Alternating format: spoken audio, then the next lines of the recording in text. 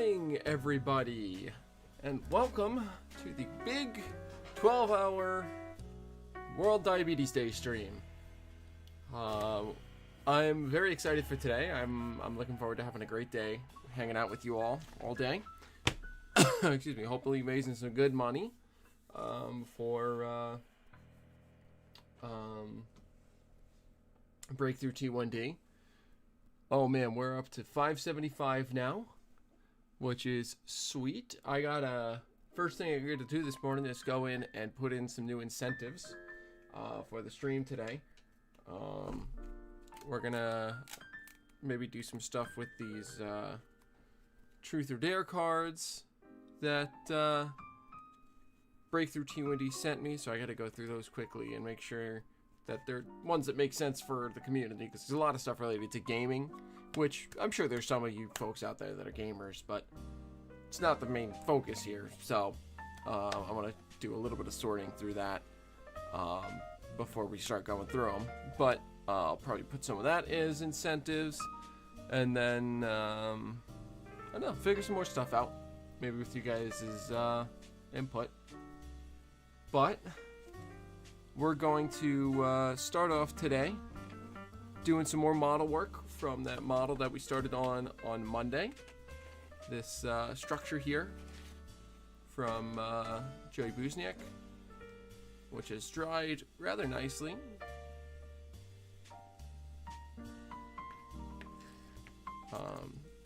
So I am looking forward to getting this finished up, hopefully. Then we'll do some weathering. I'm going to grab some boxcars and do some boxcar weathering. And then once I finish one of the boxcars, we will do our drawing for our winner of the first boxcar weathering giveaway. And if it's someone who is looking for an N-scale car, they'll have their choice of either the car that I weather, or I have another car that I'm willing to give away. So we'll talk about that when we get there. Also going to be finally decaling my other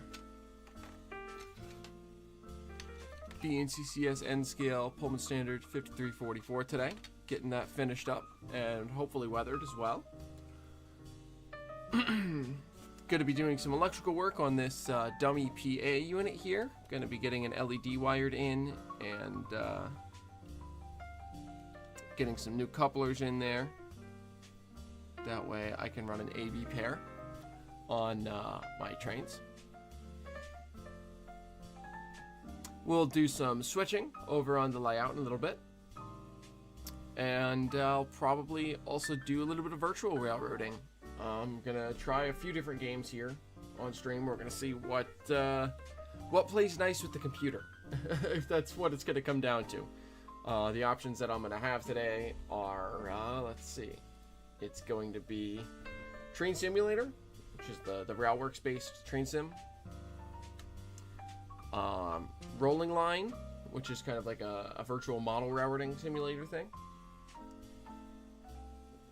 Railroader, which is basically playing an op session for a real railroad. And then Train Z Railroad Simulator, but I have not played much Train Z. I got it a little while back, and I just haven't gotten around to really trying it out because it doesn't play super nice with my computer as is. So we're gonna see what happens. But that's kind of a general overview of what's gonna go on. Unfortunately, as I shared in my Discord, we will not be doing the HO scale diabetes awareness boxcar today. The decals haven't arrived yet. The decals will hopefully be here on Monday, so we are going to push that back to Monday. I have the car halfway stripped. I put it somewhere here.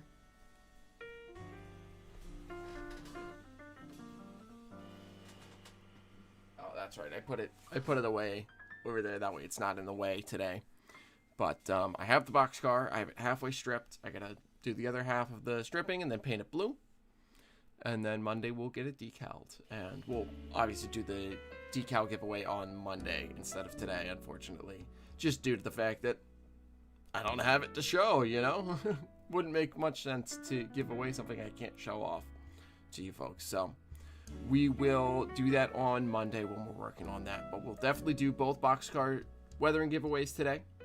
And I'll try and come up with some other fun stuff to incentivize folks to donate as we push towards $1,000. So that's kind of a general overview of the day. Scott, I don't know if you're still here. I know you said you just had to drop in a little bit, but thank you so much for all you've given so far. I appreciate it immensely, and your support means a ton, man. Excellent job on your locomotive shop, by the way. For anyone who hasn't seen it, check out Scott's channel. He's working on a Winchester and Western Railroad layout, and just completed his custom locomotive shop with a whole bunch of 3D printed parts and stuff, and it looks fantastic. Really, really well done, man. But with that said and done, let me zoom this camera out, because we're a little too close in. Configure video. We're also going to test if this works now, because I tried setting it up again.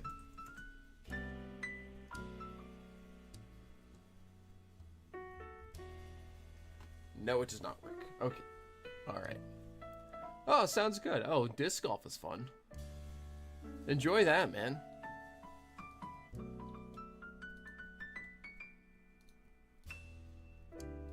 Camera control. Zoom back out.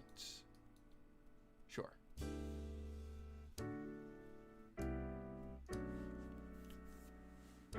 All right. So, let me get myself situated here a little bit. Oh, that's the other thing. I'm going to try and paint some of these 3D printed parts today as well. And get them onto the module that they're going to live on.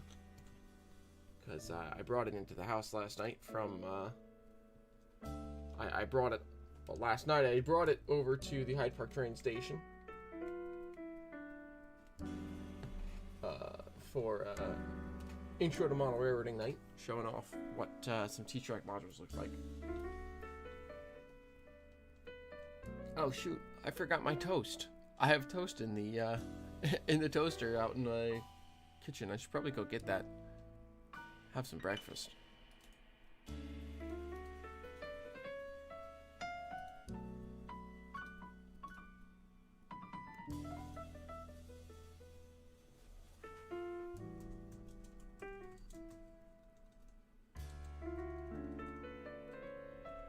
Yeah, of course, Scott. You did a fantastic job with it, man.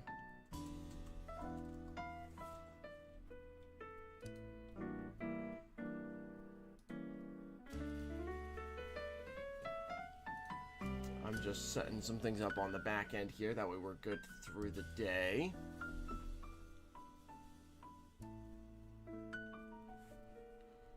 Oh, I need this. I'm trying to set up a be right back screen for my stream here. That way, when I need to step away throughout the course of the day, because I undoubtedly will. Oh, excuse me. I will, I'll have something to put up. But it should be in here, I think.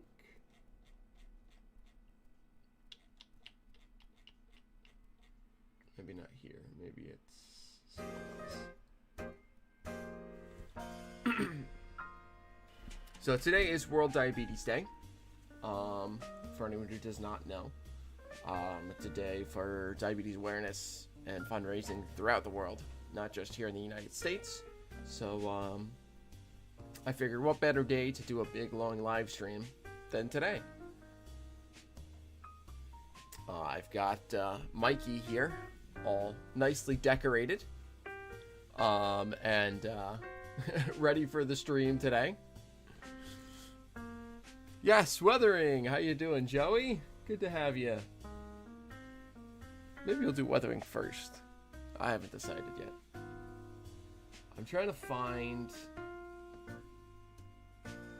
where I really should have put this all together before I got on stream, but things kind of moved a little fast last night, so just getting everything pulled together this morning is taking me a little bit.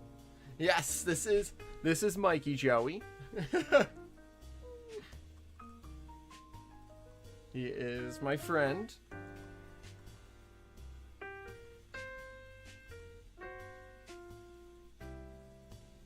Oh, there it is. I think I found it.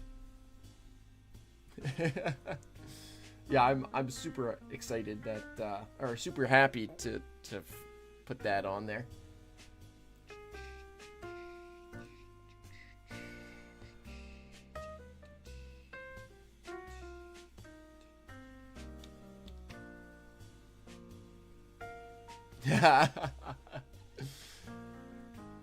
Oh man. That's a good one, Joey. Oh wait, do I have it downloaded? I probably have it downloaded.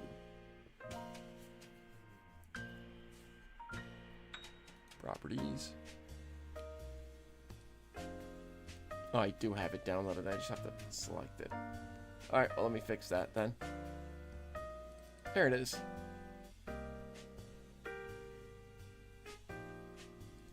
Okay, we're gonna test this real quick.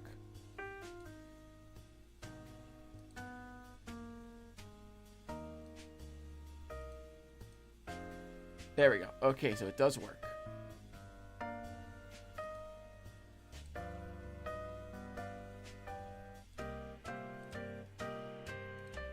Cool. Perfect.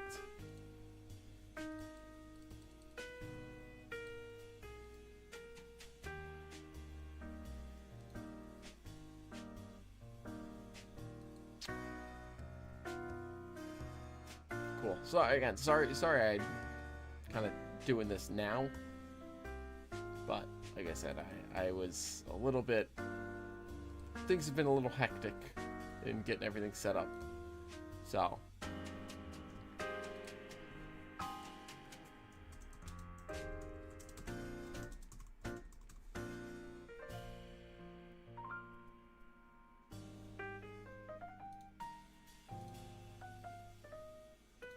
there we go. Okay. Good. We are all set up now.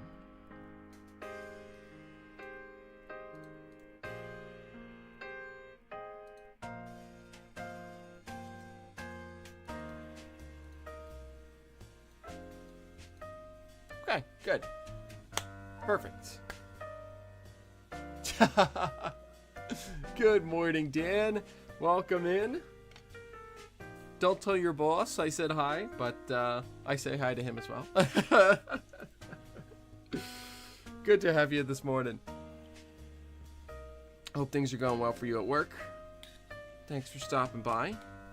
We're going to put Joey's kit off to the side for now, because I think I am going to do some weathering to start. I think we're going to start with the Delta Lines boxcar here. It's one of the Microtrains heritage collection that they put out years and years ago. Just move all the 3D printed bits and bobs out of the way, all the 3D printed lumber and such.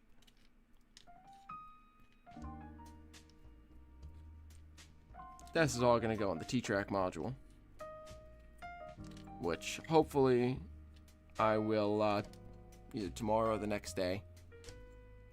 Oh, maybe not that. Some point in the next few days or so, I plan on recording my next T-Track video. And included in the description for that will be a link to the guy who 3D printed me all these. He's given me a discount code for you all to use.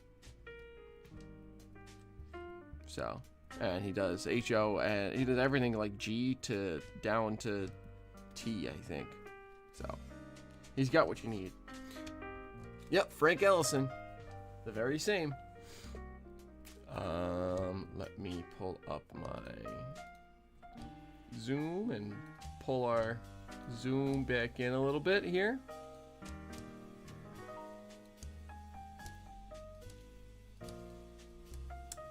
we can get a good look here. We'll grab some gloves, which are, they were right here. Where'd my box of gloves go?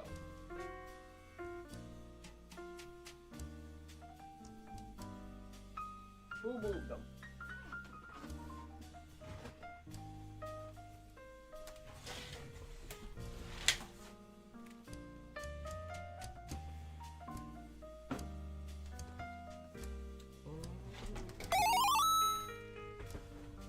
Joey! Thank you so much for the donation, man. Really, really appreciate it. It means a ton. Every little bit means a ton to me and to so many folks around the world, whose money, whose health was supported and researched into the cure and you know, awareness and stuff. This money goes to. So thank you so much for the 10, man. Now, if only I could find my gloves. Good morning, Trains and TCG. Welcome in. Good to have you this morning. I have no clue where these gloves went. Man. Oh.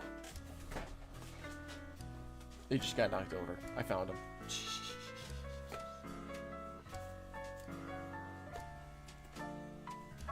way we don't get any big fingerprints on the model.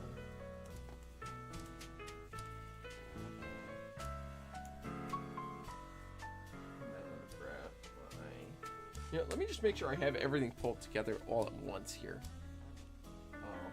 Gloves. I know I have brushes here, a few different sizes. Let me grab. Where did I put those? Oh, those are over there still, aren't they? Unless they're right here. They are right here. Okay, good.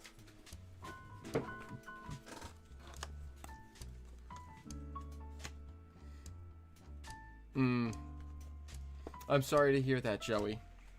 Hopefully, well,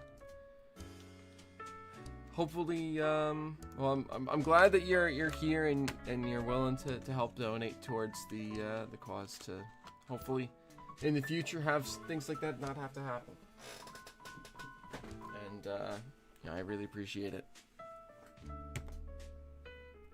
I should have cleaned this palette out before I started the stream today. Oh well. Oh well.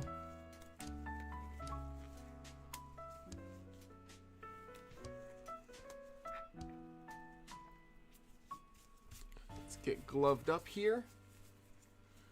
And we're gonna begin our weathering journey for the day.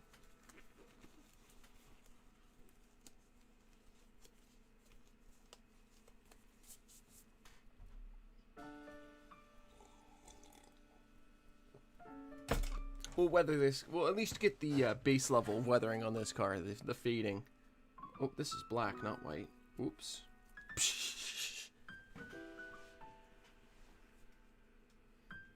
Now, where did I put that box? Oh, right in front of me. That's a white paint.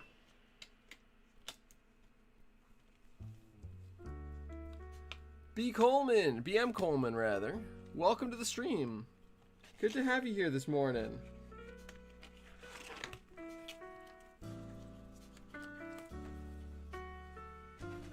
Okay, let's get some white gouache into my palette here.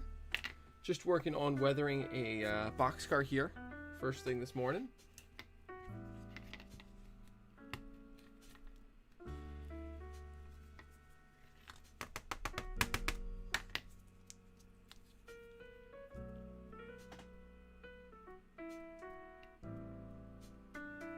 There we go.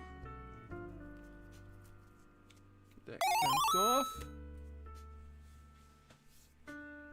Trains and TCG. Thank you so much for the donation. It means a ton. Like I keep saying, you know, everything here is going towards a phenomenal cause, and every little bit counts. So for the 25, thank you so much. Do I have my pump? Okay, yesterday I forgot to hook up my pump before I left the house, So my blood sugar shot way up, and then the rest of the day was a mess. So I just wanted to check that I had that pulled up before anything else happened. I'm going to change that to be like that. Am I fading? I'm not. No, I'm good this morning. I'm good.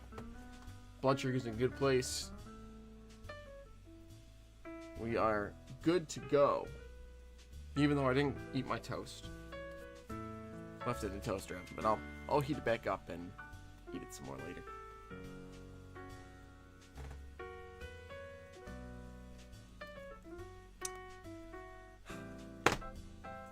Well, I'm sorry that you're suffering along with me, but happy to have you here for the ride. And, you know just as well as I do how much, how much supporting the cause means to us. So, thanks for putting your money in.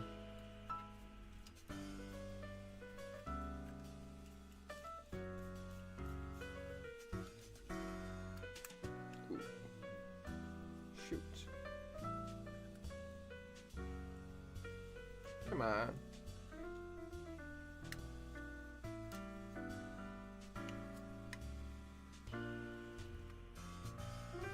Just trying to get the car body.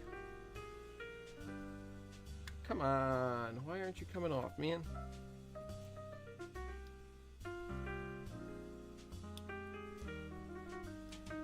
Trying to get the car body off of the chassis here. It's just really not playing nice with me this morning. Well, that's a truck.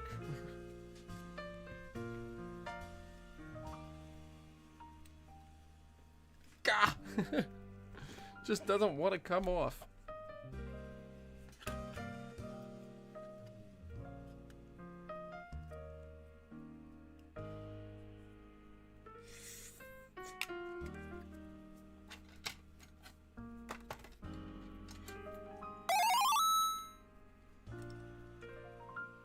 Banu, first of all, welcome to the stream this morning. I know I'm gonna be working right here. Thank you for the heads up, Scott.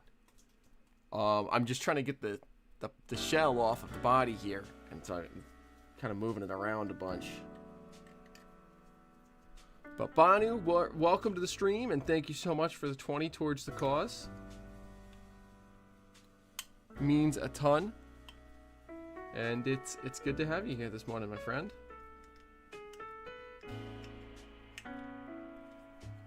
Come on. Get off of there, you son of a gun.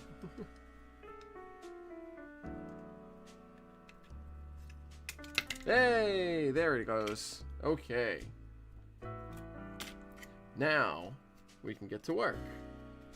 Well, first I just want to quickly fix... I noticed the track for the door here is split. Just want to fix that quickly.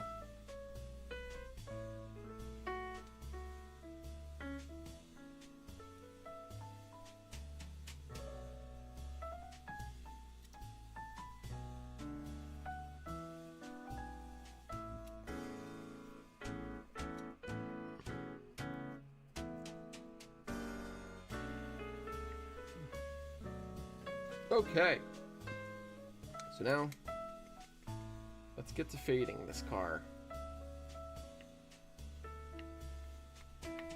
So I'm just using some white gouache to start, basically just fade out the existing paint. Make it look like, especially this car is new 38, so it's gonna be pretty well beaten down by the 70s. It's going to be at the end of its lifetime.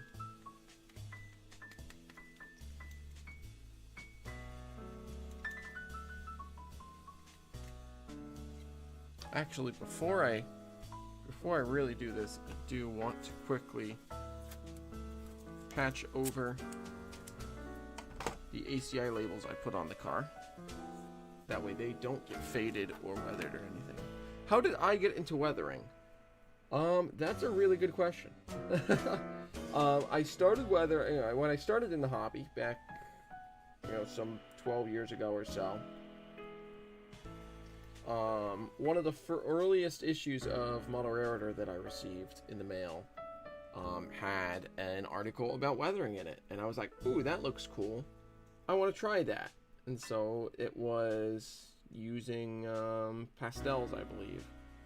So I had an artist's kit, because at the time, and even to this day, I was still pretty into drawing and painting and stuff like that. Kind of the artistic side of things. And I tried it out. It didn't come out very good, to say the least. But I enjoyed it, and I tried to get better, and then I tried to get better, and I tried to get better, and then I moved on from just pastels to using paints, and I still have one of my earliest paint weathering jobs up here somewhere. Hold on. If I can grab it here for a second. There it is. That's one of the earliest paint weathering jobs I ever did. It looks like a mess, but I keep it around for sentimental values because I've come a long way since then. But so I just kind of started as something fun, and then once I got into college, I couldn't bring my layout with me, even though my layout is pretty small. It was still too big for my college dorms and stuff like that. So, but I still wanted to continue model railroading. So what I did instead was I started just weathering things, and I got really, really into it, to the point where now I have gotten very good at it, and I'm considering starting up a small business like Joey has for doing weathering for people.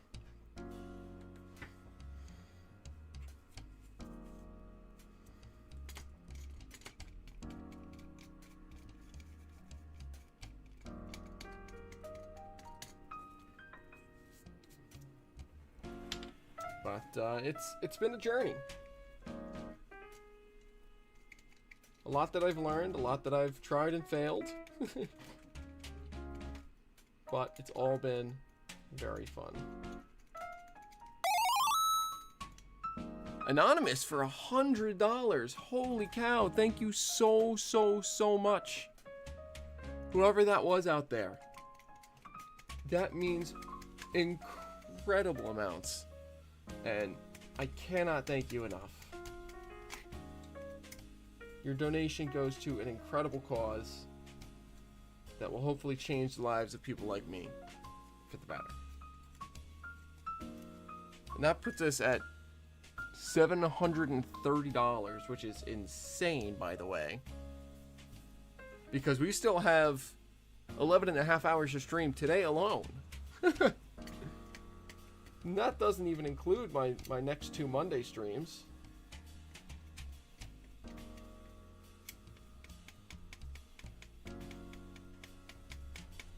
Brandon!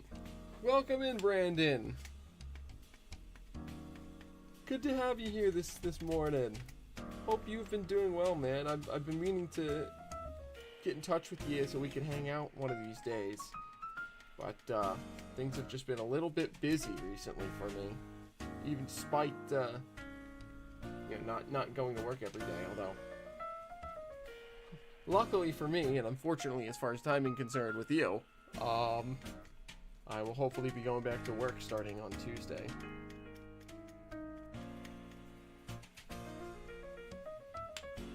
But good to have you here, my friend. Hope you've been well.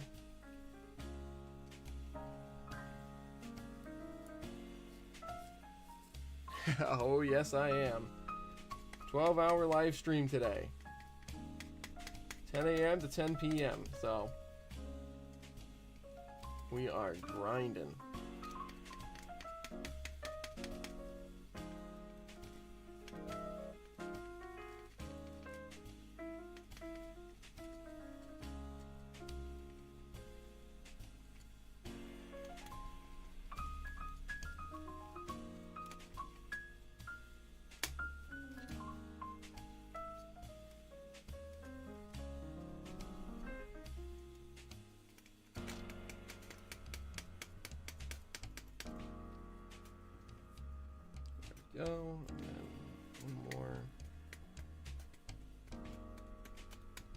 this just to pick up a little bit of it and lighten it just a touch.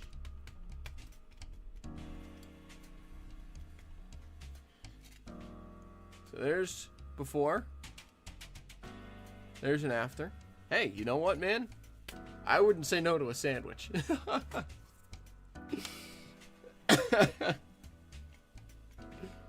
I would not say no to a hand-delivered sandwich, my friend.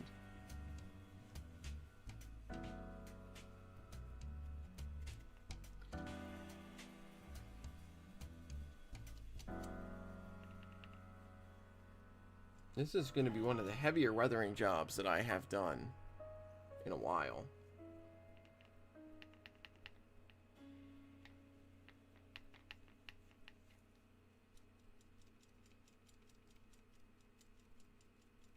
Which I will feel a little bit bad about because it's such a nice car. Simple yet classic. And, of course, having it be the Delta lines means that I'm going to feel bad about absolutely wrecking the exterior. Jason with $50. Jason, thank you so much.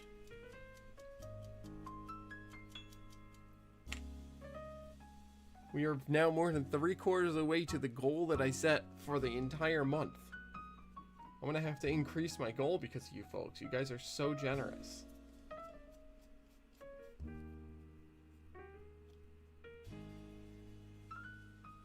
I cannot believe that.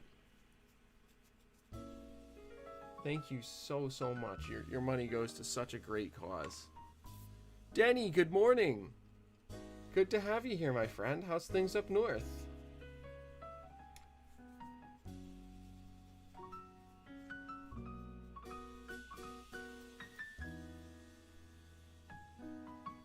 Yes, exactly, Joey. Of course, I'm going to be going in and doing a lot more. But the relative simplicity of things, you know, the relative scale of how big things are, makes it easy to, you know, get away with some things that you wouldn't be able to get away with in larger scales. Cold, yeah, I bet. It's not too bad here today. It's, what is it, like the 50s? Mid 40s. So chilly, definitely chilly, but not too bad.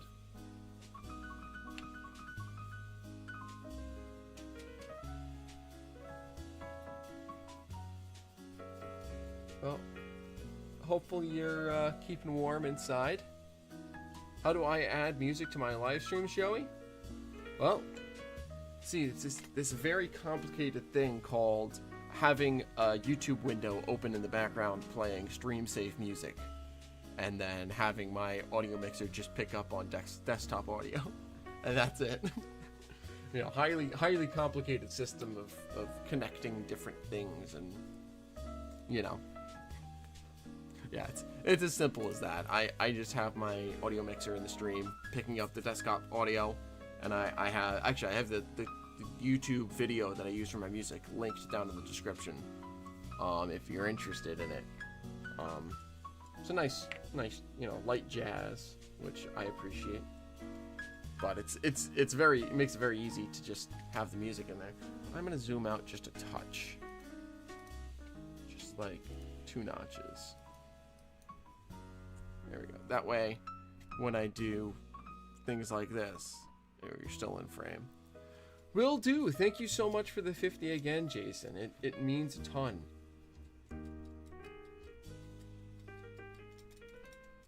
Oh. Almost forgot to patch over the ACI label again. And thanks for being here too, by the way, Jason.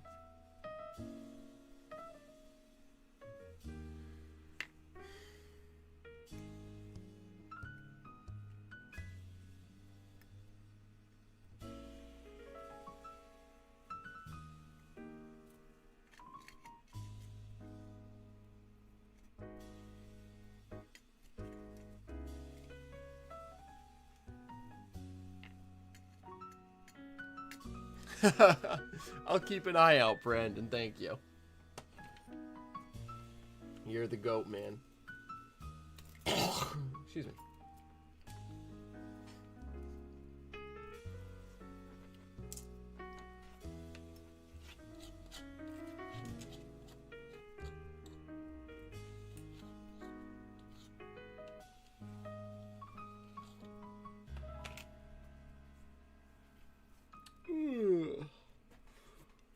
Excuse me. Oh, man.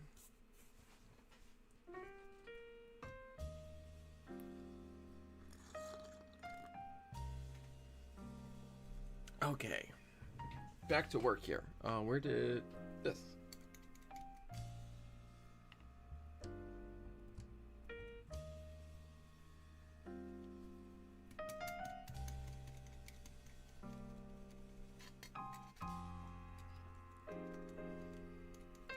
Oh man. Yeah, I'm really looking forward to today's stream. I've been excited about it since I decided to do it. I really wish that my boxcar decals had come in time for us to do it today, but we'll be working on that on Monday instead. But to remind everyone, after I'm done with this here boxcar, oh, excuse me. Goodness gracious.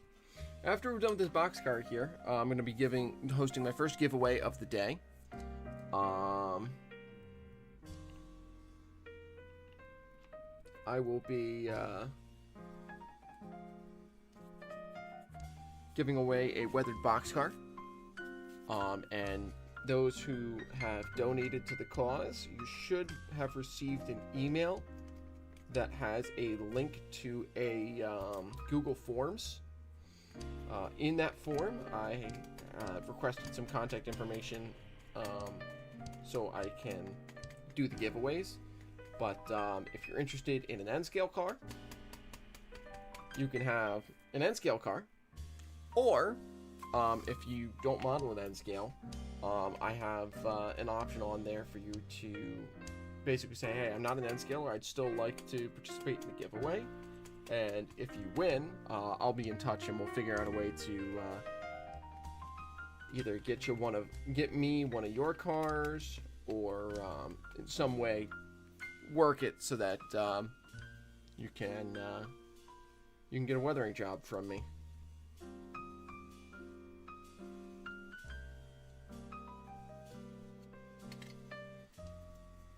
But you just got to fill out that Google Forms, and that also contains information about the giveaway for the boxcar decals, which I'll talk. I've been bringing that up. I don't know if everyone here knows what that is that I'll be doing. So as soon as I'm finished with this fade coat here, I will talk a bit about that. Yeah, I don't think you can add music in the YouTube app. You could probably play this music in the background of your stream just on, like, your computer or something. Or your phone or whatever you're not using to stream. You could probably do that. But yeah, if you're if you're using the YouTube app to stream, you're going to have a little more difficulty. I use OBS, which is a free broadcasting software, which works pretty well for me. It allows you to set up scenes and have audio mixers and things like that built in.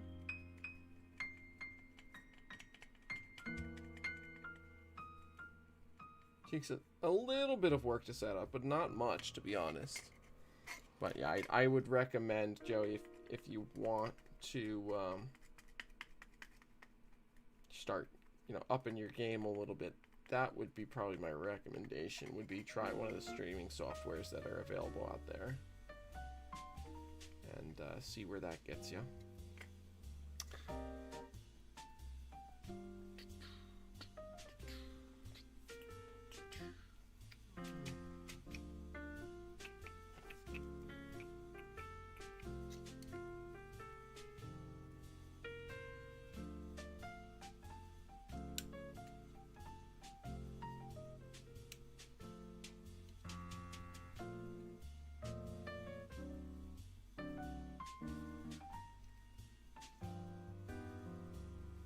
It's not worth breaking that. And I connect the cameras to the live stream. Yeah, so basically how OBS works is you log into it with your YouTube account, or, well, you can, or you can link it to your YouTube account or your Twitch account or whatever you want to stream on. You link that account to OBS. And then in OBS, you have options to add different sources, which include cameras. They can include browsers. They can include different images, like the my overlay down here is basically, it's a browser source that is linked to a website that I set it up on, and that is then being displayed on the live stream, and that's just as a browser source. You could also put in images, like later on we're going to do some weathering based on prototype image, and I'll bring that up on screen as its own image source. And then it also allows you to connect your microphones or whatever you use directly within there, and it basically coordinates everything for you, which is pretty nice. And that's the case for most streaming softwares, as far as I know. I know about OBS and then Streamlabs OBS, which is like a breakdown, or not a break, like a branch off of OBS, which was created by the Streamlabs team, which is slightly specialized. I used it for a while. I switched to standard OBS, and I like it a little better. But yeah, enjoy your disc golf, Scott. Good to have you here. Thank you so much for all that you've put into the streams here. I appreciate it immensely. I hope you have fun, and I will see you around later. Enjoy the day. Hopefully it's not too cold down there.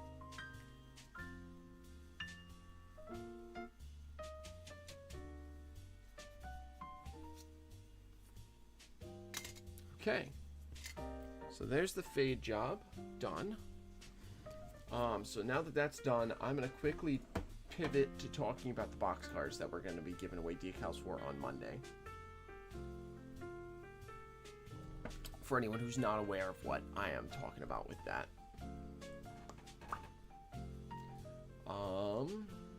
Let me quickly pull up the images.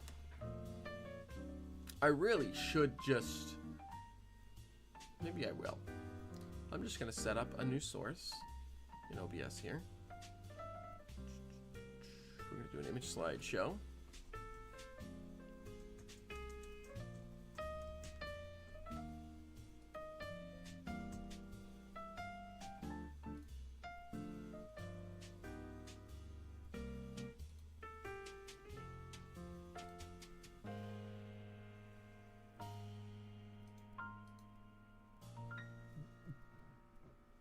Excuse me. Where did they go? How do I... Oh, there it is. Image files. Yes. Add files. Adam, good morning. Here while working on the Acela 2 ESU file. Nice. Hope that's going well for you.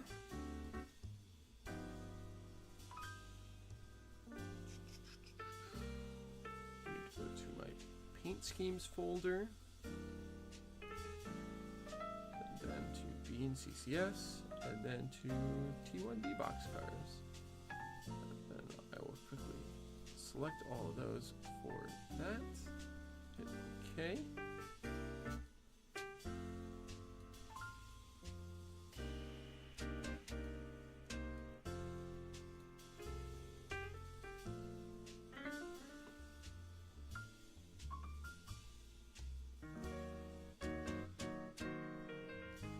Would be better for that window screwing things up. Yeah. Alright, we're gonna try this here. We're gonna see. Why is it not working?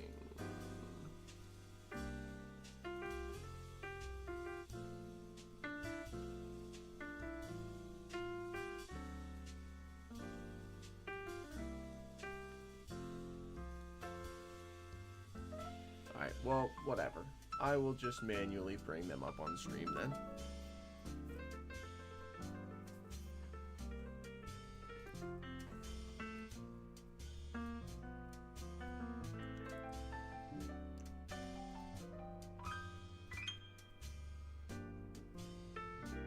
Oh, well, they were there for a second. Okay.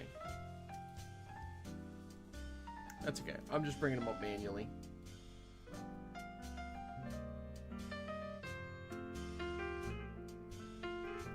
So they're showing up and going away now. It's just on a very strong delay for some reason.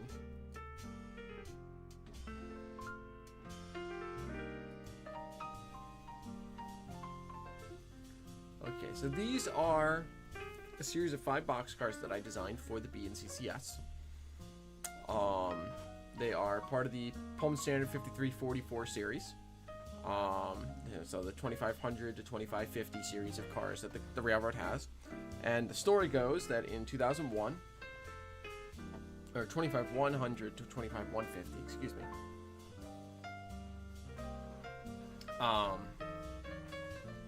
In 2001, for Diabetes Awareness Month, the railroad decided to work with, at the time, it was the Juvenile Diabetes Foundation, which eventually would become JDRF, and now is Breakthrough T1D, to put together 5 of these boxcars with diabetes awareness slogans, the diabetes awareness ribbon,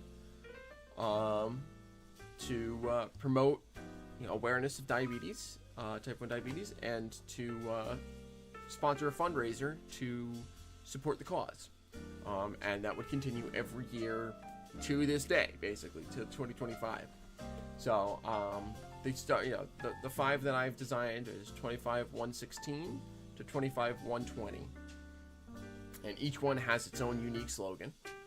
So I'm going to be on stream on Monday now, because unfortunately the decals didn't arrive in time. I was supposed to do it today, but the decals didn't get here in time, so I couldn't do it today. But I will be painting and decaling live, well, painting beforehand, but decaling live on Monday. Not 25116, but 25117. And then the decals for 116, 118, 119, and 120 will be given away at the end of the stream on Monday to folks who donate. Everyone who donated, as long as you fill out the Google Forms, will be enrolled in the giveaway, as long as you select that, yes, I am interested. And they will be available in NScale or HO scale for all you HO scale folks out there. And each one, like I said, has its own slogan, so you'll have your own unique car. I'll probably design another 5 or 10 or something like that in the future, but I'm going to try and keep one car to one person, because I think it's fun to have a unique car like that. So 25116 has the diabetes awareness ribbon. It says pulling for your pancreas. 25117, the one that we're going to be doing live, says derailing diabetes. 25118 says let's make type 1 type none. 25119 says T1D is loco, playing on locomotive, because I think that's funny. And 25120 has the slogan for this year's Breakthrough T1D fundraiser campaign, Game Over T1D. So these are good for any area. Era-wise, like I said, it was designed in these were all designed in 2001, according to the lore. But if you don't care, you can run it whenever. But that's kind of the idea, is that they were designed in 2001, painted up in 2001, and have been roaming the rails since. So I am very happy with this. I'm glad it looks like you guys are super happy about them as well. And I hope you guys are looking forward to the opportunity to win some decals. In the giveaway form that I sent out in everyone's email, make sure you check your spam folders and stuff too, by the way, because I've had a couple people have issues with it not showing up in their email or something. And if you're in like a community with me and you don't get the email, just let me know and I'll send you the link to the form. But it has in there if you can pick if you want an N-scale or HO scale decal, and I'll send you the correct decal. It also asks for your email address, and then I'll figure out shipping and all that stuff with you separately. So we'll work that all out on our own. But I'm really looking forward to getting the decals in person, because this is going to be really fun to have, and then it will be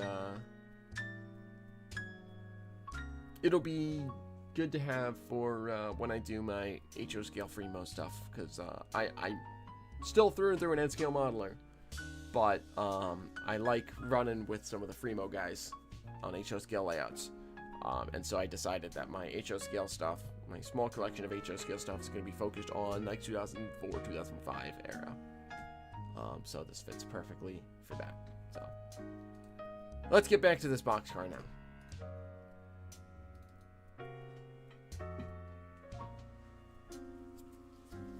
Okay, so we've got the fade coat on.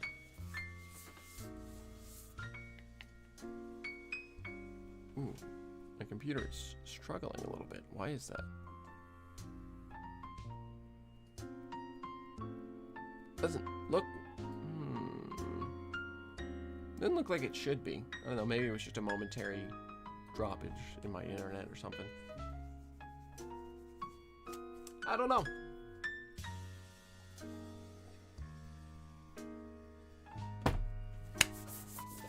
Okay,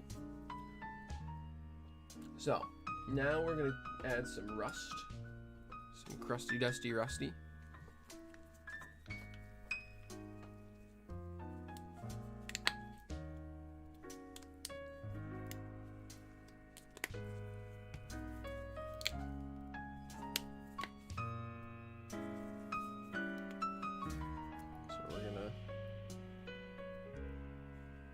Get some different colors in.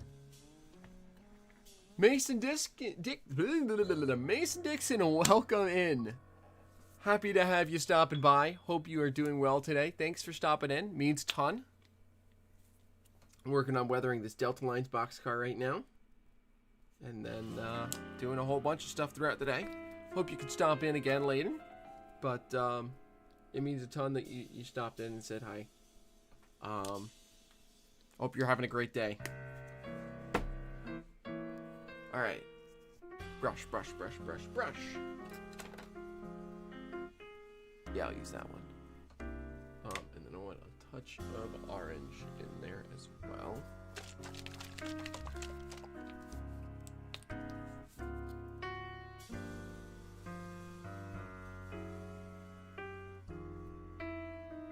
Three drips should do. Add more.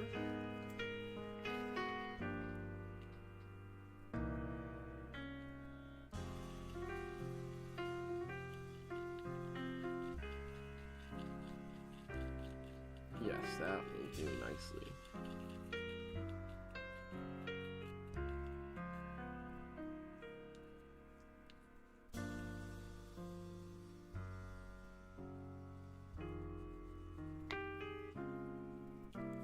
Been a little while since I've weathered a boxcar like this. I've done a lot of work with powders recently. Not a ton of work with paints, so hopefully I haven't lost my touch. Oh,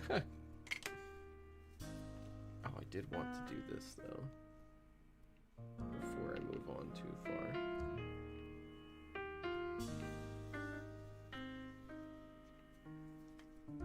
You know what? No. That'll be covered with rust, so that's okay. All right.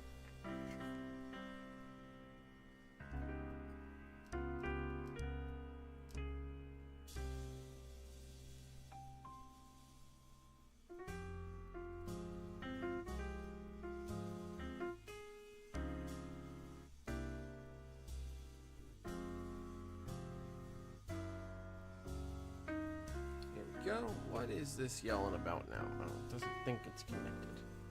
But you are. Silly insulin pump.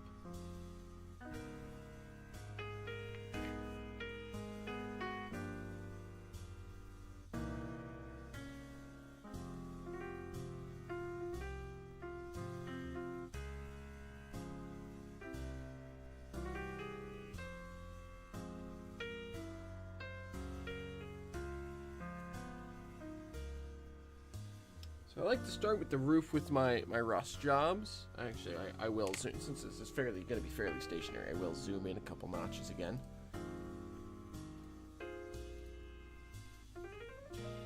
We'll do like that.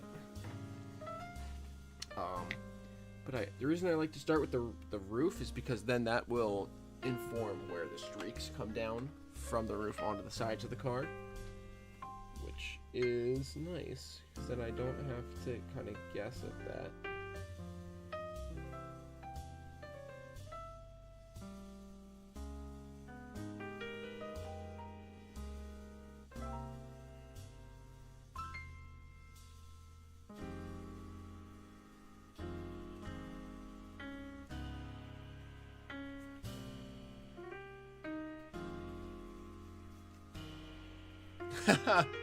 Yeah, is that so? What's going to take place on that stream, Joey?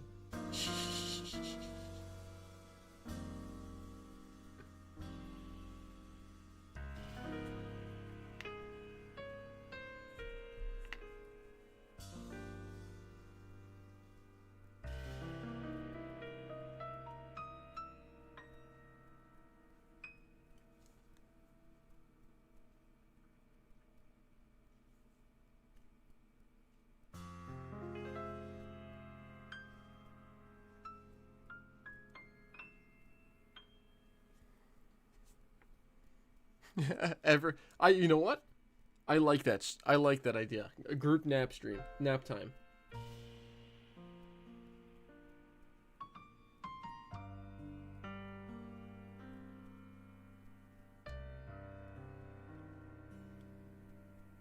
I'm in for that.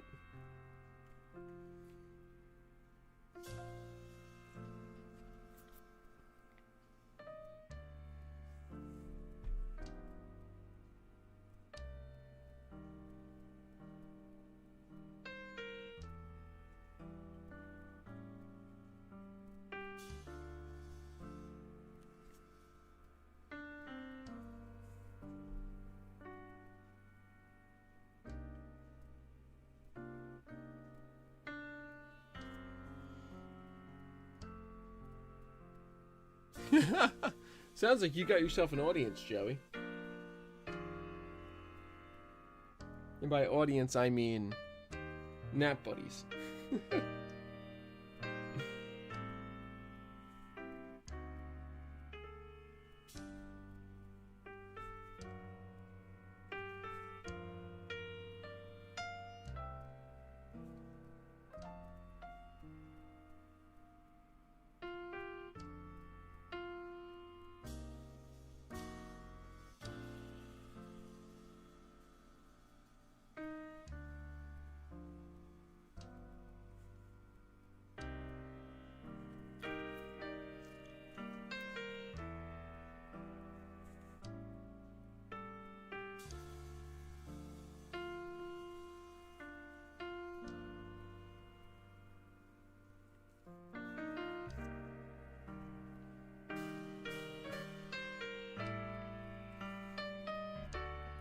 Forgotten how long this takes to do. Like I said, it's been a while since I've done a nice heavy boxcar weathering job. A lot of the weathering jobs I've been doing recently have been either light jobs on, well, sometimes medium jobs on locomotives, but on freight cars, it's all been fairly light and mostly powder based. So been a while since I've gotten some good rust in. It's fun to be coming back to it, because this is I always appreciate and enjoy heavy weathering most of all, just because it's the biggest change from the beginning of the project to the end. So it's very easy to see it happen, and it's very fun for me to watch the project progress and see how far it goes.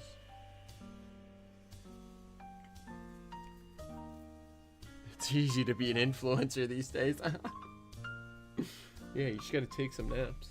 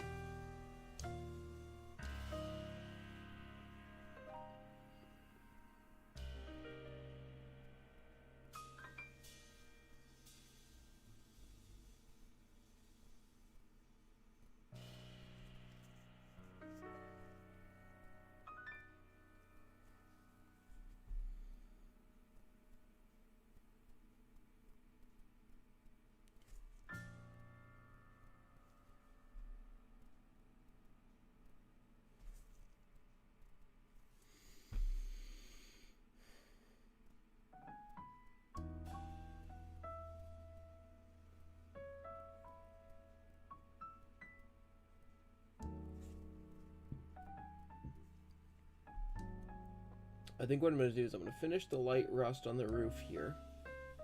And then I'm going to run and get my toast, because I am getting a little hungry. So I'm going to run and quickly reheat and grab my toast. And then I'll come back and continue the weathering down the sides of the car.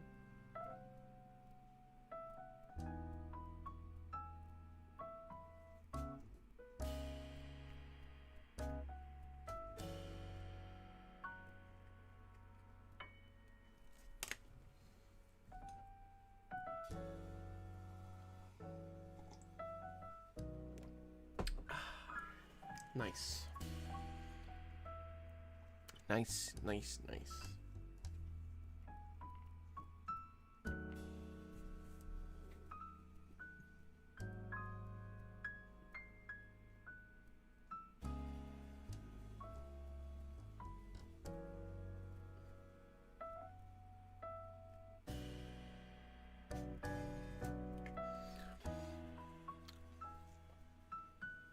I have to decide when I want to do what today. So I want to do this first, and then once this car is done, we will do our giveaway.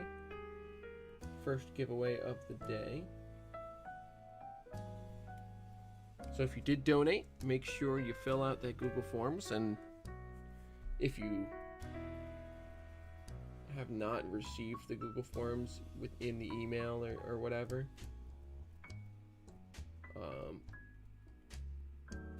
touch base with me off platform. I've got my phone right here. I'm keeping an eye on it. So if you shoot me a message, I should be able to see it. And I will get you a direct message with that form in it. I would just put it in the live stream chat, but well, maybe I will just put it in the live stream chat. I can trust you folks.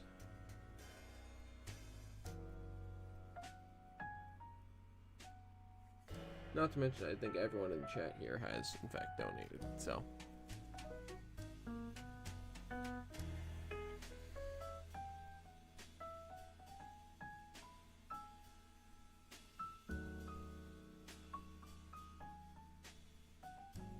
But yeah, so if you want to be included in the giveaway, make sure you fill out that Google form. That way I can contact you if you win.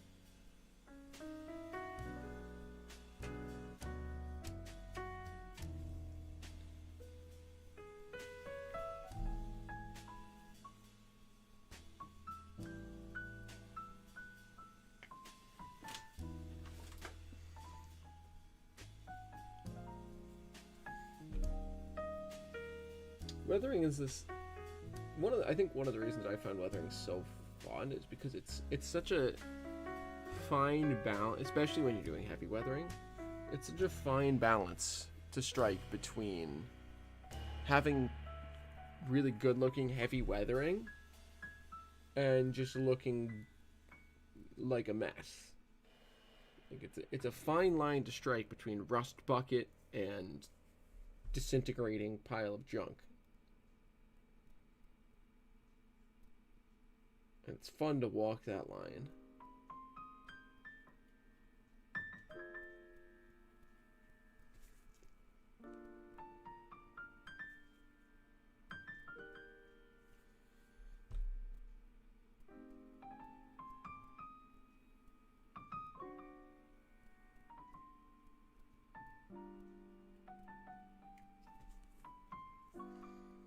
As I'm sure Joey knows, being a weatherer himself.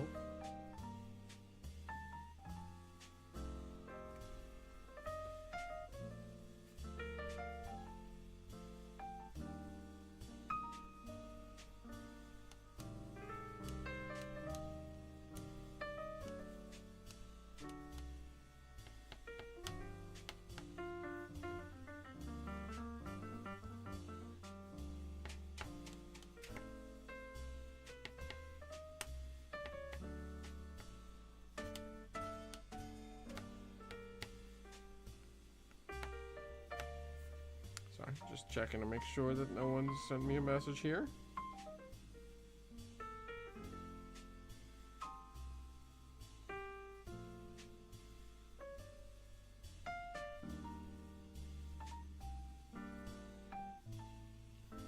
Oh, we are good. RDGK, welcome to the stream, my friend. Welcome to our World Diabetes Day stream. Good to have you. Currently working on weathering this Delta Lines boxcar. And then we're going to be doing our first giveaway of the day for folks who have donated.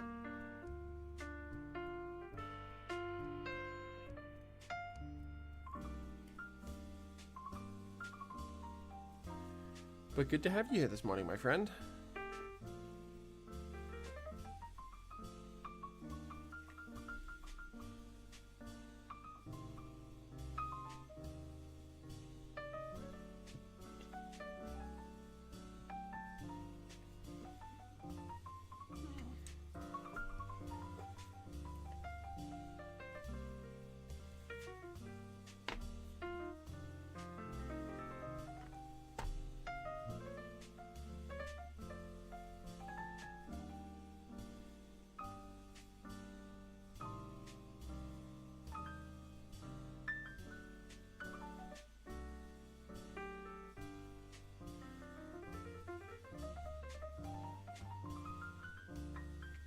There's one half of the roof done. So yeah. Good morning, Ray. Good to have you here, my friend. Sam is indeed back on the piano.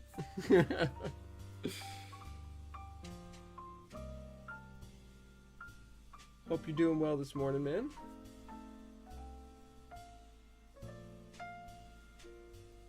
Working on this Delta Lines boxcar right now.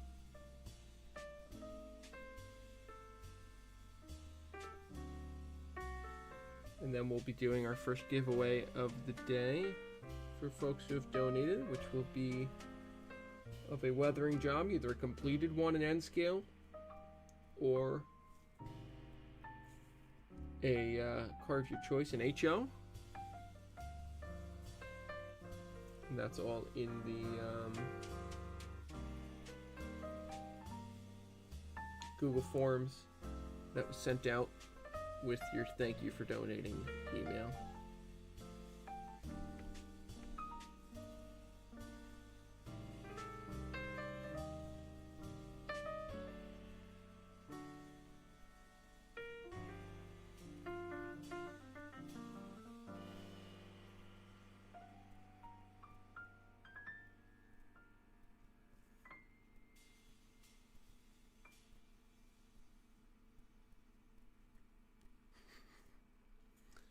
Ted, good morning, man. Good to have you, my friend. Working on some heavy weathering first thing this morning, Ted. Something you can appreciate, I'm sure. Doing up this Delta Lines boxcar. I believe, Ray, You can double check, but I think I shared it. I'm pretty sure I shared it to the Friends of page. I think I shared it to the Second Section page. I think I shared it to the Iron City page. But I can't remember, or the group or whatever.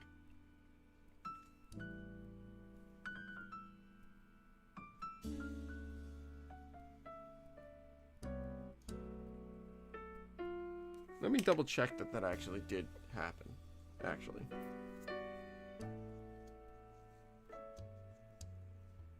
Friends of the Around the Layout podcast.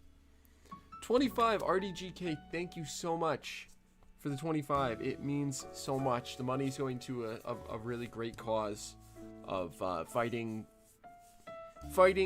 diabetes, you know, raising money for awareness and research into therapies and cures for the disease. As someone, I've now been living with diabetes for almost 8 years. It sucks, and every little bit of research counts in working towards a cure, working towards a brighter future for folks like me and so many others around the world who struggle daily with this disease. So your money goes to an excellent place. Thank you so much for it.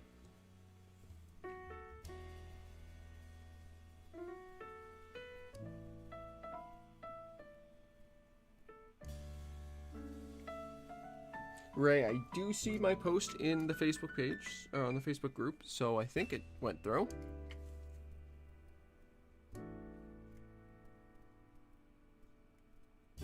So that's good. I'm not going totally crazy.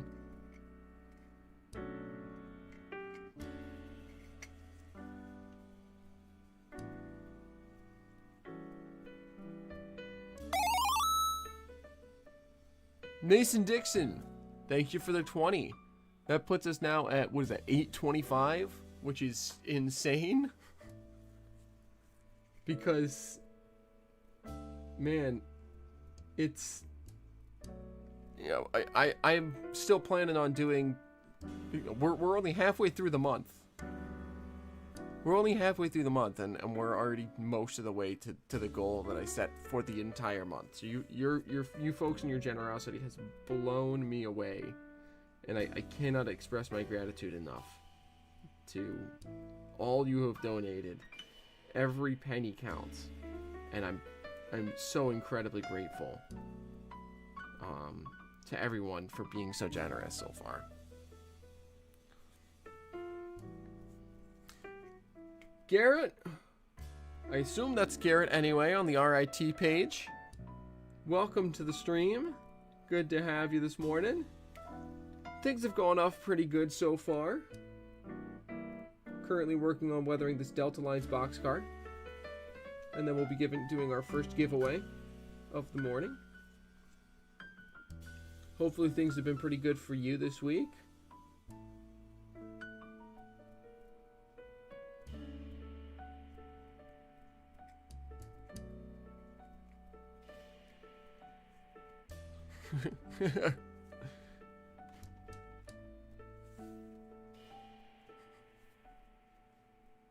RDGK, is your name also Dennis?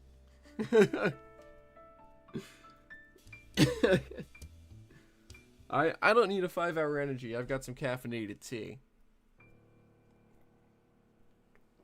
Which, I've never had a 5-hour energy, but it probably tastes better than a 5-hour energy. I don't know. But,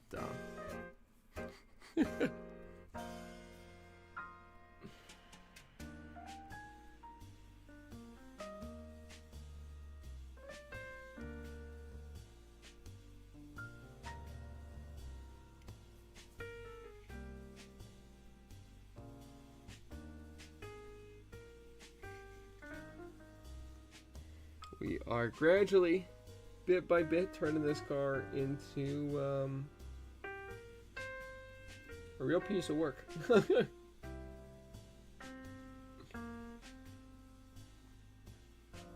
the time I'm through with it, this car will have seen its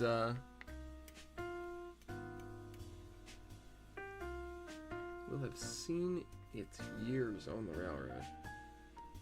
Ah, So we have another Dennis in here. I don't know if Denny is still in here too, but that makes 3 of us.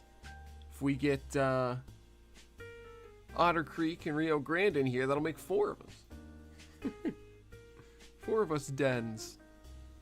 Mason Dixon, this is just acrylic paint. I used gouache paint for the fade.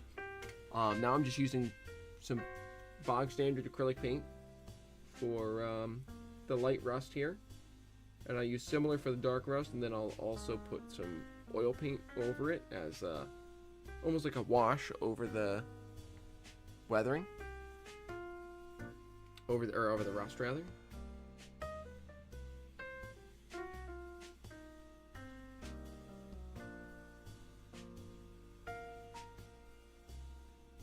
But yeah, this is just straight acrylic paint. This is the light orange stuff here is a mix of some Liquitex,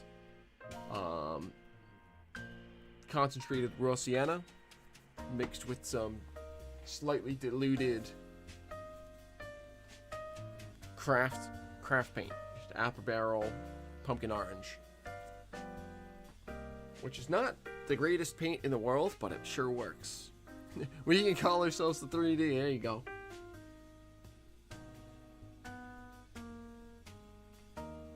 That's funny.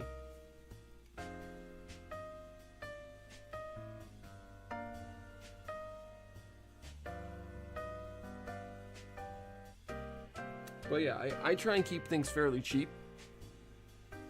I have this Liquitex stuff. I have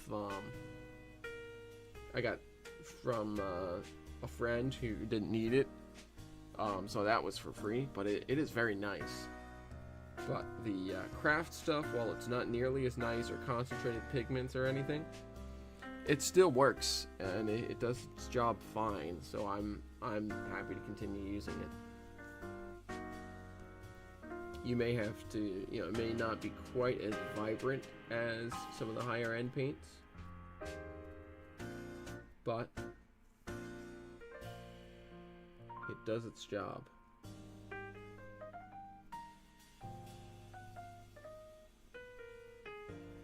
As far as I'm concerned, that's all it needs to do. Adam just posted on Discord the Acela 2 working okay. Ooh.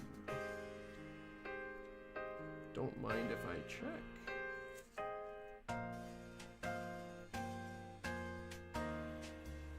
Ooh. Some good looking lights on that bad boy.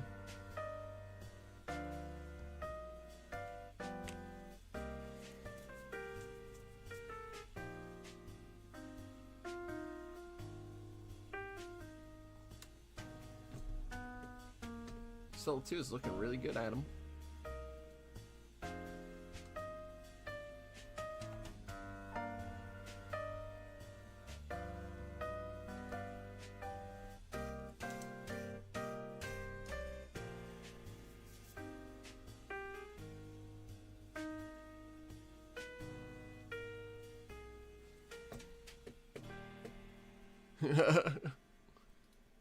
You know what? That's a pretty good start, Adam. Lights are usually a good place to start.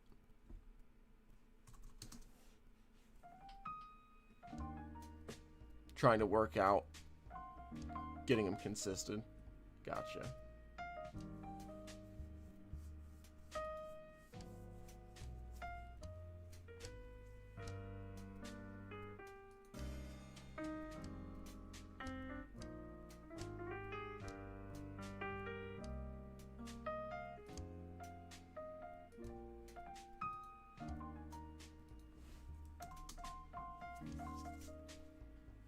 Okay, there we go.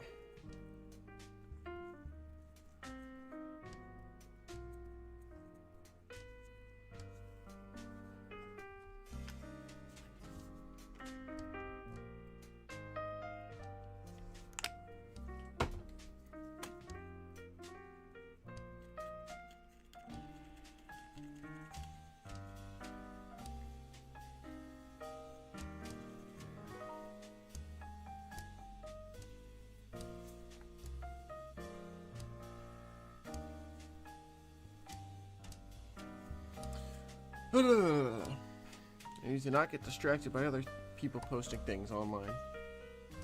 I need to focus right now. Forget that I'm live sometimes, because a lot of times I'll just work and, you know, occasionally check on people's posts online and stuff. I need to keep you folks entertained.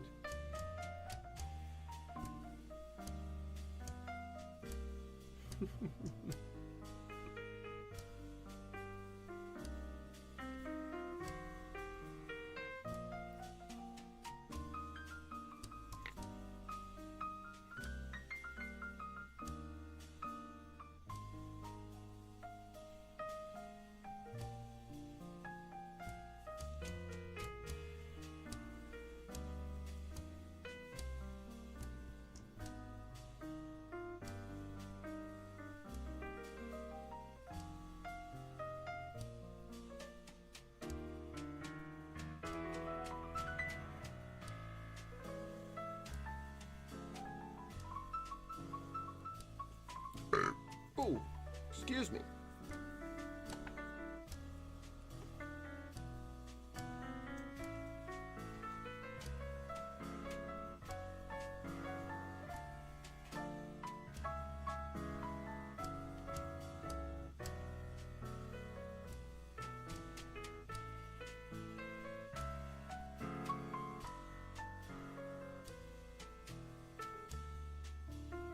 I'm gonna finish getting this light rust on the roof here, and then I'm gonna run quickly and grab a snack, because I'm getting hungry.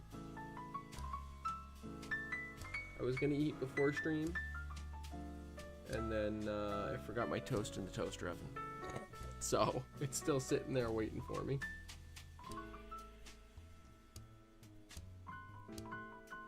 So, I'll run out quickly, eat that up, and then come back and keep you folks entertained here. I'm thinking probably around 12:30 or 1 o'clock we'll be doing some switching on my layout. We'll see how much longer this takes me to do, and the giveaway and such.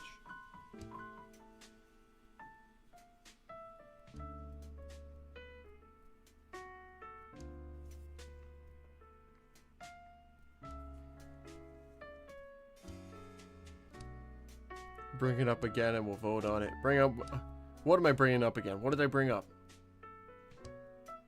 Oh, it's not allowed to keep streaming. Food is for the weak.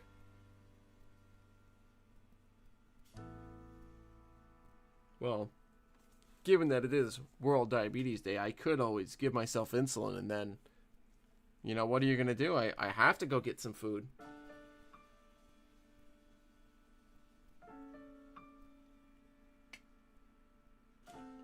You can't say I can't get food if it's World Diabetes Day and I have low blood sugar. So there. No bathroom breaks allowed.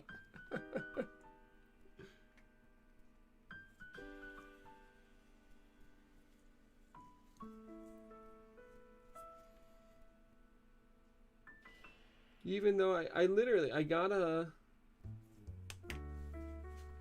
a page set up for it, never what's it called? Scene.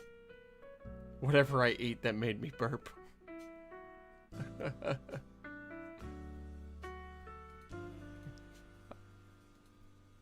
Come on. Why is this so big?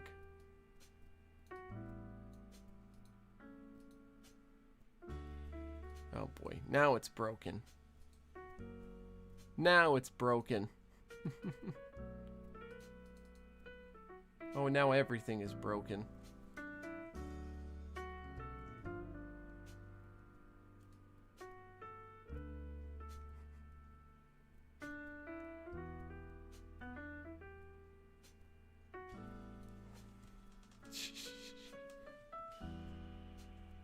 You folks are ridiculous out there. You know that? Number spiked last night. That's right, you're out on a 2-mile walk. Yeah, that would do it.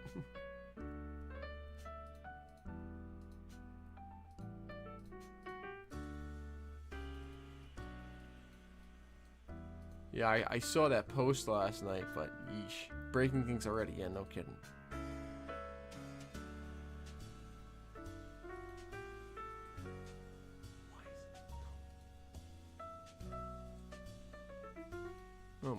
Everything is broken. There we go.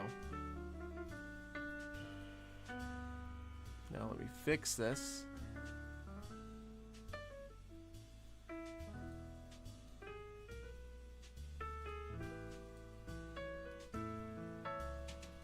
Is it fixed? Yes. Sort of. It's sort of fixed.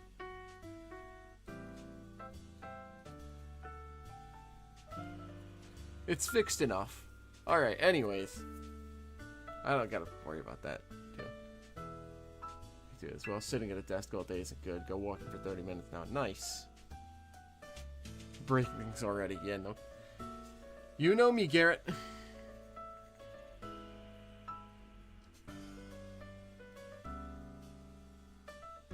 I like to break things. What can I say?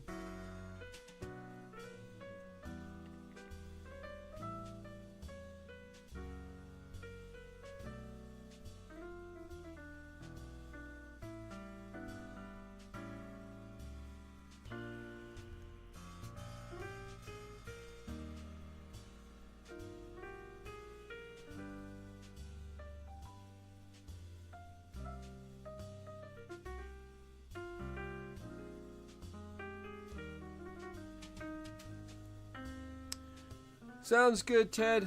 Thanks for stopping in for a little bit this morning. Hope to see you around later tonight.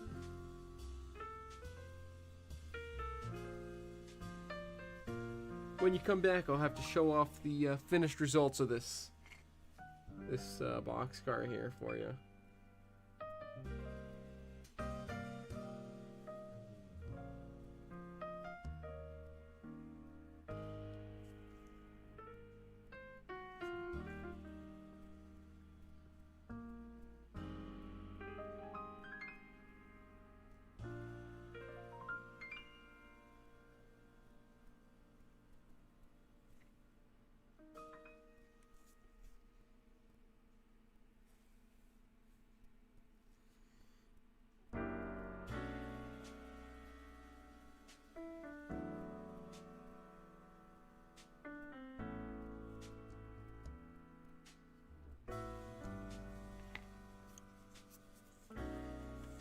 Oh, goodness gracious.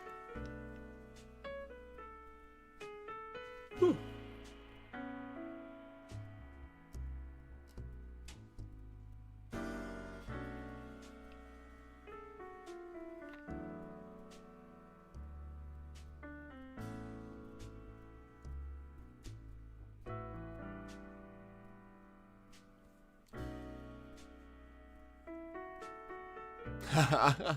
Oh boy, everyone watch out. Joey's coming up in the world. Moving up. Whatever. You know what I meant. There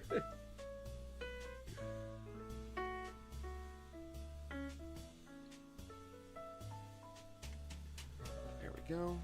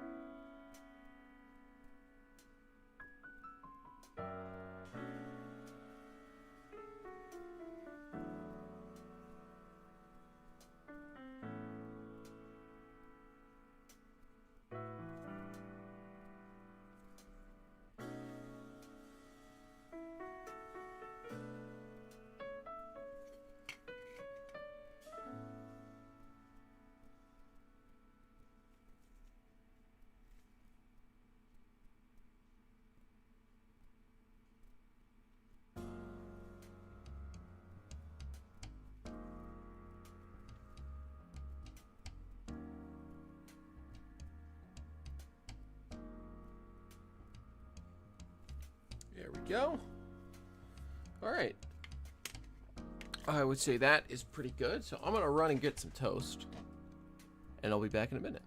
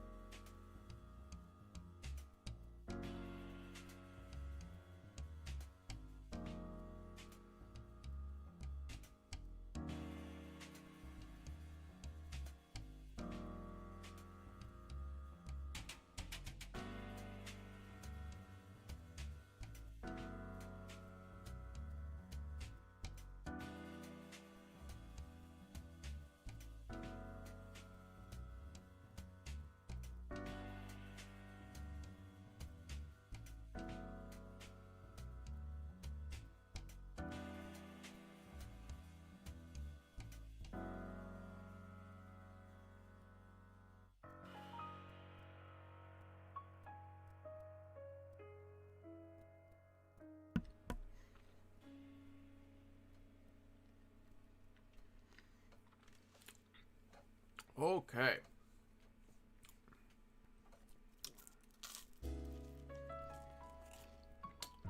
Tasty, tasty, tasty toast.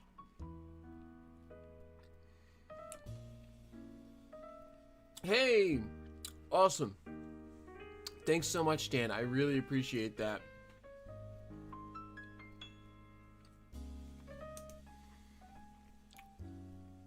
I really, really appreciate that, Dan.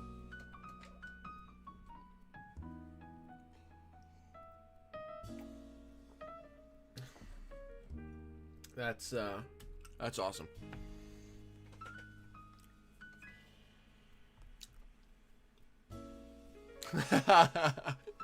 Hey, I'm sure it's fine. Everyone's got to start somewhere. Everyone, it's a process. It's all a process. I'll bring this down again. This is where I am now, with doing weathering like this. This is when I started doing N-scale weathering with paints.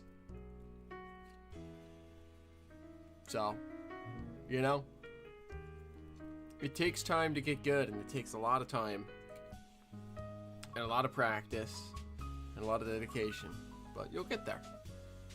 If I can go from this to this, anyone can do it.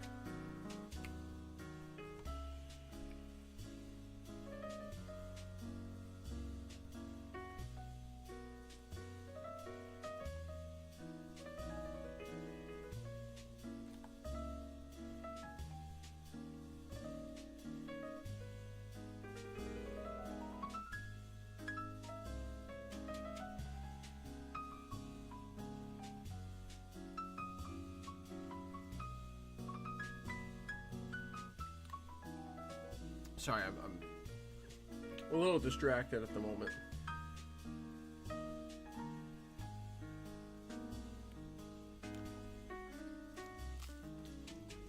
Mostly by my toast, but speaking of my toast, I really should take insulin for it.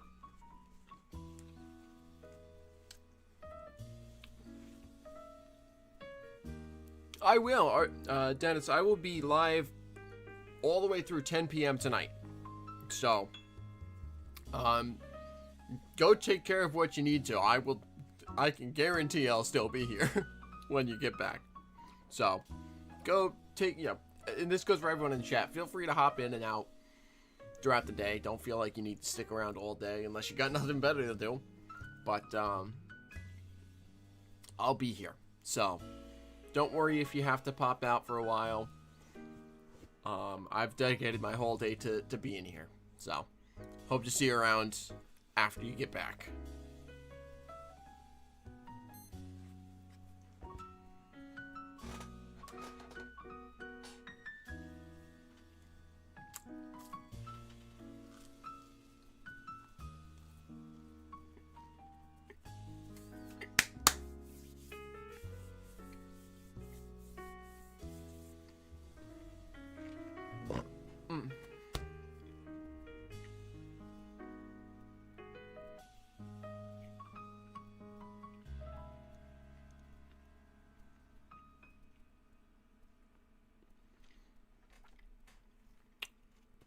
Sounds good.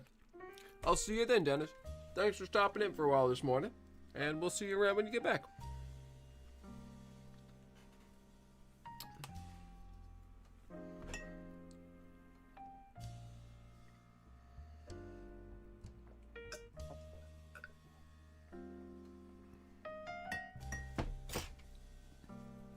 Yeah, it's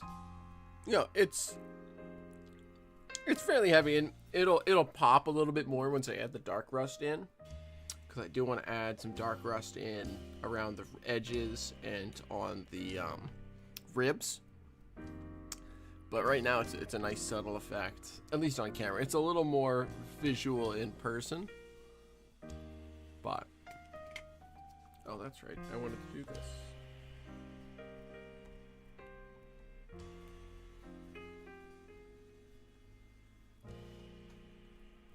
There we go.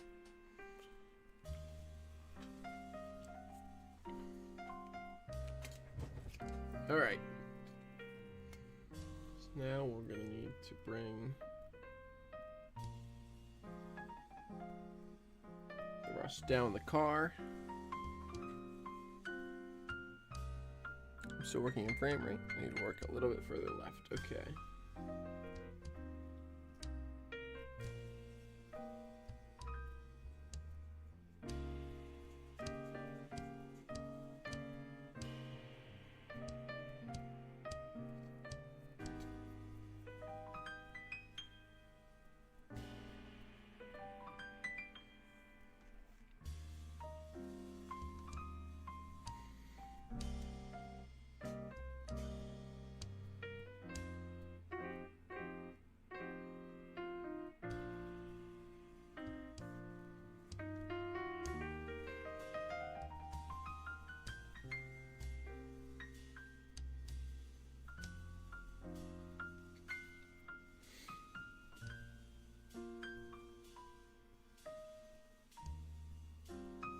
There we go.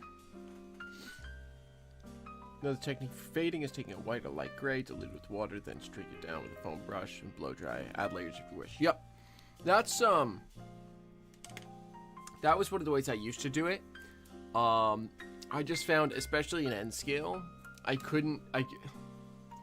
the brush strokes, even with the foam brush, the brush strokes would still show up too strongly, and they would still, maybe it's because I wasn't blow drying it, because I would just let it air dry, but the brush strokes would still, in N-Scale, they would still show up very strongly.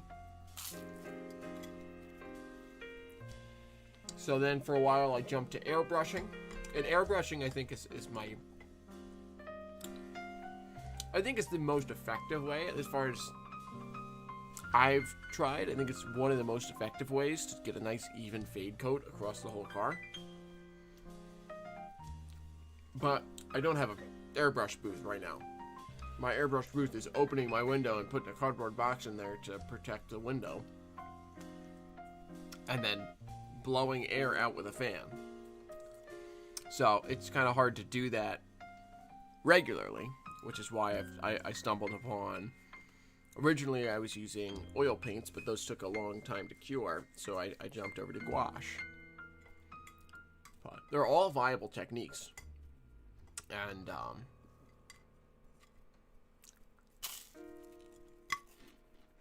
yeah. Have to constantly streak it with a foam brush. Okay.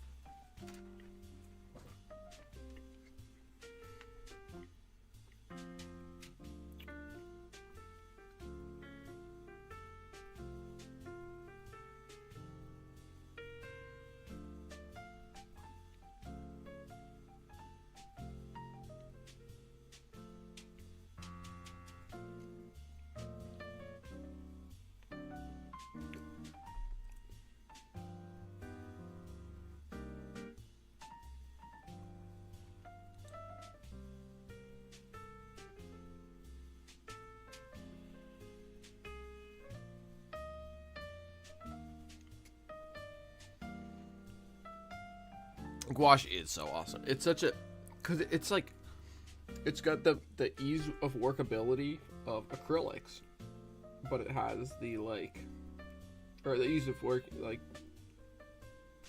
with it. You know, it's just water-based like acrylics, but it has the workability of an oil and the kind of draw.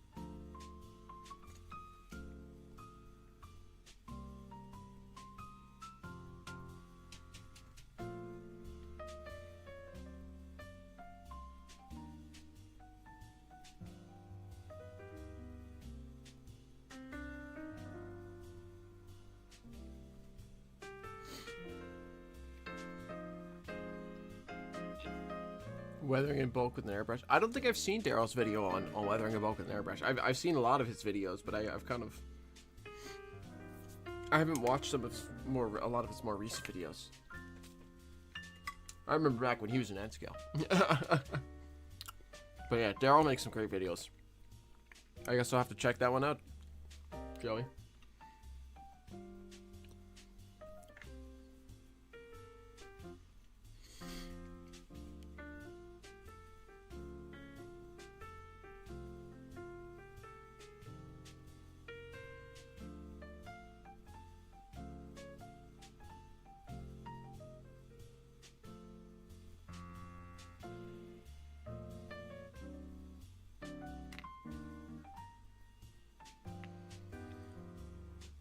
The recent auto rack and coal videos.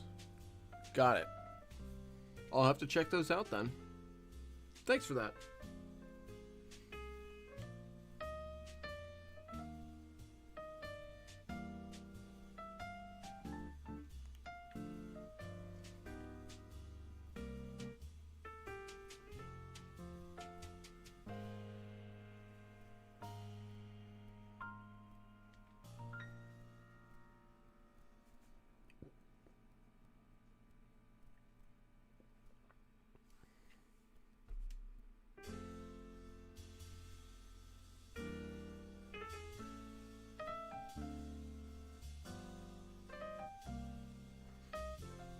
I always appreciate new weathering techniques and seeing how other people do it.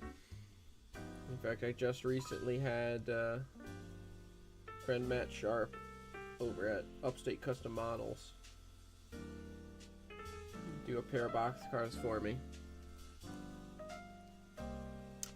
Not because I couldn't have weathered them myself, but because, you know, it's important to have a mix of weathering techniques on your railroad. Otherwise, all the cars look the same.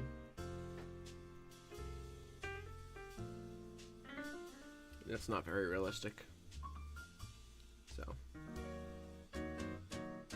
having a good mixture of styles and techniques is important to realism.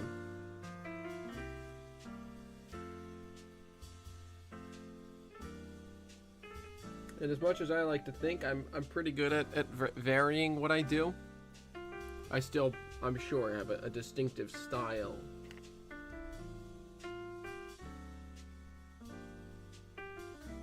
And so having someone else do the weathering is a good way to escape that.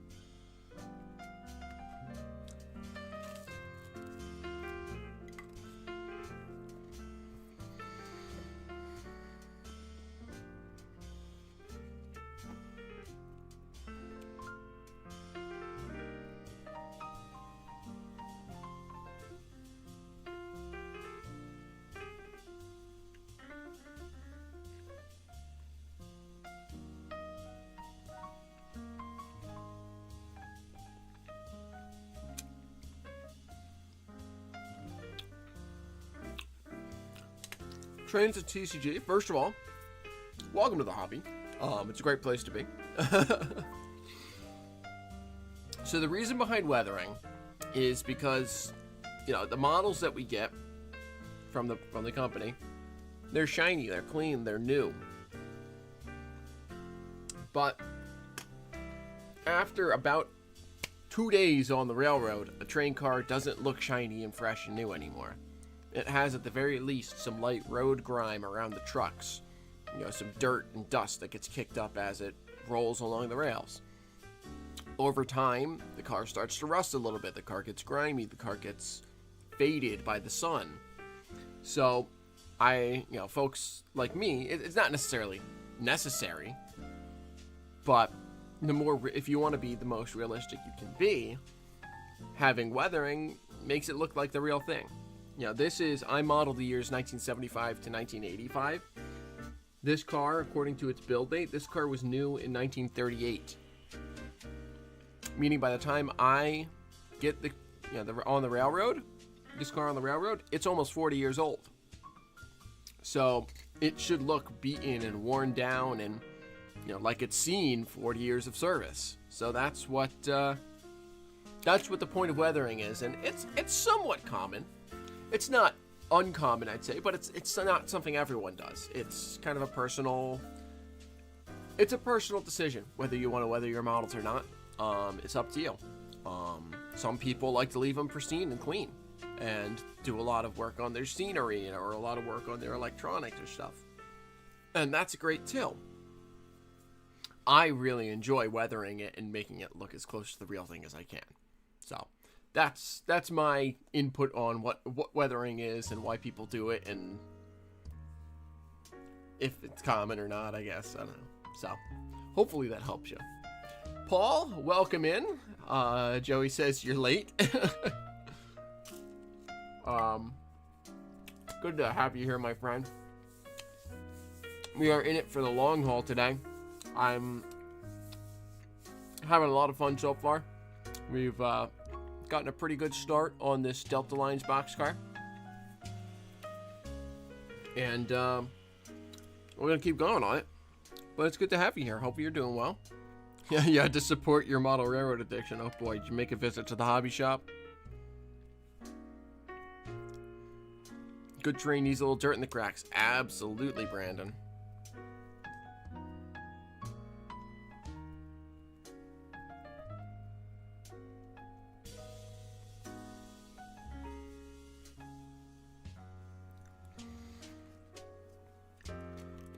That's helpful. Good to hear. I'm glad to hear that that's helpful, Transit TCG.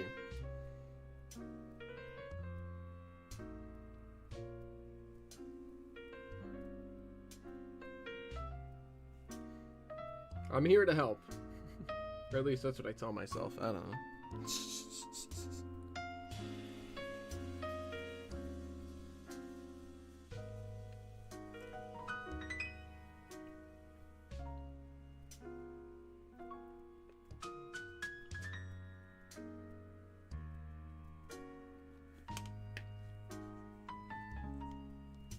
Hey, glad you enjoyed it too, Ray. Guess that means I did a pretty good job.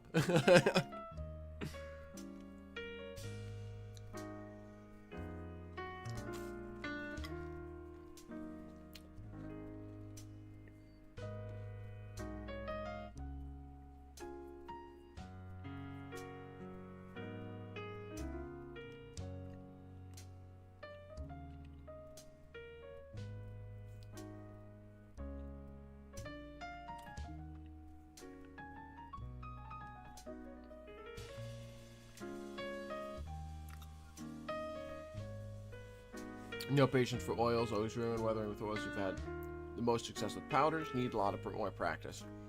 Yeah, that's fair. Oils can be hard to work with. They take a long time to cure. But if you are willing to devote the time to learning them and practicing them and things like that, they can make for some really good results. So I would say it's worthwhile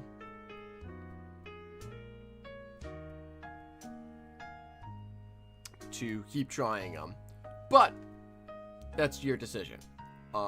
Powders are phenomenal as well. Like I said earlier, a lot of my weathering work, especially recently, has been done with nothing but powders. So,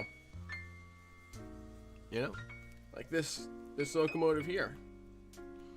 My New Haven RS2 that I custom painted and decaled and everything.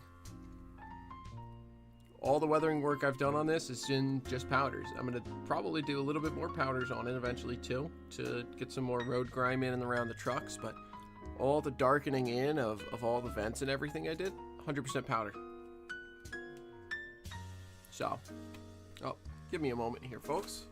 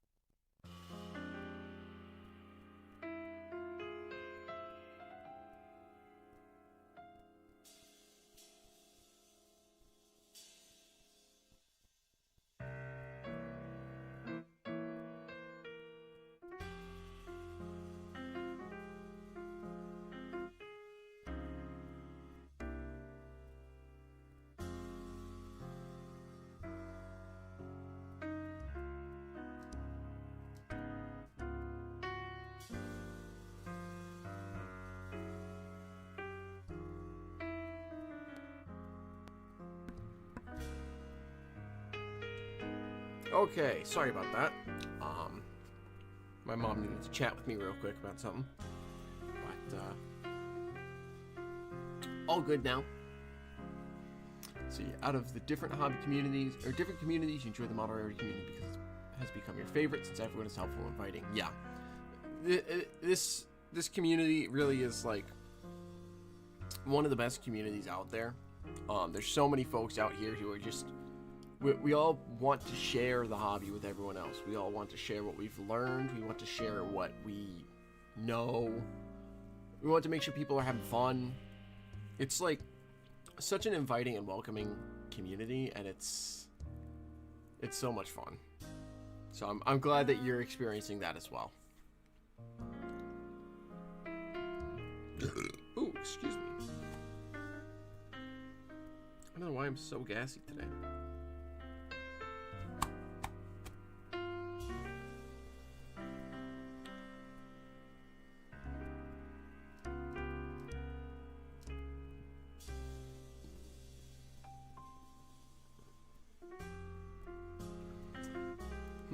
Now Adam needs food. Oh boy.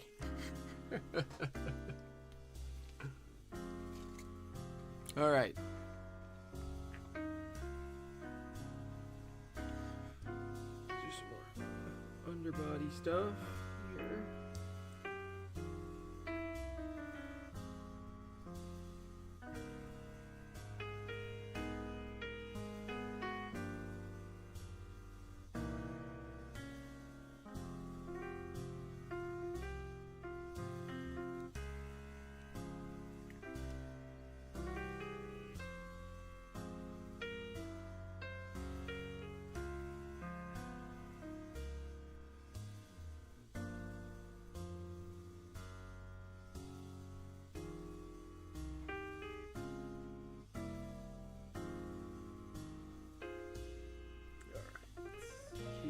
Going here.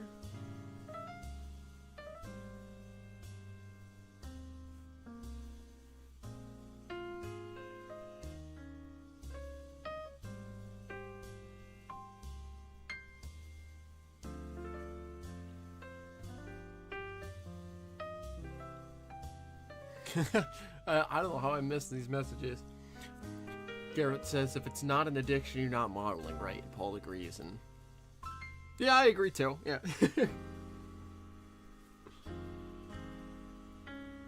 that about tracks.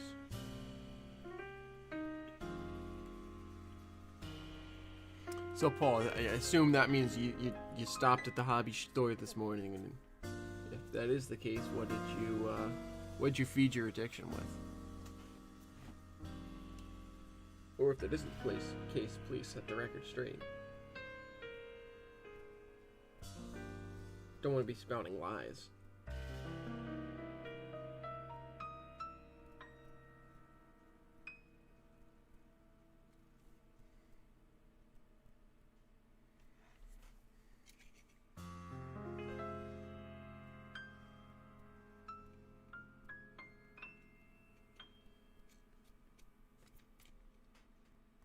No stop this morning. Oh, okay.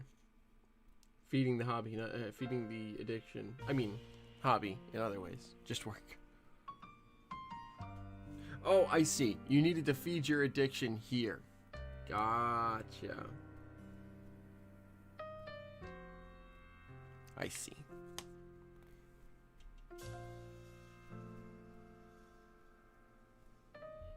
Oh, I missed the... I just went back and reread your message, and suddenly things make a lot more sense, Paul.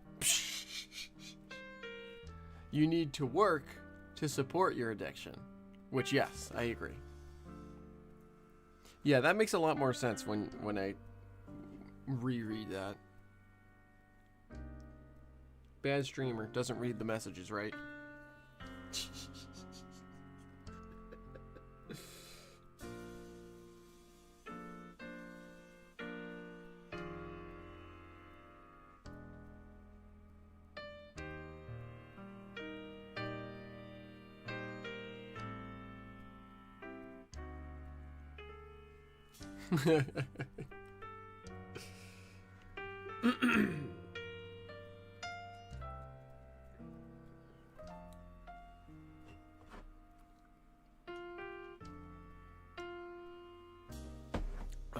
I hope you're having a good day at work.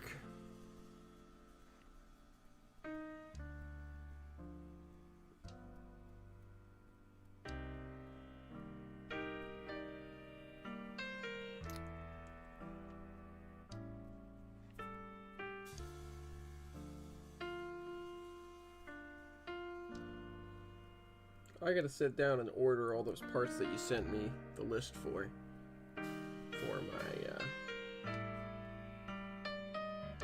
Jeep 9 rebuild. Because I'd like to have that available to me by Springfield. So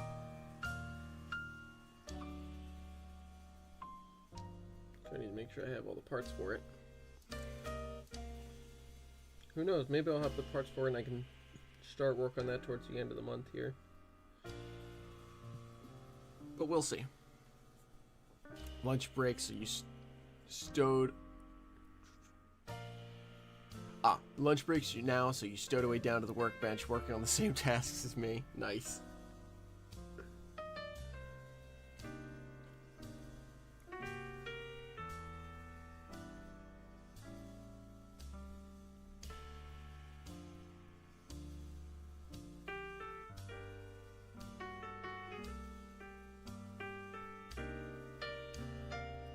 Rust up this door panel, and then we'll swing around to the far side, and then we'll get the car ends.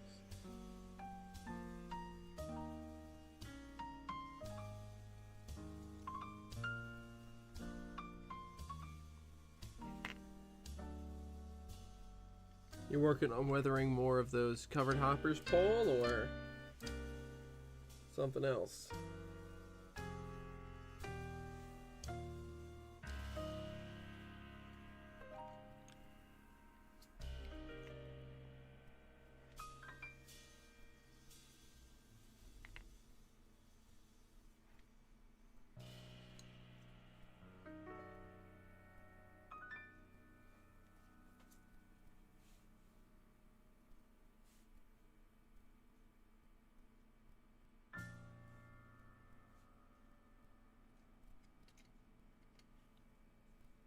Nice. Those covered hoppers are looking great, by the way.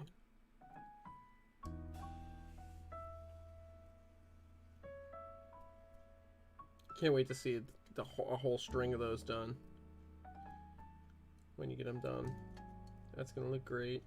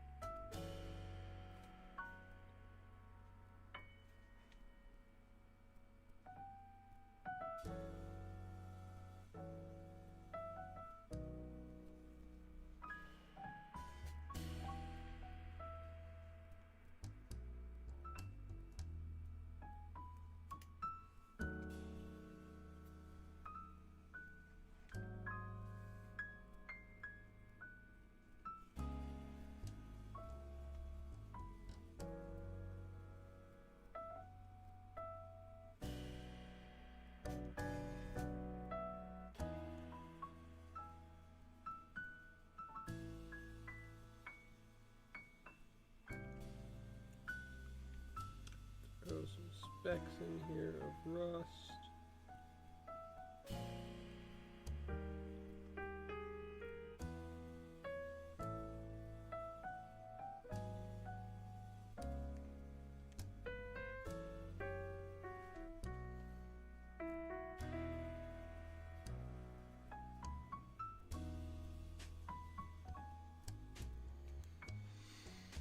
Alright, that side looks pretty good. The only thing left to do now is the dark rust and then the grime around the truck areas. So that's pretty good. So let's go ahead and flip to this side. And do the same thing.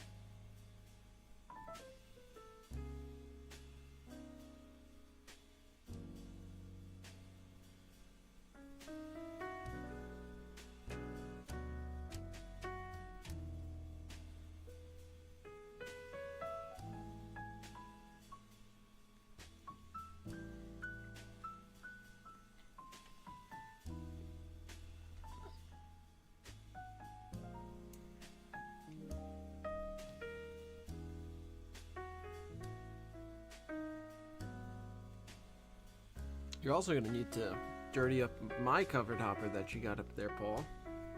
Almost forgot about that.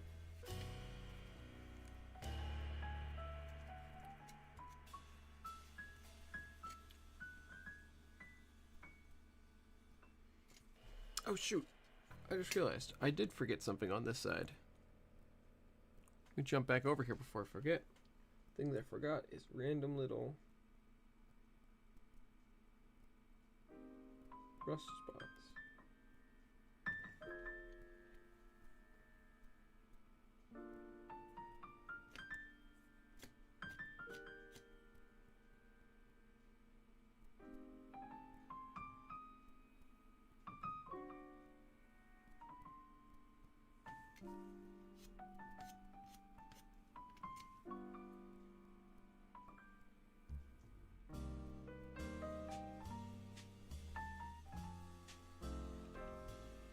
It's working its way up the to-do list. Nice.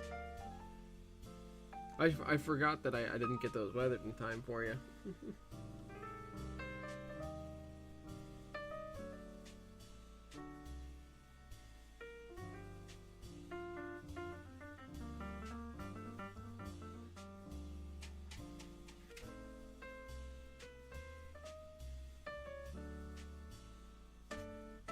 Yeah, it's too much.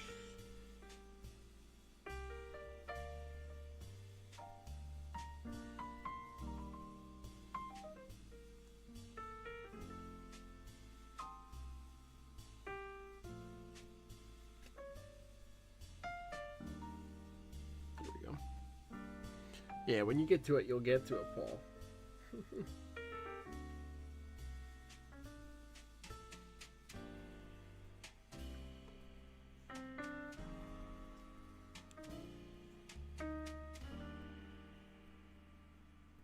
That'll be cool to see when you get that done.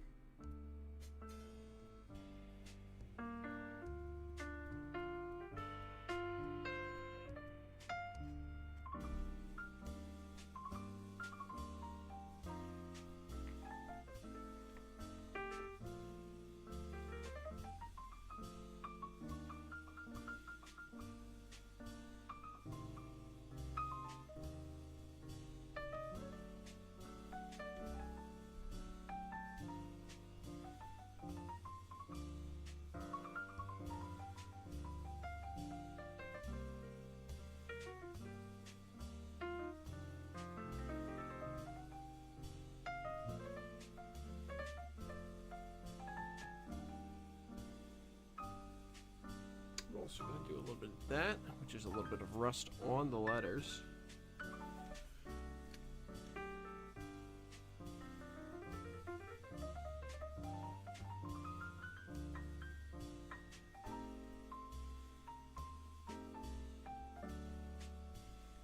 Like the white is chipping off faster than the brown.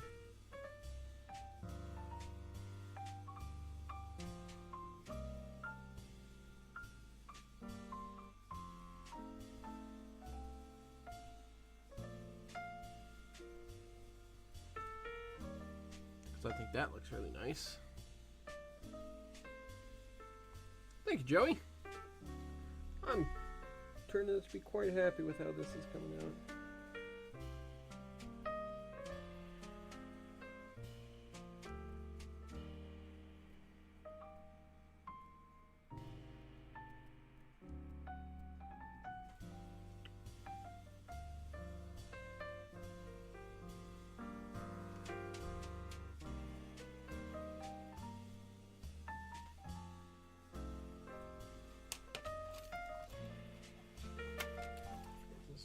Is less fine. One of these brushes is more fine than this one, I think. Right? Or is this the finest one? This might be the finest one that I have.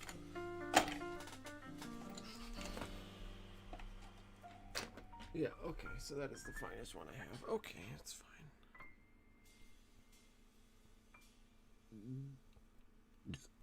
Pardon me. Oh, I can always go in with a toothpick. I need finer. I think I will. I think I will go in with a toothpick. Yes, exactly, Joey. I do the newer rust, or I do the older rust first, and then I do the newer rust on top. That way it looks like the newer rust is, the older rust is streaking down from the newer rust. So I always do a layer of the light rust, and then I go in and do spots of the dark rust over top. That way we got some layering happening.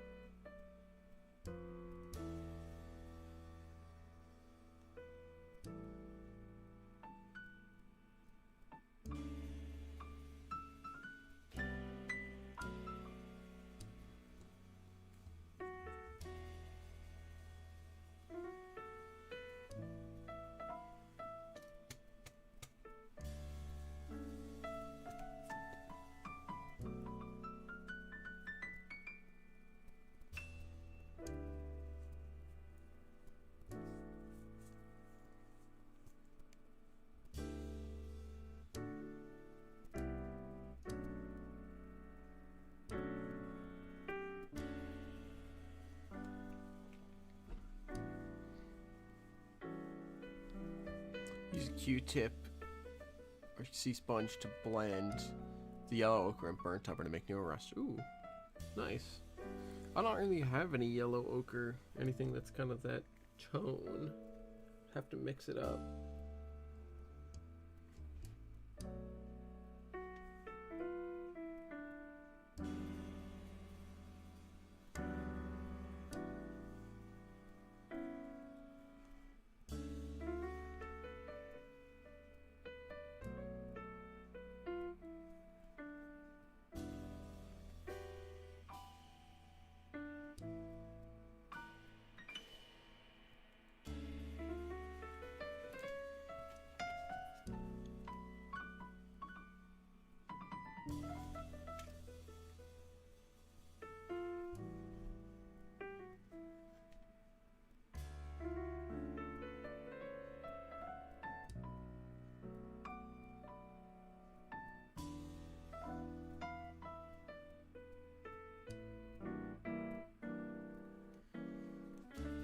Go.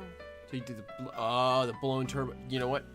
Now that you say that, I 100% see the yellow ochre. I was kind of like, I was in my head, I was thinking about, I've never really seen the yellow, but then, yeah, those blown turbos with the burnt sides, absolutely, 100%.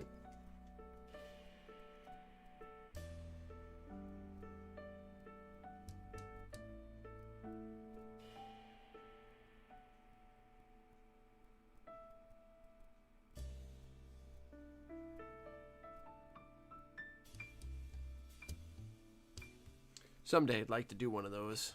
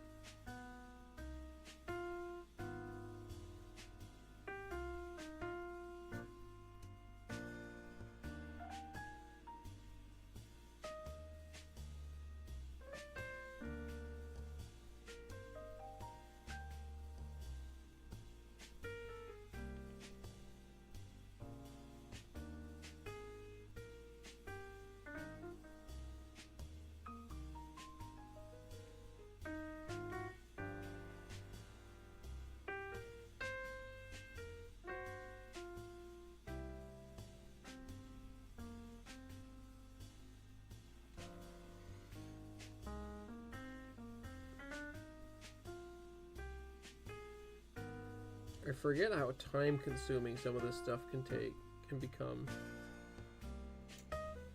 Especially stuff like this where I'm going over the lettering.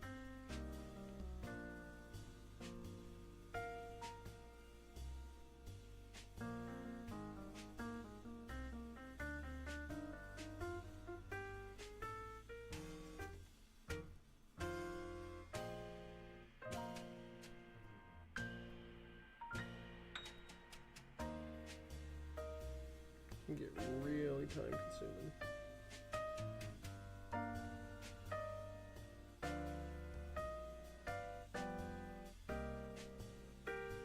But it's worth it for the effect, because especially once I get the newer rust on top of it, that's gonna look phenomenal. Alright, let's get the other side done now. Now that we've begun, now that we're fully finished on the one side, we can jump to the other. This is gonna be like a 3-hour weathering job, 4-hour weathering. This one weathering job may take us like a quarter of the stream today, but worthwhile still.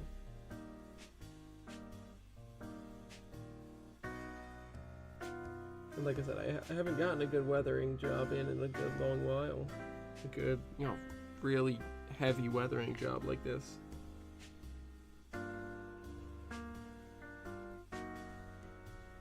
So.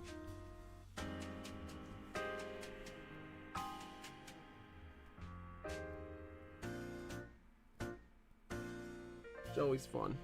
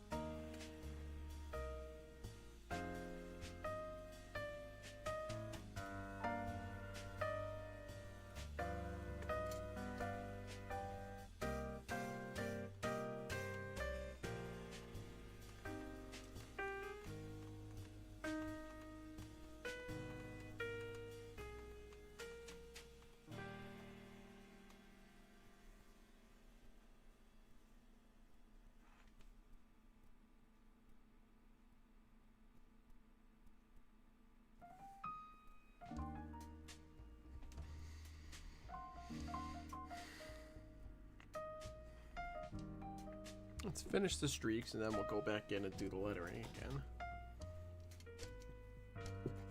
Pardon me. Let's add another streak. Right.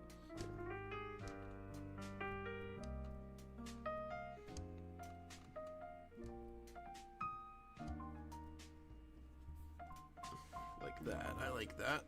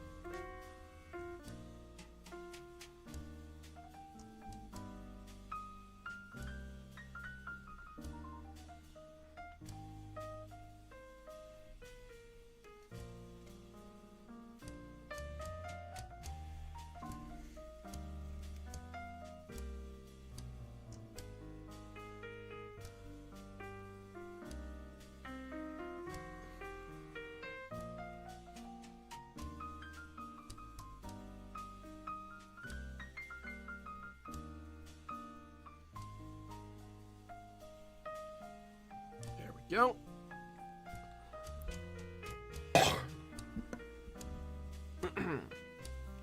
Oh, excuse me.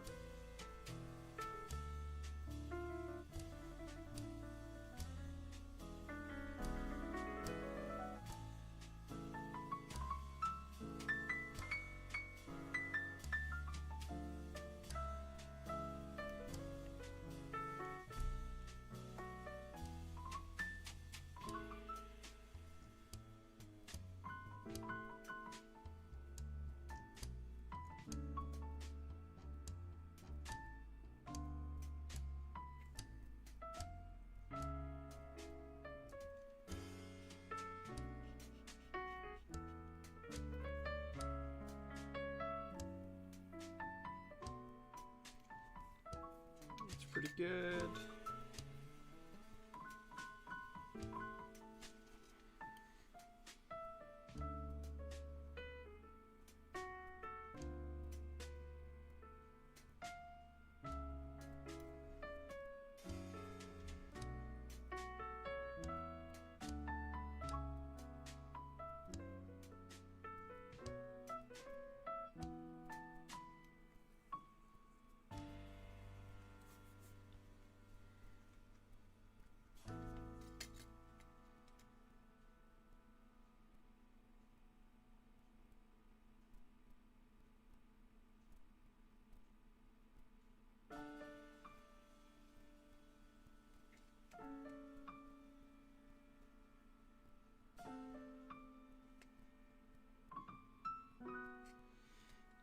Okay. Get some rust underneath the car.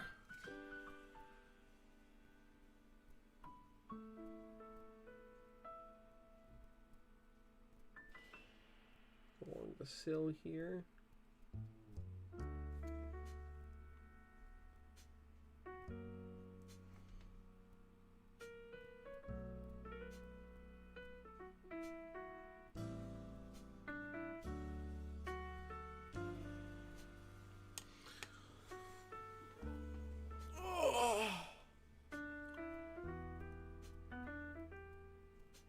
Oh, goodness gracious.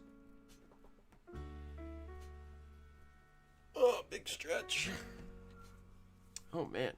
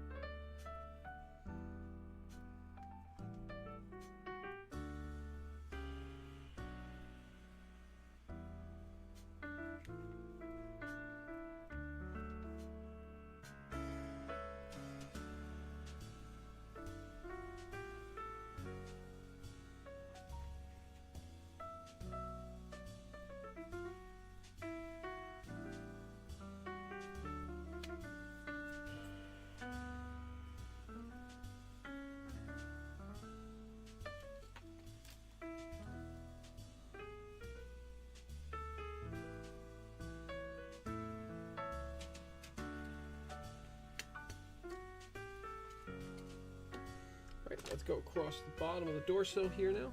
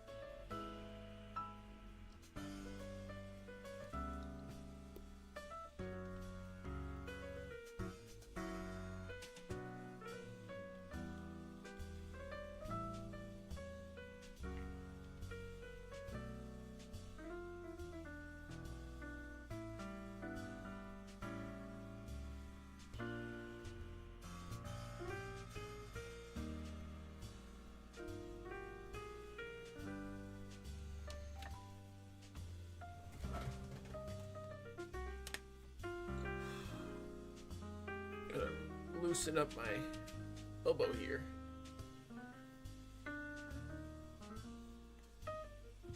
Oh, man.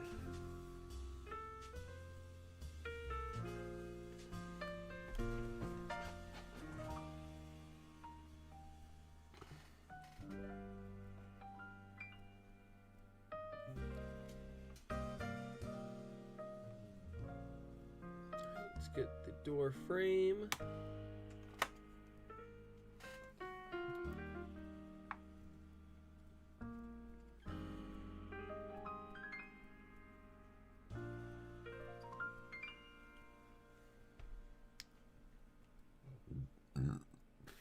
Excuse me.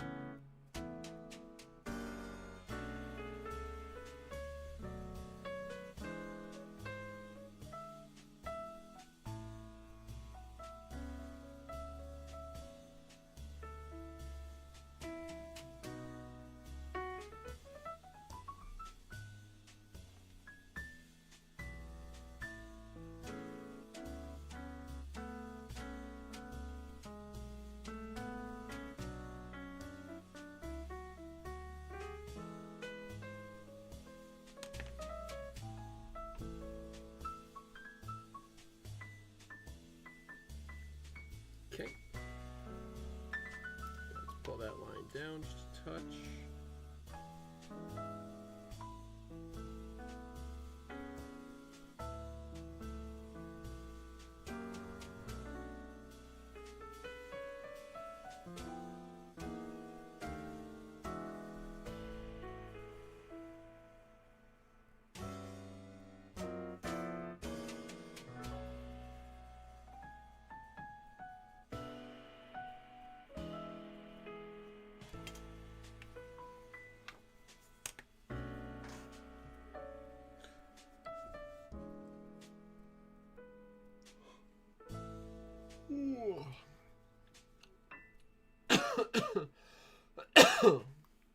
Pardon me.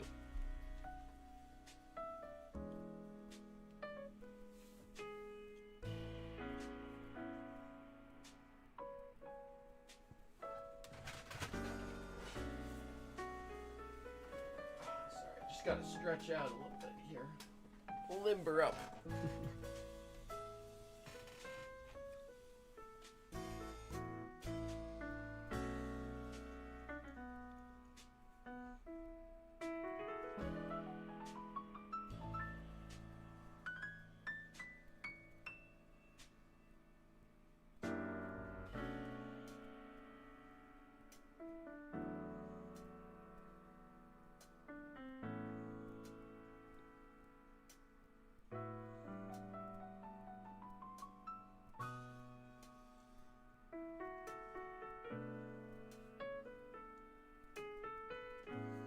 There we go.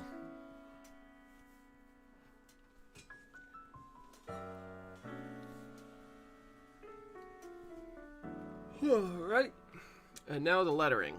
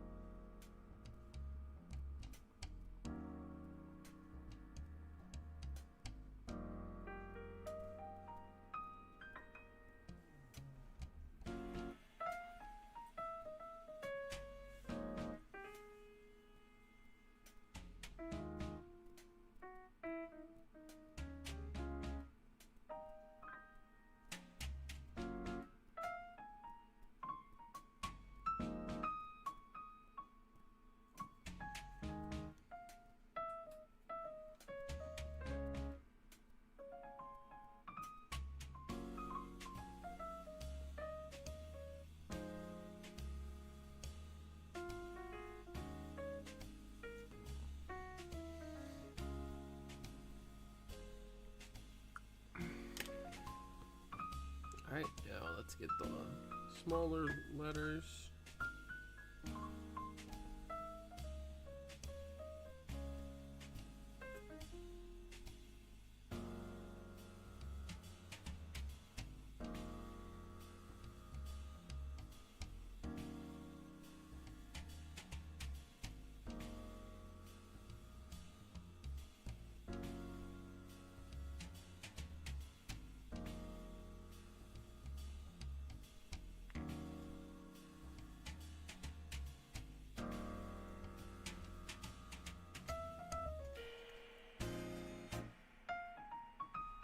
Okay, more on there.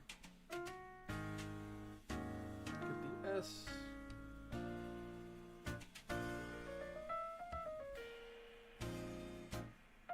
There we go. Okay. Now let's get the reporting mark off to the side here.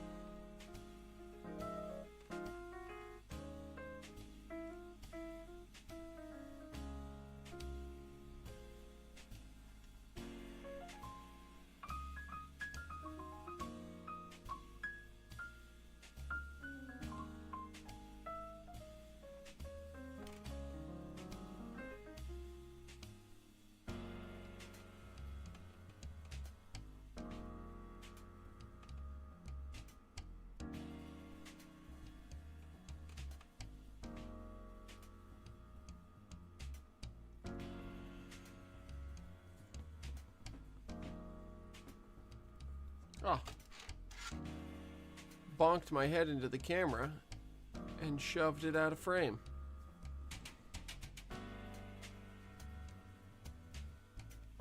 That's better.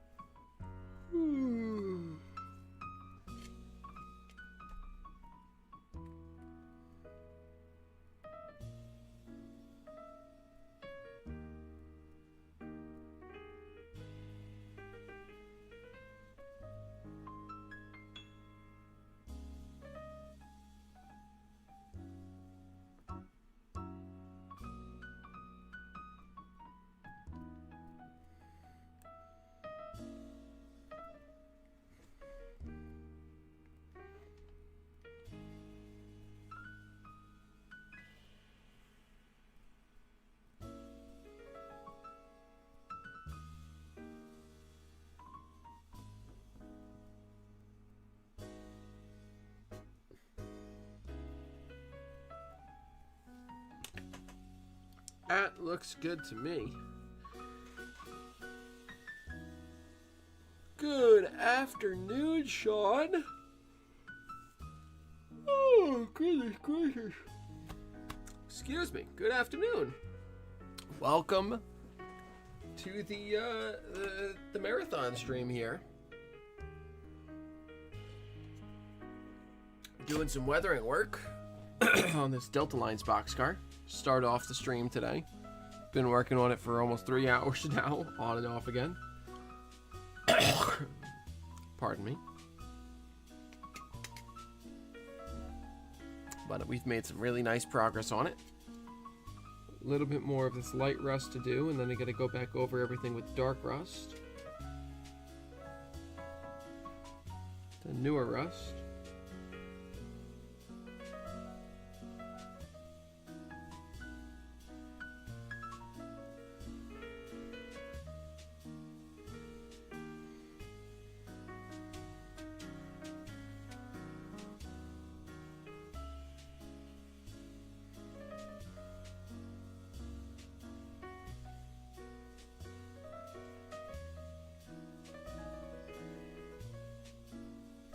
Just a reminder for folks out there of why I'm streaming today, because it's been a little while since I talked about it. Out here streaming today on World Diabetes Day to raise some money for Breakthrough T1D, which is a diabetes research foundation dedicated to promoting diabetes research and awareness campaigns and things like that. The community, being so incredibly generous, has already raised $825, which is mind-blowing to me. That in 3 streams we've raised that. So I want to thank everyone who has donated so incredibly much. For anyone who's interested in donating, who hasn't yet, the link is down in the description below. It'll take you to the Tiltify page. And after you donate, you should, in theory, get an email thanking you for donating and including a link to a Google Forms survey, which will get you enrolled in the giveaways that I'm doing throughout the course of the month. Today, we'll be giving away couple weathered boxcars. On Monday, we'll be giving away some decals for some pretty nifty boxcars, if I do say so myself. Let me pull those up quickly since I'm talking about them. Need to do this and this.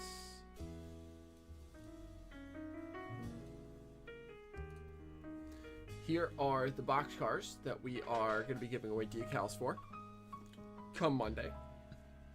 The story behind these is basically in the story, 2001, the president of the BNCCS, the CEO, decided to work with Breakthrough T1D, or excuse me, at the time they were the Juvenile Diabetes Foundation, to promote fundraising for diabetes awareness and research. And they worked together to come up with some paint schemes for BNCCS boxcars. In this case, Pullman Standard 5344s. So 5 of the BNCCS's 5344s received diabetes awareness schemes. 25, and each one had its own unique slogan on it. 25116 says "Pulling for your pancreas." 25117, which is the car I will be doing live on stream on Monday, says "Derailing diabetes." 25118 says "Let's make type 1 type none." 25119 says "T1D is loco," playing on locomotive obviously. And 25120 is "Game over T1D," which is the slogan for this year's Breakthrough T1D fundraising campaign. And excuse me. And so I will be doing 25117 live on stream, but 25116, 18, 19, and 20, I will be giving away a set of decals to one person for each car. That way you have a unique car.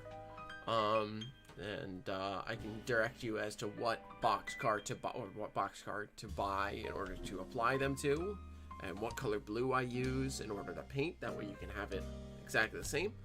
But it's going to be a lot of fun. Again, that giveaway will be happening on Monday stream, which, to answer your question, Trains and TCG, is 9 p.m. to 11 p.m. Eastern Time. After Paul Stamp stream, which is usually 7 or 7:30 to 9. Like I said, the decals for these should hopefully be arriving Monday. I have the car halfway stripped over the weekend. I'm going to finish stripping it and painting it into the blue. And then we'll be good to go. So I hope you all are excited for that as I am. But that'll be coming up on Monday. For today, we're going to be doing the boxcar giveaways. And in there is information about if you do HO scale or N scale or whatever you do. Of those, those are the two main options that I have for those. If you are like an O gauge modeler or something like that, we can try and work something out. But I would probably only do the decals in O or in N or HO, unless someone really wanted to deal with O. It's just harder to print decals that big because they take up a lot more space. But we could work something out probably. In any case, let's get back to this car. So we have one more end to do here. Let's do a little bit of more rust on the bottom of the car here.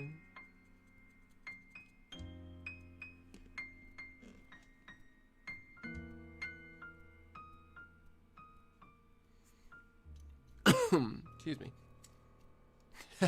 Gee, well, Sean, you and I could work together on something for that. If you if you win and you really want one in G, we could work something out probably, but we may have to do it separately. There's also, I don't know how many decals you want to apply, because there's a lot of decals to apply on this car.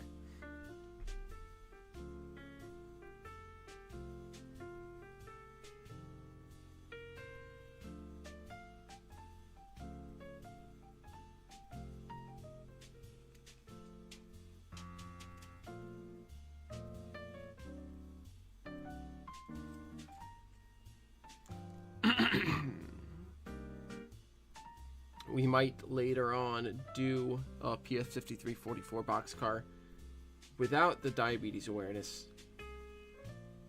decals, just the normal 5344 scheme, and you'll see how many decals there are.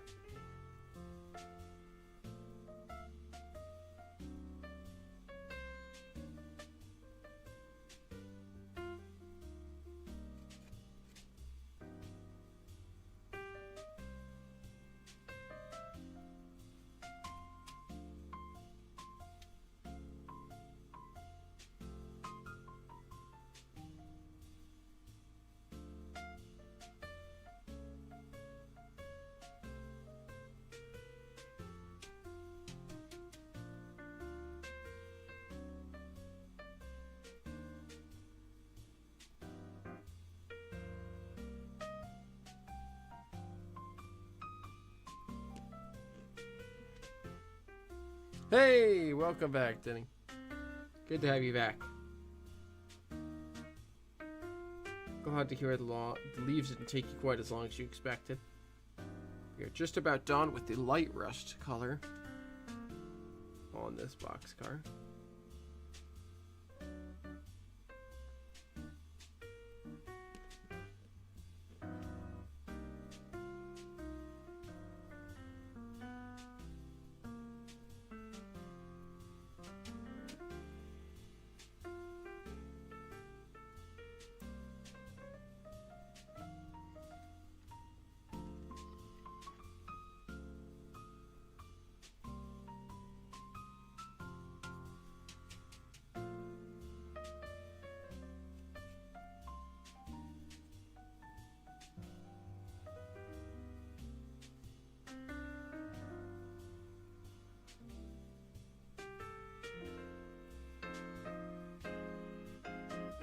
Alright, I would say that is good and ready for the next step.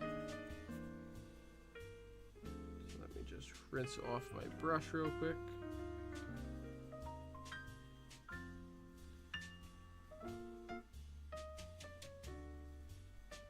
And then we'll move on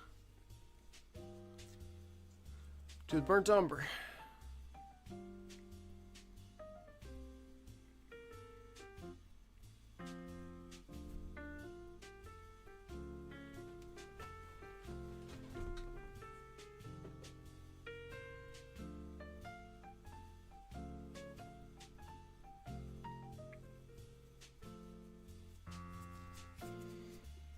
All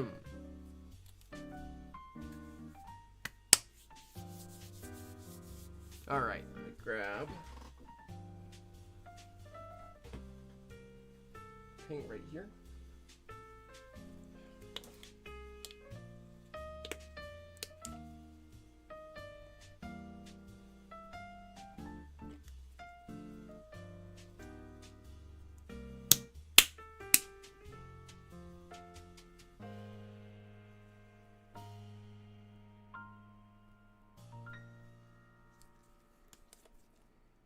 I'm going to put just a drip of my thinner into the bottle here because it's a little bit thick because it's concentrated.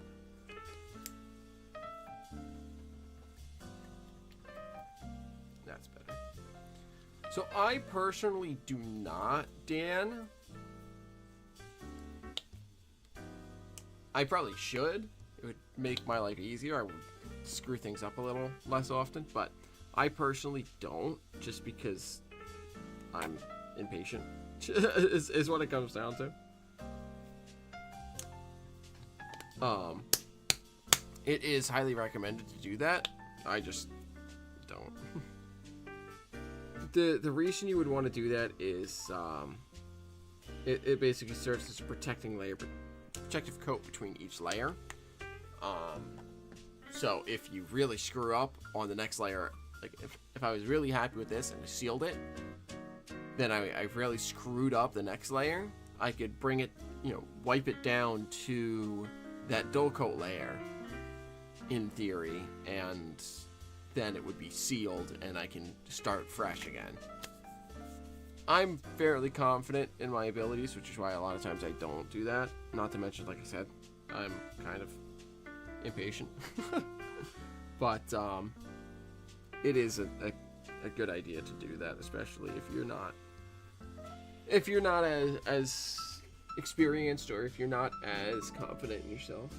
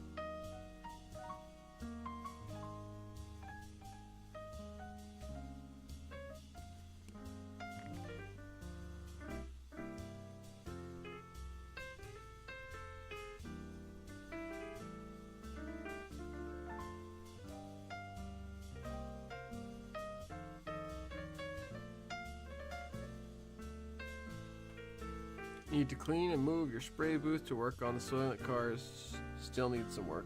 Decal work though. Nice.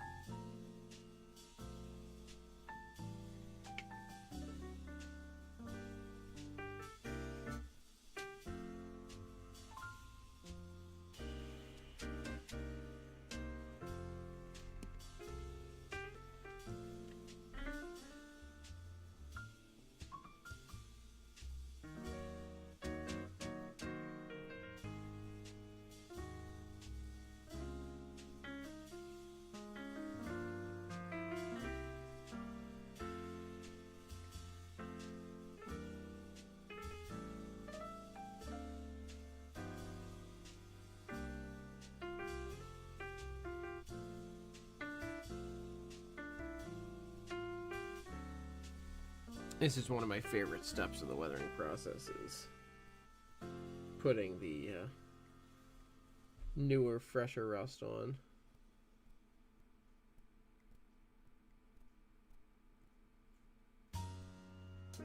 It just contrasts so nicely with the lighter rust. It looks so good. Yeah, Adam and his toilet carts. It's really funny.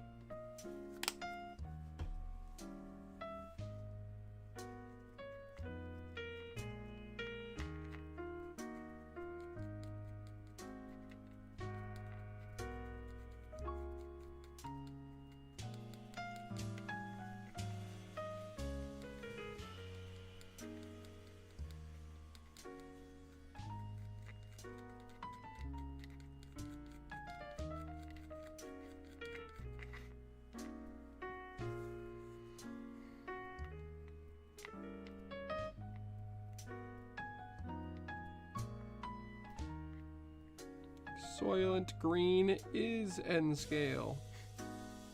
Because I think they're N-scale, right, Adam? Yeah.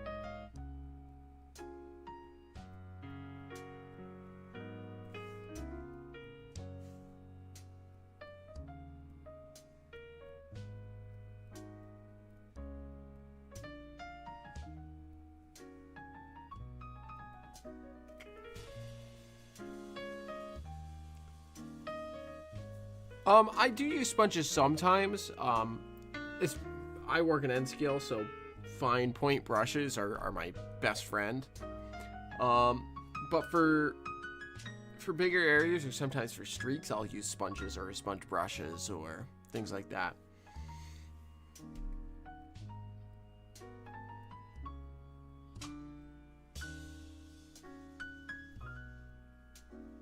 It's harder to use sponges in N-scale just because,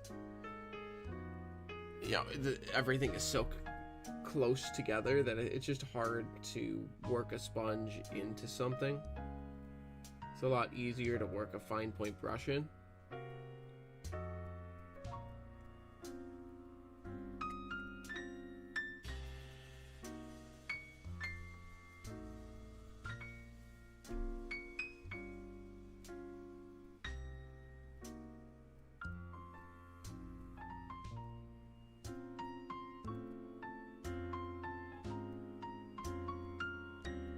But I do use sponges or sponge brushes or foam brushes, all that with oils and with gouache because they pull a lot easier.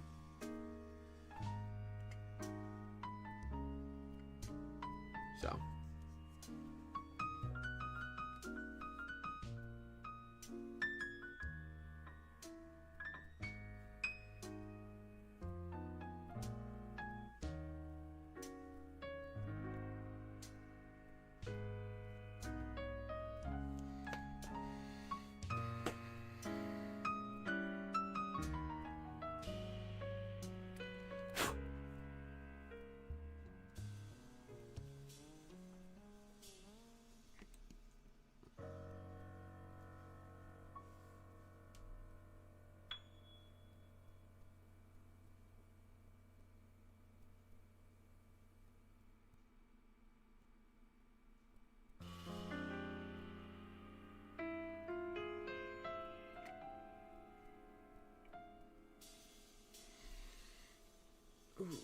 You think you got the lights working between the two SLO2 caps now? Nice.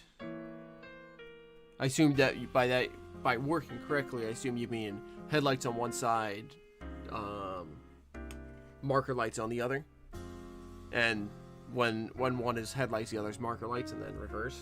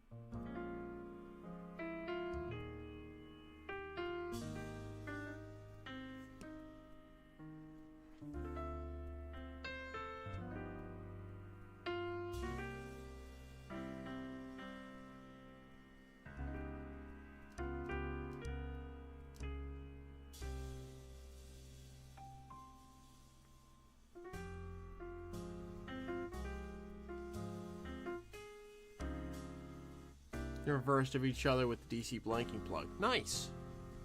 Good stuff.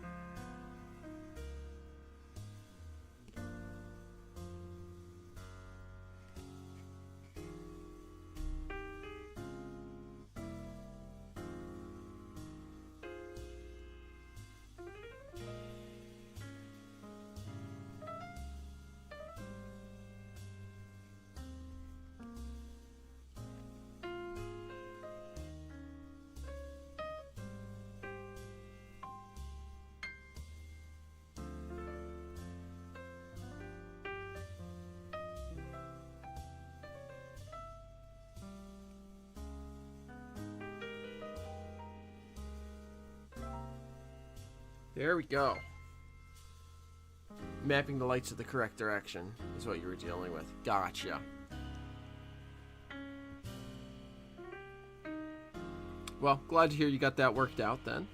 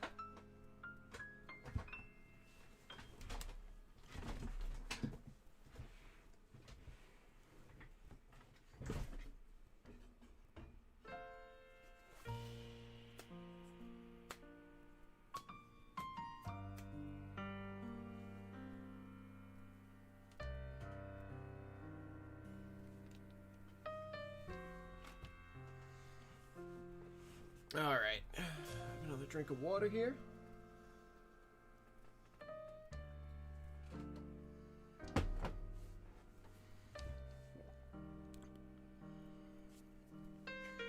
And continue working.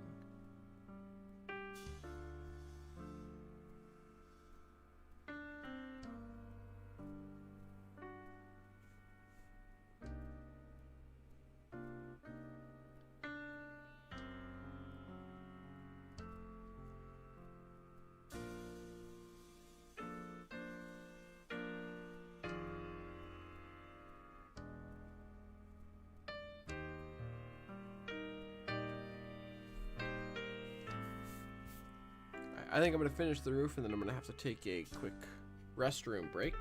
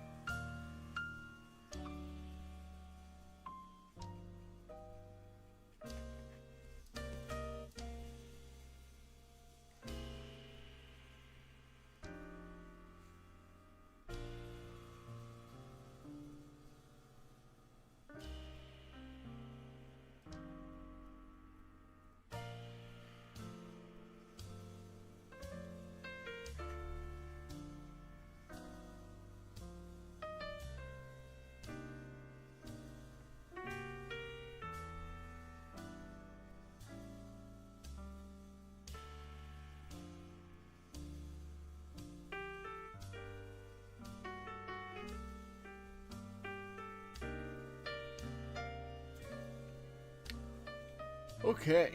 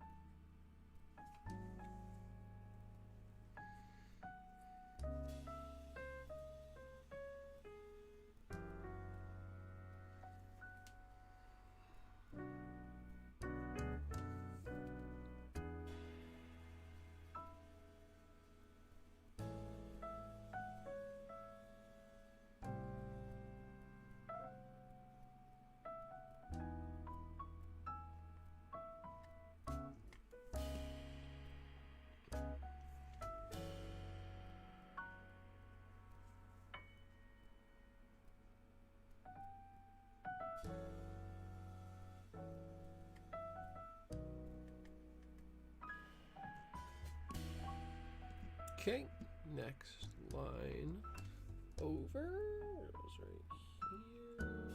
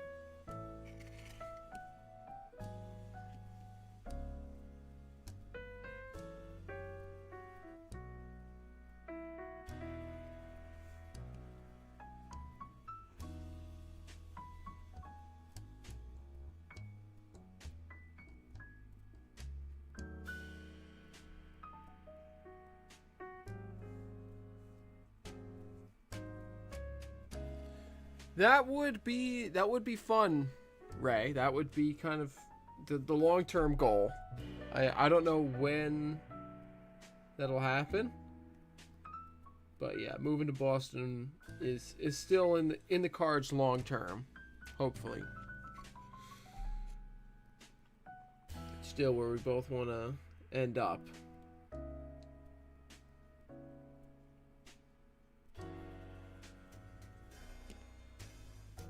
But it's you know, all in good time, I guess. Hopefully.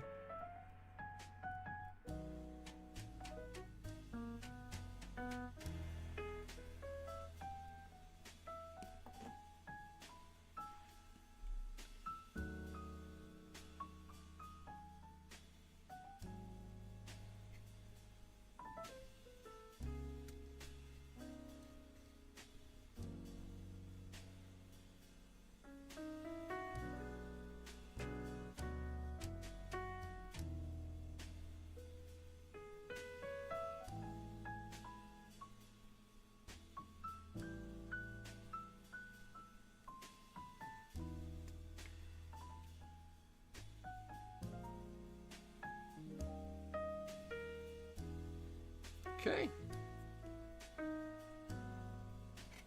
Let's get this side of the roof walk.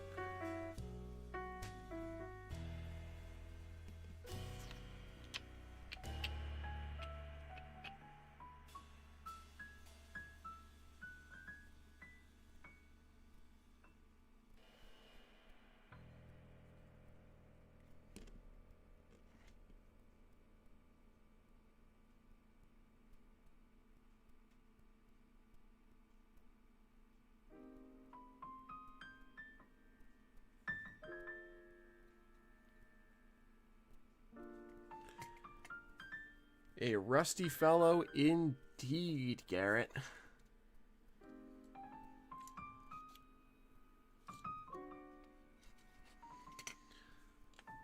Ooh.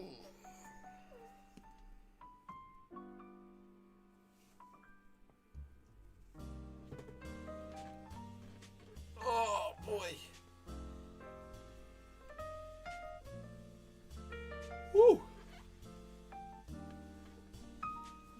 All right. Let's move down to the side.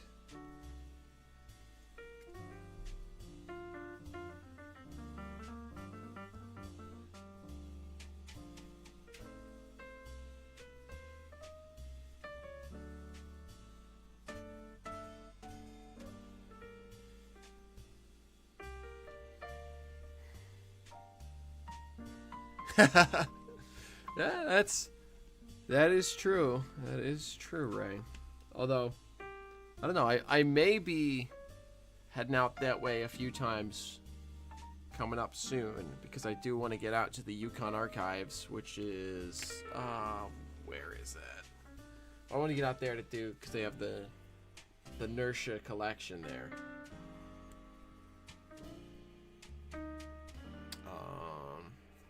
Trying to remember where that is. Stores. It's out in Stores. So it's out in that northeastern corner of CT.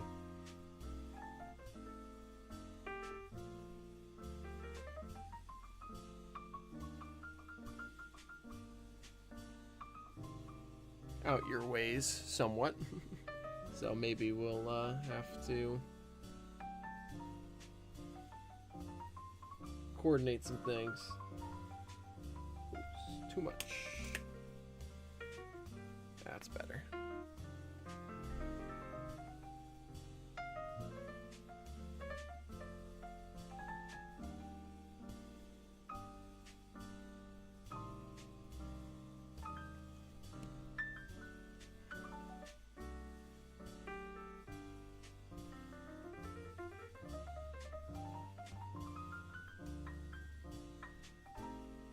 Yeah, I'm hoping to get out to the Yukon Archives somewhat. At least a few times in the near future. Because I want to try and see what they have on Poughkeepsie on the bridge and on the hospital branch. Because I'm hoping to pull together a clinic on the history of the bridge, and depending on what I can find, maybe even a clinic on the hospital branch itself. I need to find more information on carloads that went over the hospital branch. What type of cars went to different industries? How many? What was the frequency of the train? Because I think it was a fairly frequent run. It's at least a few times a week, as far as I'm aware, but I don't know for sure.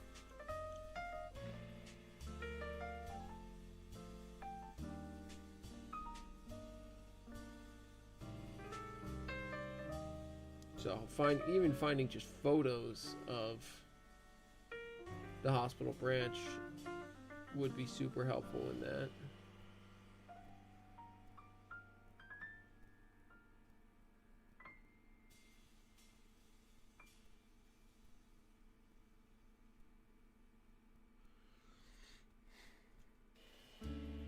Yeah. I think that's out towards you, right? At least I think you're like Central CT, right? So I gotta kind of go past you to get out there.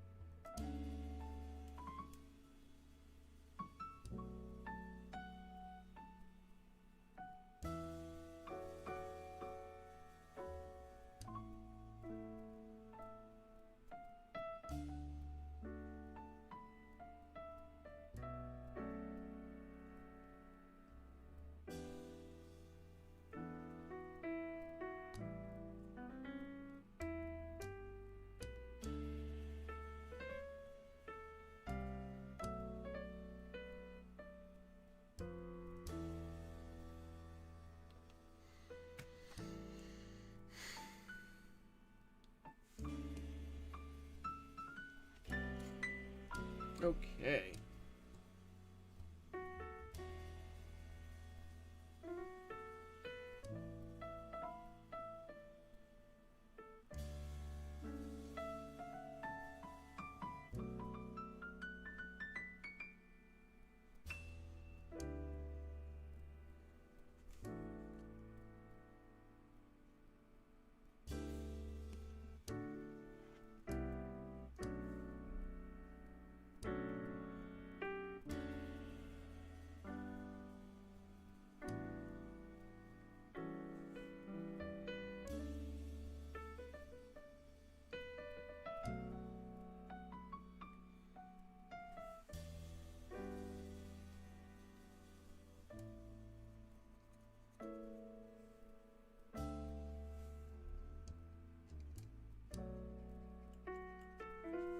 You're Eastern? Okay. I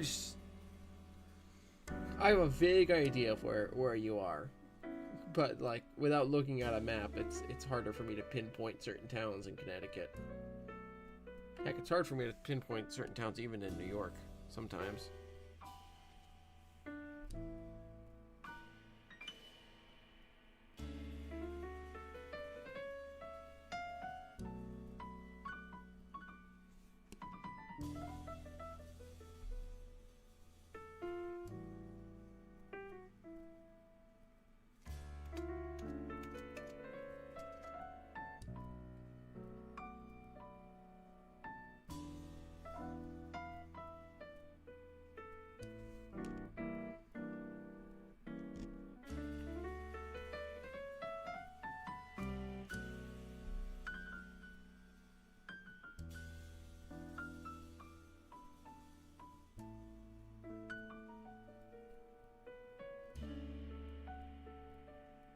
Yeah, I guess that makes sense now that I think about it, because Central Connecticut's more like New Haven and Hartford and the spine of 84 up into Mass. So that makes sense.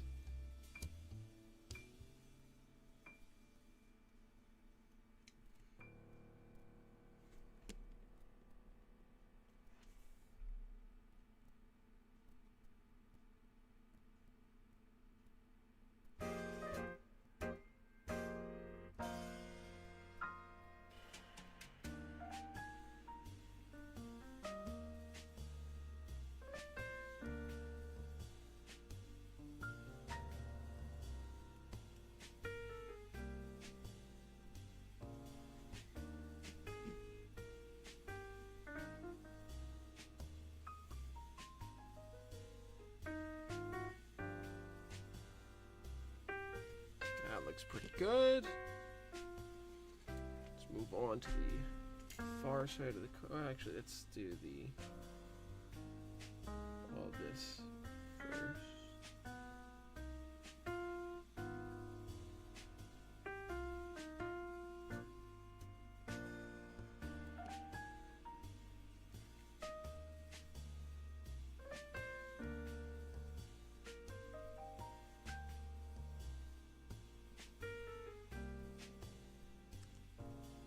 Put your finger on the top right corner of Connecticut and drag it down a little bit. Okay. Oh, I'm working outside of the frame. Guys, you gotta yell at me.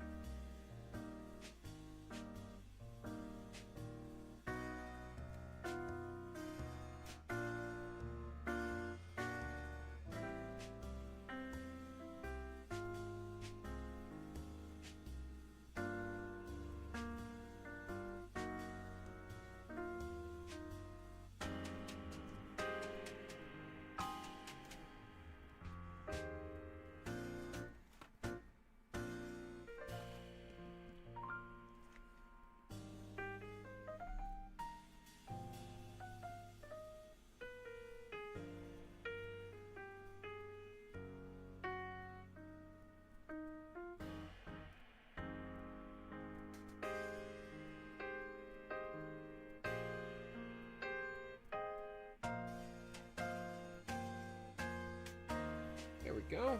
That looks pretty good.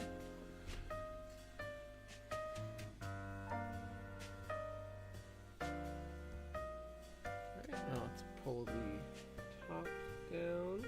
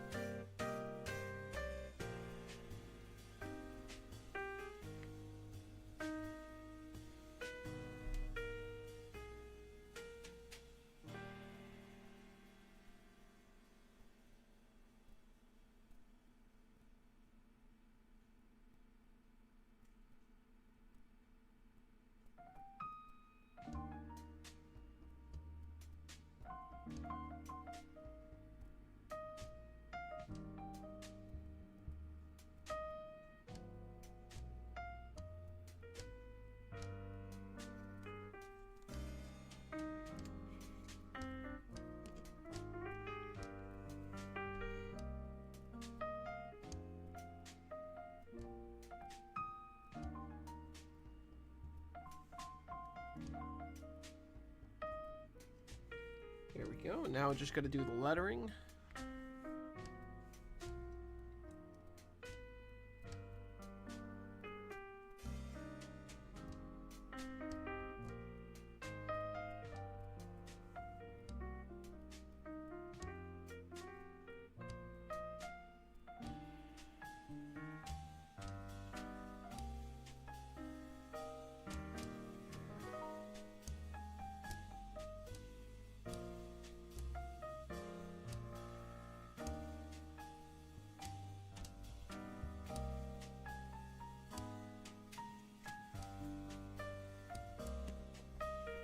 Go.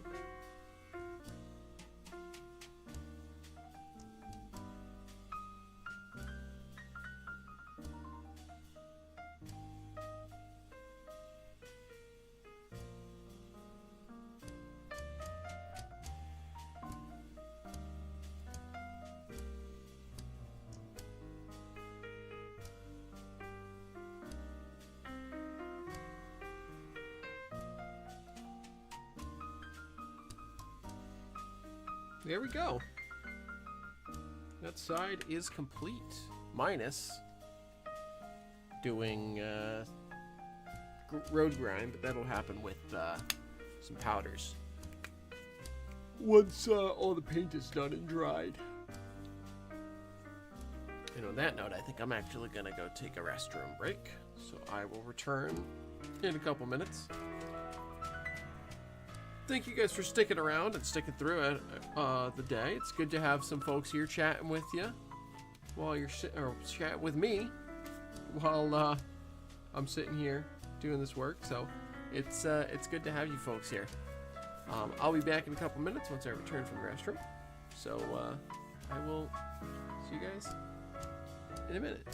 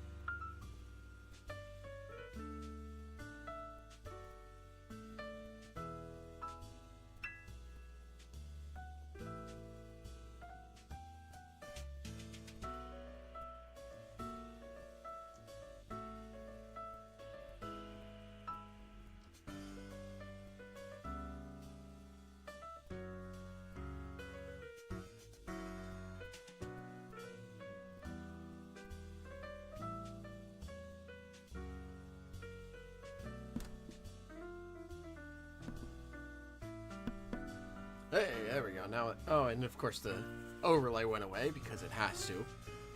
I don't understand why it does that, but I have returned. Alright,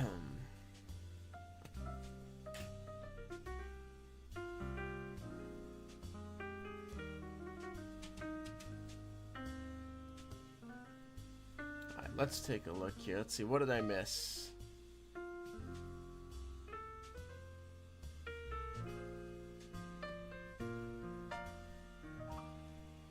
What are you guys talking about while I was away? Live in Northwest Arkansas. Some big news upcoming this weekend. Stay tuned for an update. Nice.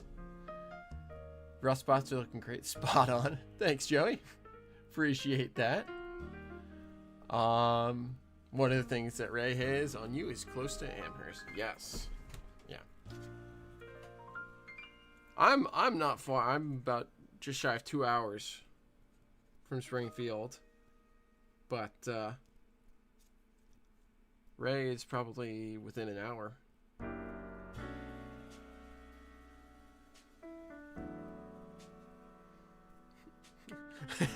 Thank you, Trains and TCG, for welcoming me back to my own stream.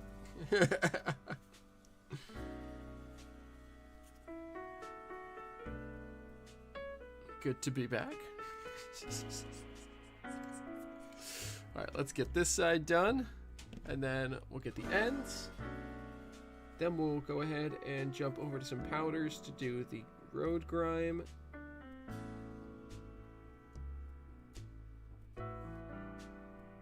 And then this car will be done, and I think at that point we will do the giveaway. And then we will jump over to my layout and do some ops.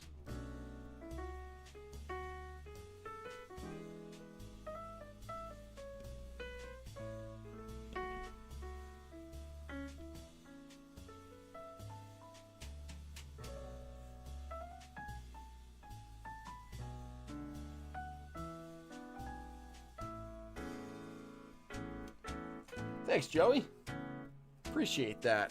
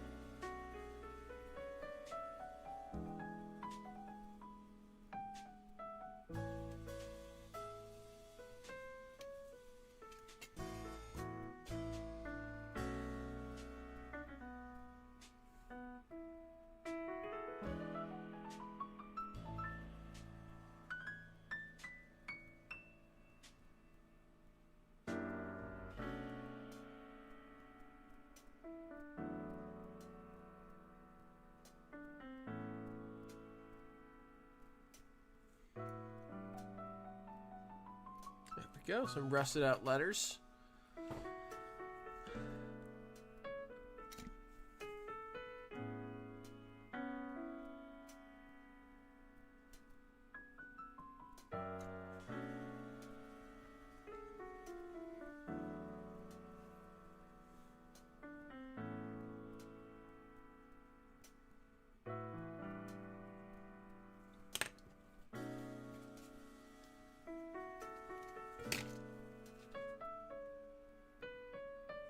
go.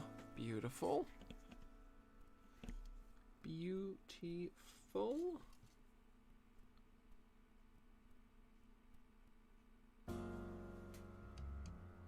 Just coming along nicely now.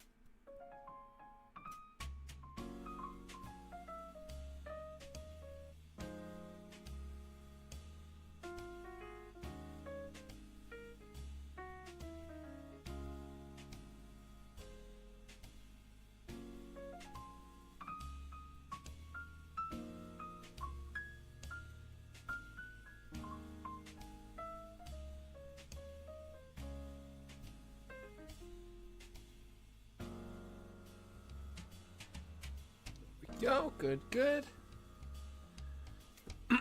Ooh, new sides. New sides for what? I'm curious now, Sean and Haley.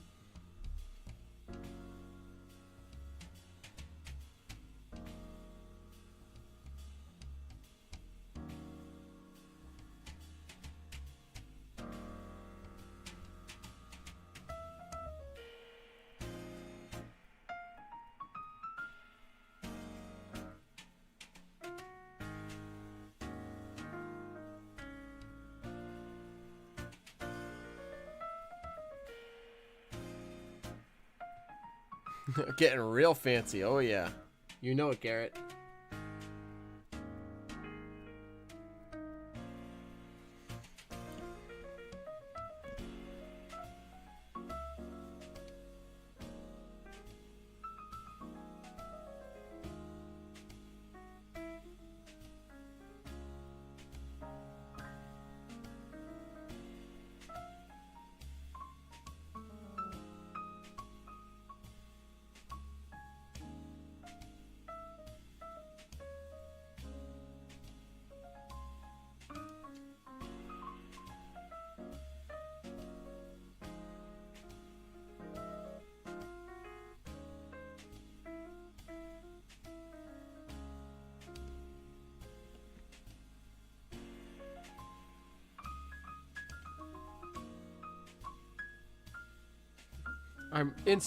I'm also weathering my glove.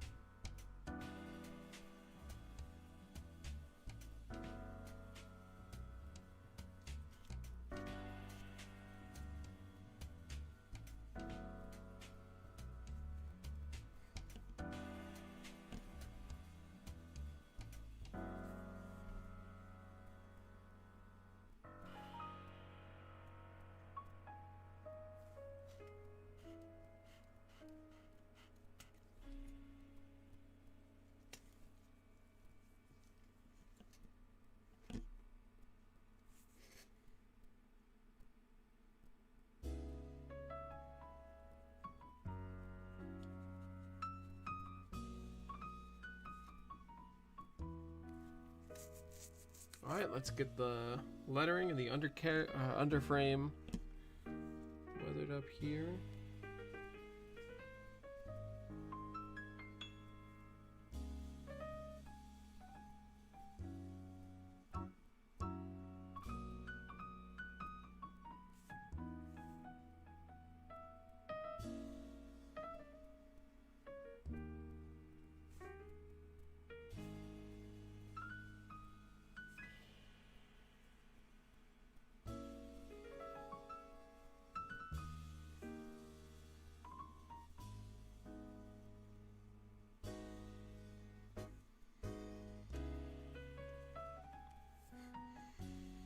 Alright, that just leaves the letters.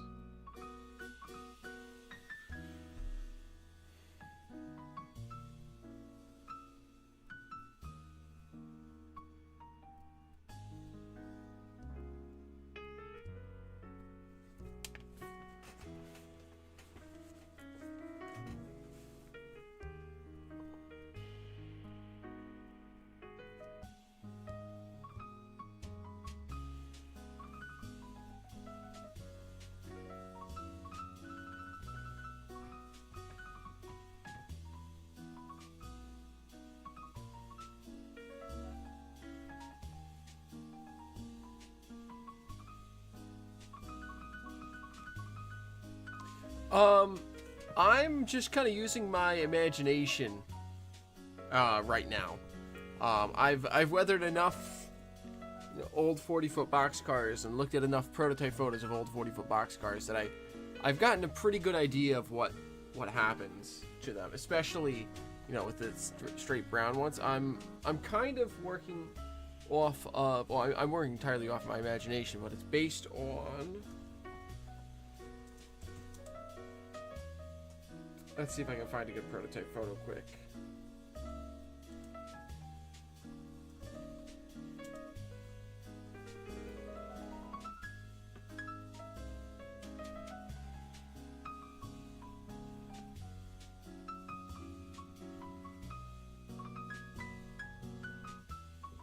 Excuse me.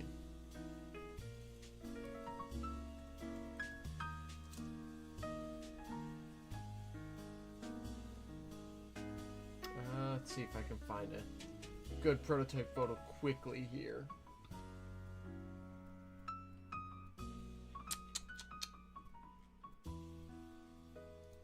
A lot of what I'm doing is honestly, it's kind of based on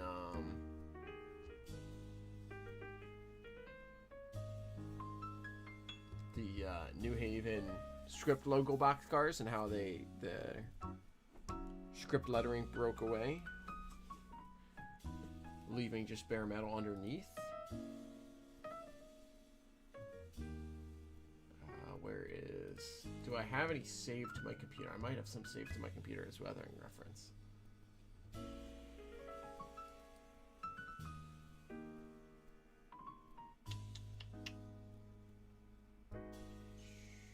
Weathering reference. Do I have anything saved in here?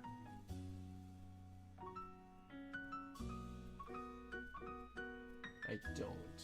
Well, oh, you know where I have it? I should have it here.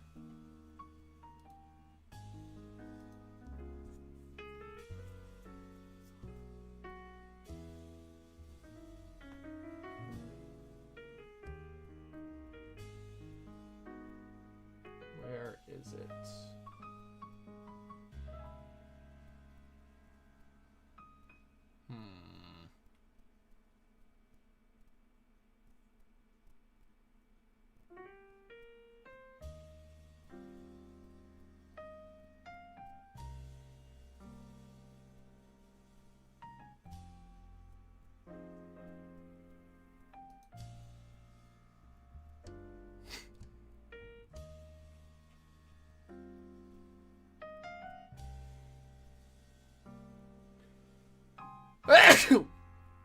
Goodness gracious.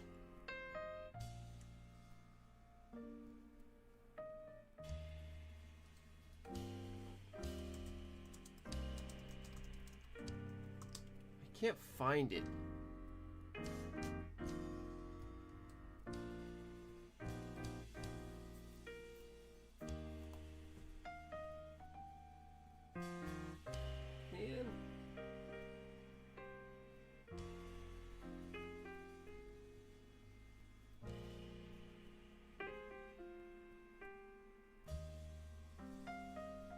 I can't find it. Sorry, Ray. I'm scrolling and scrolling.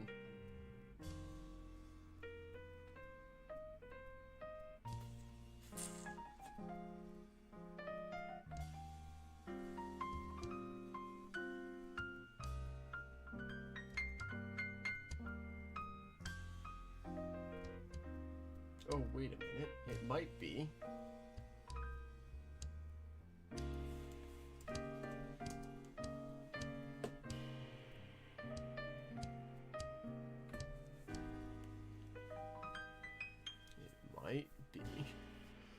If I go here, I think I have an idea as to where I could find the photos that I was looking for.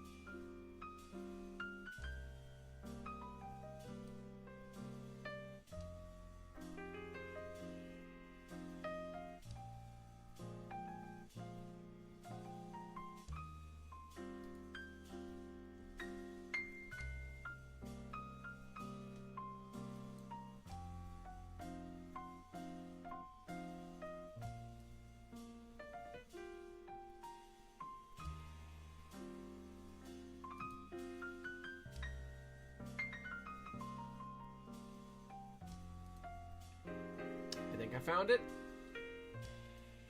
Yes. Okay, one moment. Let me pull it up on stream.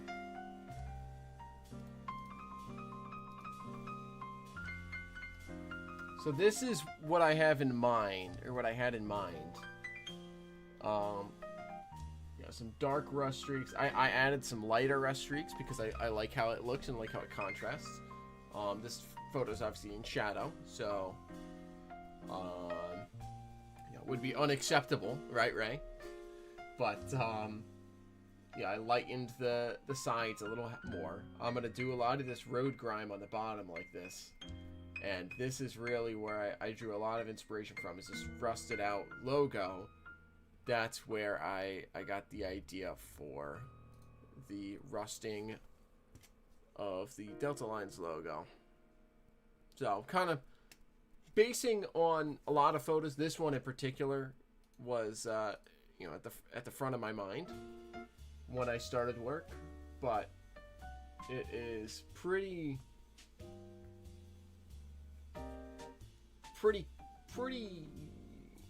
yeah, pretty much this is kind of what I'm looking at, and then blending in a whole bunch of other ideas, and then just regular weathering stuff. Too soon. Yeah, unacceptable. Unacceptable.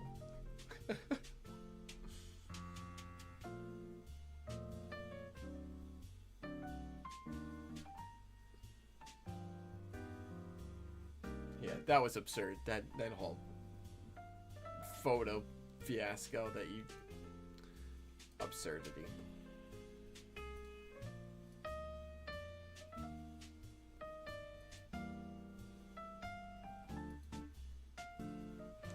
Anyways, that's my thought process, basically. Is I started with that idea of the the rusted out logos, and then went through a lot of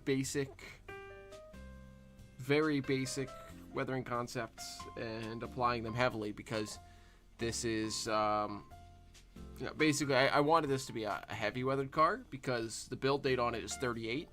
So by 75, which is the earliest part of my weathering modeling window, it will be very, very close to its AAR 40-year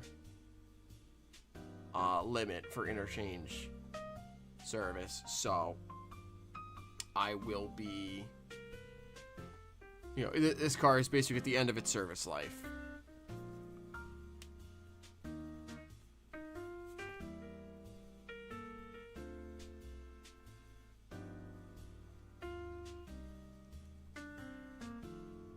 Found that I photographed that they have one of ridiculousness. I don't get it. I really, truly don't get it. But whatever.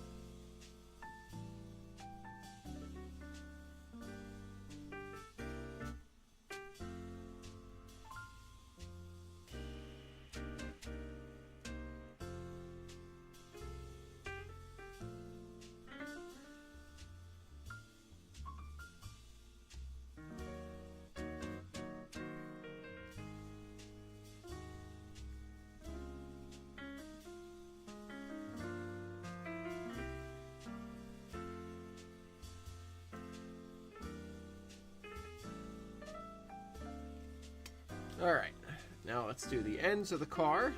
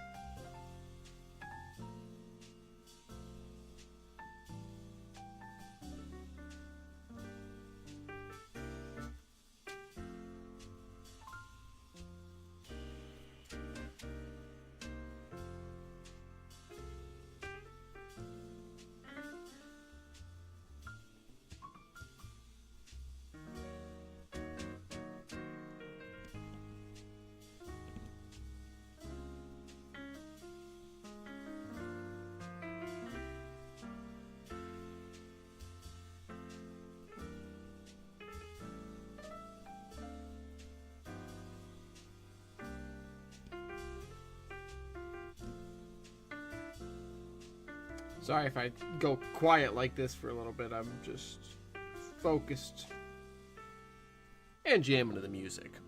I do love me some real nice, good jazz tunes.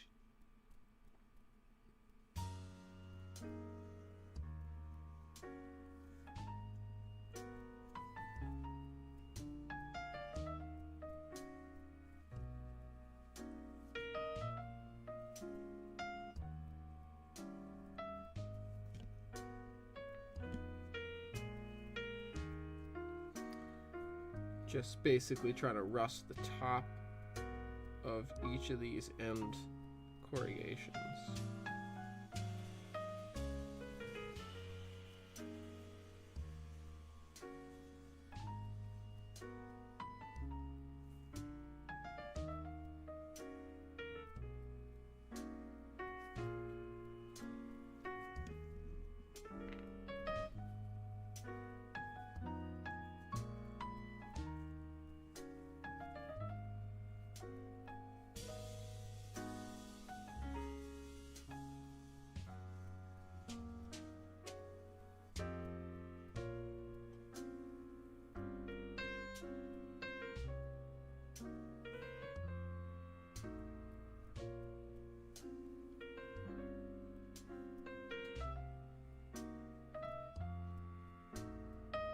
Okay.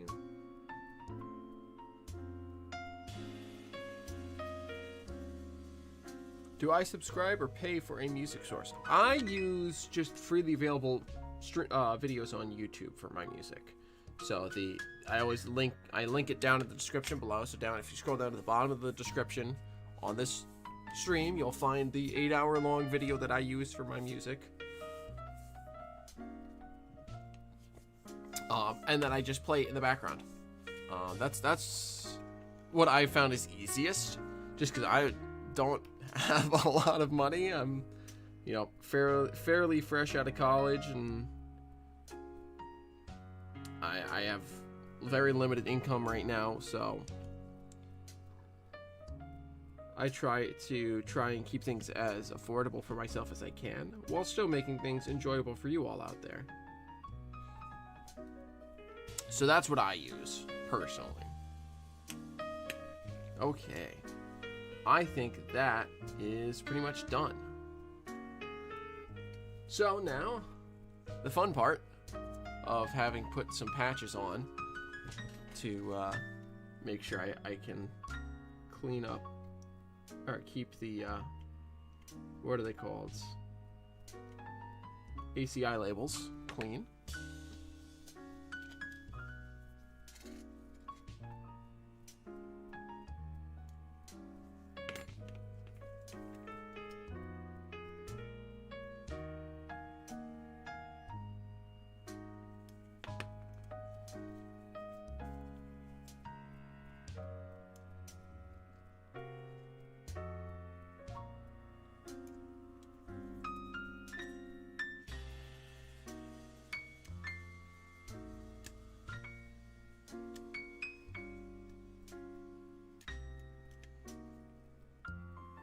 There we go.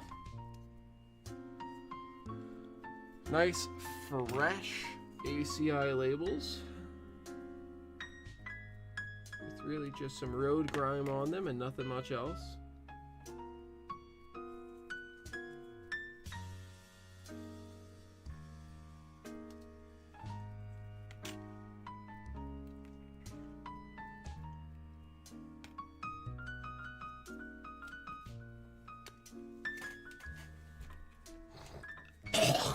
Excuse me.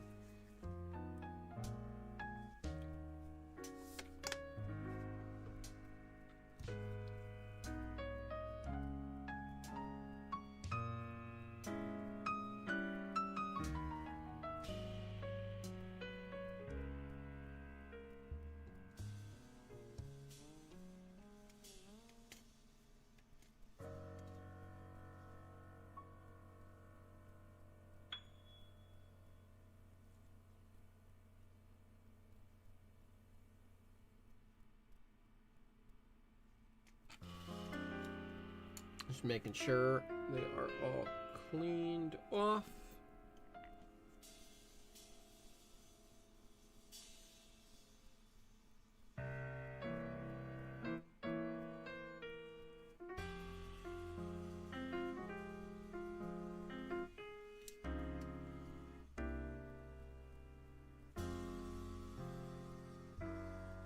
Good.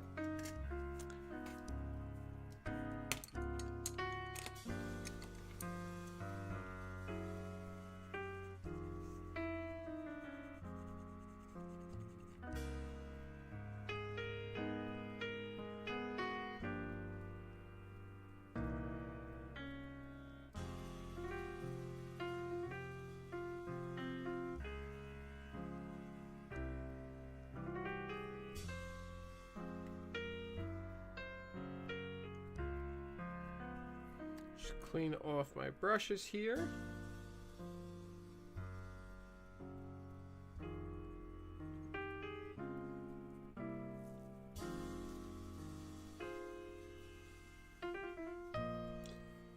Excuse me. Gross. All right, let's get some road grime on here.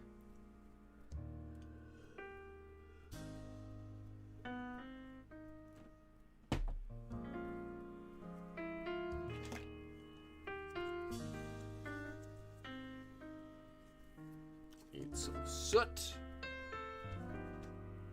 And then a little bit of... Where is it?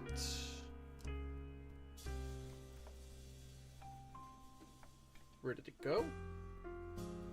Oh, geez, where did that weathering powder go?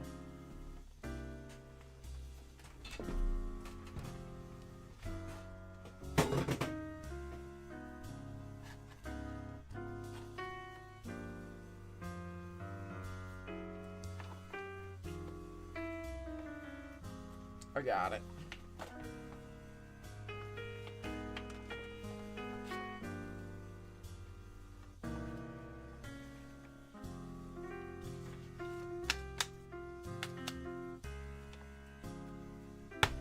There we go. All right.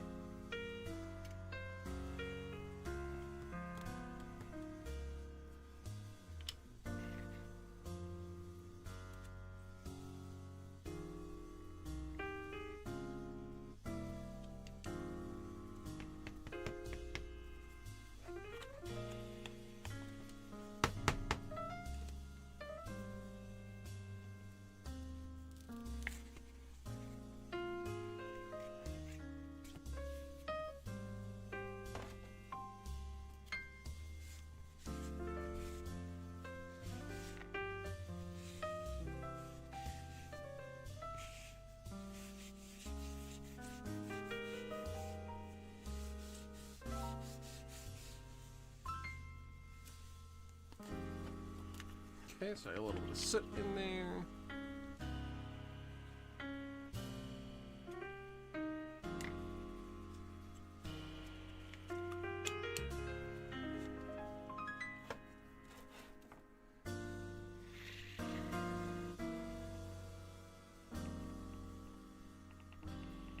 Blend up some road grime with a little bit of brown plus a little bit of soot.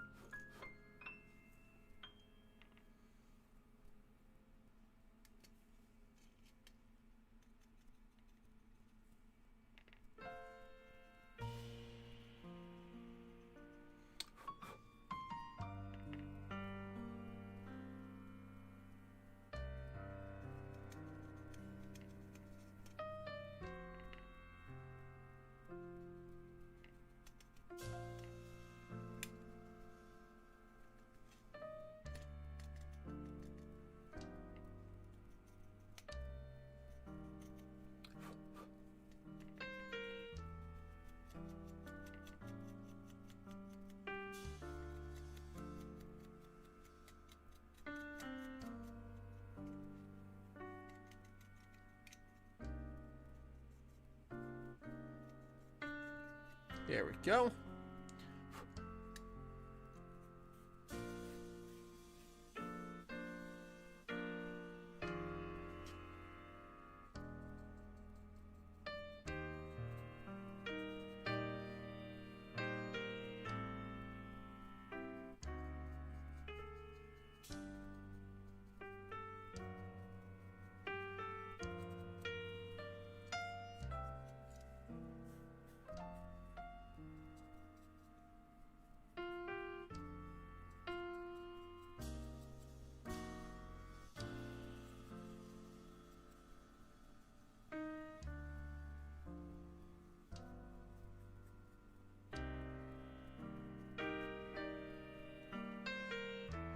Sounds good, Adam. Thanks for stopping in for a while.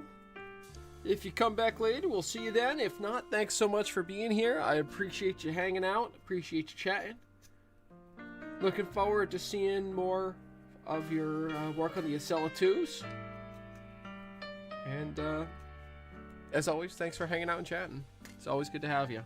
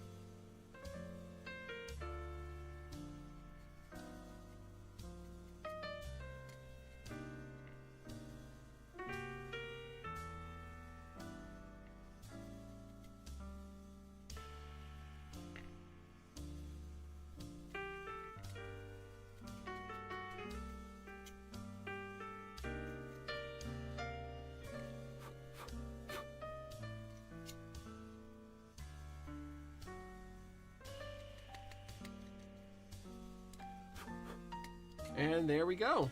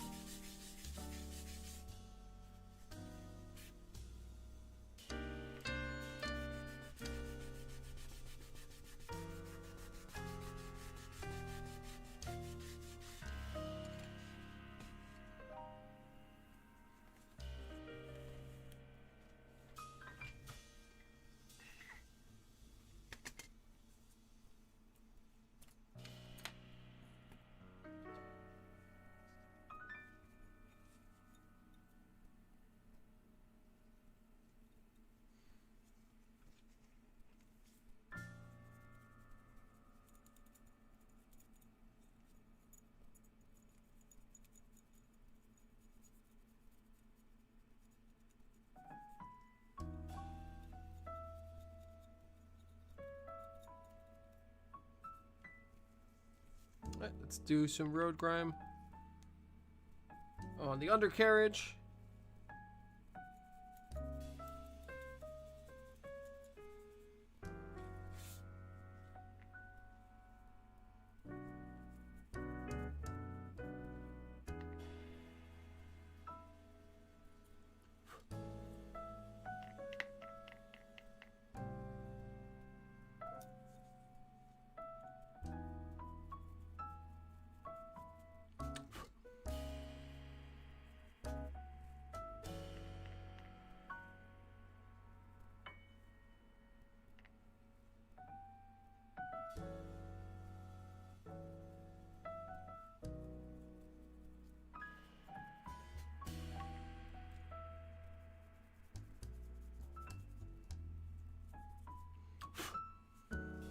There we go.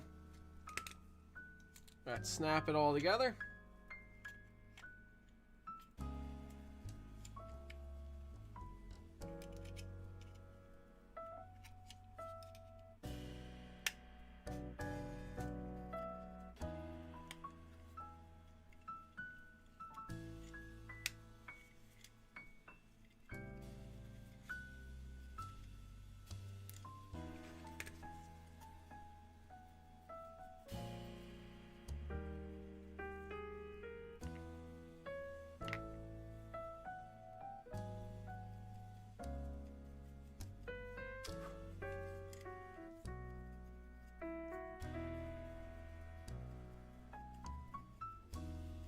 Good. Here is our completed car. There's my computer mouse.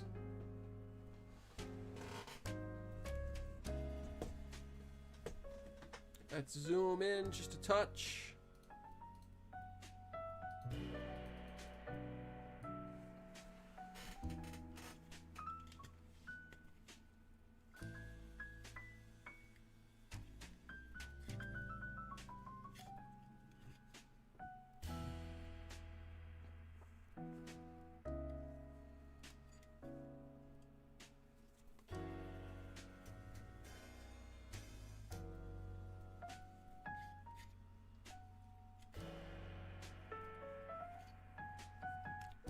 There we have it.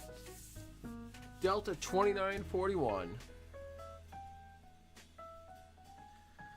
And on that note,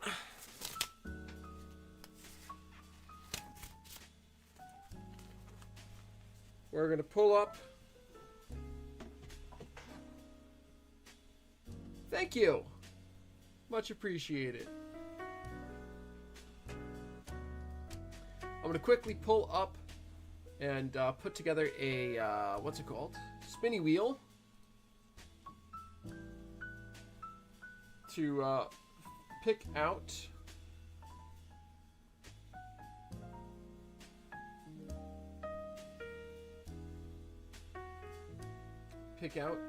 who wins the weathering job. So I need to quickly, let's do this. So if anyone has donated and has not yet filled out the survey, which was sent to you as in a thank you email from Tiltify, or if anyone has not received that survey and still needs to, please either fill it out now or let me know if you still need it, because we're going to be doing our first giveaway here now.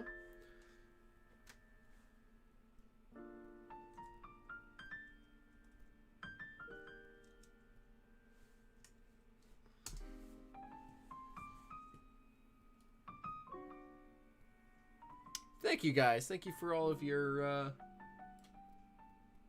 supporting comments, and glad you all enjoy it.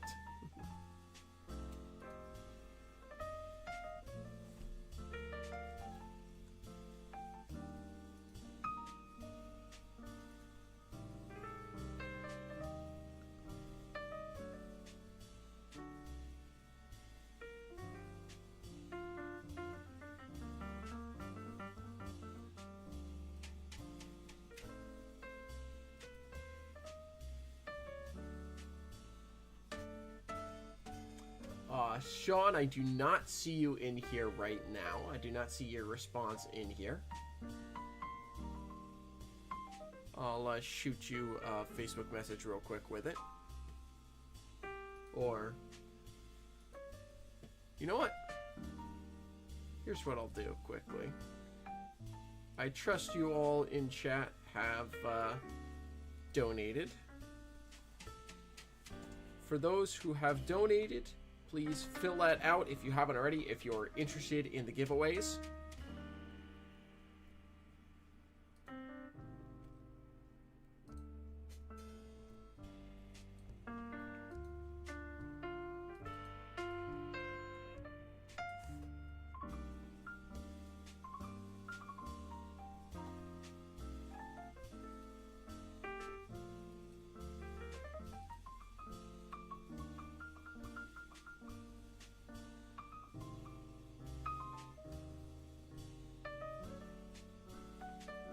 Thank you, Sean.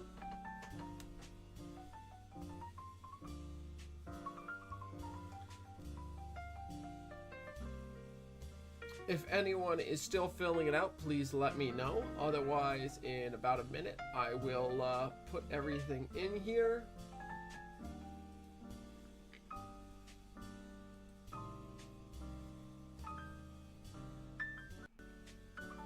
And we will spin the wheel.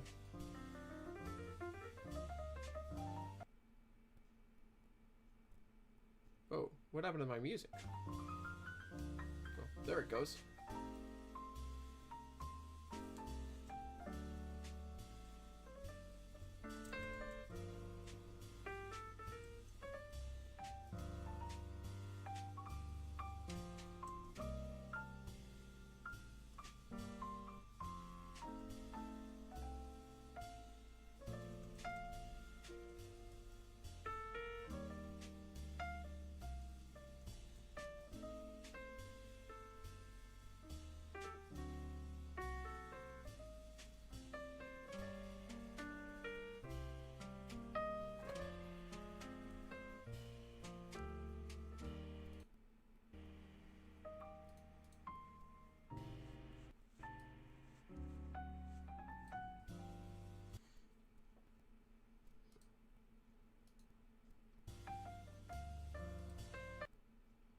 Pause the music for a second, let it buffer while we let me make sure I've got everyone who's filled in the survey so far.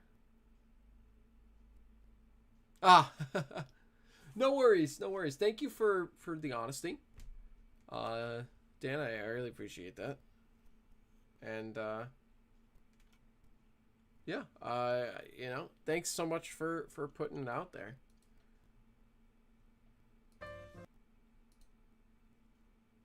All right, I'm gonna go ahead and pull up the wheel here.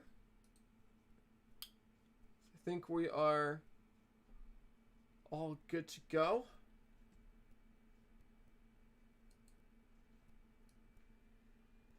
I'm gonna leave the music paused here while we do this.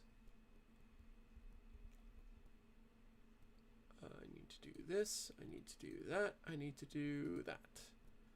There is the wheel. The wheel of names. We've got 7 folks who have 7 folks who have filled out the survey. So I'm gonna give it to 2:30. At 2:30, I will click the spin button.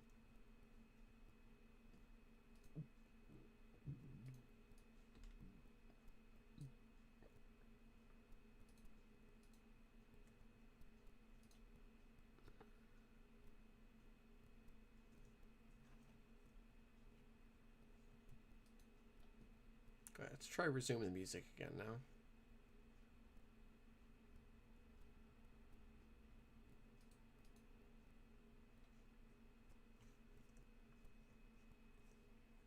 All right, it's 2:30. Let's click the button, spin the wheel, see who wins. Let me shuffle it quickly. Shuffle, click.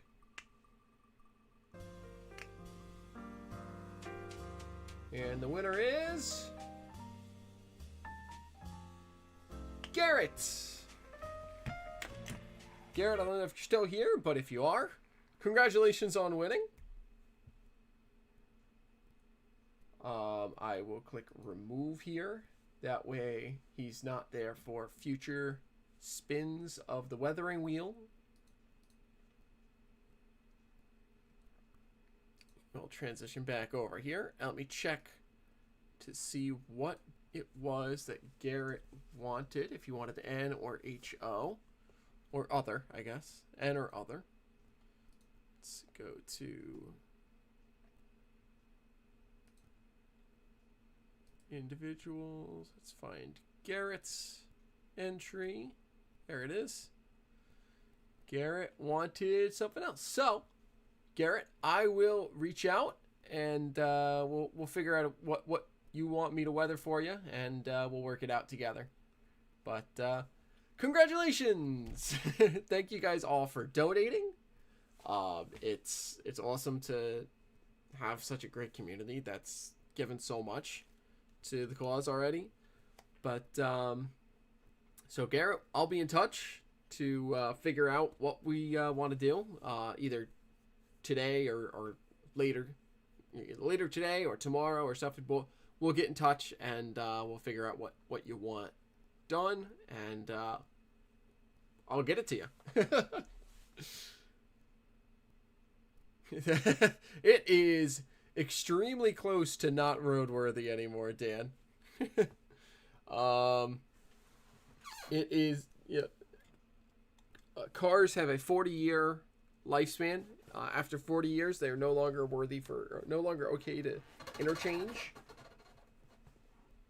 And so, since this car was built in 1938, in the 1970s, it is rapidly approaching it's time to go out of service. So,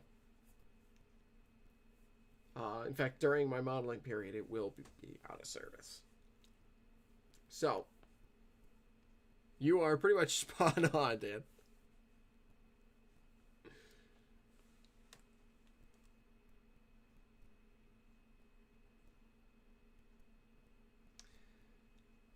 All right, so what I'm going to do now is I think the next thing we're going to do is we're going to jump into setting up for an op session on my layout. For those who have not seen my layout, this will be an exciting time for you.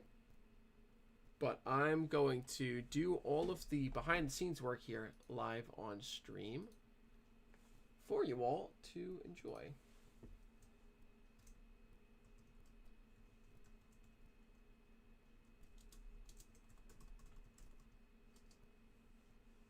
All right, let me see if the music has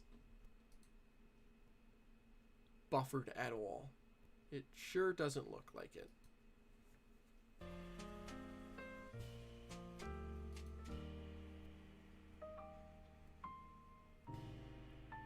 All right, let me quickly pull up my spreadsheet for doing my op sessions. I use a I use a version of the Ops Buddy tool put out by Matt Forkham or MF Railroad. And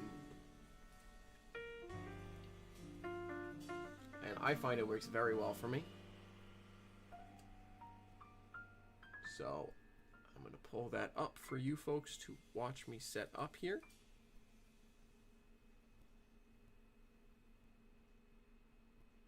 Bam. So this is our Ops Buddy roll table. Ops Buddy is basically just a Google spreadsheet. And it works like a roll table, just like any role-playing game, tabletop role-playing game that anyone's ever played. Works basically the same as that. So I roll a d20, and that determines what industries get served, what cars those industries receive, and so on and so forth. And then we move on from there. Oh, excuse me. So let me pull up a d20 on Google. That way you guys can see my rolls. So the first thing we're going to do is we're going to see if Balfour Lumber is going to get switched. So we'll jump back over to the d20, roll the die.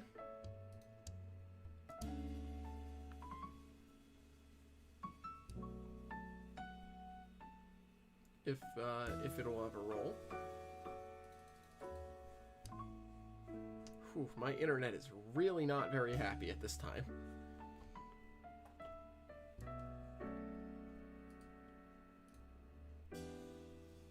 Alright, 3. 3 means no. The industry will not be switched this session. Cool. Roll again. 14. 14 on Williams Depot means it will not be worked, so we're not even going to work that branch. Interesting. Okay. That's what I like about the Ops Buddy is it randomizes all of this. Roll again. 17. So Hudson Cement Company will in fact be worked this session. Now we'll see what it gets. Roll the die. 13. 13 is 2 cement covered hoppers. Okay. Star Gas. Roll the die. 4 means no. We will not be. This is going to be a short op session. I might have to re-roll this because this is going to be a very short op session. Right now we're working in one industry. 19. Yes. Alright, so we're working 2 industries this session. I'll do it, and then maybe I'll do another op session after. 10 is 2 boxcars, track 2. And actually, I need to modify this. Everywhere it says gondola, I'm going to do salt cove hopper.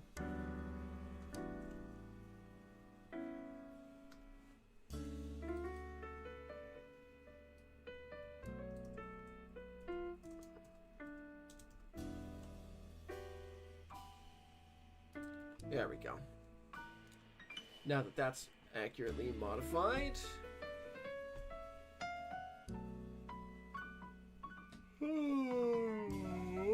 Excuse me.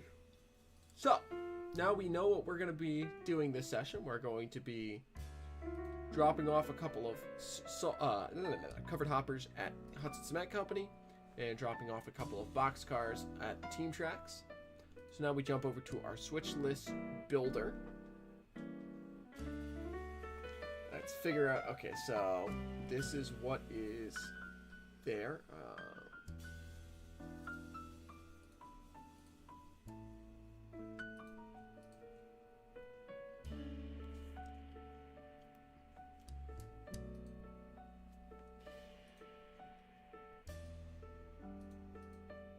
I'm going to clear this switch list out. This is an old switch list.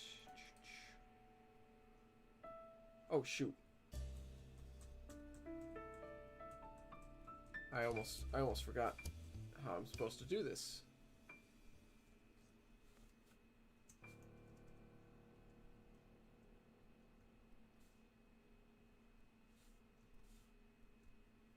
All right. These have to go back over there. This has to go back over here. That's fine.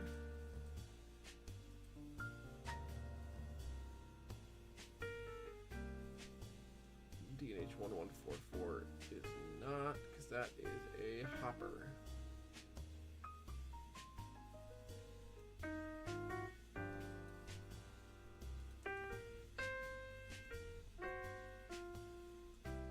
I'll just put gravel.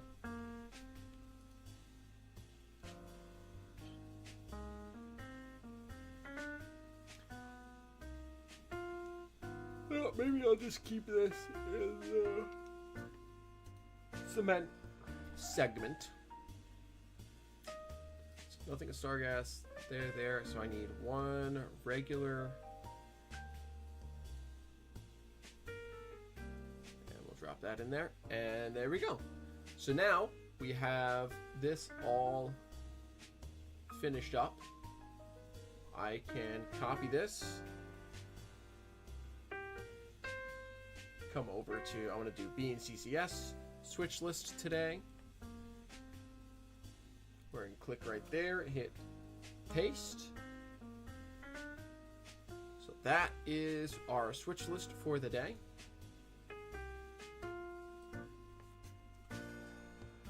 Almost forgot to do that.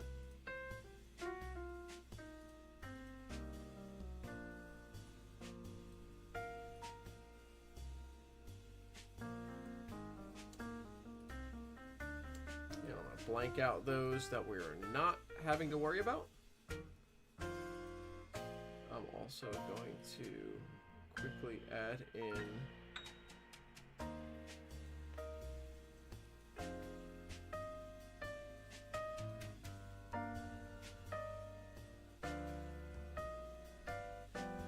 $700 BNCCS EMD Jeep 7, and that is going to be our power for the day. Engine number is 700.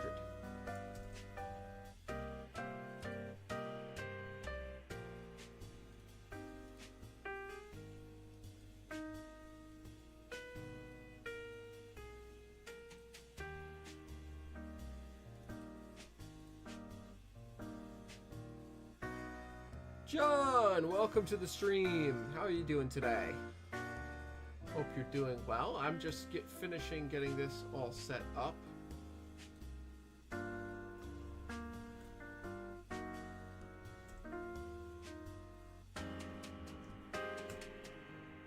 We're going to be and we're going to do 1976. Why not? Today, this will be in 1976 at the moment. We're going to say today is September 14th, 1976. And we have BNCCS 700, which is a Jeep 7, as our power. I'm going to quickly jump back over to Switch List Builder to make sure I have my BNCCS boxcars in the list here, because I don't think that I do. I have that one, which is the old one, but I don't have the new ones. So I'm gonna actually quickly grab all of this.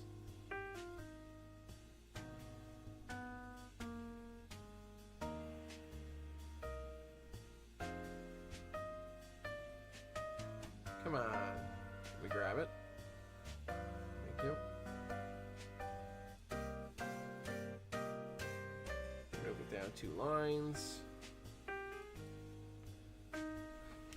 B and CCS.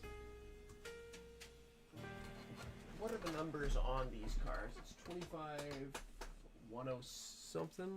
1 second, let me grab them. Let me actually show them off, because I haven't showed them off other than in that YouTube short.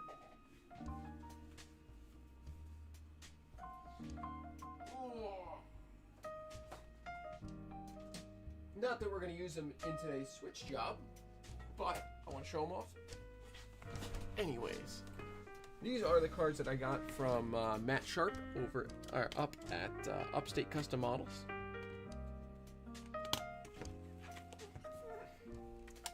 I'm going to put them into my system here, and then I'll switch back to my camera to show them off, and then I will go on a quick break so I can hop over to the layout and get everything set up camera-wise, and yeah, as far as the camera goes and as far as the trains go.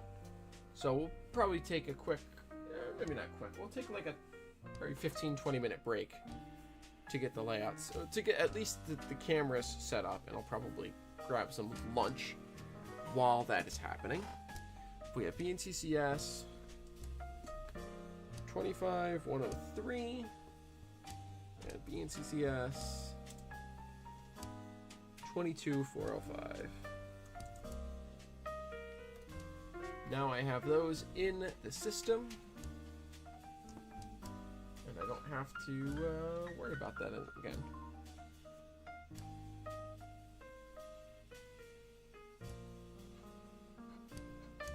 So now let me switch back to the camera here.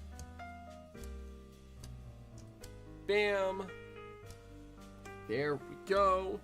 So, here we have BNCCS 22405. 224 series is the PS1s, 50-foot, 2-door PS1s, used mostly in lumber service. Lumbers and auto parts. But Matt did a nice job of grinding it up. I want to put a little bit of rust on the roof, I think, but I like how grimy it looks. And more grime on the other side. And on the ends as well. So, there's that car. And then we have BNCCS 25103, which is one of the PS 5344s. That Matt did a really nice job of just adding some light road grime along the bottom of the car.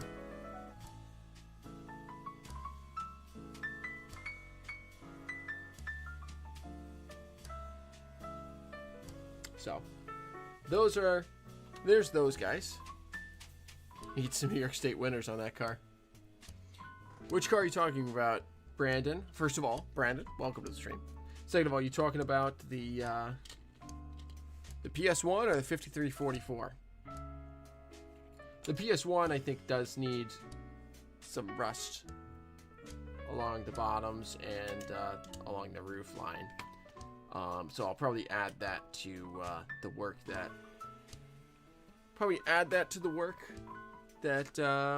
Matt's already done. Not that I'm not greatly appreciative of what Matt has done. He did a beautiful job, but I think it needs a touch more. I'm pretty happy with the 5344s. They're new in 78. So I don't want too much work done on that yet. I like how it's just some road grime.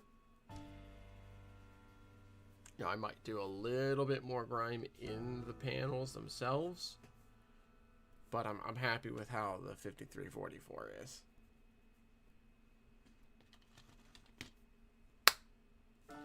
But those are the cars from Upstate Custom Models. Matt Sharp does a nice job of weathering. He's done some really nice HO scale locomotives.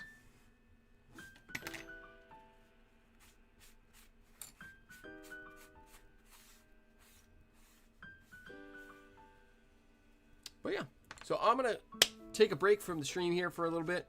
I'll get some lunch. I will set up the cameras, and I'll be back in 15 or 20 minutes or so, probably. Well, actually, yeah. Maybe not. Maybe sooner. I need to, but I do need to go set up the cameras, so that I can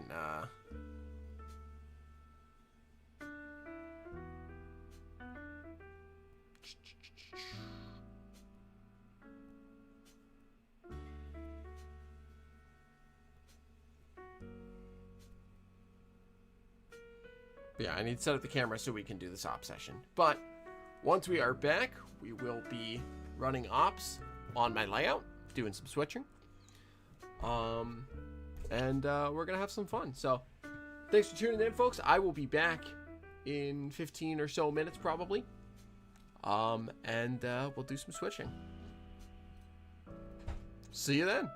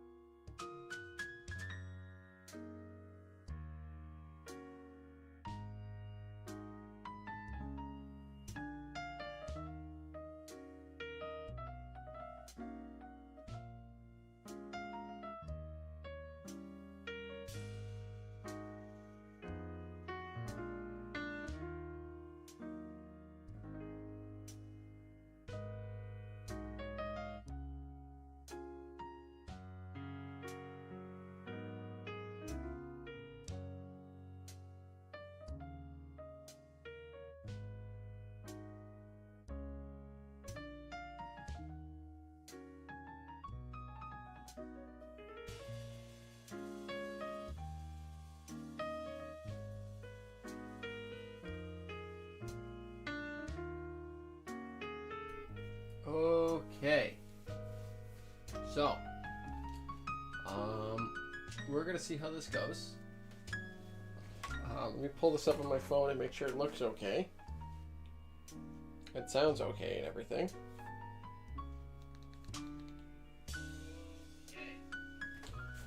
So I'm gonna be standing here, running ops. I have not forgotten about you, Garrett. I'm here.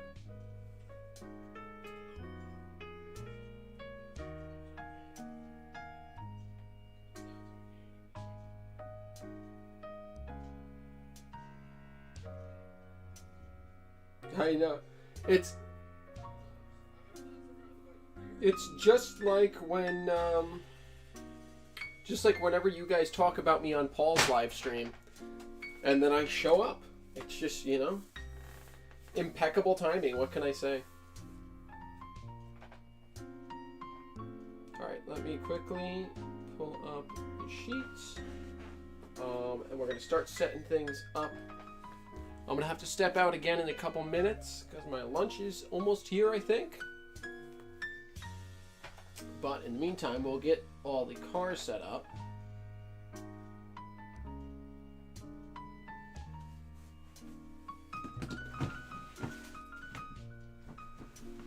So we can get that done.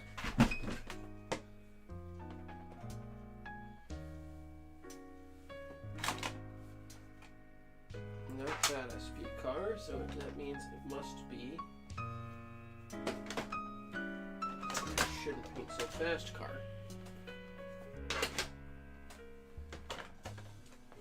This stuff should all be out of the way, so I'll put it in this box down here to make sure it stays out of the way.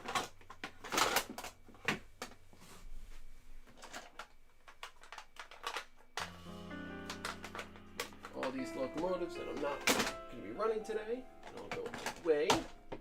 There we go.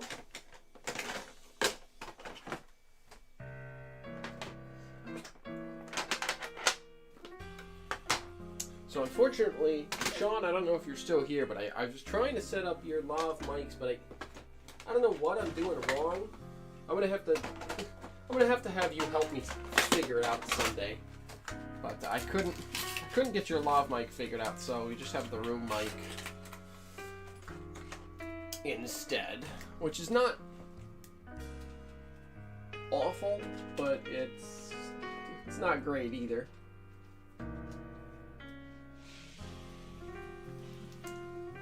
SP car goes there.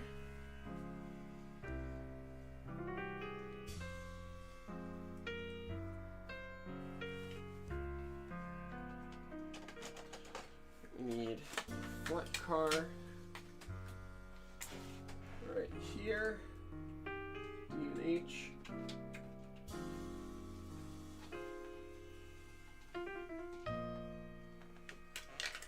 Okay.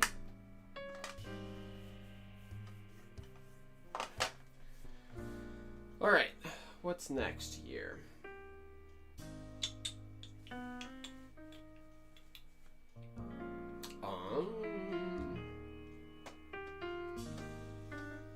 GLNX goes on the layout over at Star Gas. So I think what I'm going to do, because there's so few switches, there's so few industries being switched this session, I'm going to do 2 op sessions today. I'll do one now, and then I'll jump over to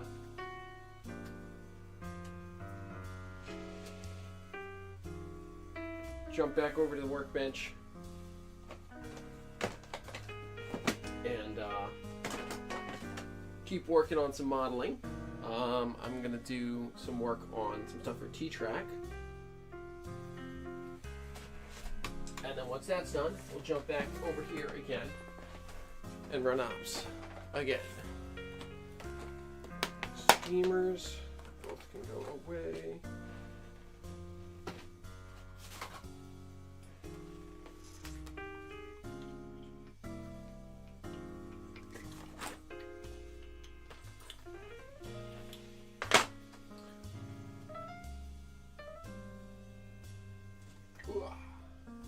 Go.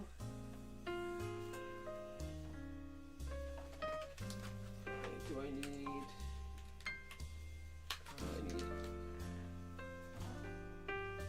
4666. There's 4666 right here.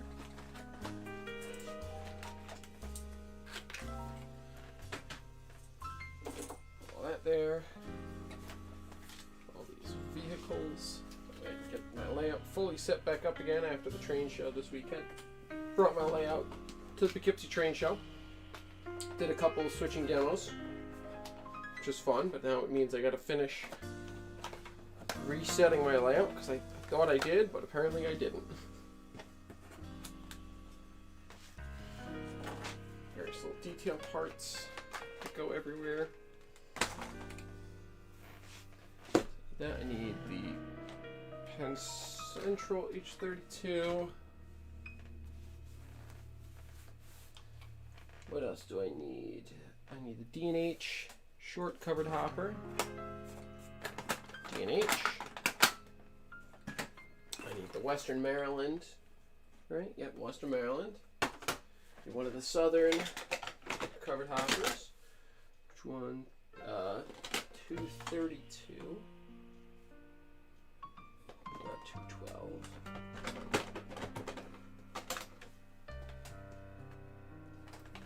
$32. Good.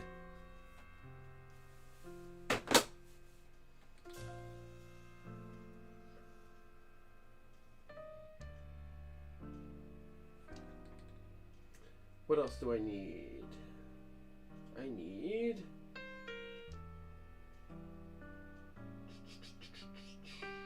my B&O. Who's it? What's it?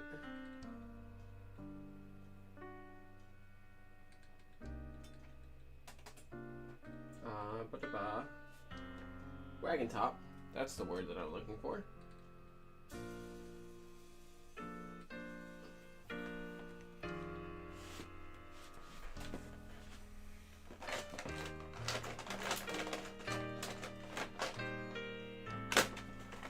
course, without fail, the cars that are on the layout are the ones that are like buried out of the way. So I need the D&H box. I need the P&W box. Nope. I need the B&O wagon top.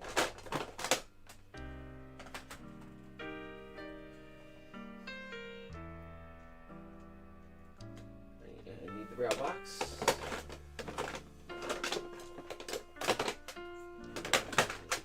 One rail box, another rail box. Is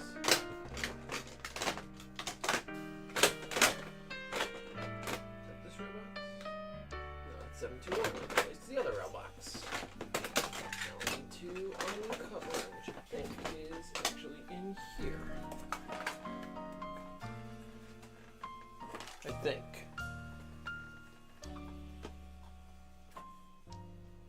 Joey, welcome back. Good to have you. Just in time as I'm setting up for some ops here. Pulling out all the cars I need because my whole layout is disassembled or was disassembled because I brought it with me to the train show in Poughkeepsie on Saturday or Sunday rather. We got the Delta Lines box car. That's going on the train here today. One that just finished weathering. That is staged on one of the tracks that needs to get picked up. Along with the B&O wagon top.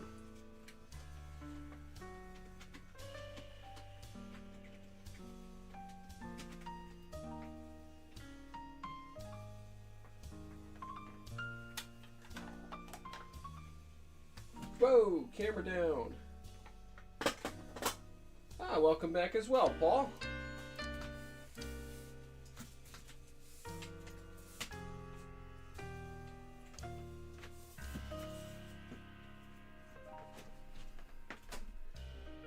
There, that's a little better.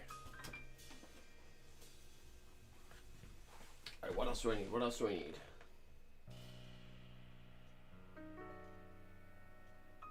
I need the C&J covered hopper.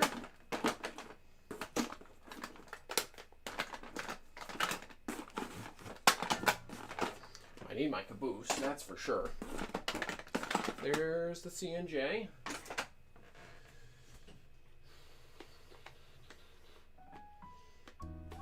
I need Penn Central 25, 24, 55.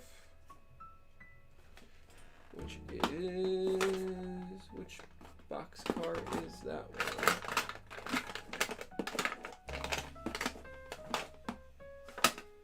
Which one is 25, 24, 55?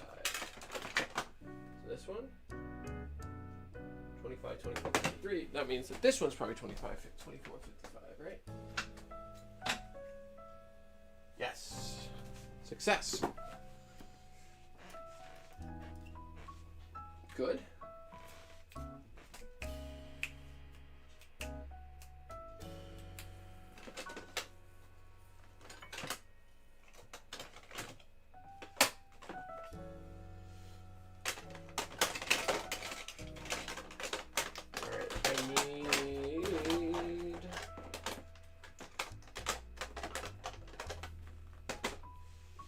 Flat. Right here.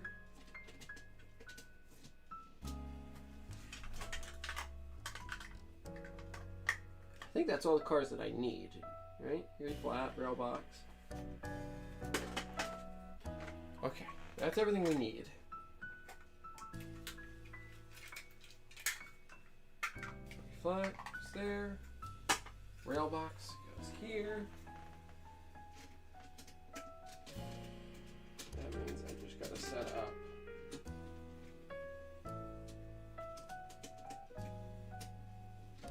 cement industry and then my inbound train. Penn Central, C&J. Okay, so that means this now can be placed out of the way.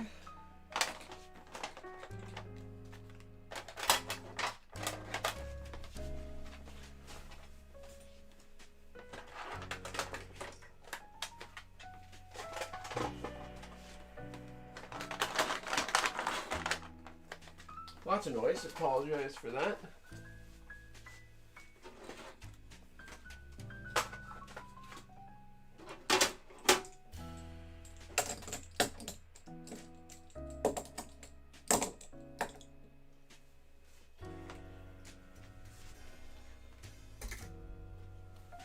Alright, let's move this out of the way.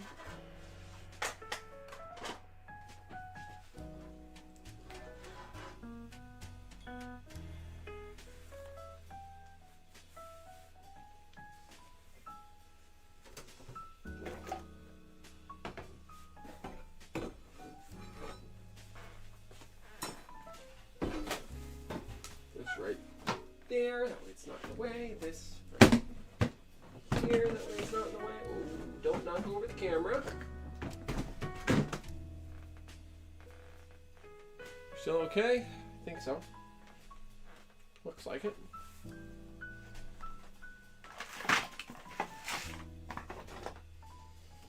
You go right there. This goes right here. Car. That's on the inbound train. Of course, my coupler is way too high on this because I haven't finished making sure it's set up.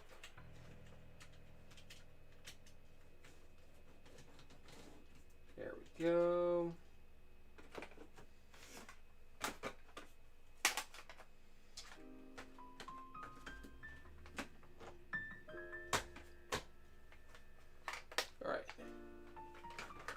What goes where? What goes where?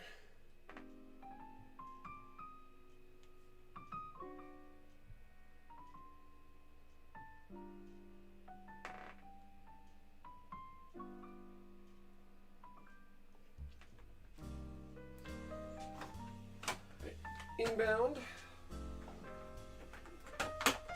Track 2, track 1. Okay.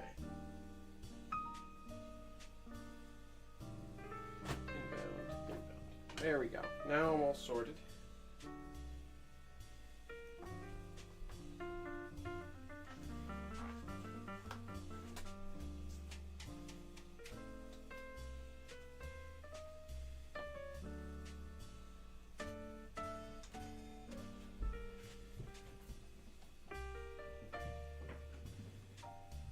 Let's try and set up a light here. You guys can see a little better. But I gotta figure out where I can put it. Well, we're gonna get started in about 5, Garrett, so you'll at least be able to see some of the switching. No, we're gonna put the light right here.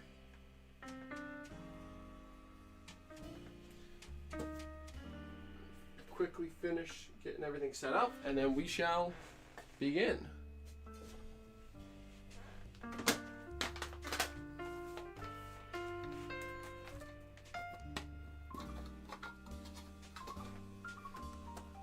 I'd also like to mention that if anyone is interested in running this layout, I do have it set up for virtual ops through JMRI.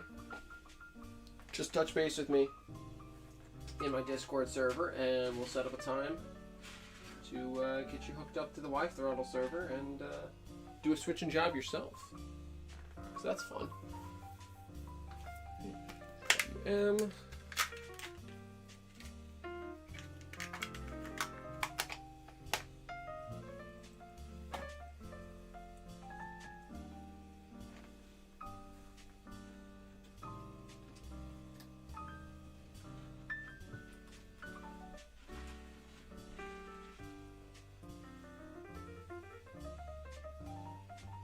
Good.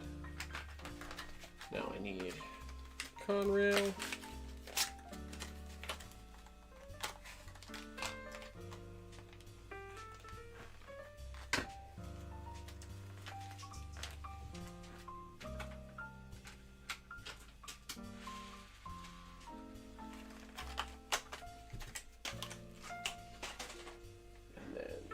PBNJ.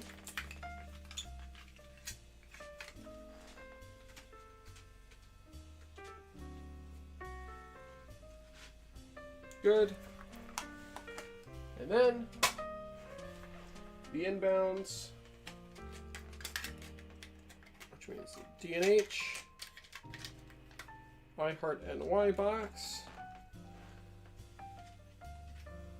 Some for you, Brandon, if you're still out there. One of these iHeart NY DNH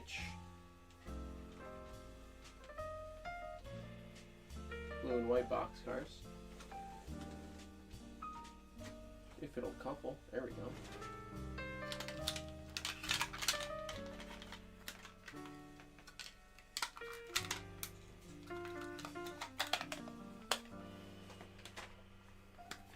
Alright, now 2 covered hoppers and then the caboose at the edge of town. And we'll be good to go.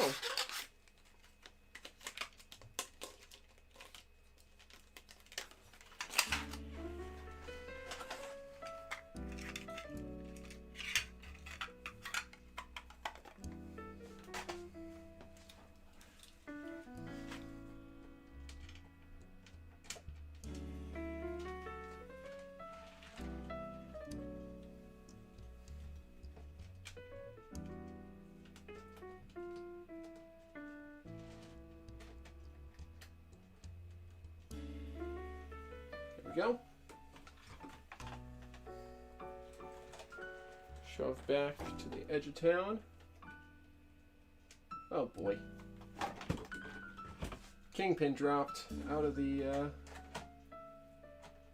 covered hopper. Let's fix that. Can't be switching with a car that won't roll.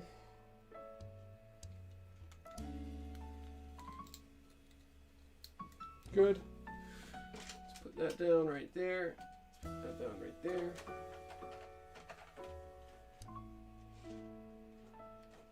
Couple that back up.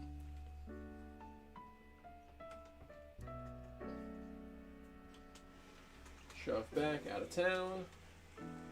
There we go. All right. And let's put the caboose on.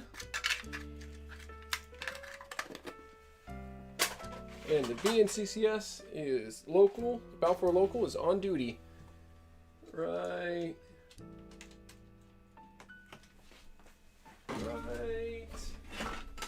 Just gotta grab my coupling pick, which is in here somewhere.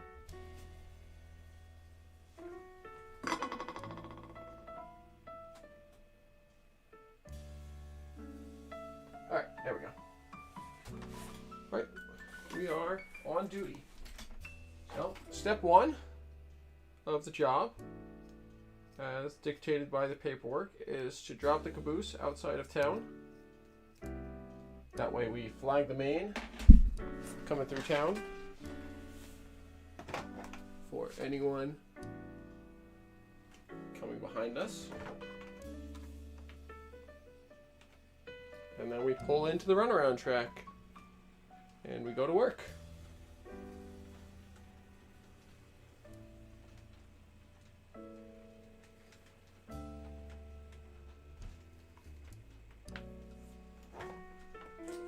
While I'm pulling into the runaround here, I will keep setting up some cars. All this junk will just stay here for now. I'll maybe set that up between now and the next op session.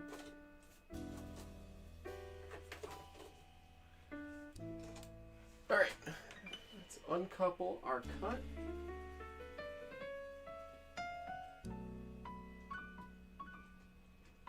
There we go.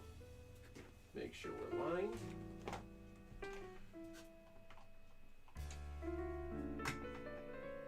I don't know what the best way to put this light is. Maybe there. That's a little better. Right, let's pull off the cars.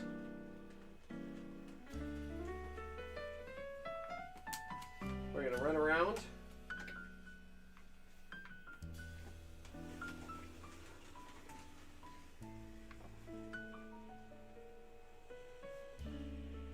We're going to couple onto the cement cars, and we're going to switch the cement plant first.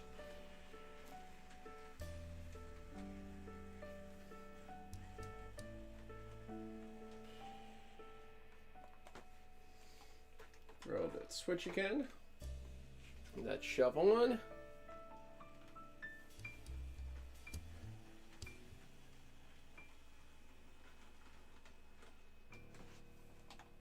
Make sure we're coupled.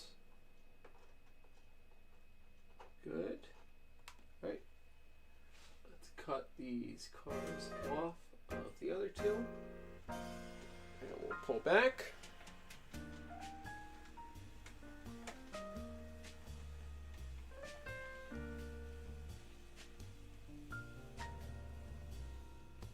Good. Let's throw the points. Throw these points as well.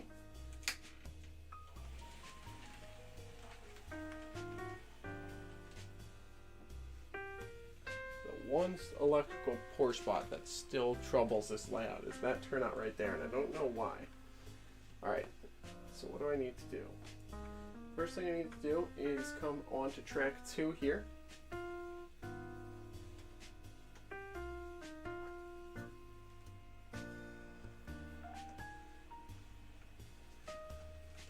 Couple up. Pull this cut out of 2 cars. And then we will shove onto track 1.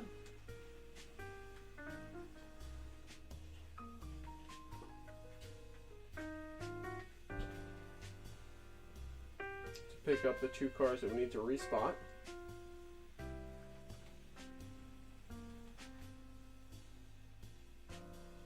Pull those 2 out. Oh, didn't cut. Now we're good.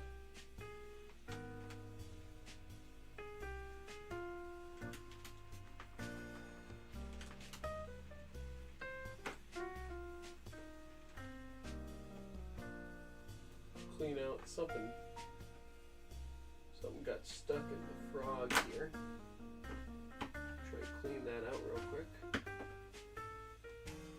That's better. Better than nothing. Alright, let's shove the 2 respots back onto track 1. Or track 2, rather.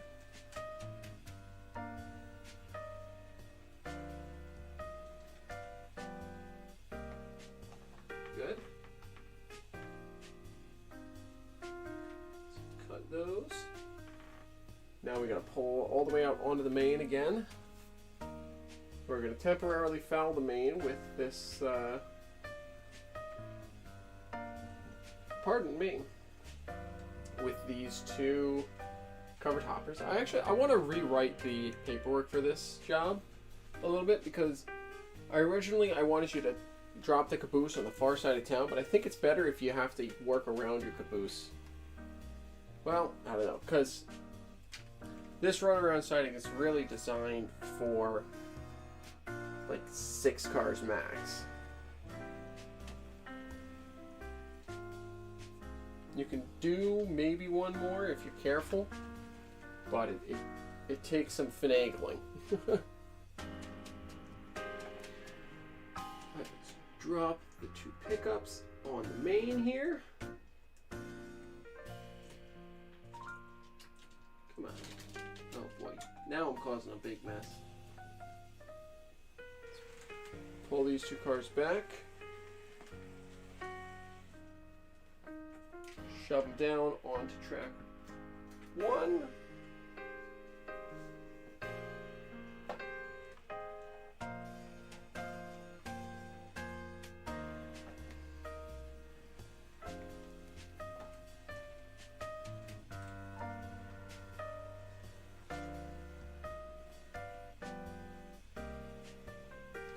And then half the job for today will be complete, I guess.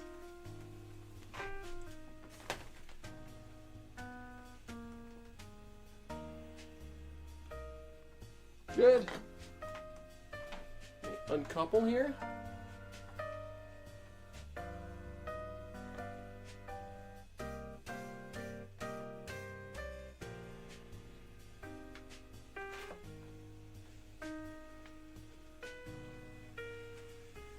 run back, and then we got to put these on the runaround. So we can work the other job, which for today is the team tracks.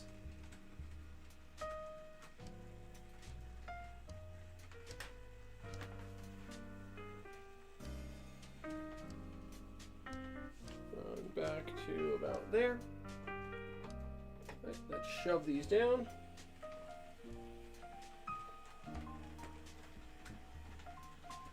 And I'm going to shove.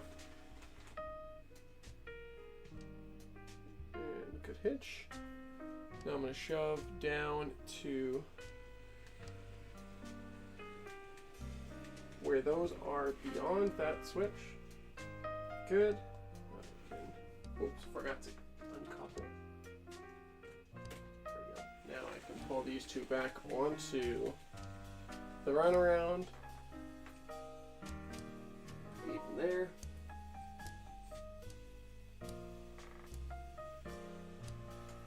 Run around those cars to get to the box cars here.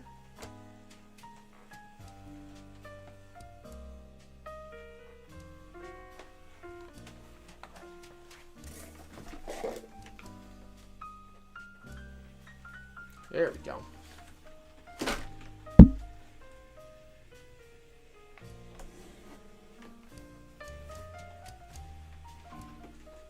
And good hitch. Let's run back.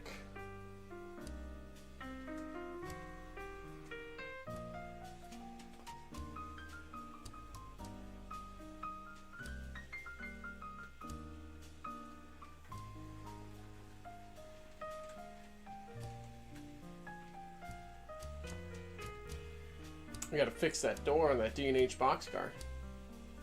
Thing is falling off.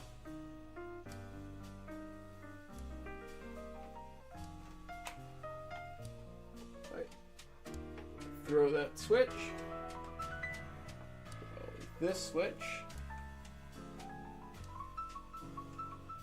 Shove all the way down.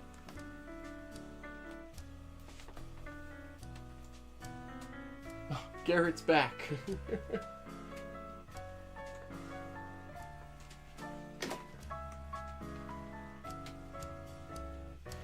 Alright, we're gonna shove these two cars. No, we're gonna pull the two cars out first.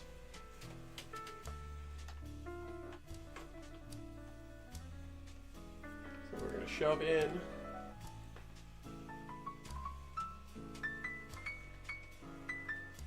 couple and pull them back. Oh, didn't hitch. There we go.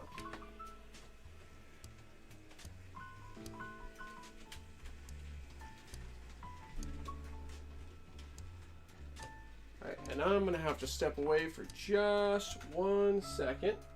I will be back very soon.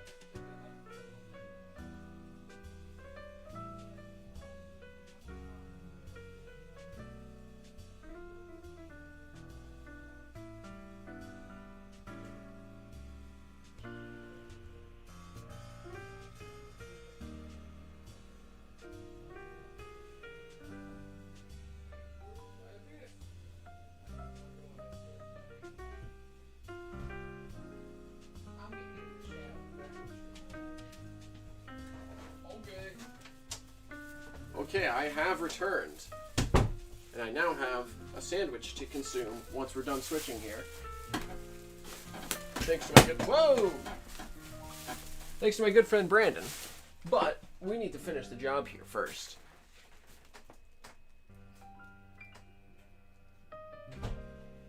Let's see, what's going on? What did I miss? Scott's back. Where we're going, we don't need doors. Now you have until 10 or until your earbuds die. Well, whichever one happens first, happy to have you until then.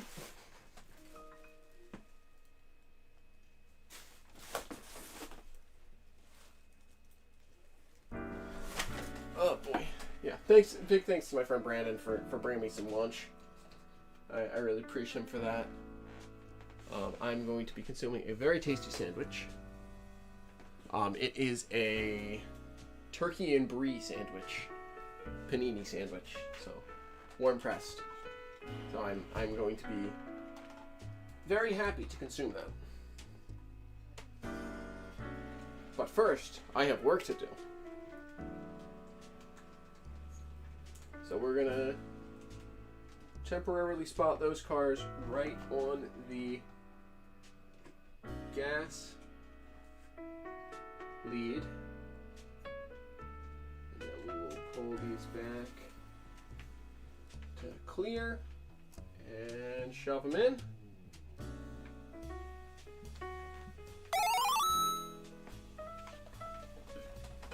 Scott! Thanks again for... Let's see, how much? Let me pull it up. Can't see it too well from my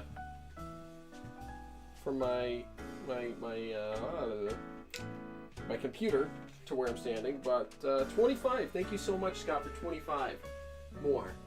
It's you know, it's awesome to see you keep going.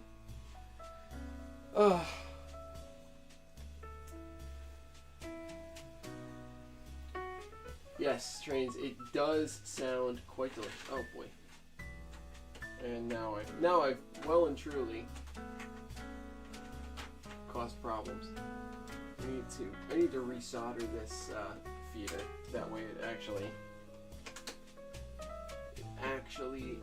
is not blocked or not blocking the track. Bringing you up to your current mileage. Awesome. You enjoying walking up the Hudson Valley?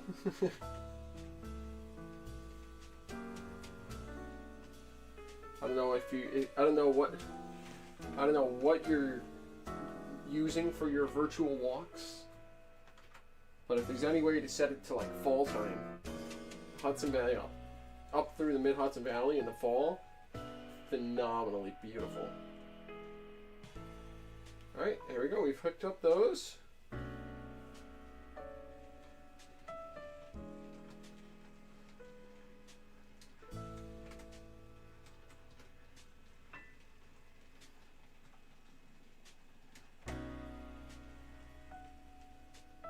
Good. Alright, let's try and shove back.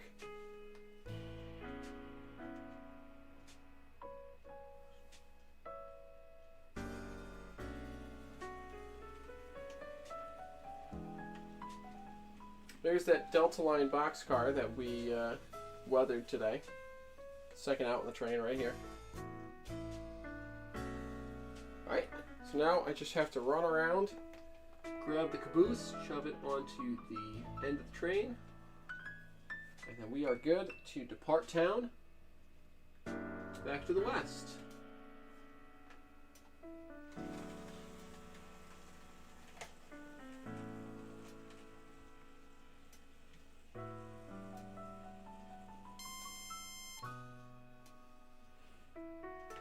Alright, we got a good hitch. Let's run the caboose around the train here. And then I'll take a 5-minute break or so to finish to restore my cameras to where they belong. And then maybe we'll try and boot up a train simulator. That way I can run the train while I'm eating eating my sandwich. Walking right up Route 9, awesome.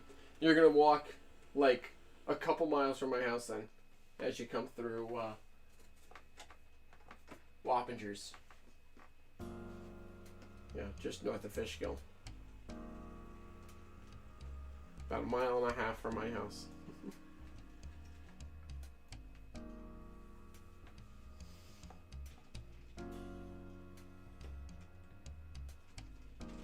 Come on, couple up, please.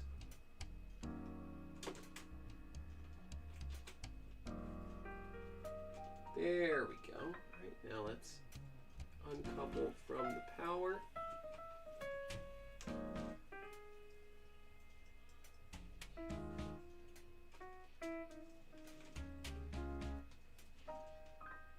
There we go.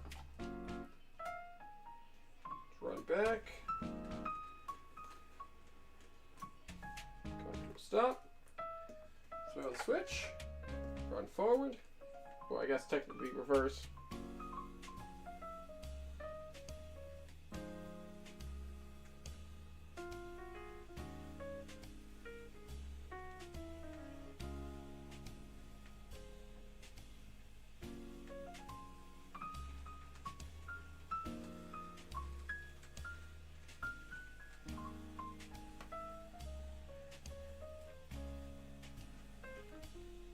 There we go. Throw, turn it up onto the runaround, shove in, couple up, and depart town back to the west.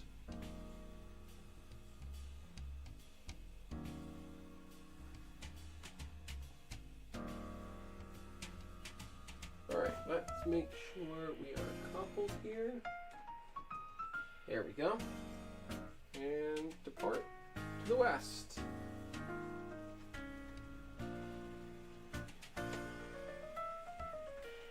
And that was one potential switching job on the layout.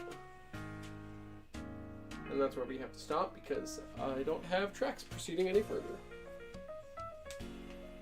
But there was a fairly easy switching job with being CCS 700 on the Balfour brand, or on the Balfour local here. I hope you all enjoyed that. I always have fun switching this layout, even if this was a fairly simple switching job. There are 1, 2, 3, 4, 5 different industries that can be switched. Sometimes they all get switched, sometimes only 1 or 2 get switched. That's the beauty of the randomness of it. It's just like the railroad.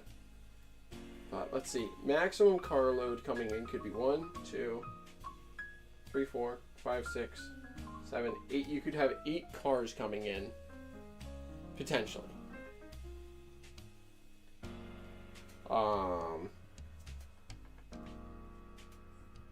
Which, if you have a full load, it does present some problems with the runaround. You have to really plan out your moves. But it is doable. Hard, but doable. So, I think I've only ever had one session where it's actually 8 cars. Most of the time it's 6 or so. Normally at 1, 2, 3, 4. Yeah, somewhere between 4 and 6 cars is the usual. It's normally the ones that get switched frequently, and this is how I set it up in the roll table because I wanted them to be switched frequently.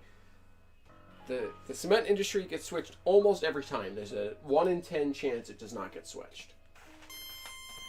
The lumber industry gets switched a lot of the time. I don't remember exactly what it is. It's maybe like a 3 in 10 chance it doesn't get switched. And the gas industry is about a 50-50 being switched. The other 2 are slightly less than 50-50, being the team tracks. Well, actually no, the team tracks get switched most of the time too. I think the team tracks are like, I think actually, I think what it is the gas is like a 3, it's like a 4 and 10. It doesn't get switched. The,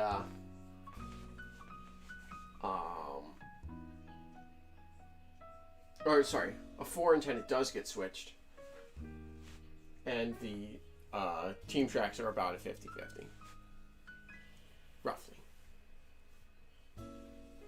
You did indeed deliver the sandwich, Brandon, and I very much appreciate it. I'm going to probably set up on a train simulator to be able to eat my sandwich while running the train. DSJR C2M, welcome in. Good to have you.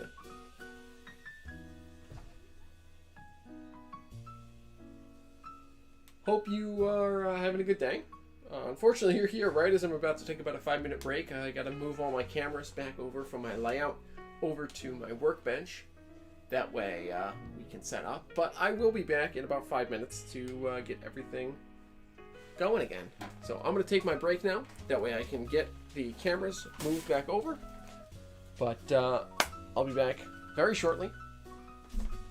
For real this time. I know last time I said it was like 15 minutes and it actually turned out to be like 30 minutes. But I will be back for real very soon.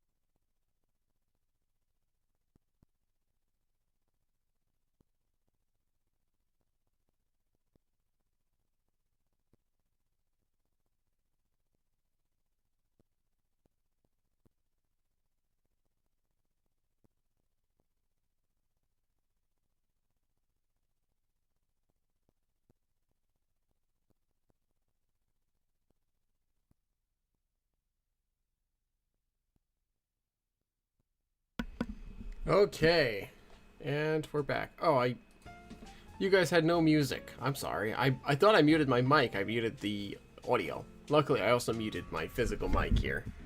Muted Mikey. Otherwise, we would have had a issue. But welcome back, everyone. Good to have everyone back.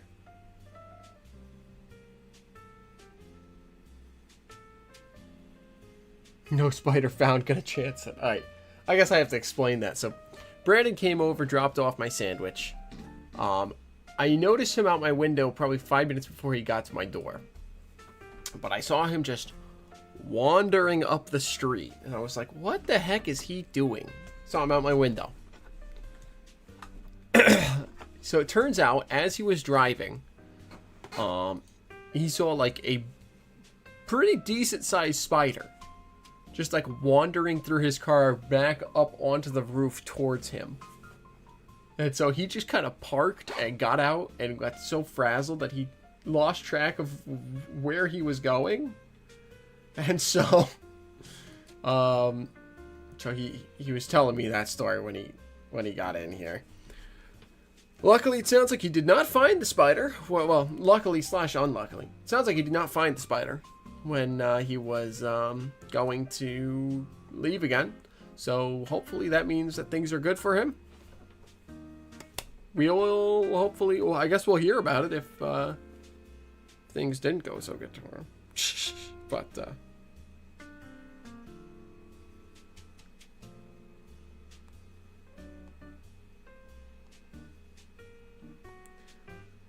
But in any case, let me launch this train simulator. We're going to try launching Dovetail TS Classic. And we're going to see how that goes. Well, I guess I should probably unpin this message. There we go. Alright, let's see how this goes here.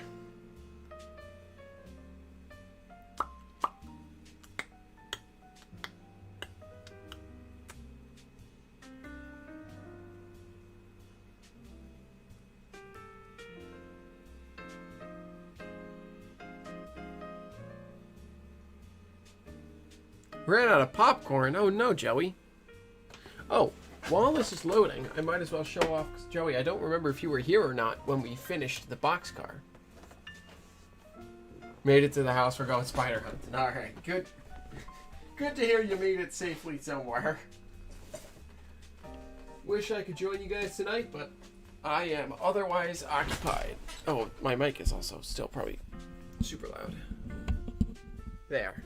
That's probably a little better.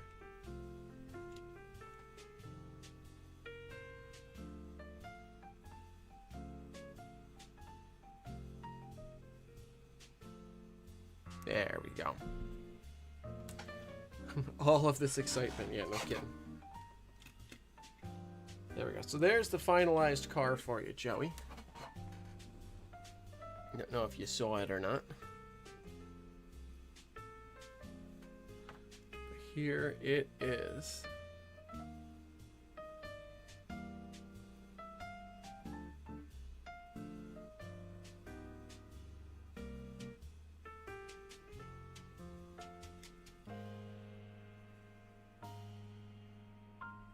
If you give me a second here, I can zoom the camera.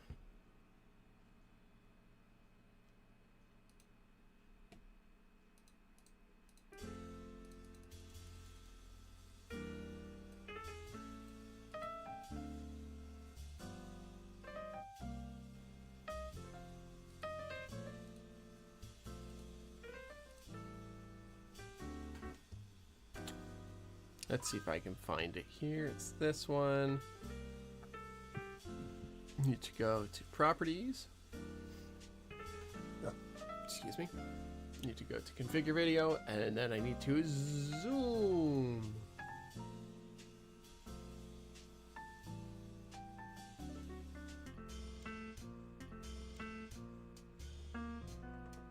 Okay. I think it's back. I don't know what just happened, but it was not happy. But I think it's back now. Maybe.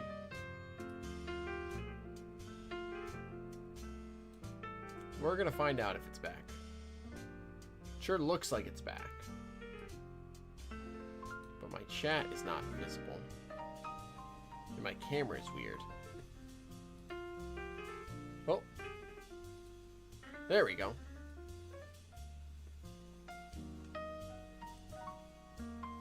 Yes, Scott, you did lose me here for a second. I don't know what happened, but OBS was very unhappy. But now it is much more happy.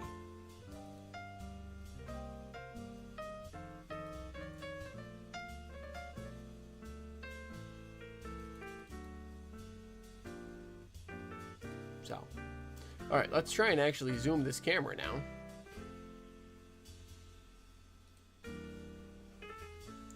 So that Joey can actually see this boxcar. Configure video. Camera control. Zoom.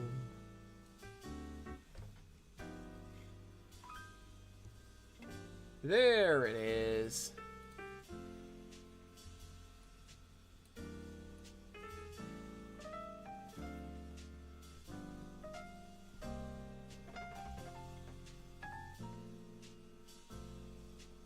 So there is the Delta Lines boxcar we were weathering. Fully completed. I'm very happy. I'm especially happy with the rusted out Delta Lines logo. It's come out very nicely. So, all right, now we're gonna try to launch this game again. I'm gonna do this,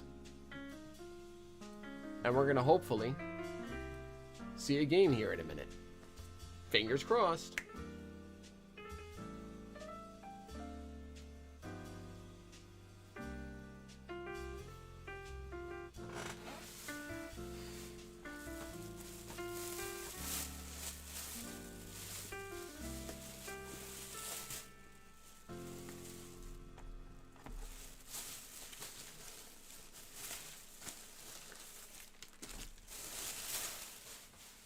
It's really trying. We're just gonna let it do its thing. That's what it comes down to. We're just gonna let it ride.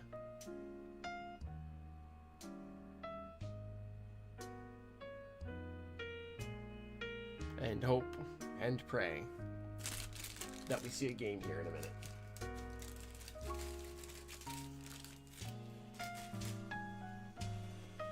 And in the meantime, I'm gonna open up the sandwich because it looks tasty. Ooh. Oh, sorry, did I say turkey and brie earlier? I meant ham and brie, which probably makes more sense.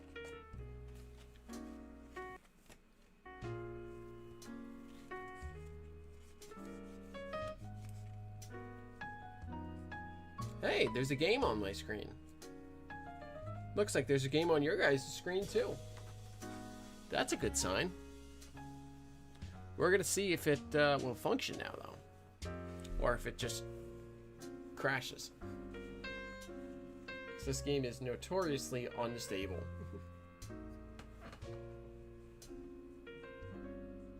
Like prolifically so. All right, let's see. What do we want to drive today?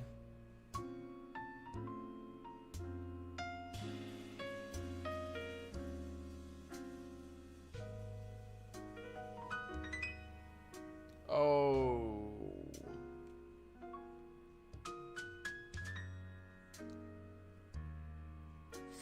It doesn't like this. Does not like this. Let me...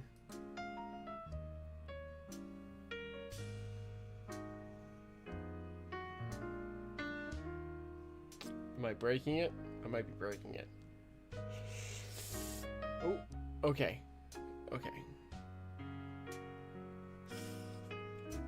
Okay, it's okay now.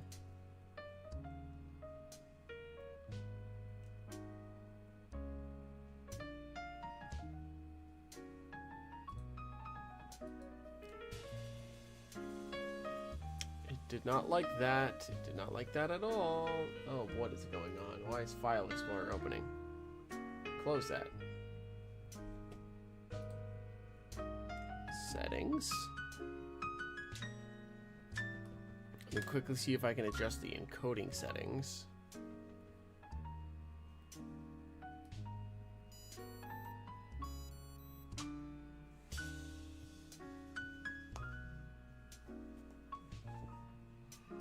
Stream output.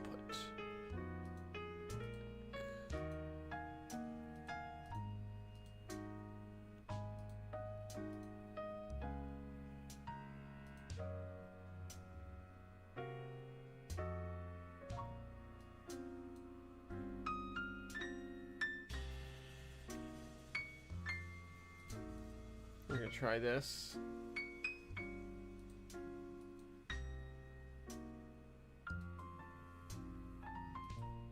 Alright, we're going to try that. And now we're going to see if I open the game again, does it get angry again? We're about to find out.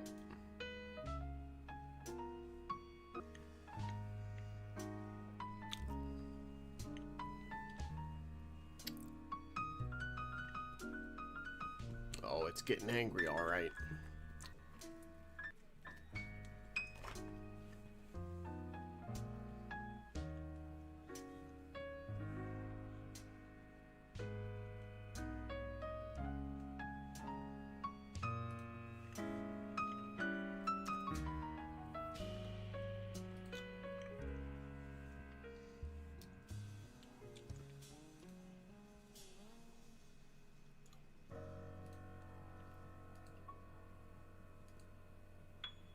I'm trying to turn down as many settings as I can.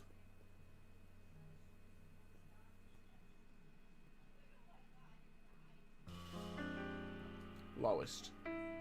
Save. Oh, it's got to restart. No, don't restart. Alright, I'm going to try and launch. I'm going to try and quickly launch a game. Or a, oh, it's, well, it's kind of okay.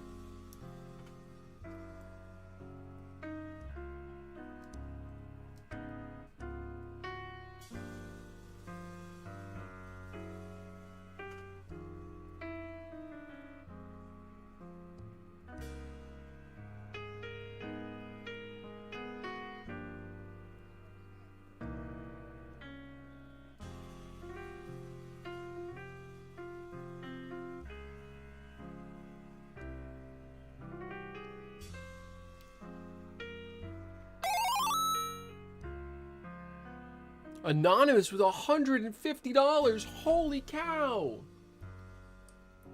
You guys are crazy. That puts us at our goal of $1,000. That was our goal for the month, not just today. Thank you all so much for your incredible generosity. As I say in all 4 frames per second that I have. But I'm so incredibly thankful to all of you for doing what you did today, for giving what you have. It's insanely gratifying, and I can't thank you enough. Now, just because we've hit our goal does not mean that I'm going to stop streaming. I want to make that very clear. We are going to keep on going. So, I'm going to try and launch something here. I don't know. What do I want to run?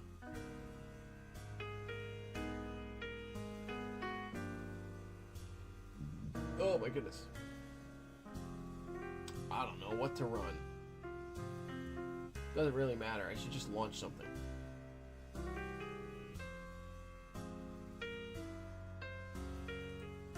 Let's do this easy. Launch. We're gonna see if once we get in the game, if it gets any better.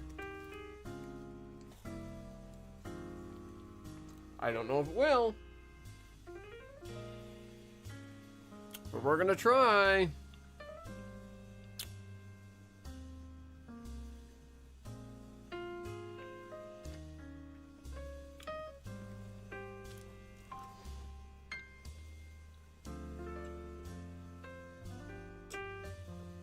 Alright, now I gotta figure out what our next goal is gonna be, because we still have 2 more weeks left of streaming this month. I got my big stream today, but I'm still gonna keep doing my normal streams, and I'm gonna leave all the information in there and keep pointing it out, because the more money we raise, the better, you know?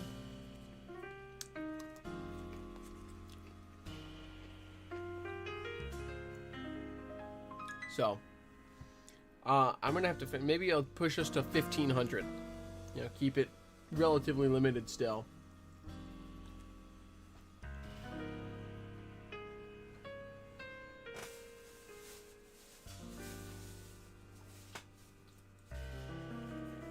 But I am blown away by you folks out there. All of you people going out, giving your money to such a cause that means so much to me personally, and it sounds like it means a lot to some of you folks out there personally as well. But I'm blown away. Thank you all so much for giving what you've given. And you know, I hope we can continue to raise more money for such a cause that means so much to me. But $1,000 is $1,000 in, like, what has it been? It's been what, like 6 hours since I started streaming? Yeah, it's been just over 6 hours. And in that 6 hours, in those 6 hours, we've raised like almost $500. Anthony, welcome in. I might push to 2K. I don't know. We'll see. We are halfway through the month and at 1K, so maybe I will put it at 2K. I don't know, but I'm just so thankful, and so proud of this community as well. Immensely proud.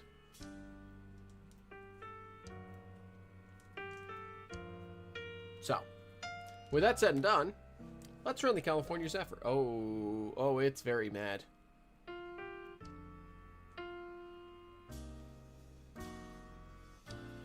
Oh, it's very mad. Maybe once I close this dialogue box, it'll be okay?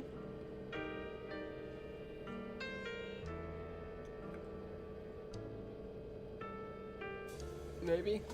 Maybe not. The game is running smoothly, but the stream sure as heck isn't.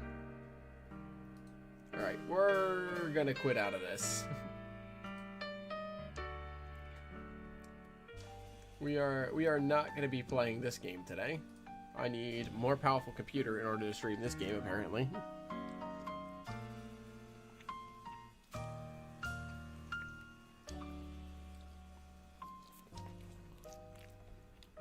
So let's pull up some other train game. You know what? Let's try Rolling Line. Let's see if I can stream Rolling Line. Let's see if I can figure out Rolling Line.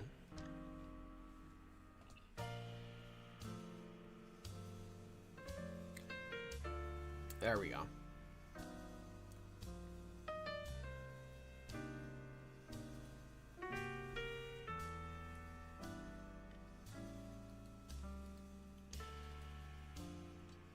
Oh, of course there's an update queued for Rolling Line. Of course there is.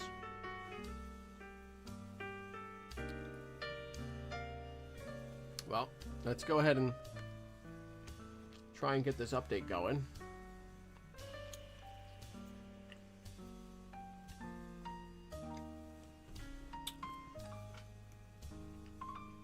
And I'm gonna keep eating my sandwich, which is very tasty, by the way. Thank you again, Brandon, for the for dropping off the sandwich for me, man.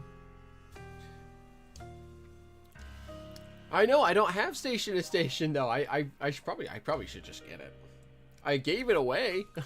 I had a copy from Breakthrough T1D that I was for giving away. I gave that away to. Oh man, who did I give it away to? Gave it away to someone on Monday.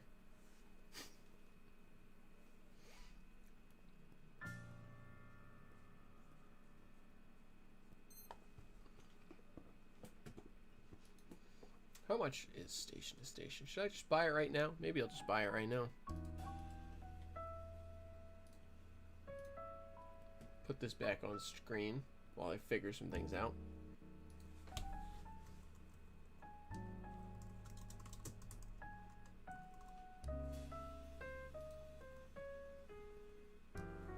$18, I can buy that. I can buy that. I can afford that. Well, maybe let's see. Let's see about rolling on first. I probably will buy it, because it does seem really fun. But we're gonna try to roll some lines. And while that's loading,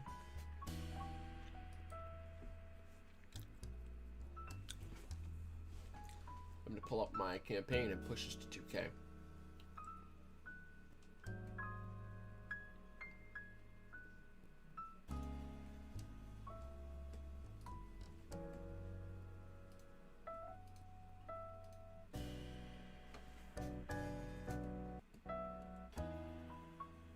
Overview.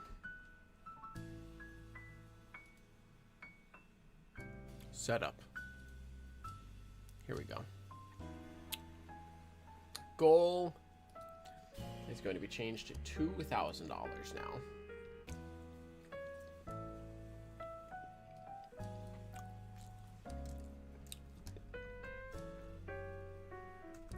$2,000. Save changes. All right, there it is. We put our new goal on the board. I don't know if rolling line is loading or what. It says it's running. Oh, there it is.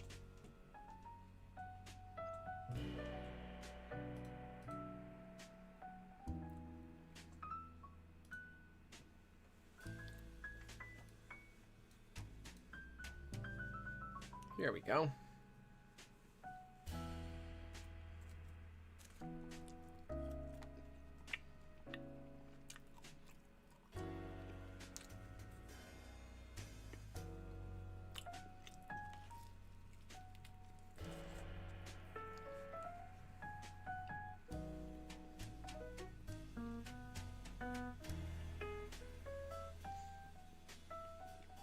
So rolling line, for those who don't know, is basically a model railroad like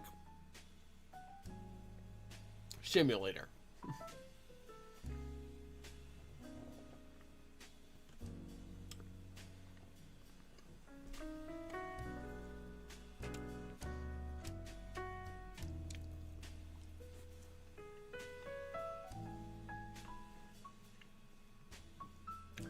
So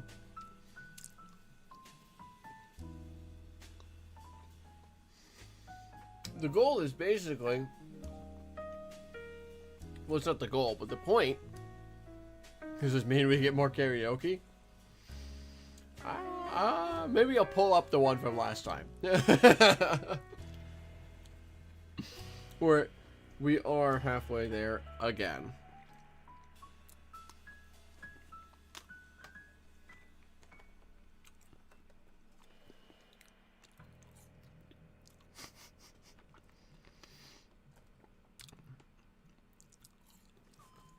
Not just too funny.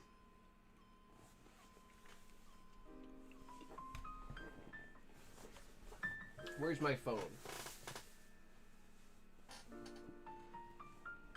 Where? Oh, it's right here, isn't it? Is it not? Thought it was up there. Alright, well, while this loads, let me try and find my phone.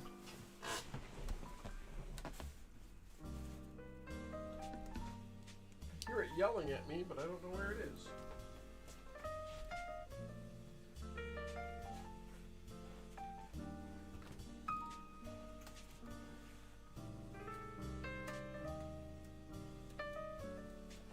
Maybe it's outside.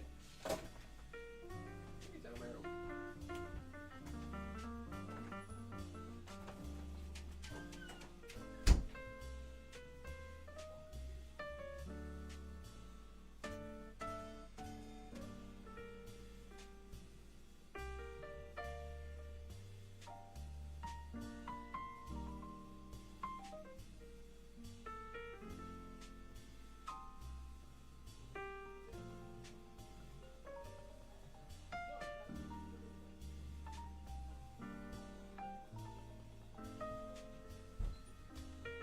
Where's this phone? Also, why is the game not loading? Oh, I found my phone, guys. I found it. Paul is here. I was wondering if Paul was here. Sounds good, Scott. Enjoy spending time with those dogs, and hopefully this game will actually load. So I can, I can do this.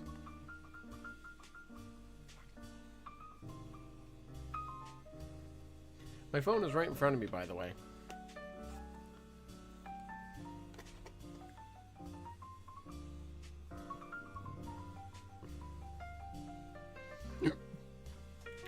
Pardon me.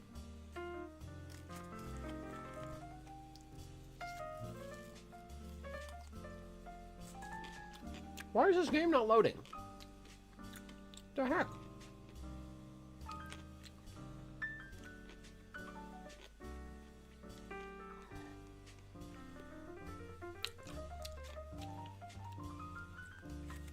You're in and out. Oh, okay.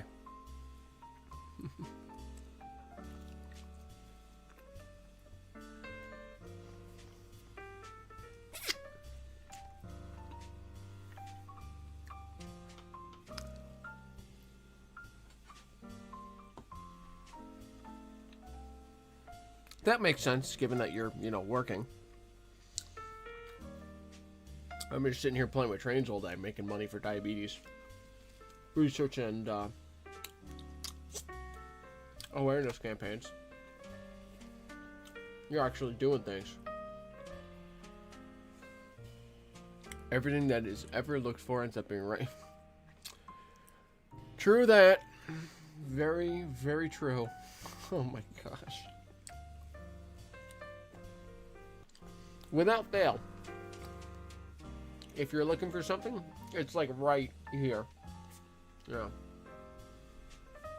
I wish this game would finish loading. So I can boot up a map and, I don't know, play with some trains or something.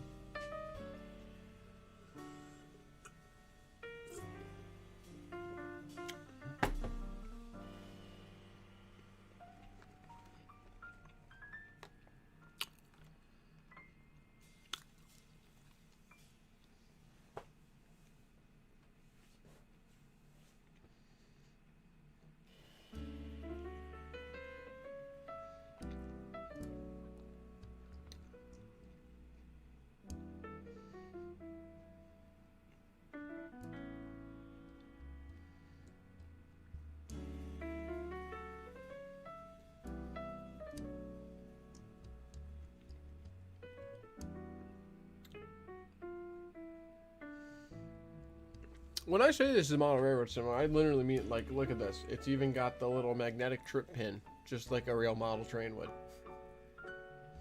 It's pretty great. Pretty great. How silly. I'm just able to hang out while doing this at work.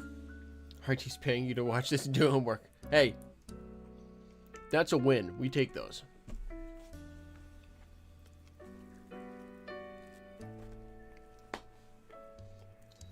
Why are we preloading props? What is going on, dude?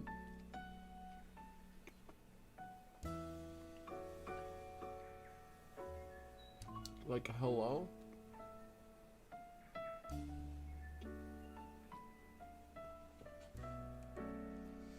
I swear this game does not normally take this long. Maybe it's because it's just after an update that it takes this long to load.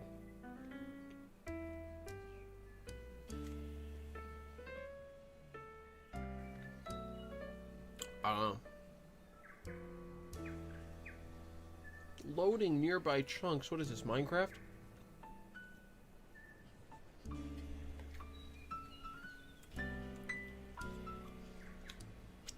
There we go. Loading menu complete. Huzzah!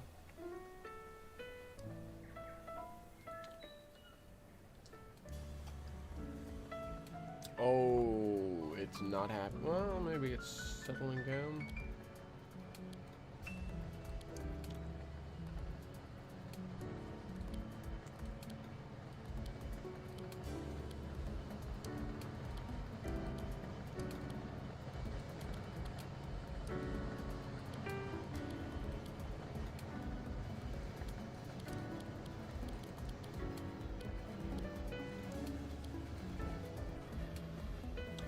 We try resume. Let's see what that does.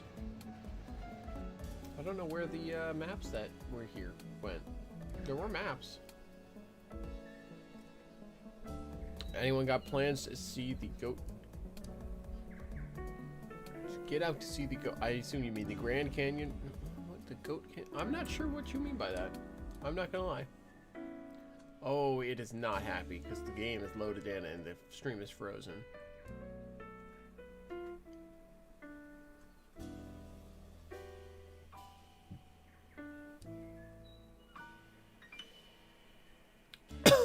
Alright, it is not like this. We are getting the heck out of here. Quit the desktop. Quit the desktop. Go away, run away, run away. Alright. Should we try Railroader? Sure, why not?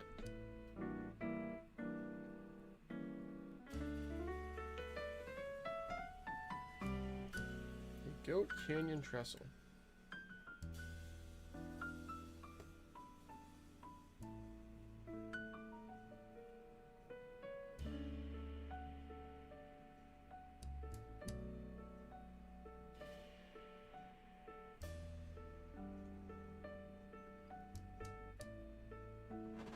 Oh, this is on the Impossible Railroad, right?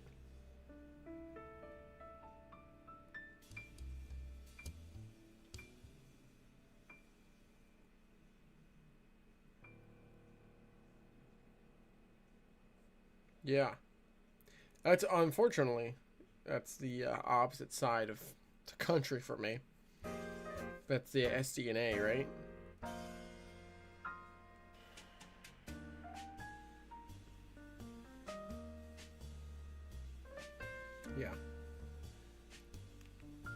Yeah. Yeah. Maybe someday, if it's still around when I get a chance to get out there, but unfortunately... Yeah. Unfortunately, it's not very easily accessible for me. It's about 3,000 miles away from me.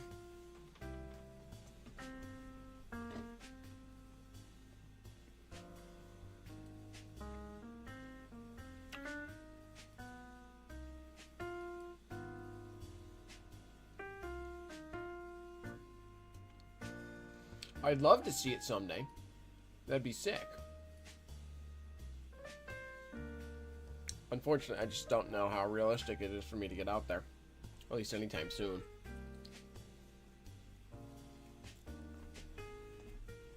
So.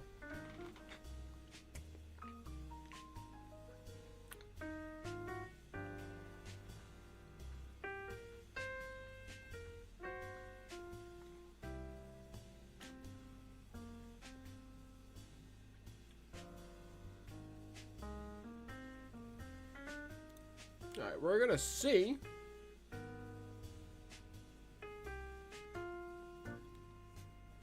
if this will load. And if it doesn't, we'll have to try Train Z. And if that doesn't load, we're going to give up on this and go back to the physical modeling. Which I might do anyways, honestly, because it's just... Oh, it's loading. Maybe we'll do one switch job on rare order. If it's not unacceptably laggy.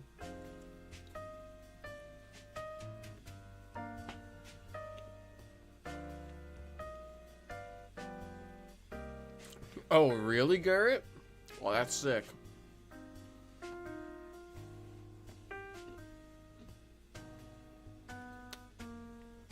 Oh, it's pretty laggy.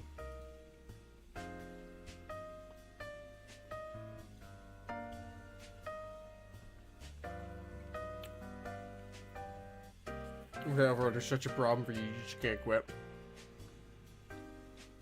Yep, yeah, fair. It's a really good game, to be fair. It's a lot of fun.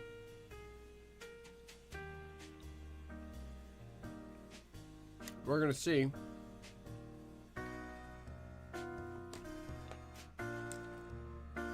If it'll load, though. It's been a while since I played single player on my own save. I played a lot on a couple other people's saves, multiplayer. I never got my railroad. I think I'm on like day like 7 or 8 of my own railroad.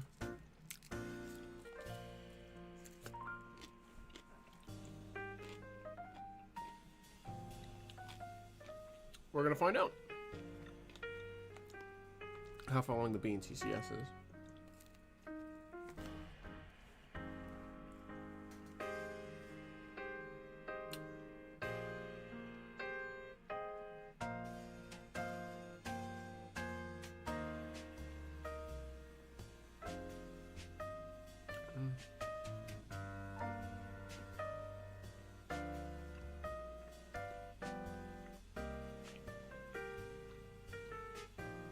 Boy, is it loading.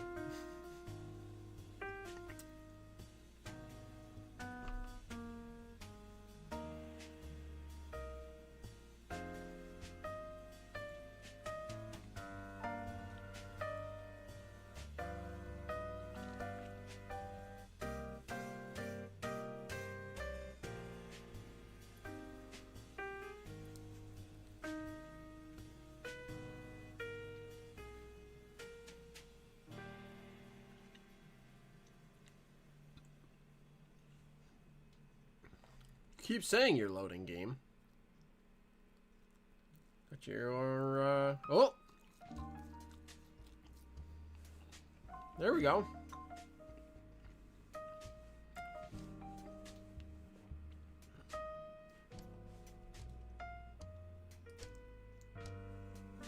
Oh, it is running exceptionally slow. Both the game itself and the stream.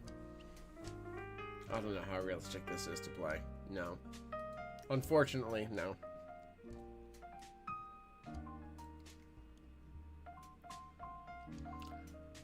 Any major train adventures coming up? Any I want to do again? Yeah, we're just going to jump back to the physical modeling because this is just not worth. We're going to jump back over here.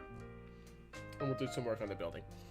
As far as major train adventures coming up, I'll be going back to Springfield, Massachusetts for the Amherst Railway Hobby Show.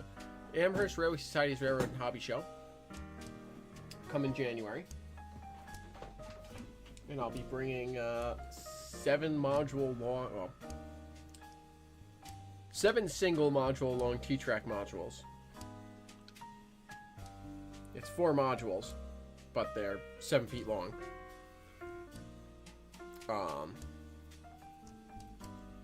be bringing that. That's going to be a model of Hopewell Junction, New York.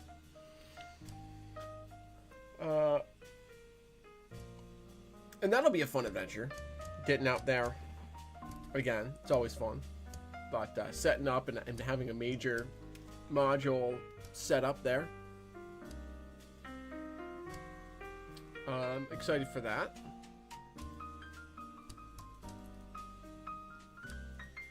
And that's actually part of what we're going to be working on here today. I don't think there's any other big train adventures coming up. None really that I can think of. At least none that I've planned yet.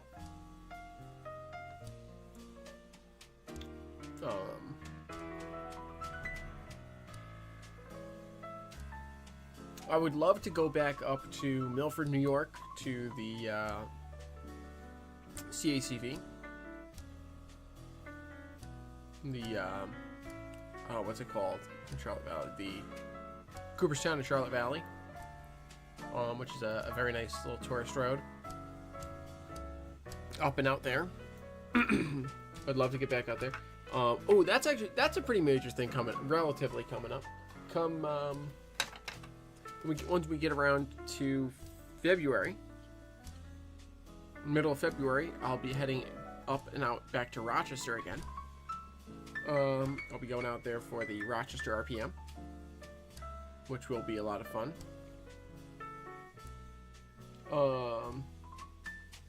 Spending some time with Paul again. Hopefully get some more rail fanning in. Maybe see the Finger Lakes. Last time I was up there, it got a lot of good outgo action.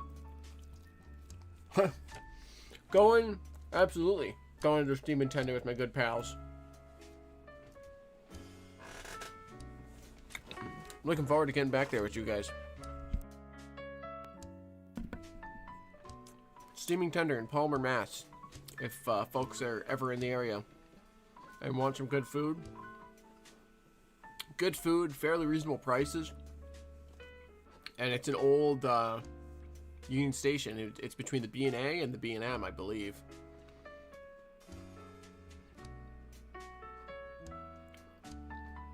I think those are the two lines that it was in between. It was the B&A and something else. Now it's CSX and I believe New England Central. I think that cross in Palmer. Maybe it was the B&M and the CV. I don't remember. Now I'm all sorts of thrown off. But in any case, great little restaurant. You know, you can sometimes catch trains coming by. Good food. Worth a trip. But it's only like a 20-minute drive away from West Springfield, so a lot of folks who are in the area for the train show go to the Steaming Tender, and I definitely plan on doing it again with Paul and some buddies.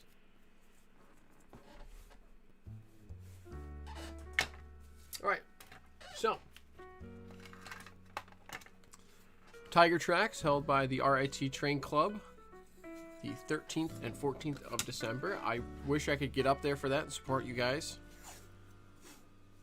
Alas, it is the CV. Okay. I couldn't remember if it was the B&M or the CV. I know it's the B&A, but I couldn't remember which the other road was that met in Palmer.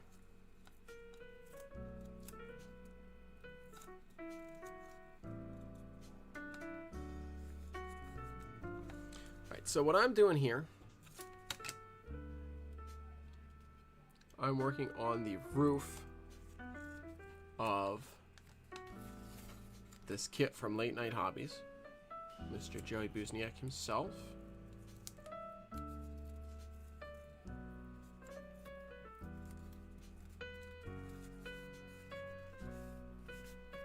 And in order to do the roof as tar paper or asphalt roofing, I am looking for my X-Acto knife. There it is.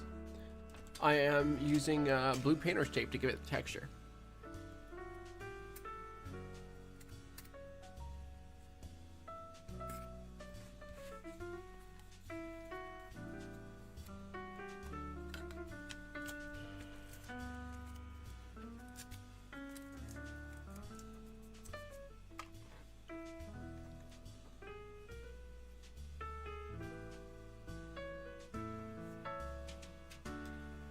All right.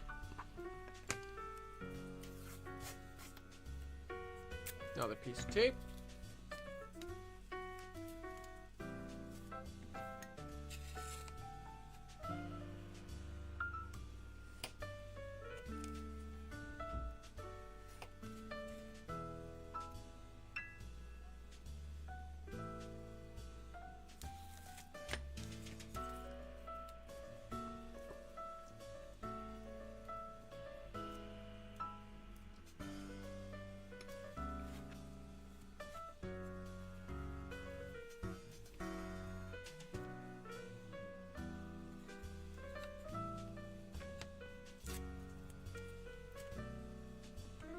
Yeah, so I'm just using blue painter's tape to give this roof texture.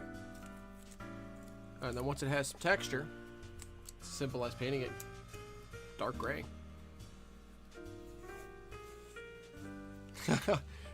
Yeah, then you'd offer me one of your 21 or whatever it is you have nowadays.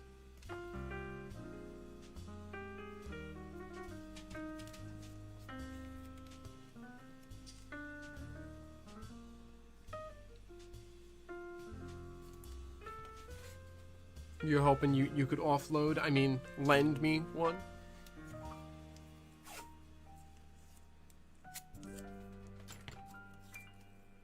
Or send me a box of 30?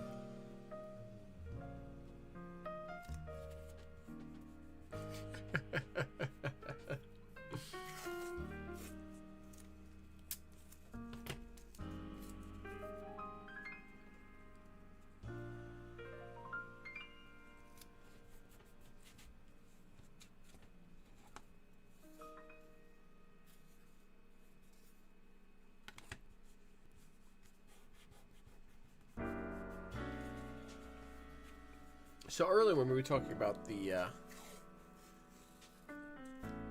Goat Canyon trestle, Garrett brought up the FCU, or the Freelance Cinematic Universe, that we have all been developing. And we're making a pretty good pass at a combined map at this point on Google Maps. No, you need those.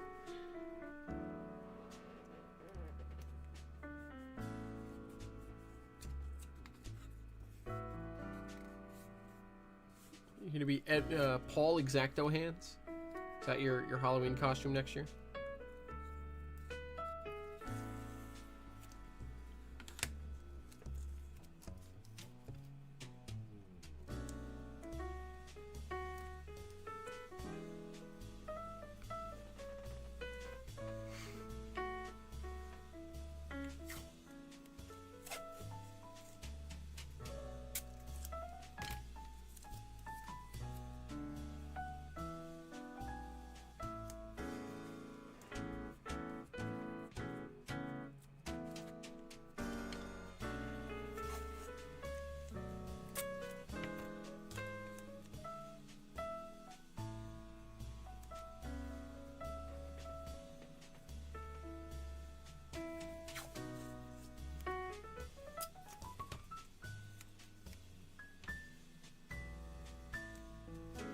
Alright, and then one more layer should do the trick.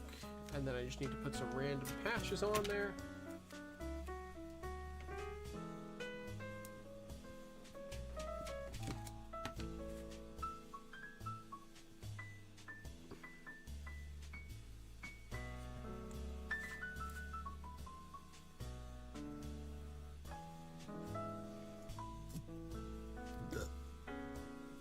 Pardon me.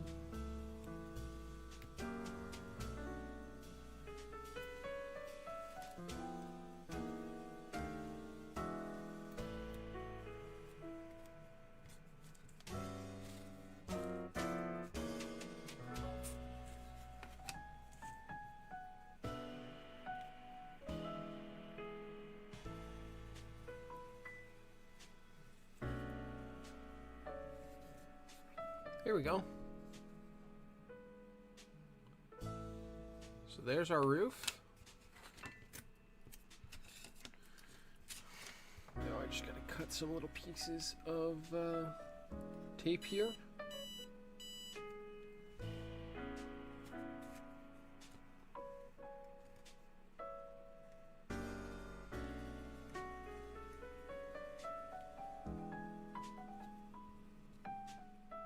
Put some randomly shaped pieces on here.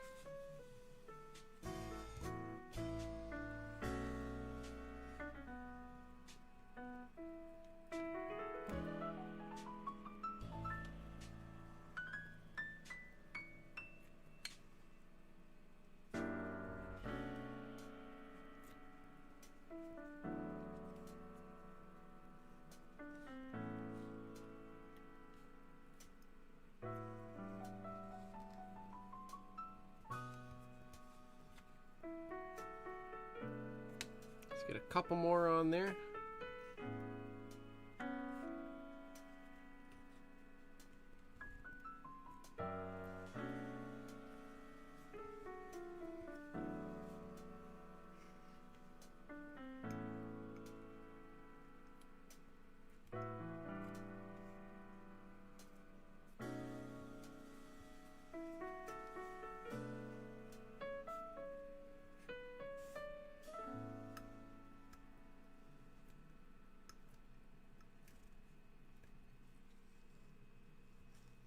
Put this big patch right there, and then that should do it. Let's keep these all these chunks over here anyway.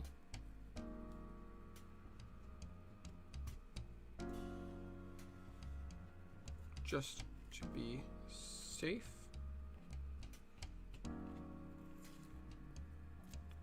Don't want to throw them out yet if they're still useful.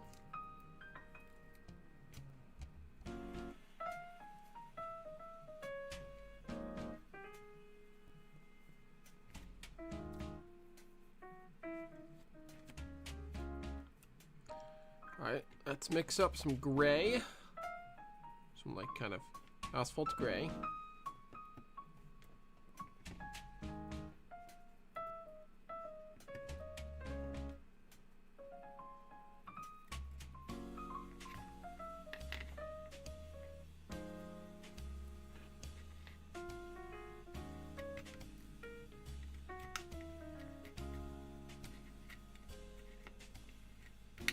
Go ahead and clean this out somewhat.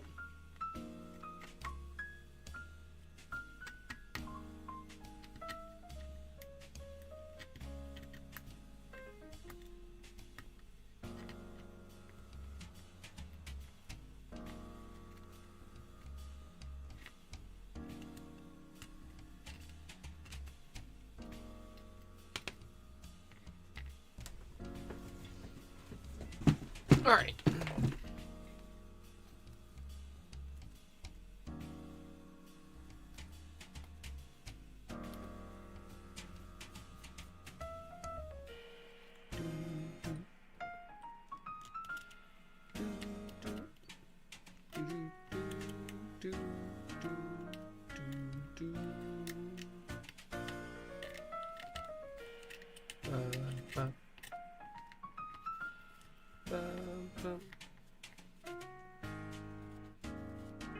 All right, there we go.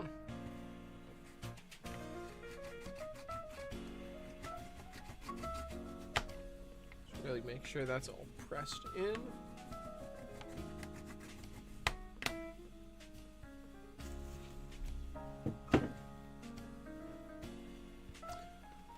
Okay, spin around here.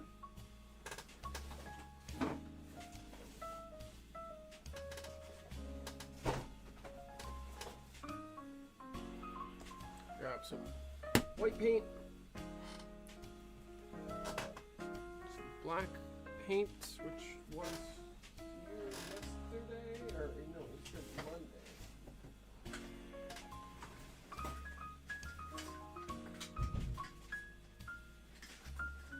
Brown, red, blue.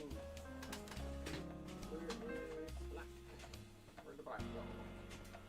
Where'd the black paint go? Where'd the black paint go? Where'd the black paint go? Where'd the black paint go? Alright, which one of you hooligans took my black paint away from me? Who did it? Fess up. Ah. Got it. Alright. So we're gonna put some black in there. And then just a little bit of white at a time.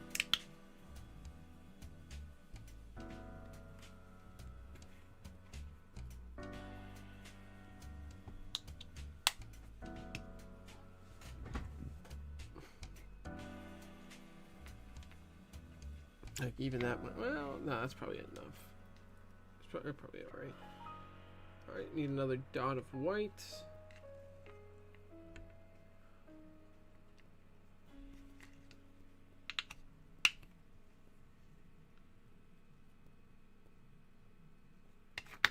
That will probably do it.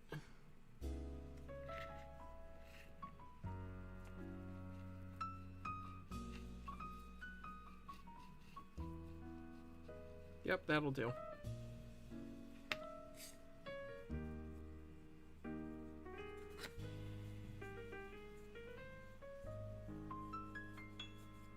In fact, it might even be a little too much. Too much white. Well, no, actually. Now that it's going on, it's looking okay.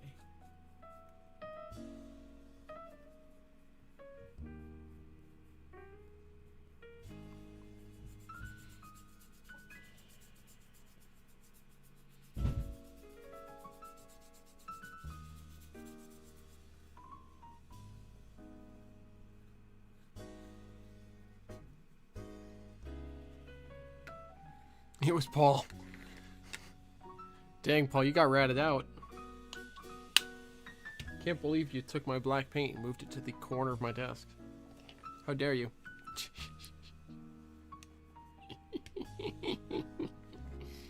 You guys are silly.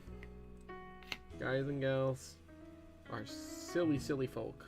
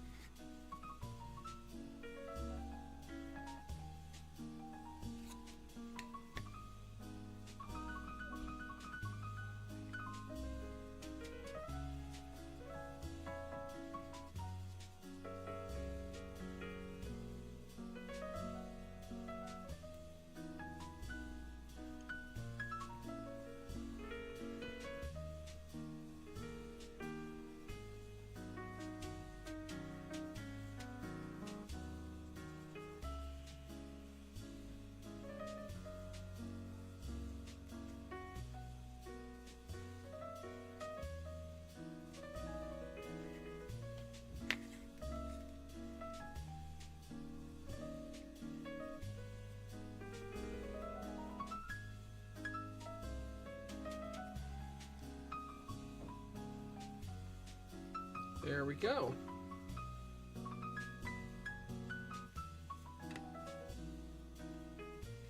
Good. Now we gotta let that dry. Snitches.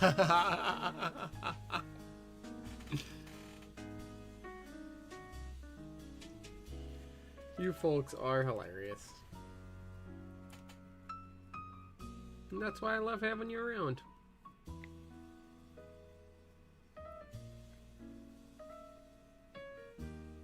Give me a good laugh.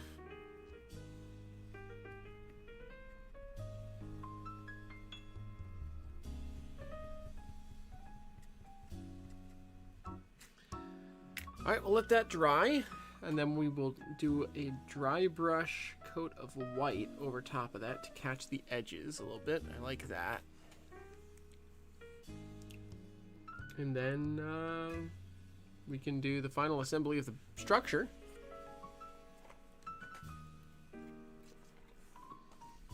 Actually, while it's drying, we can continue being productive.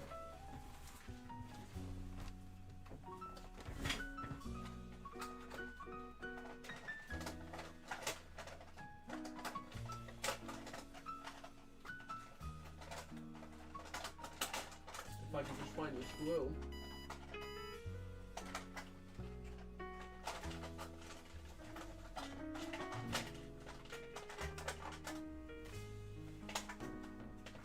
There it is. I knew I'd put it up here.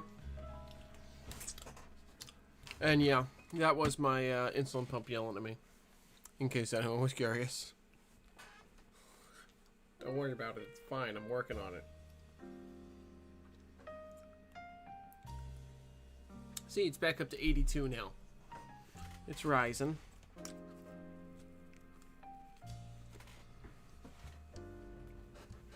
Alright. Oh.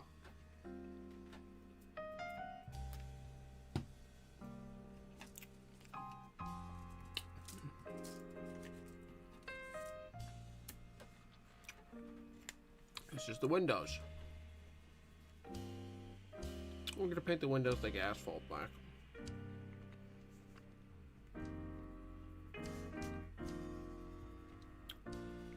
Nice dark gray window frame.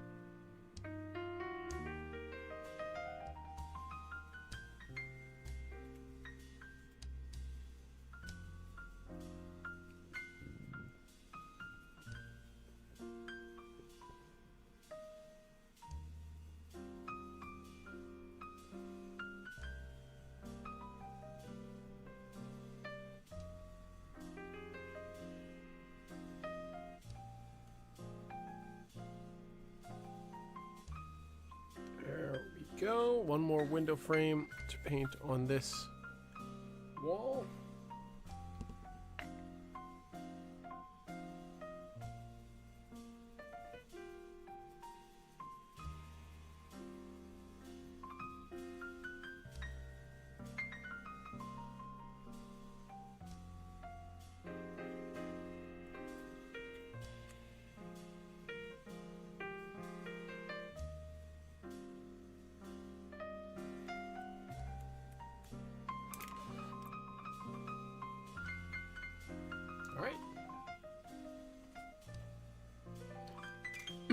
Good. Let's grab the next wall.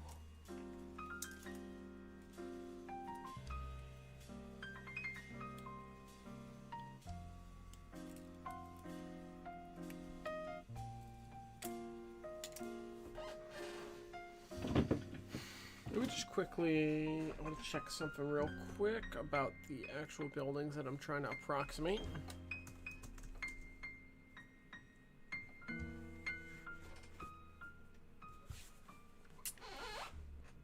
Back from walking the dogs. Welcome back, Scott.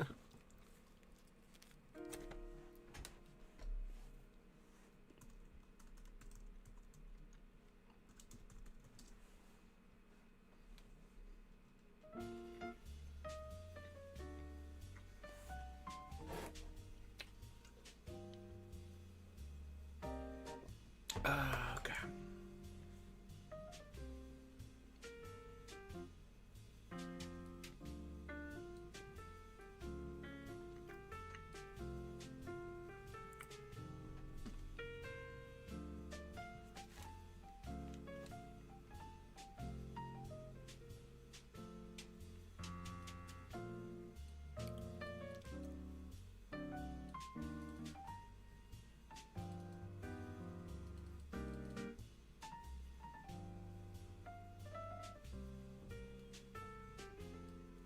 Where am I? I need to go right here.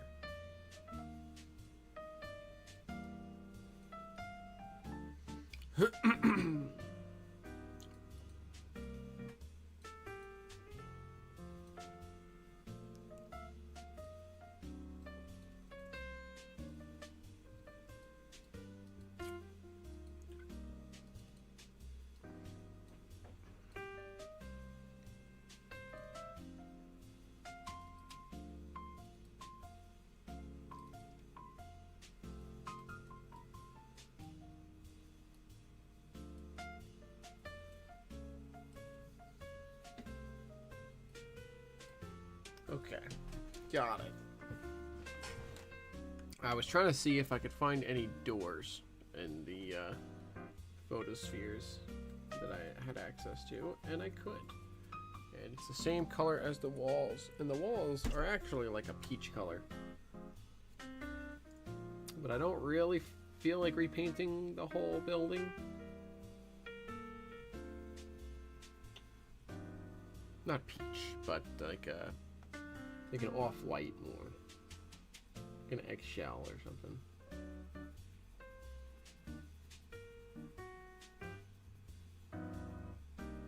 But don't feel like repainting the walls. So they're gonna be great. But I'm gonna make the doors light gray.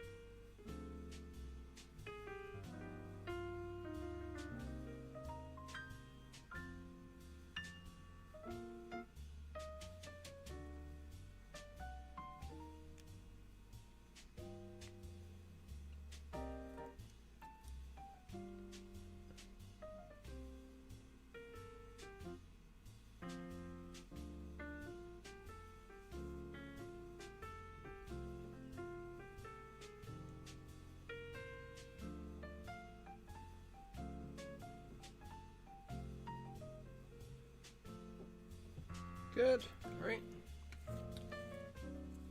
Let's quickly get the door frame around this.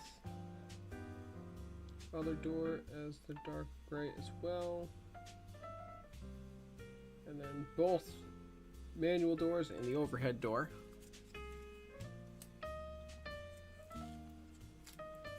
Are gonna get the kind of light gray that I decide on.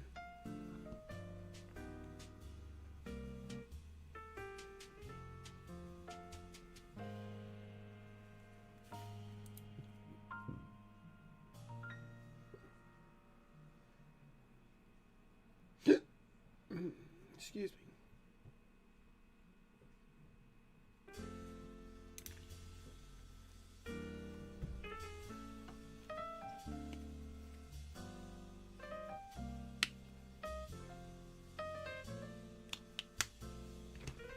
Let's blend that.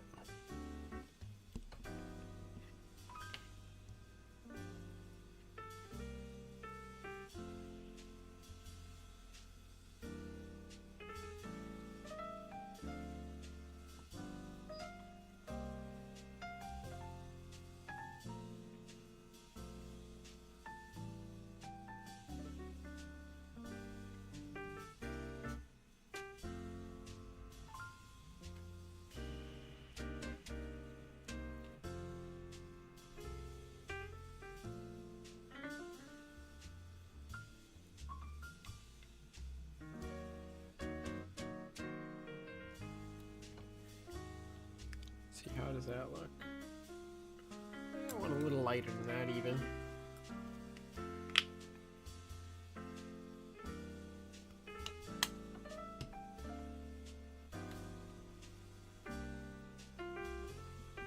See how this comes out, like this.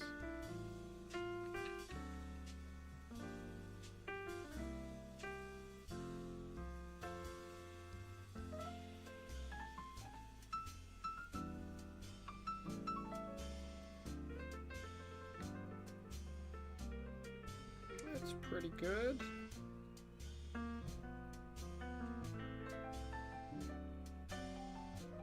And maybe a little more white.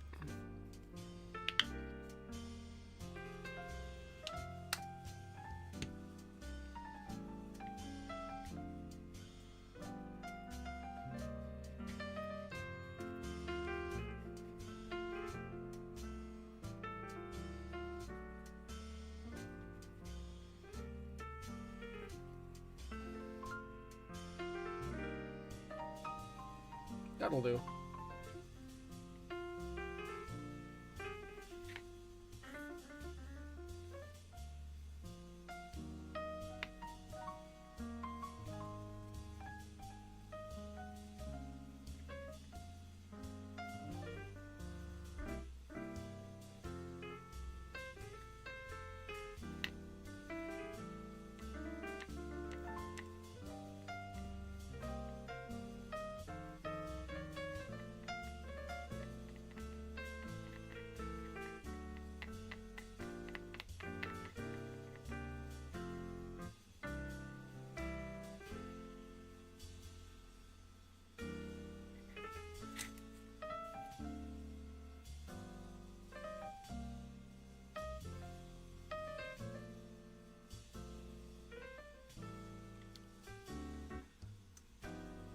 So Scott, how'd the walk with the dogs go? Was it nice? Nice little walk?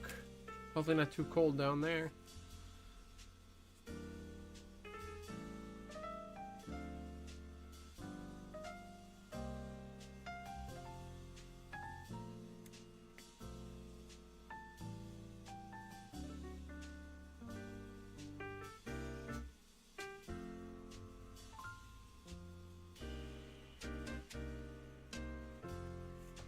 I get it.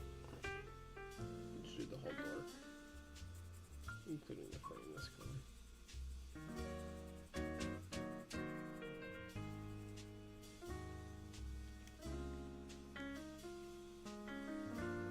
There we go. The door's painted. Now I just need some straight white.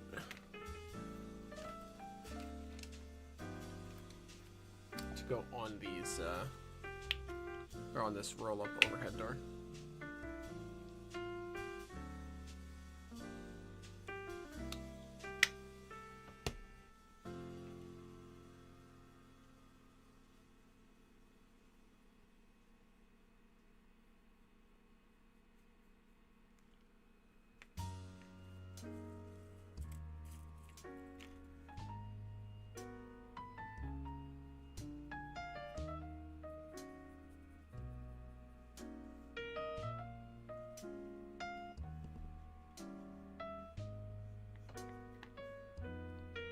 About 50 out. That's not bad, yeah.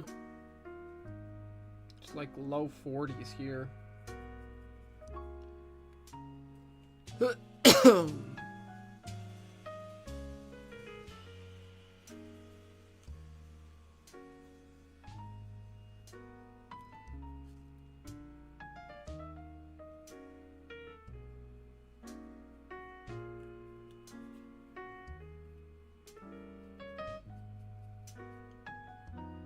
Glad to hear you had a nice walk though. Let's see, what's the temperature here at this time?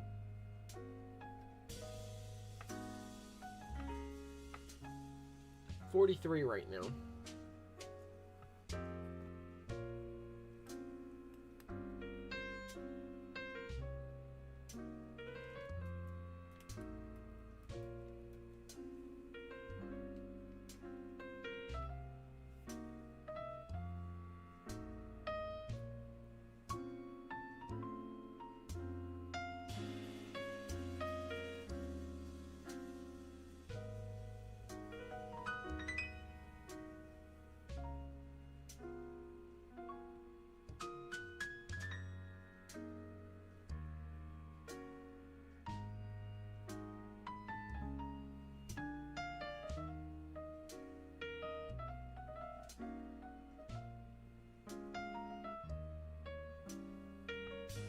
Okay.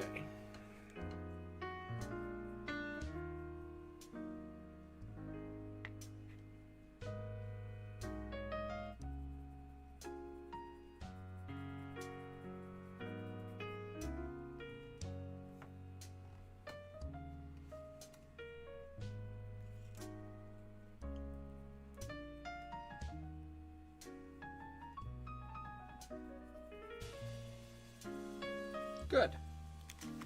That's all painted.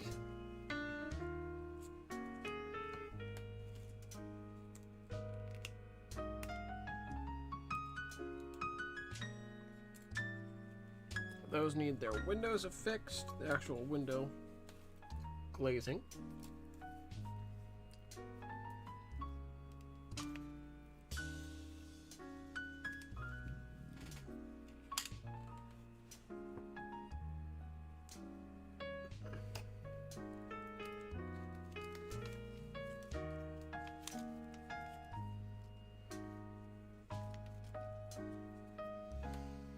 All right, let's see here now.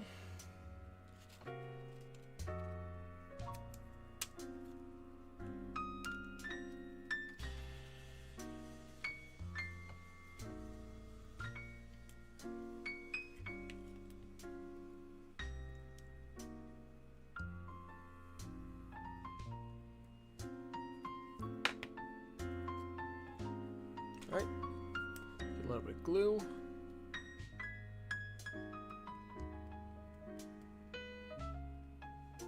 There.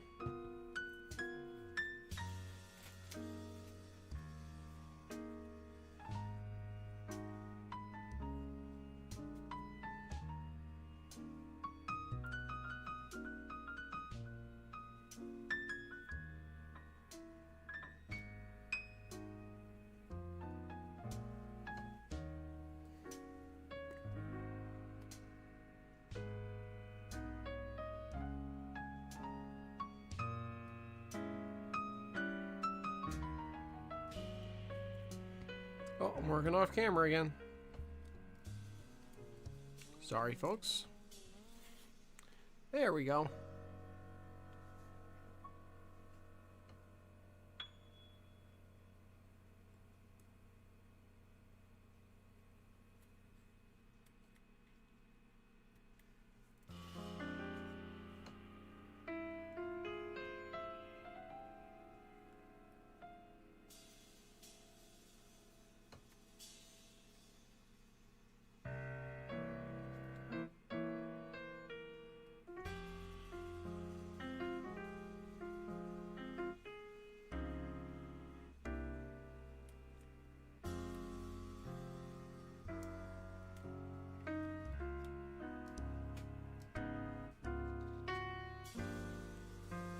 One wall's windows are done.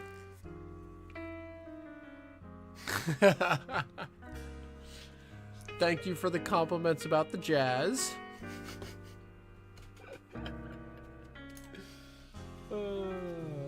How are you both doing tonight? Hopefully well.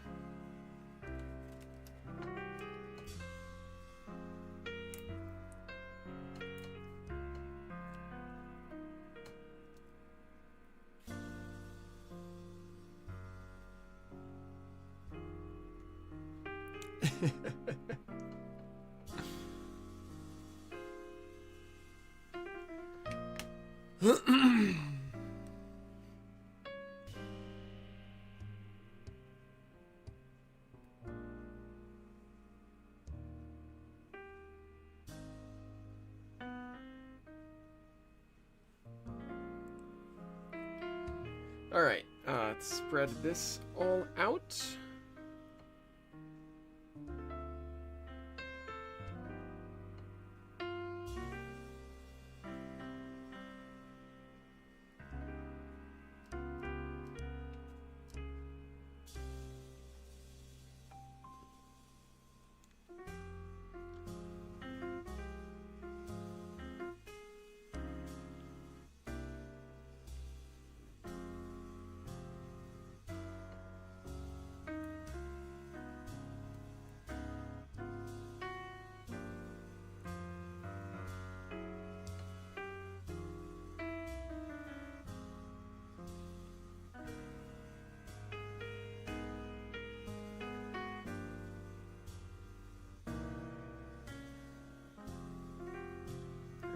Go.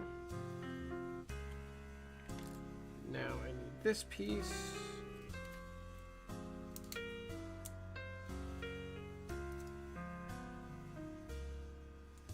Come on, get out of the, Good! Glad to hear, love. Stream has been very good today. It's been very fun. As you can see on top, we have hit our $1,000 initial goal. And we are We've officially pushed the goal to 2K. And Brandon brought me a sandwich.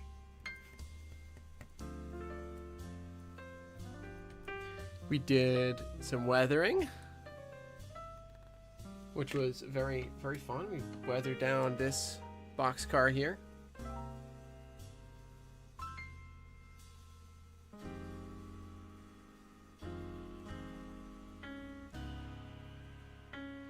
Then we did some switching on my layout. Then we tried to do some virtual trains on various different games, and none of them worked. They all broke the stream, so that didn't work. So now I am putting windows into this building. And this building is going to go on the T-Track modules.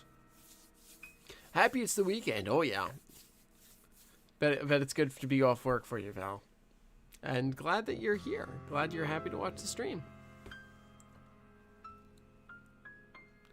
Be in Ironwood. Good evening, friend. How you doing, man?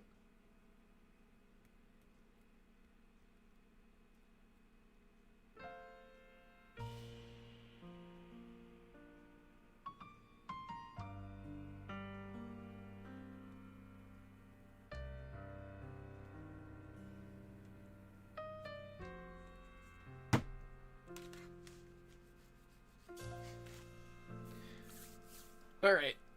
Where'd that stick that I was using to spread the glue go? Oh, there it is.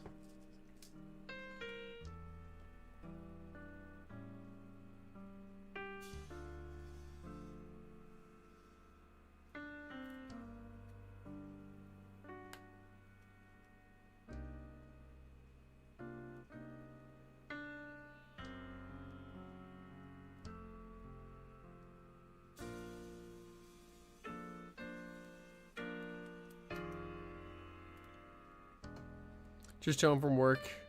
I'm holding up actually pretty good for the mega stream. It's been going really smoothly for the most part, other than some issues with trying to run train simulators and having them not work with the stream, so I gave up on that.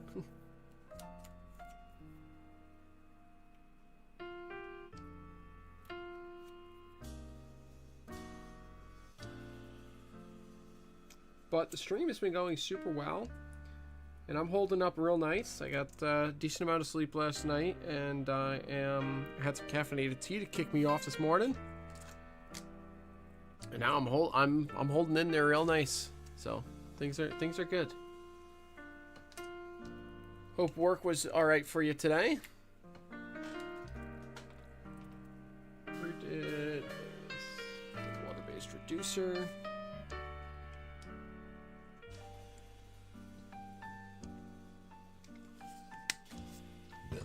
Oh, pardon me.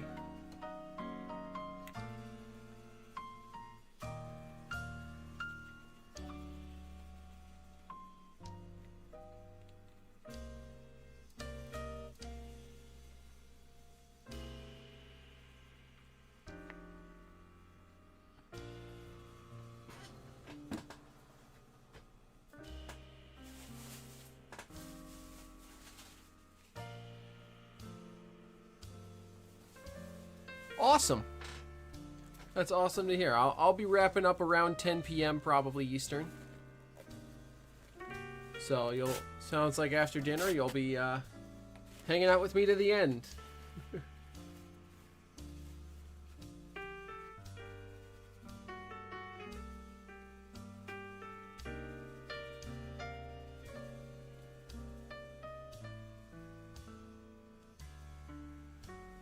I'll have to stop and get some dinner at some point.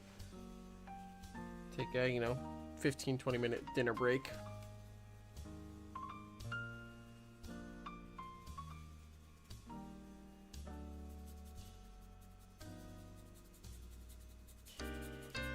Whoa, don't want to launch it. Just want to dry brush. Do a little bit of dry brushing. this light gray over the asphalt gray, just to give it a little more texture.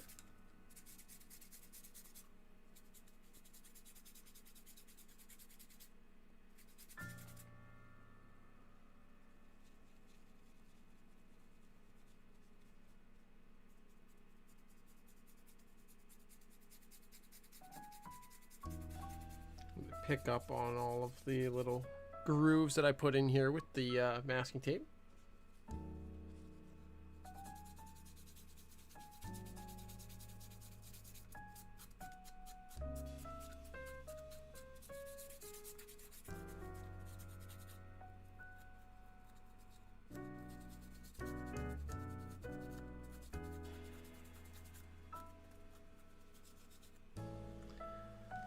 That's pretty good. I'm happy with that. Pardon me. All right, let me bring this out of the way. So definitely all this can go into the garbage now.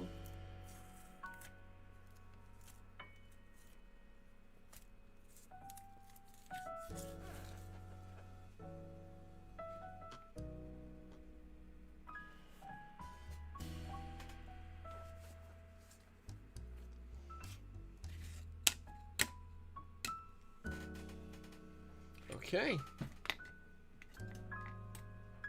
So now we can go ahead and assemble this dang building. Get it all put together here.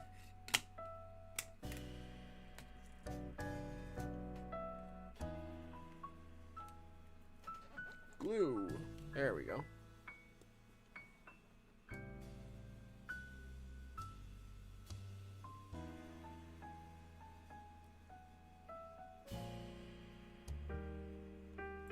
Didn't want to do that. Nope, nope, nope.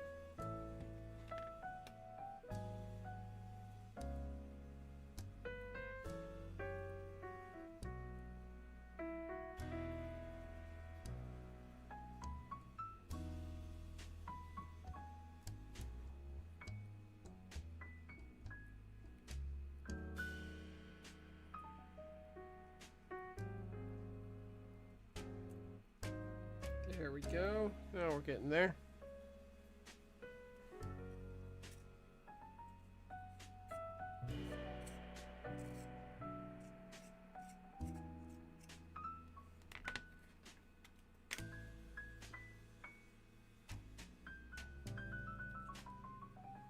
All right, let's flip this onto there.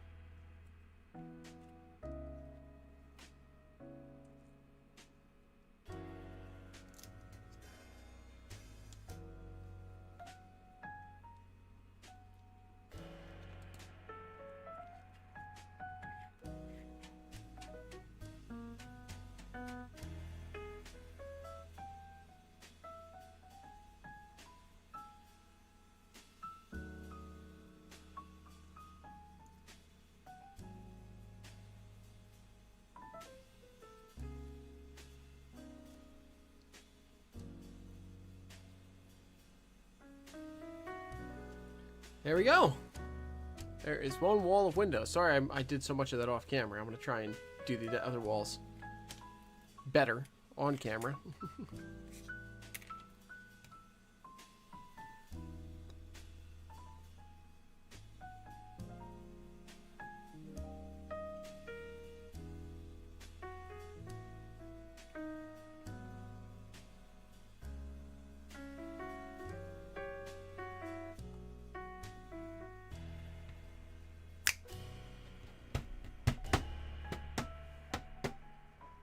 All right,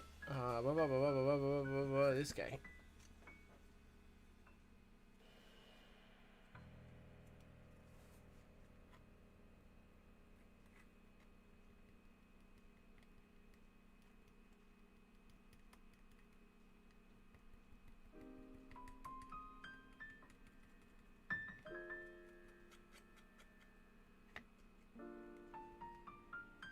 This is unfortunately not an available kit anymore, but this was from Joey at Late Night Hobbies.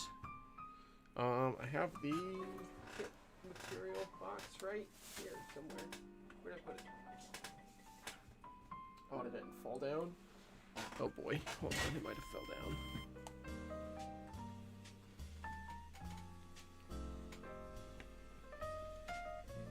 Unfortunately, due to some health problems and space problems, Joey has kind of stopped making kits, at least for the foreseeable future.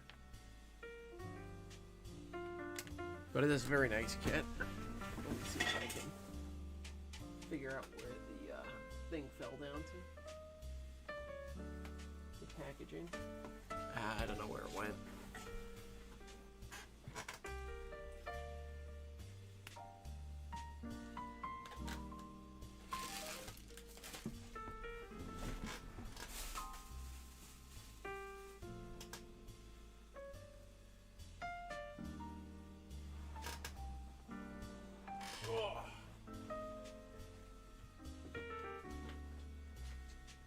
I really don't know where it went.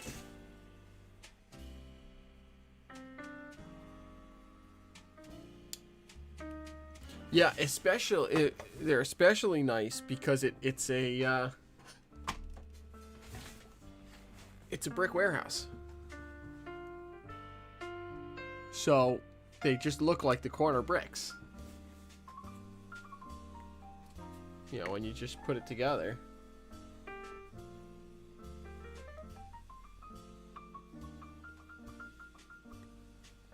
They just look like the corner bricks on the wall, which is phenomenal. Paul, or I don't know if you're out there, but if you know what the prototype for this building was, if there was one, because I know you've talked with Joey about a bunch of his kits, so I just don't know. Or if there was a prototype, or if this was just a generic warehouse, I don't know. ITLA does that on some of their kits. Nice. Yeah, I've heard ITLA is really good. I've never built any ITLA kits, though.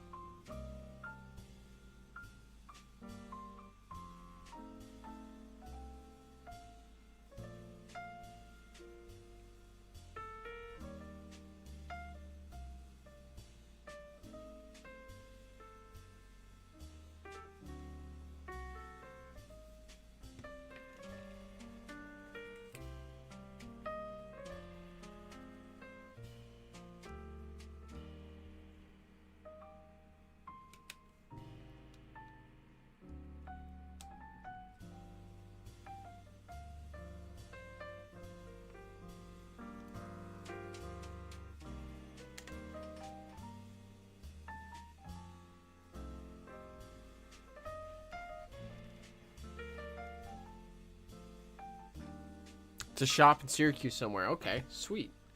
Yeah, I know most of his stuff is based in Syracuse or in and around Syracuse, but I wasn't sure. That's awesome.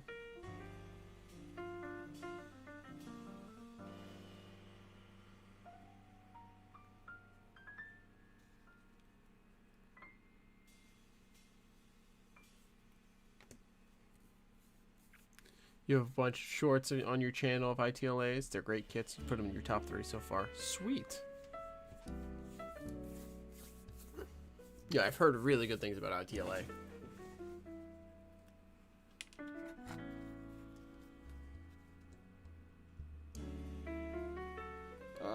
Don't do that.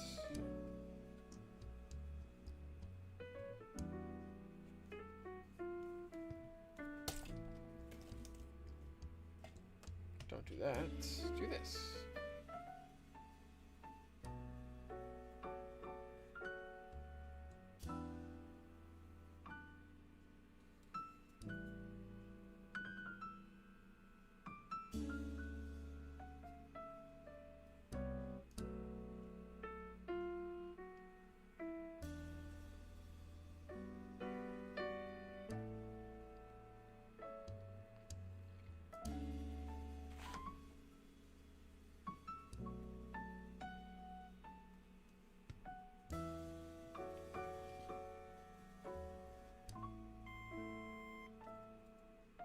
Get this building fully assembled, man.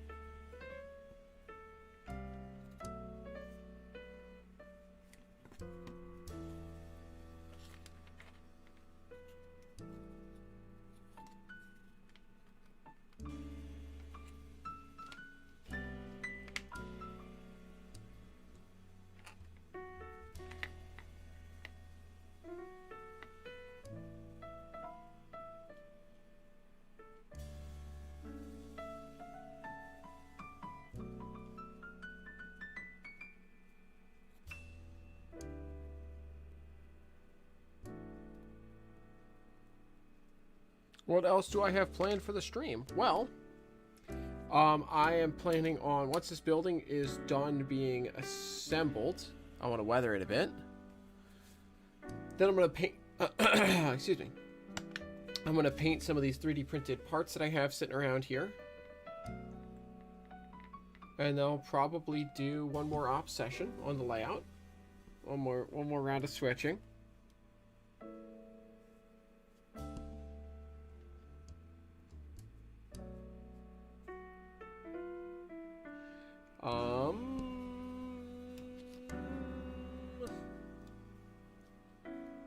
I've got one more boxcar weathering giveaway to do.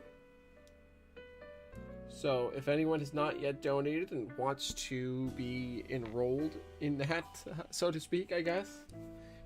If you're interested in either the weathered boxcar giveaway, you know, I'll be giving away some weathered boxcars, or if you're like Garrett, who won the first one,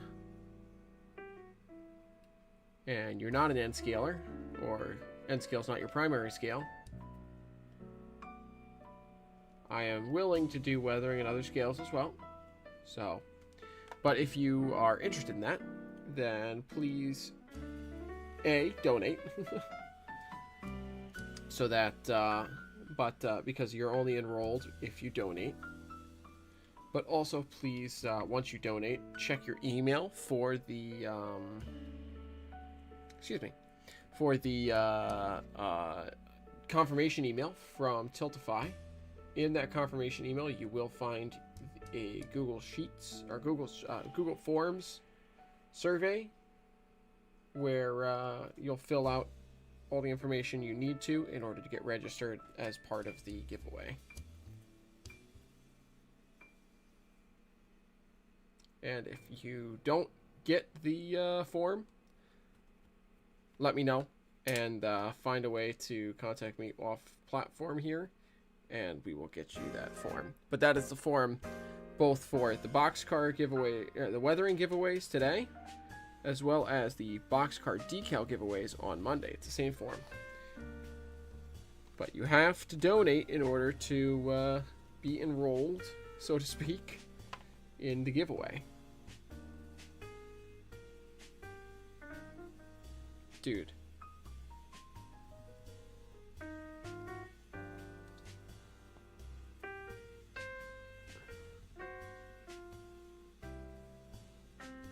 Oh, good question, B in Ironwood.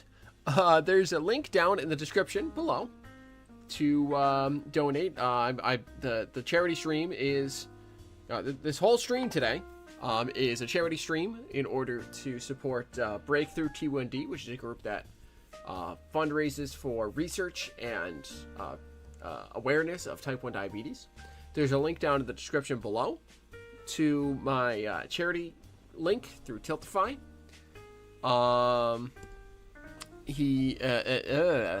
There is, it's pretty self-explanatory. Just follow from there to get to all of the, to get to donate there. You can see in the top left corner of the screen, we've already raised $1,000. And I'm super excited to have had to push my goal to 2,000. So it's pretty sweet. Paul, to be fair, I said it's not his primary scale. I think his primary scale is still HO. All I know is he asked for a weathering job, not an N scale, so.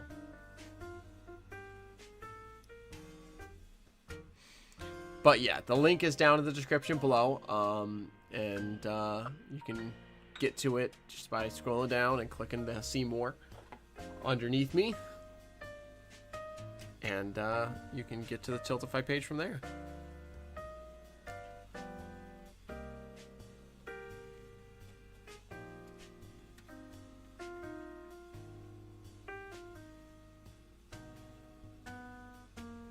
But I think that's all the other things that I have planned for today. I don't know. We'll see timing-wise how things work out.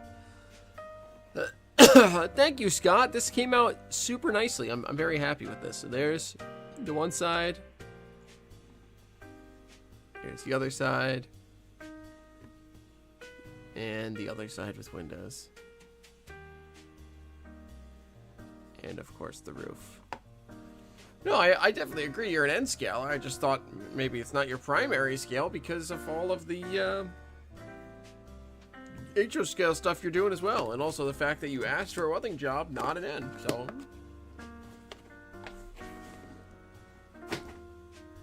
if I'm wrong, I'm wrong. I knew you had a bunch of N scale stuff. I just didn't know if it was your primary or not.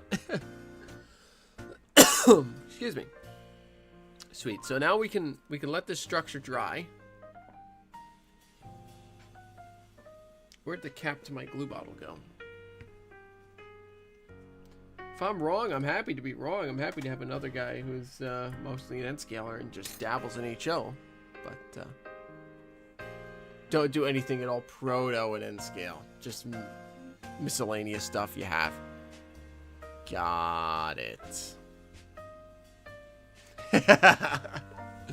That it does, Teresa. That it does. Good evening, Rustbelt. Good to have you here, my friend. Excuse me. Welcome to the stream. I apparently need to go get some water because I'm coughing up a storm out of nowhere. And cap off my canopy glue.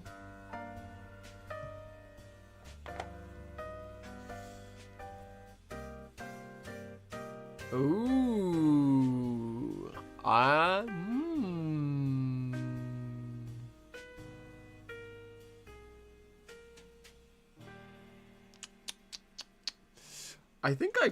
I think I could do that. I think especially if you send me some good reference. That might be in the cards for you. I think I might be up to that, yeah.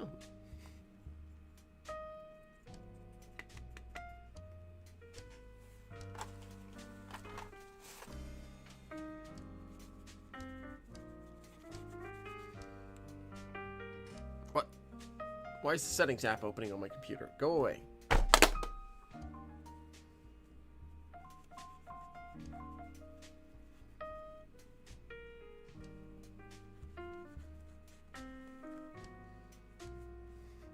Different things in all the scales. Yeah, I mean that's kind of like how I do. I don't have all the scales. I just have N and a little bit of HO, but I do different things in them. You know, the N scale is most of what I do, and the HO is just the modern day stuff for Freemo.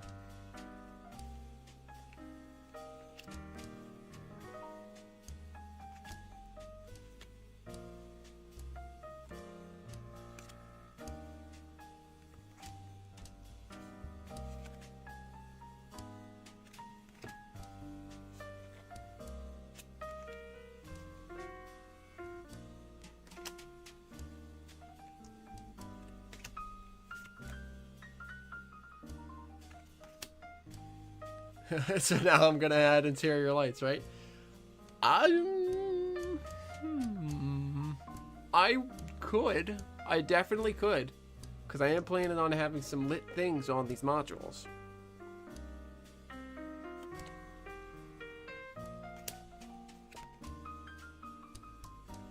That's... You know, it's really tempting, Scott.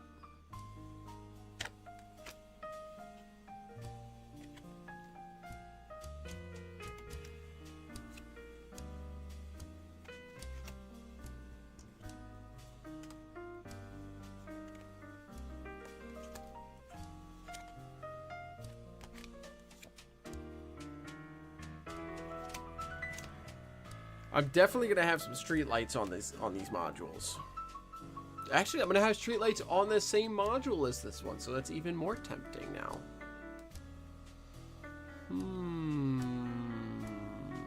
Oh, nice. Very nice, Emmett.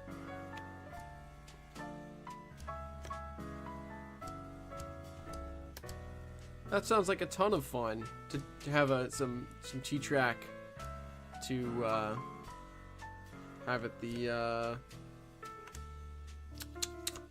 Christmas event next year, Christmas display next year. Yes, I know you got the O scale rust belt. You got a whole bunch of that. NScale's trains are fun, mostly out of the box. HO is prototype modeling, super detailing, electronics, and the freelance. S is a good size, and O is your grandfather. Nice. And G is because big.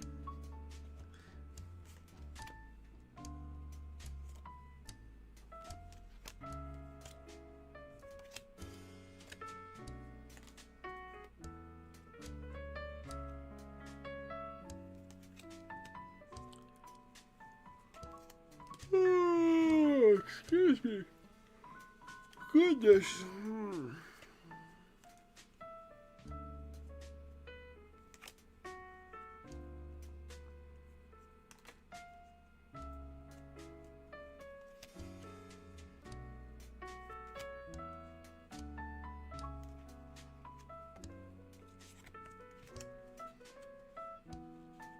You've gone to the dark side. No. I was gonna say the reason I assumed you weren't primarily NScale is because I knew you had a big NScale layout, but most everything I see you doing is HO nowadays. So I figured, oh, maybe he has an NScale layout that he, you know, just keeps around for fun.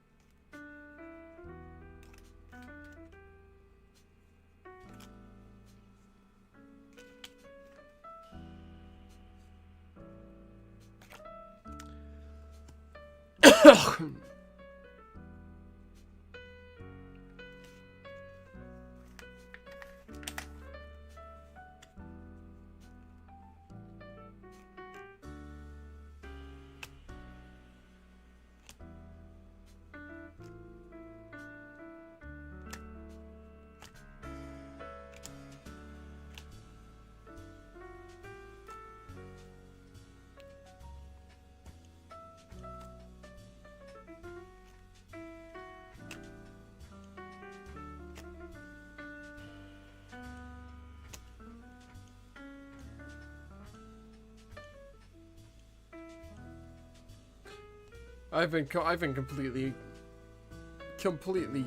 just, I got completely distracted. I'm sorry.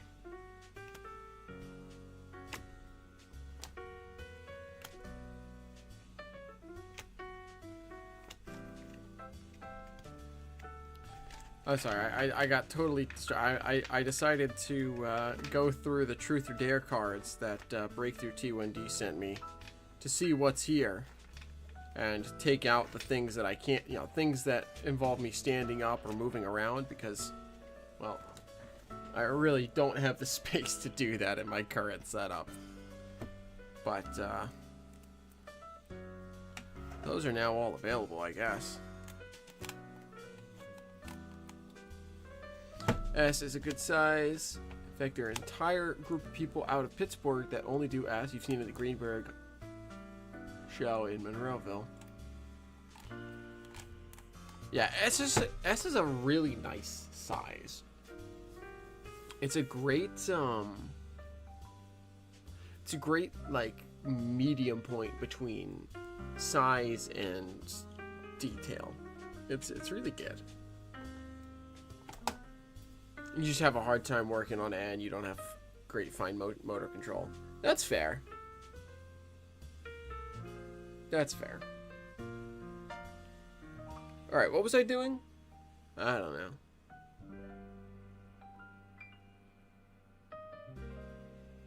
I guess maybe I was lighting this building.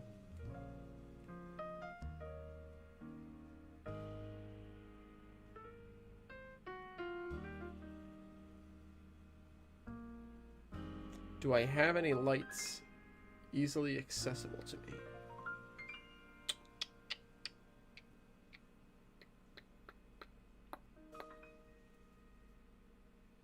How much voltage am I going to put into these lights? I don't remember.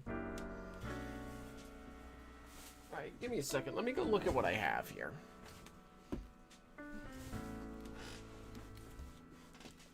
Because I got for this module I have some lights. I got this.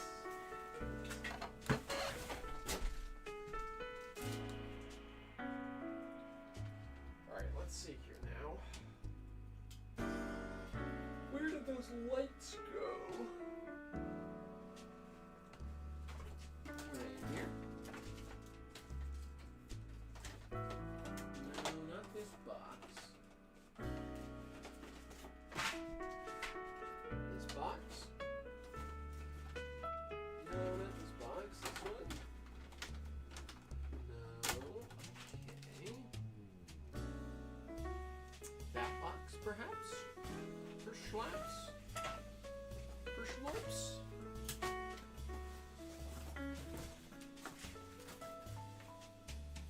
For schlambles? Nope.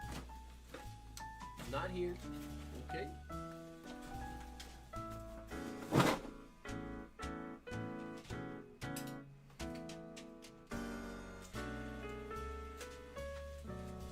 This box, maybe? Where's those? I really had them not that long. Like, I remember them today. I remember seeing them today.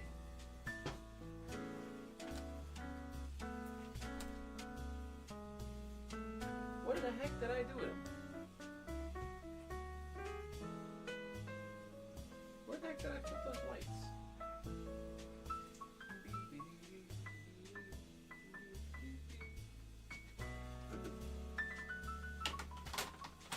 Are they in this box?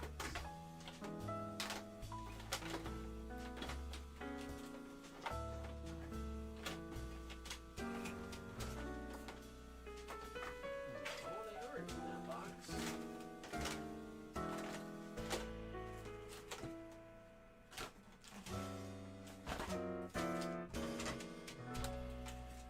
Are they actually in this box? No.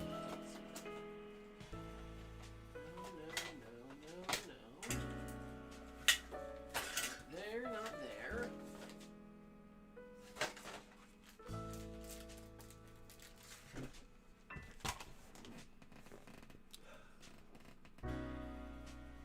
Are they just on my table here? On my desk?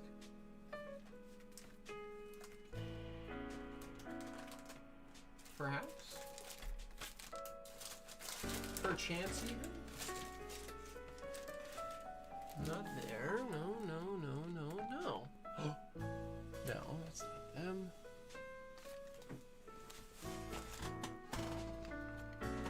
Perchance?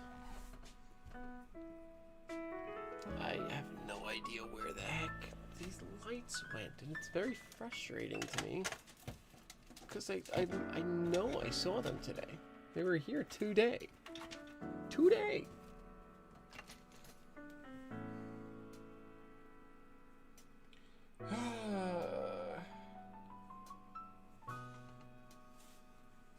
Well, I have no clue where those lights went.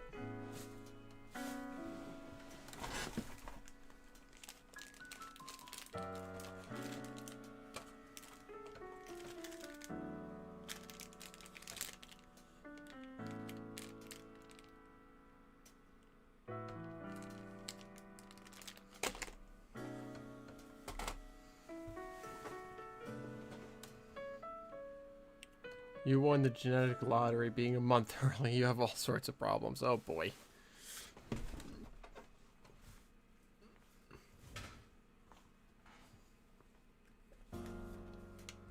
Alright, well this is a 3-volt power box that I had, but I don't know if I need more than 3 volts for the lights. So I don't know what I was going to put in the... Excuse me. I don't know what I was going to do. I don't know. I might need another one of these power boxes. So I have this. This is what I bought to power these. This is two triple A's or two double A's? Two double A's. So it's just 3, you know, each is 1.5 volts, so 3 volt.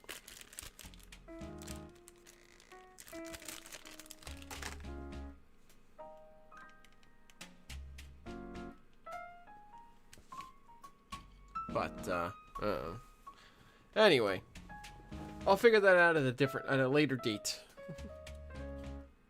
But you did get the wheels spinning, Scott, so thank you for that, I suppose.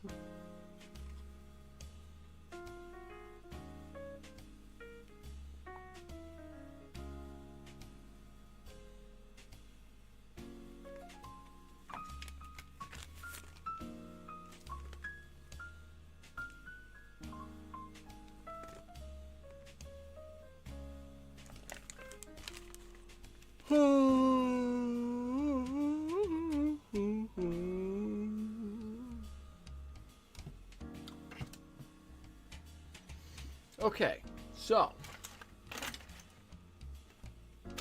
I have a couple of options of things that I can do next here. I'll let you guys decide what we want to do next here. I have this project that I've been working on. This is a dummy Concord PA. I want to put this TF4 function controller in there to turn on and off an LED on the front light. $25 from Anonymous. Thank you so much. Not sure who you are, but whoever you are, thank you. It means so much to me to see more money go to this cause. This cause means a ton to me personally, and I'm so incredibly grateful to everyone who donates. So thank you, whoever you are out there.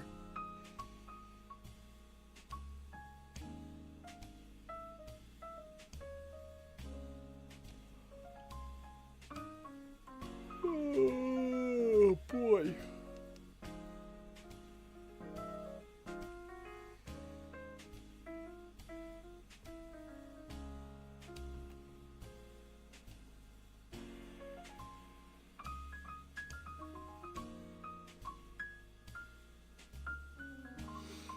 All right, so I can work on this. This is something I can work on.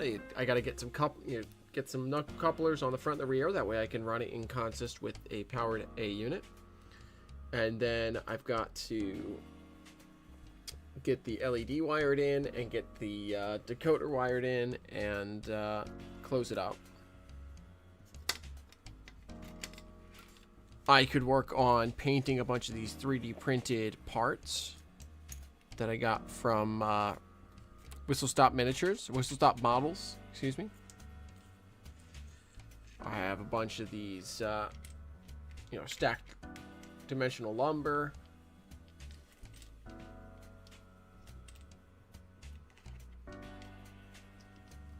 Got some plywood, some different dimensional lumber, a bunch of pallets.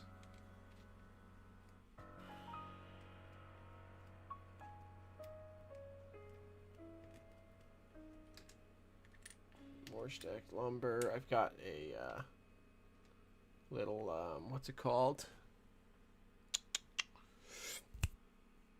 Forklifts with some tanks. I've got some, a pair of little pallet jacks. I've got a lumber rack, and I've got 5 of these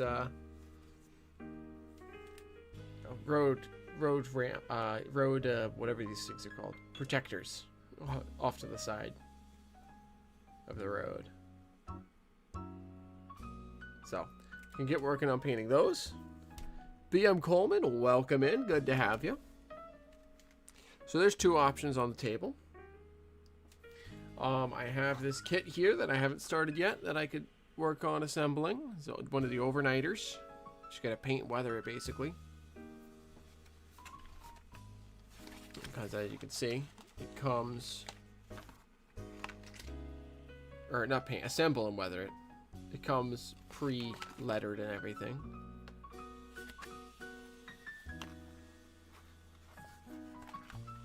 And this is a Bar Mills overnighter.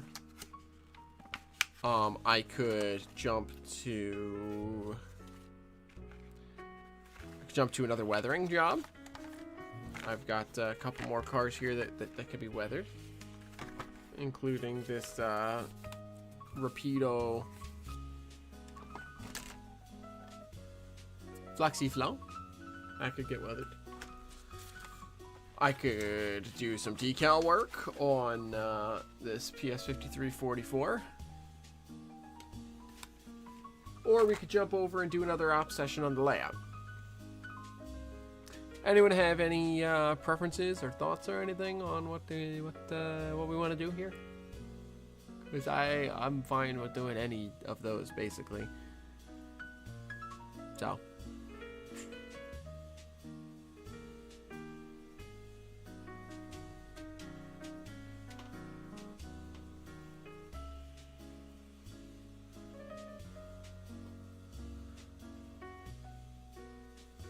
Or I suppose I also could run out to the living room. I could clear this all off, run out, put in Haley. Holy crap!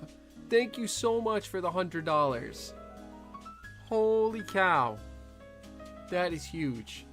Thank you so much for that. Every dollar counts, and you just put 100 of them in, man. Wow. Thank you so much.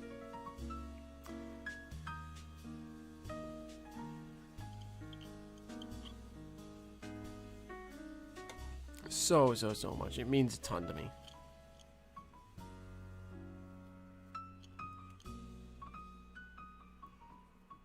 Oh man. Alright, so. Oh boy. Excuse me. Anyone have any preferences on what to do next? Or excuse me.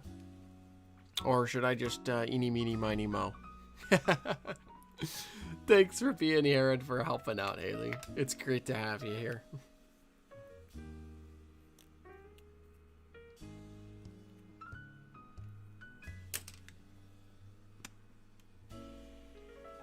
I would say I guess I could. Well, I guess I could.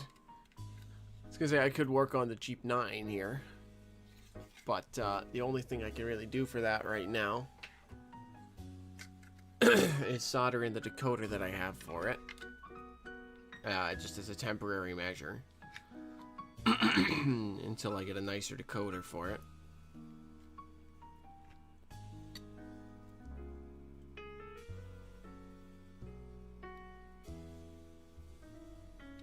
More train content, always.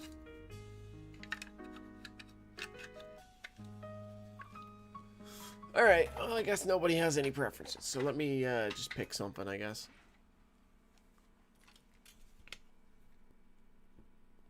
Alright, let's do one more thing on the workbench here before we jump over to the layout, so I'll take that off the table. Oh, I was going to weather this building. That's what I was going to do. let's weather this building. And then we'll do the boxcar, because B&I Ironwood said so. And then we'll jump back over to my layout and do another op session in probably an hour or so, hour and a half.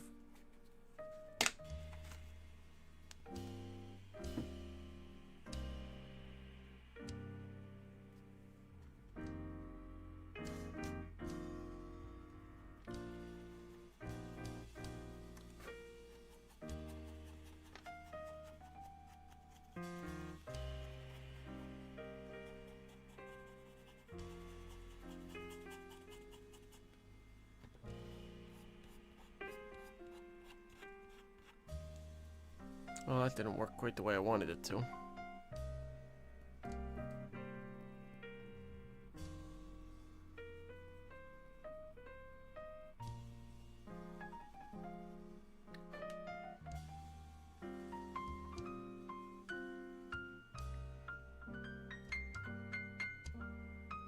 So you have a question. What type of decoder would you use in an old N-scale lifelike Jeep 9?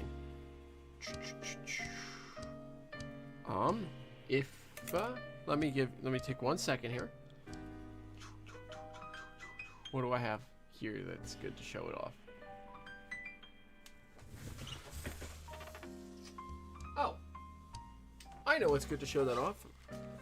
Let me grab it real quick.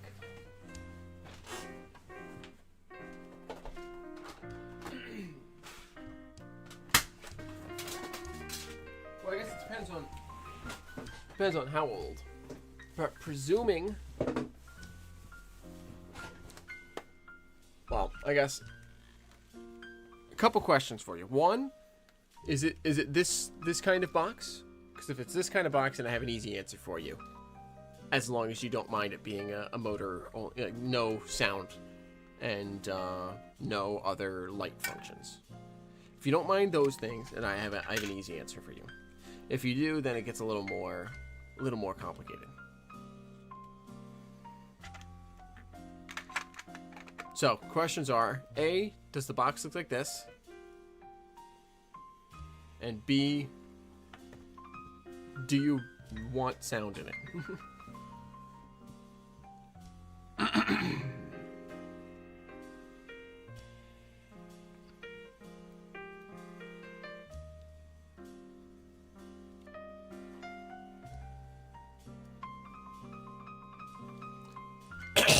Excuse me.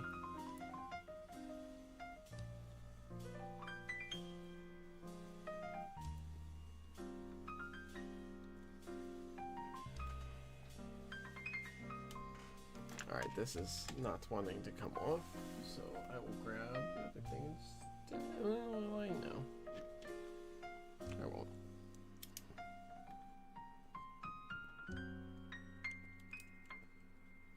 Yes to the box. Okay, and sound. Don't want sound. Okay, easy answer for you. TCS CN-GP series. If I can manage to get this shell to come off, which this one, yeah, there, you can have headlights. All right, this is not working, so I might grab the Atlas Jeep instead, but it uses the same decoder style, so it doesn't matter.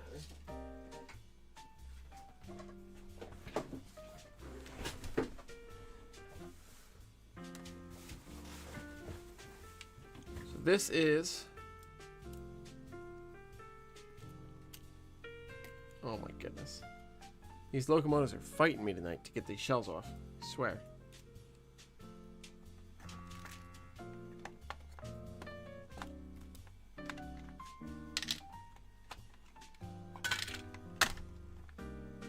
There we go. This is the TCS CN-GP decoder. It replaces the two light boards with two DCC boards, and you just have to solder the wires between the two halves of the boards to these contacts over here. So this one comes with all the wires attached. This one comes with just on its own with these. Oh no, sorry, I have it backwards. This one comes with the wires attached. This one comes with 1, 2, 3 contact pads. One, positive. You have track power, left, right, and then you have the ground. You know, the common wire. And then the other 2 wires that come off this board, you do have to solder to the motor contacts. But it requires 0 soldering at all. I did a little bit of soldering on this, but that's because I put in one of these Keep Alives. This is the TCS KAN1 Keep Alive. So, this is what you're going to want. And it works really well for me. This is obviously, like I said, this is the Atlas Jeep 7. But it works in... I have the same decoder in my lifelike C425. And it works just as well as that in that as well. So...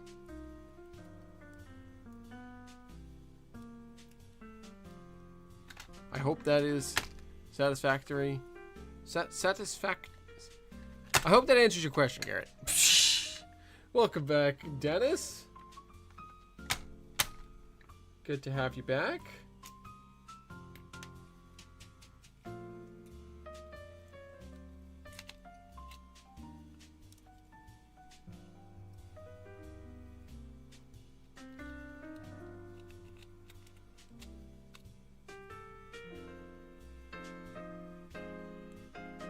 Yeah, it's literally designed for that style of frame, Garrett. It's designed to be able to slot in where the old 2 light boards go, and then you just have to solder between them and solder down to the motor contacts. As long as you're comfortable doing that, this decoder install is I mean, it takes me maybe 20 minutes to solder the motor contacts, solder them across, trim down the wire length, and then go. It's super easy.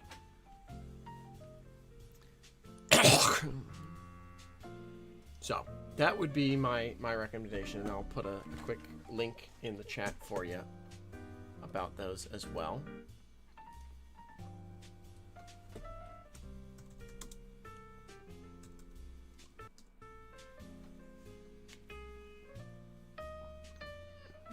Could I do a Dennis's train show tips for what to look for and stay away from in N-Scale? Sure. Excuse me. I would... Let's see. Garrett, here is...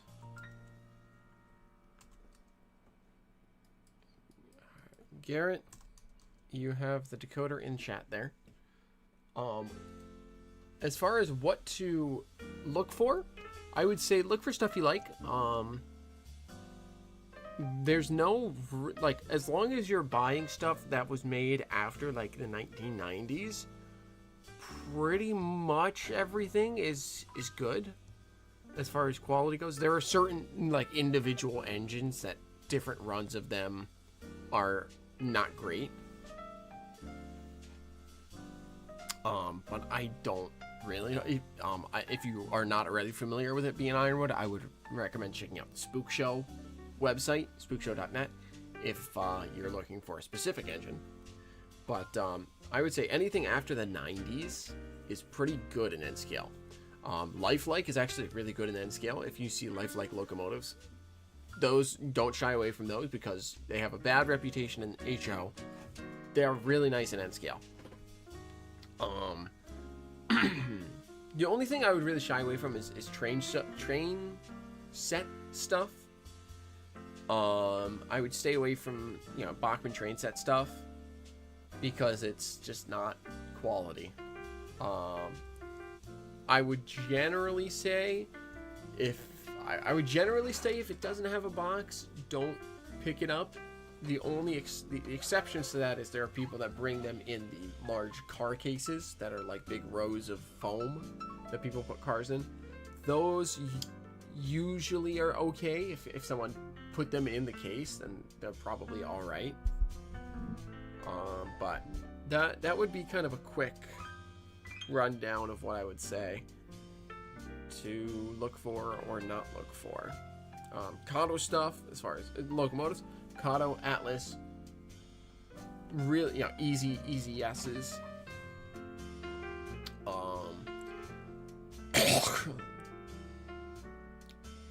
Scale trains, decent.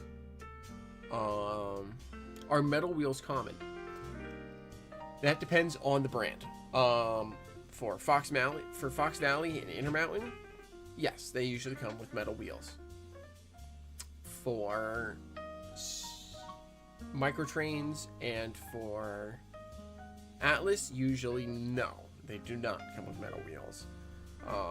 I would recommend, as far as looking for metal wheels to swap your plastic wheels out for, I would recommend either Fox Valley or I would really recommend Eastern Seaboard Models, because they have a great they have a compendium of every, like, for sale. They have available every diameter of wheel set and every length of wheels of axle, basically out there. So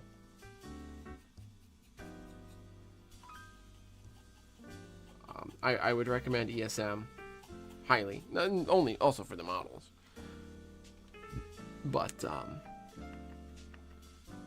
also for the wheel sets.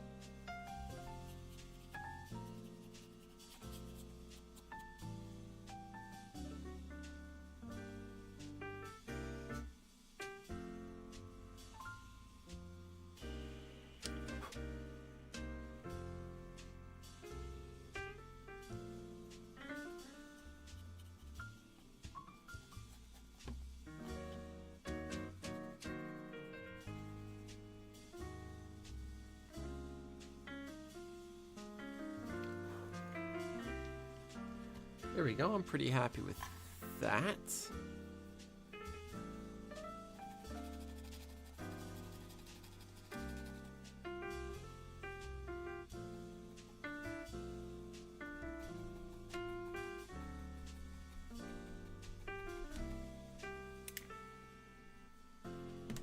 I do want to try. Where is my? There it is.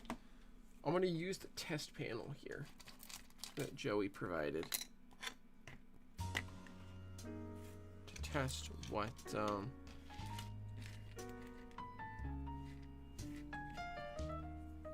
it looks like if I put some Tamiya.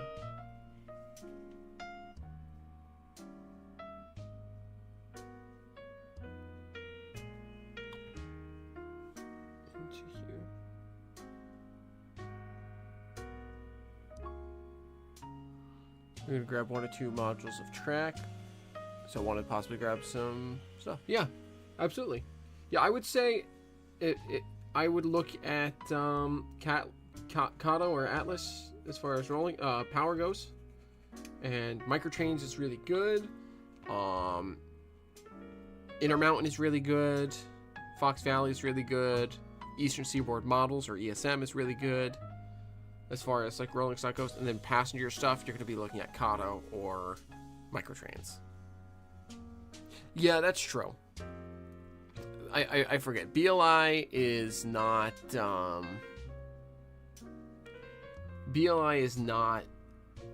great in NScale. I have a 282 mic. I have not had any problems with it, but you're kind of rolling the dice, from what I understand. Yeah, Kato and Atlas are the best.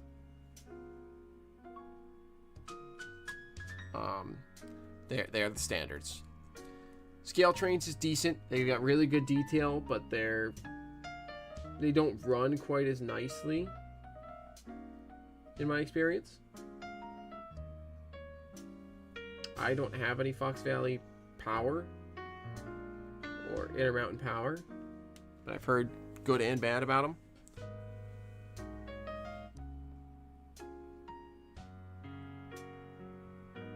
Yeah, their electronics are just horribly unreliable. Yeah, I got mine from. ironically, stuff in the refurb store, based on what I've heard, is more reliable than stuff new. Which is absurd.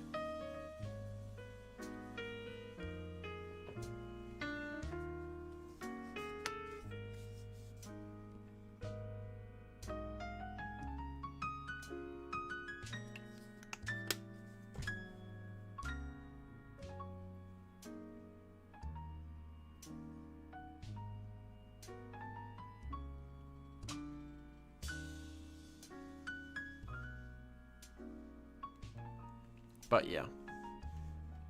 Lifelike runs really good. If you've seen Lifelike stuff, they have some stuff that hasn't been made in a while. Like the C425s, although Atlas is remaking those with the old remaking the old Lifelike tooling now. They have the Jeep 20s. Oh, just RDCs.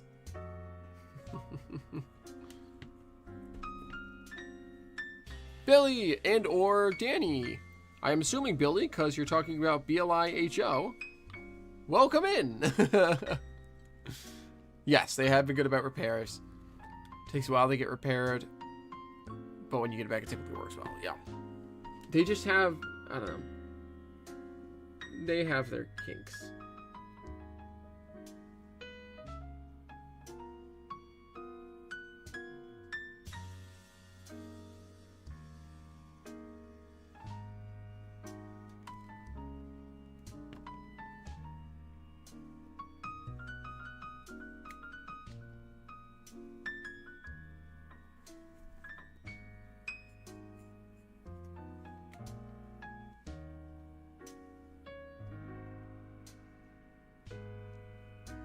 Yep, yeah, that's what I thought.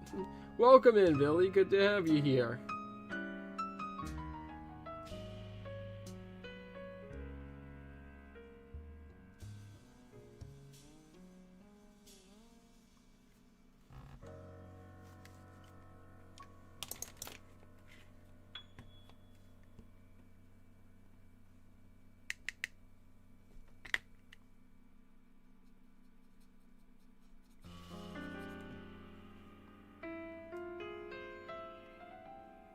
They definitely do.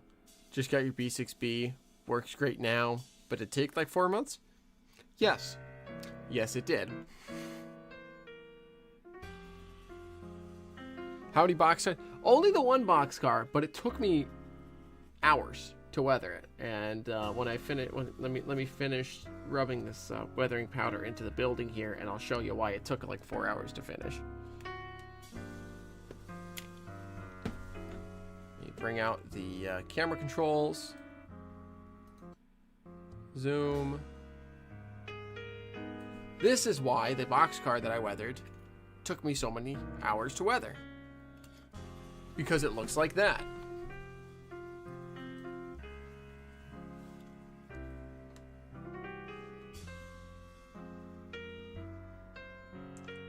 I am extremely happy with how this car came out. But yeah, I forgot how long it takes me to do a good heavy weathering job.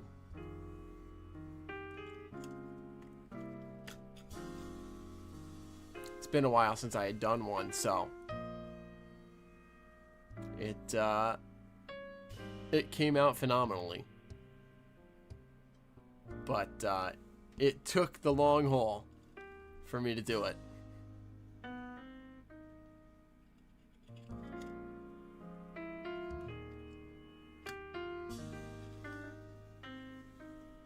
So, that's what I was doing for the first 4 hours of stream today.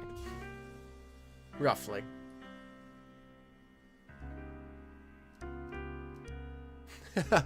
Thanks, me at Ironwood. I am super, super happy with how it came out.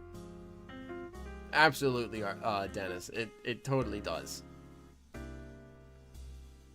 It takes a lot of patience and a lot of practice in order to get it to the point where you can be happy with it.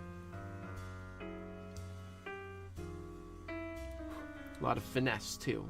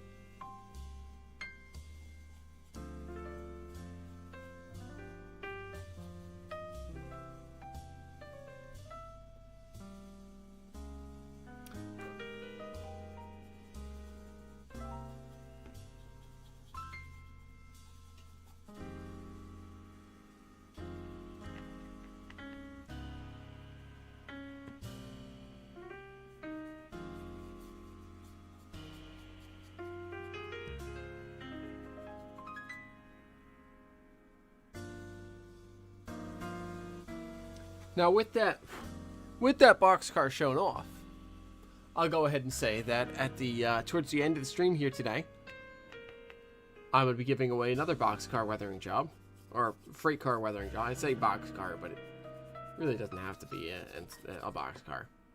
But if you're an NScale, you can get a job already done. If you're an HO or some other scale, I can get in contact with you. But in order to get into the giveaway, you have to donate. Donation link down in the description. All the money goes to Breakthrough T1D, which used to be the Juvenile Diabetes Research Foundation. They're a group that advocates for diabetes awareness and fundraises for research into type 1 diabetes and potential cures and remedies for it. So your money is going to an excellent cause, one that has a deep personal meaning for me, which is why I'm spending 12 hours today on live stream going through and raising money for them. But if you are interested in that giveaway, or the giveaway that I'm holding on Monday, which is of some decals for BNCCS PS5344 50-foot boxcar in a diabetes awareness paint scheme, which I will pull those up as well quickly.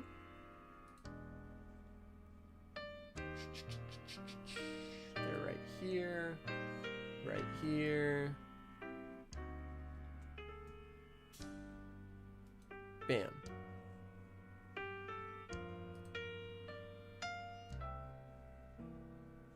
So these are those boxcars. You can see each one has its own individual slogan. I will be doing 25117 live on stream on Monday. But 25116, 118, 119, and 120 will all be available for you to win decals for them. 25116 has its diabetes awareness slogan saying pulling for your pancreas. 25117, the one I'll be doing live, says derailing diabetes. 25118 says let's make type 1 type none. 25119 says T1D is loco. And 25120 says game over T1D, which is the slogan for this year's Breakthrough T1D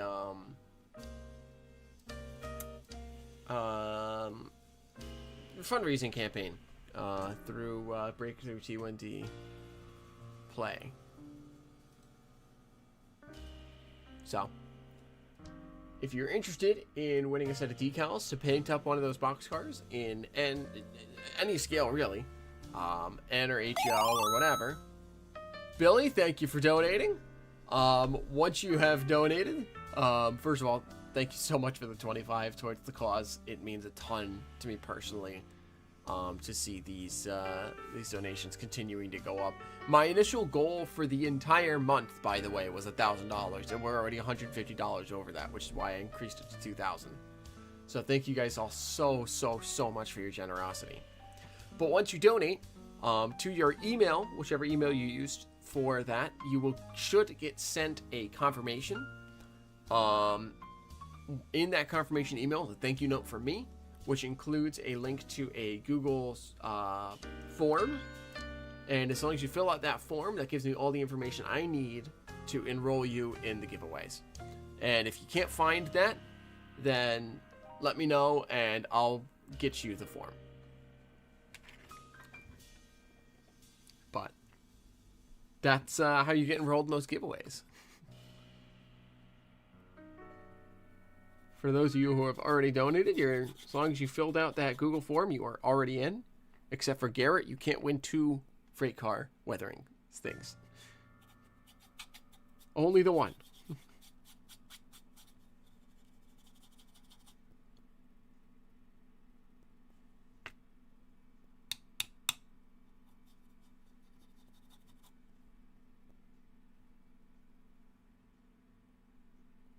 Oh boy. The music ended. Go next. Lame.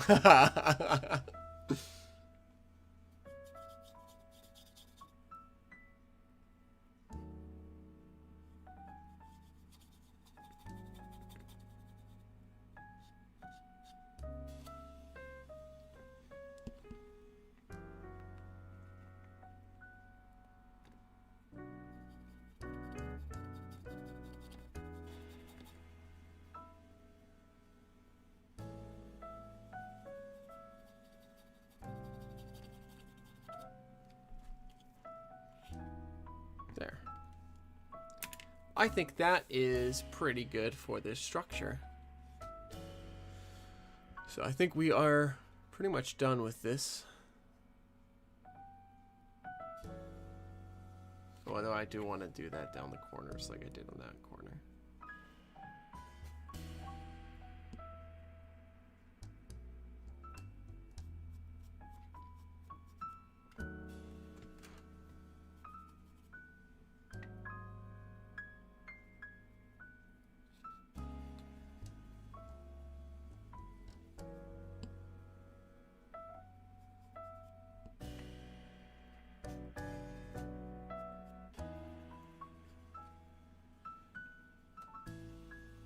So I do have a layout, Dennis. Earlier on, I was actually running some switching ops on that layout. I have a 1 foot by 6 foot switching layout that sits off over there, behind me to the right. And actually, I can do this, and you can see it. There it is. There's my layout. Sounds good, Trains and TCG. Thanks for stopping in, and hope to see you again in a little while. But, so that's my layout back there, Dennis. It is, like I said, a 1 by 6 switching layout. It's not based on anything in particular. It is fully just a fictional little town. 5 industries on there to switch. Takes me, depending on how many industries are being switched and how many cars are being switched at those industries, usually between 30 and 45 minutes to do the job, which is plenty for me to get my switching fix in. It's pretty fun. And then I'm also, this building is going to go onto a T-Track module. I'm building a series of 4 T-Track modules, 3 doubles and a single, all of which will be representing Hopewell Junction, New York. That I'm doing some videos on my channel about that. I already have the one up, and I'm hopefully this upcoming week going to be recording and uploading the second one, because I have all 4 modules assembled now with track and everything. So, yeah, no worries. I'm going to be doing another switching job on the layout in a little while. We'll say at 8 o'clock. Regardless of where I'm at 8 o'clock, I will take a break from everything else and set up for another switching job. For the folks who didn't get to see my switching job earlier.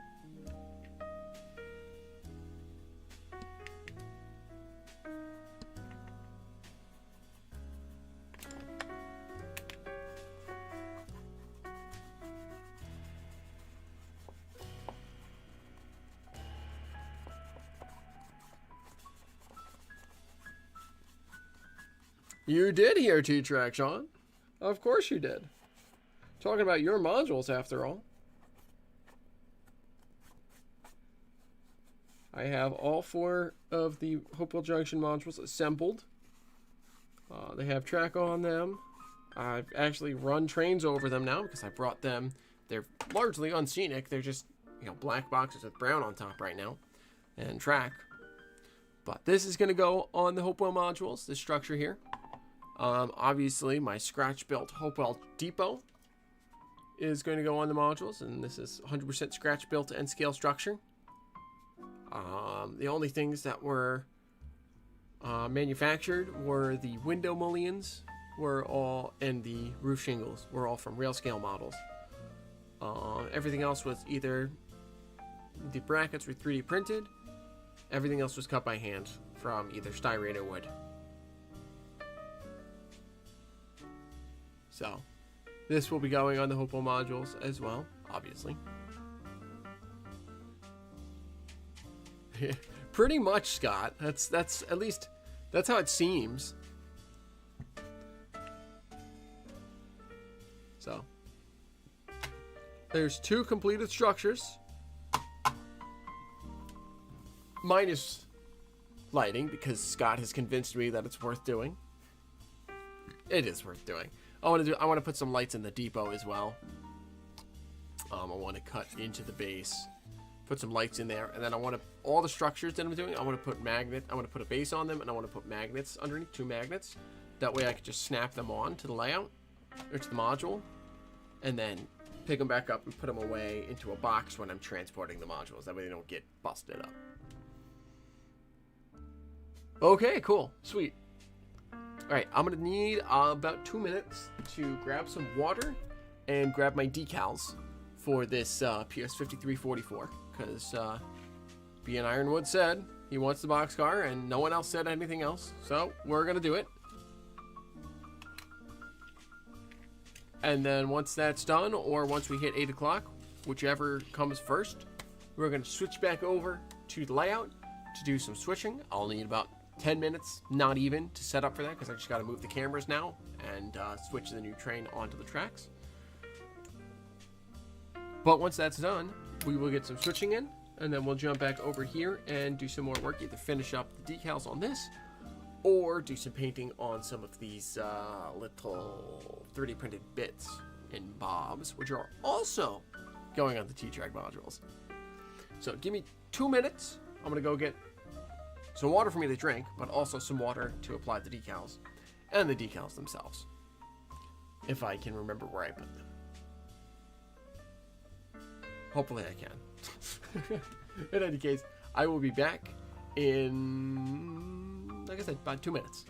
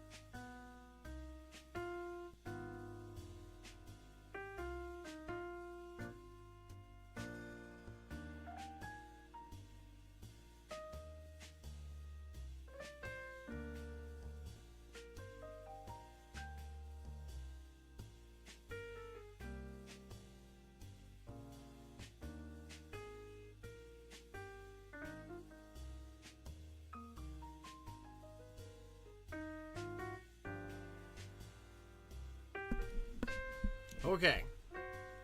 So, good news. I got the water. And I found the packaging for Joey's kit.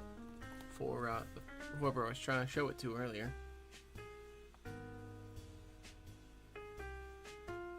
Bad news, I have no idea where these decals went. I thought I did.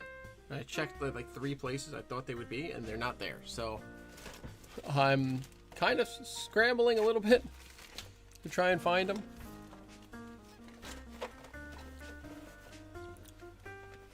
Let's see. Danny might be building a few T-Track modules with a plan laying around the E7 at the Rail Museum of PA. That's sweet. I might try and get out for that. I don't know if I'm going to be able to, because it is a good haul to get out to Strasbourg, but that would be pretty sweet. Yeah, I think it is someone from Iron City.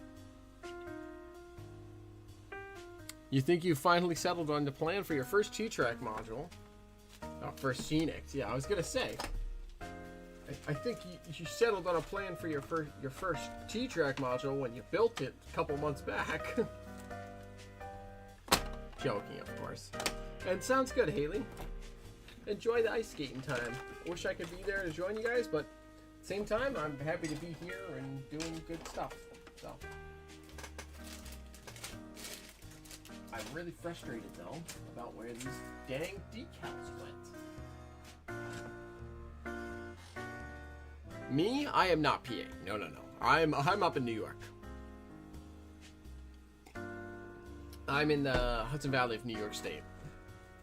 Near Poughkeepsie, New York.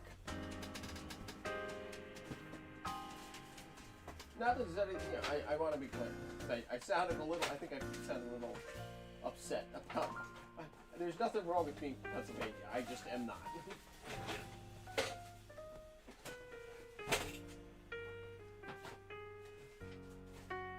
Felt the need to clarify that because I feel like maybe I was a little harsh saying that I was not for PA.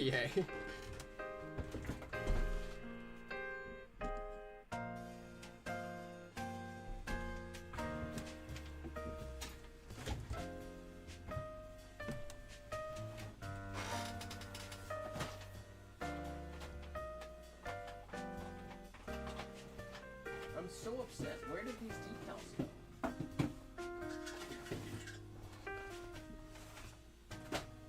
I looked through all of my decal folders and things, and I've got my big envelope of decals, and it's not in there. And it's not in any of the places that I've looked either.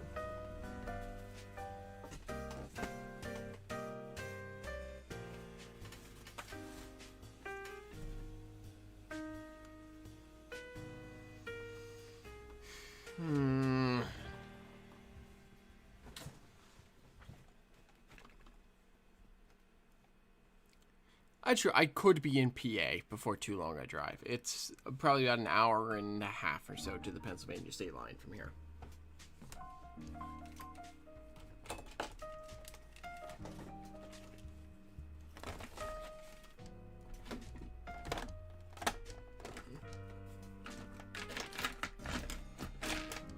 Well, I guess there goes that plan. I'm really frustrated about that.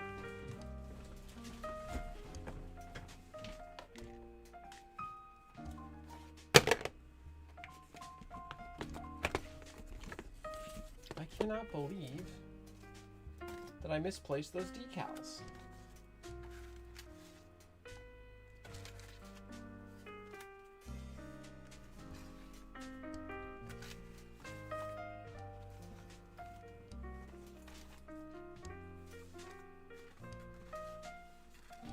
That frustrates the heck out of me.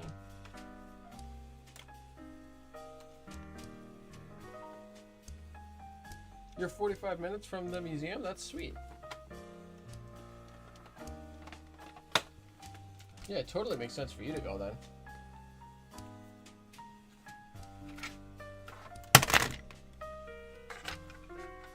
Now I'm knocking things over. Oh boy.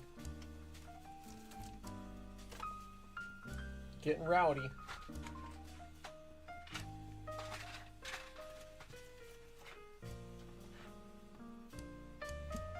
I can't believe this. Oh. Man. Now I'm really bummed about that.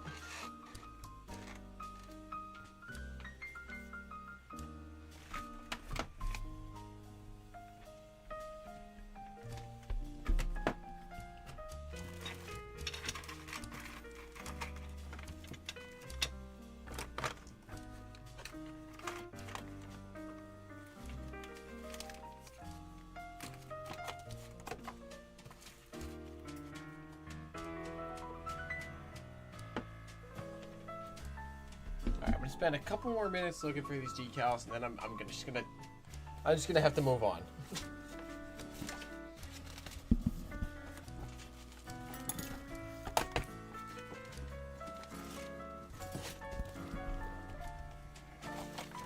Okay, you know what? If I can't find the decals, maybe I'll circle back and set up for switching now. But we'll see. Growing up, you were 12 miles from the museum. Awesome. I've been, I think, 3 or 4 times in my life down there.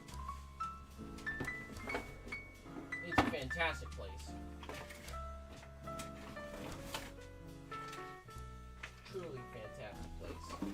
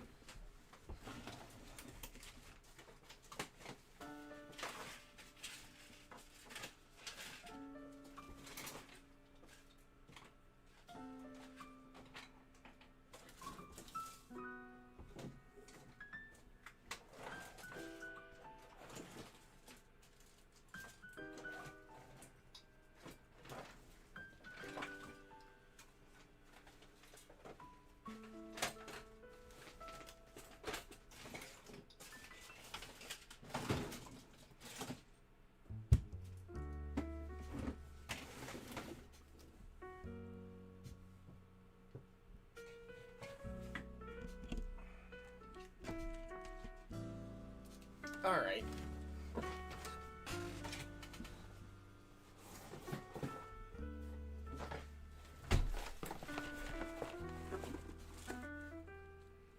All right, I think that's enough scrounging around to try to frickin' find this decal sheet.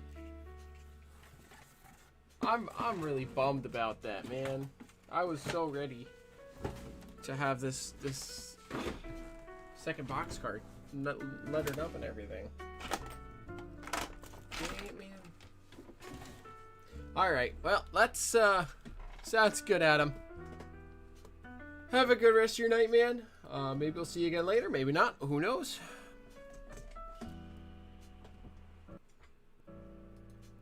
Alright, well, let's set up for more switching. Let's just do that, because that's something I know I can do. Welcome back, Ted. Oh, well, I gotta show Ted. I gotta show you. Well, first I gotta get all this crap out of the way. I gotta show you the finished product of this car because you stepped out before we wrapped up. Got a bunch of stuff everywhere right now because I was about to do some decaling, and then I discovered that I couldn't find the decals that I was gonna use.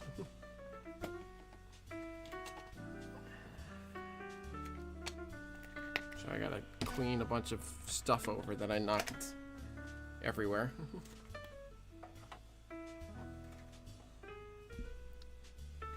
But Ted, I don't remember where we were in the process when you dipped out. But the completed product of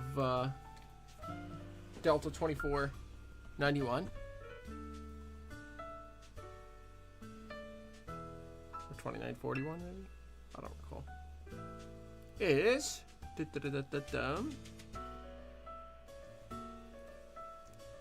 zoom level to maximum. Bam! There we go.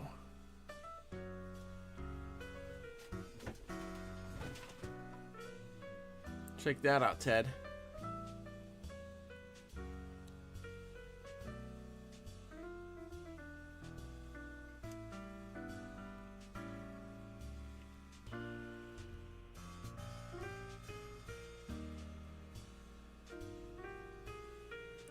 So there's the finished product.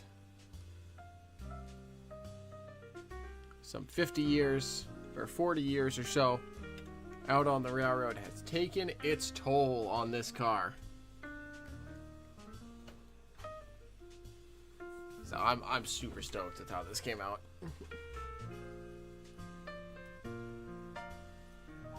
But since you're the weathering guy, I figured I would show them off. Yeah, the rust streaks came out really good, and I'm super happy with how the rusting out of the logo came. How that came out.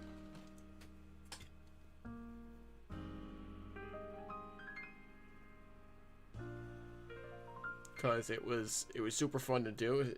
Yeah, time consuming, but so worthwhile for the result.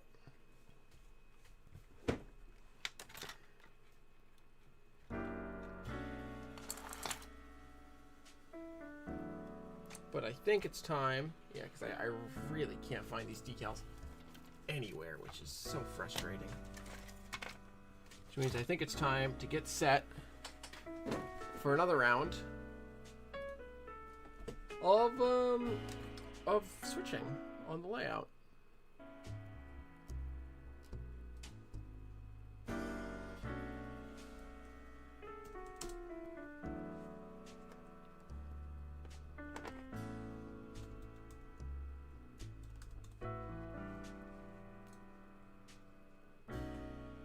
So, we're going to jump to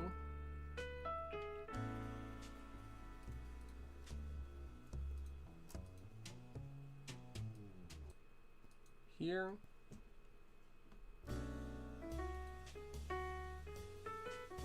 We're going to roll the D20.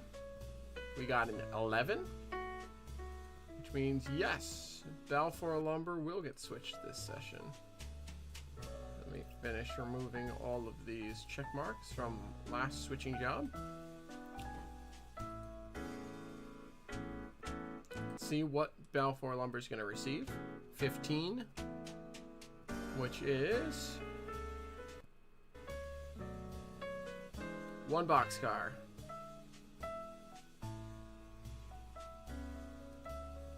Williams Depot.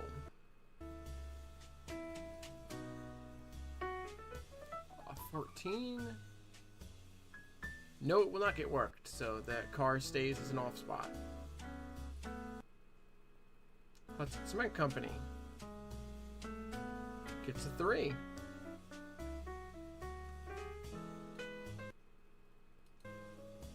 Three means no, it won't get worked. Okay. I think that's actually the first time that's happened in my rolling for switching. 9 means no star gas.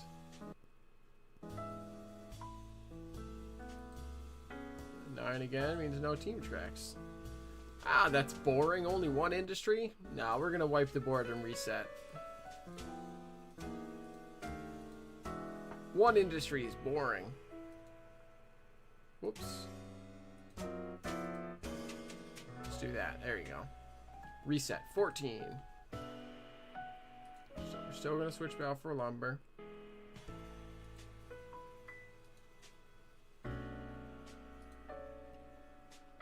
it's still gonna get one boxcar.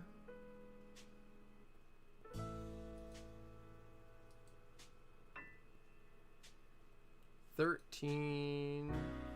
No depot still. Okay.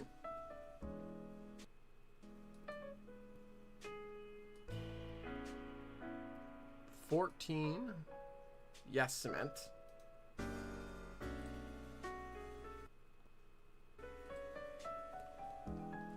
And a 3, which means, I believe, 2 cement-covered hoppers. Yes. Check. Okay.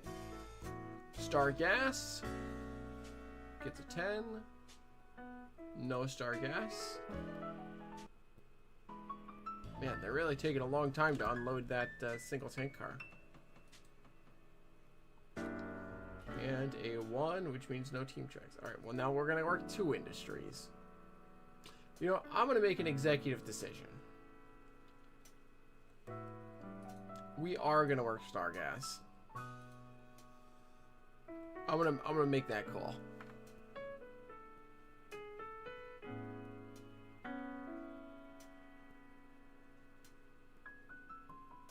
Yeah. Yeah, I like that. It's supposed to be randomized, but I'm gonna do it. So. Unloading a tank car is hard. Well, they're gonna have to do it quick because we're coming to pick it up.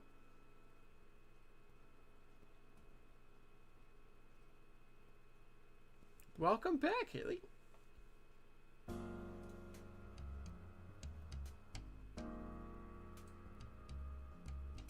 Whoops. No, that needs to stay there.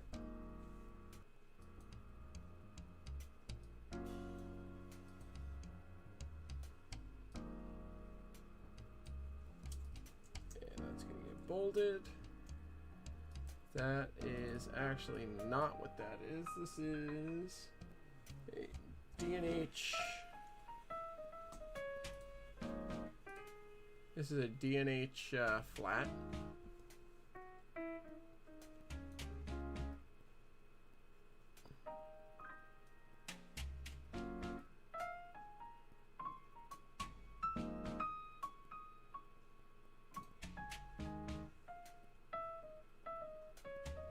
This one. And instead of the DNH gone,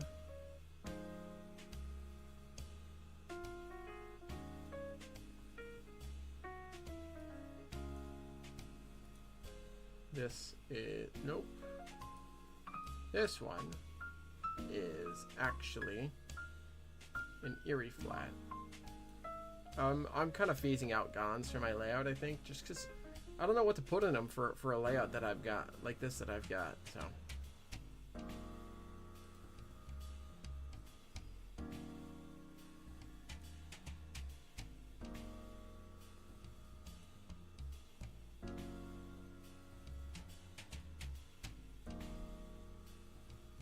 Delete those, we're gonna put this there, and this there, because that's what we did last time, and then we're gonna bring these back over here.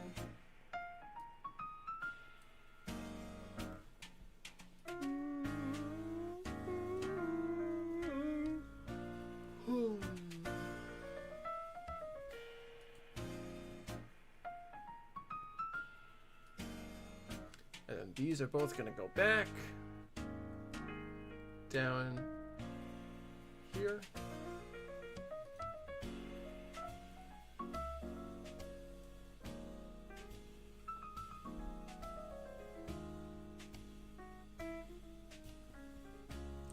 These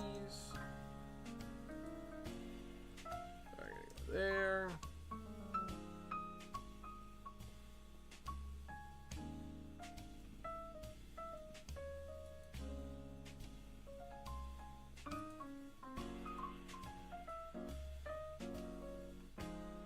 Then we're going to put these like this.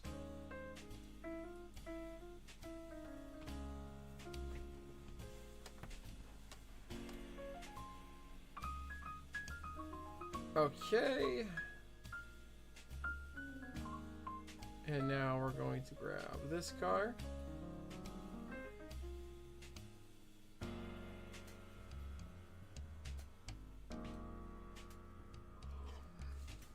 Which should get the CMTCOVHOP.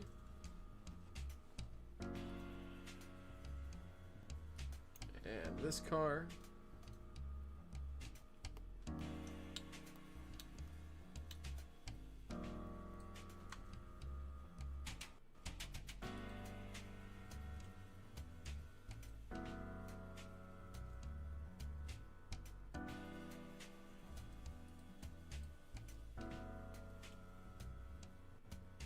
There we go. So there is our switch list, because the team tracks are gonna get that. Oh, we need to set out a car at Balfour Lumber.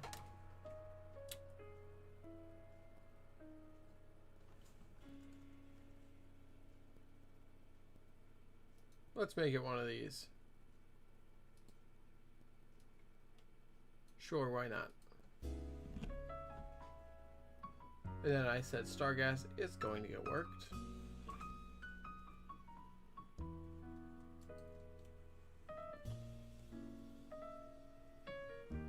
Okay, and now...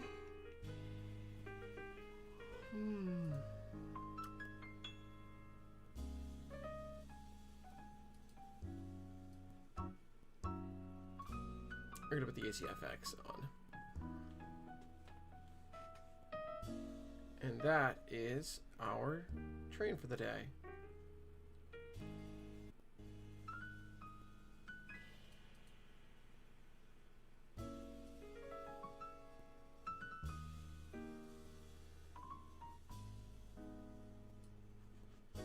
Control C.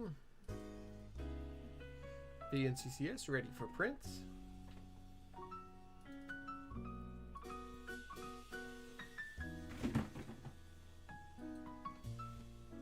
And paste.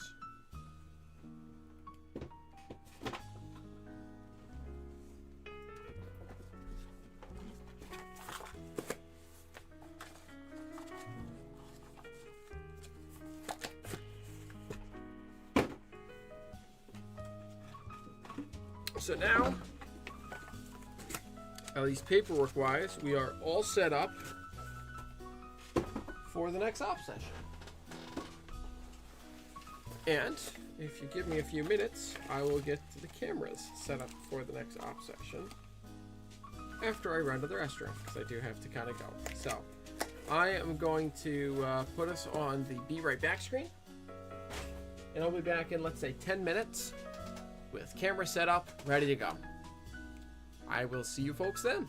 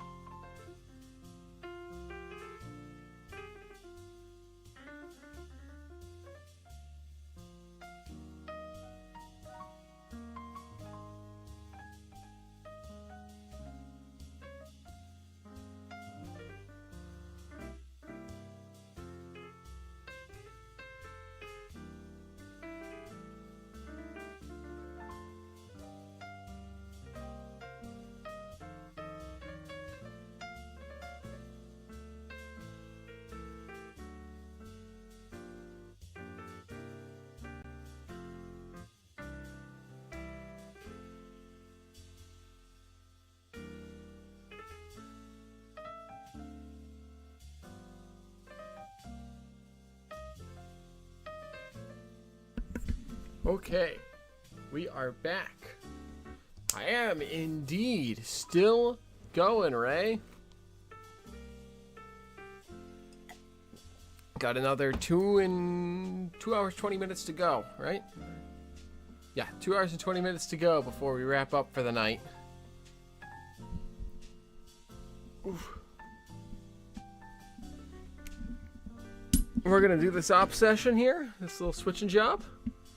And then I'll remind everyone who has already donated to make sure you check your emails, check what you need, wherever you signed up for to give your donation, you know, whatever email you use for that, check your email. There will be a confirmation from Tiltify, and within that there will be a thank you note from me. Within that thank you note, there will be a Google Forms. I asked if you can fill that out. That way I can enroll you in the giveaways that I'm running. I'll be giving away another boxcar weathering, or either an NScale boxcar or whatever other car, whatever other scale you want to be weathered. If you, as long as you fill out that Google form, that will be fulfilled.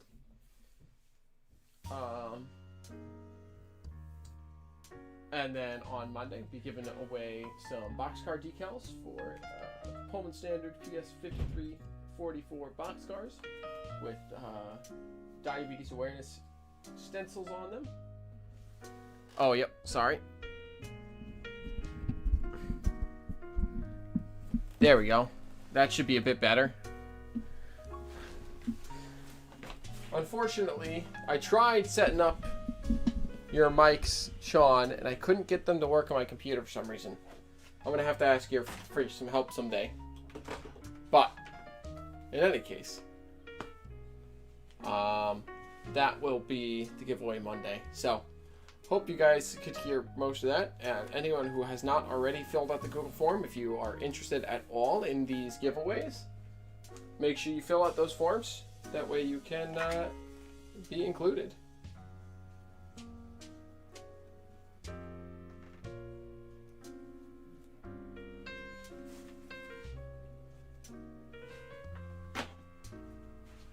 So, where did my uncoupling pick go?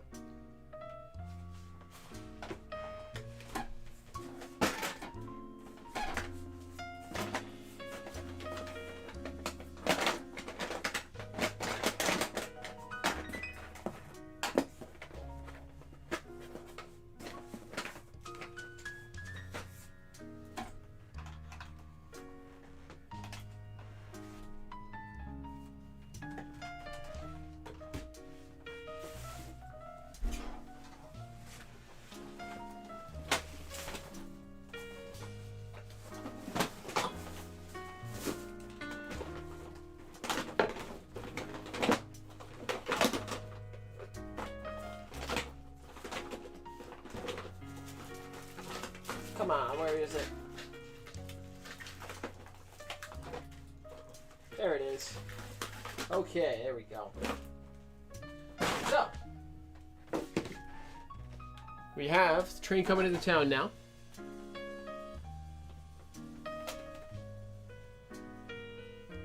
Hey, welcome in, Bob. Good to have you. Don't worry about just getting here. It's been a good day all day. We had folks coming in, going out. So if you are interested in donating, the link is down in the description below. I'm also I'm going to go ahead and pin it to the chat right now as well, which I should have done earlier but forgot to. And the Google Forms you will get the Google Forms after you donate. It'll be sent in an email with a confirmation from Breakthrough T1D/Tiltify saying that yes, you did indeed donate. And you will also get a thank you note from me. Pin message. There we go. So that's the link you can click to donate. And then once you donate, you'll get an email. You should get an email that has a thank you from me, a confirmation from Tiltify, and the Google Forms link.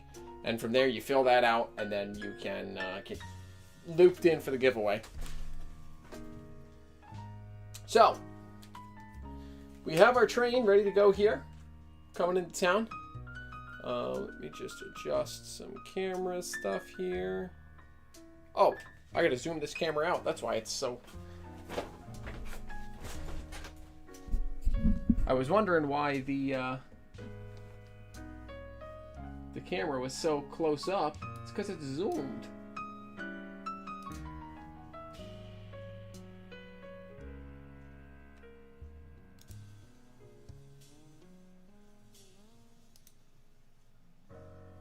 Properties. Configure video. Camera control. Zoom out. Good.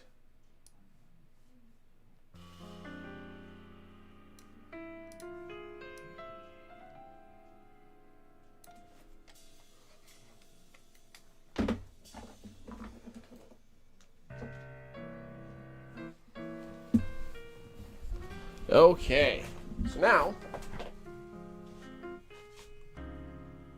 if I set this here, back this camera. Oops, sorry about that, folks. Back that camera up a bit. Should be able to see most all the layout now.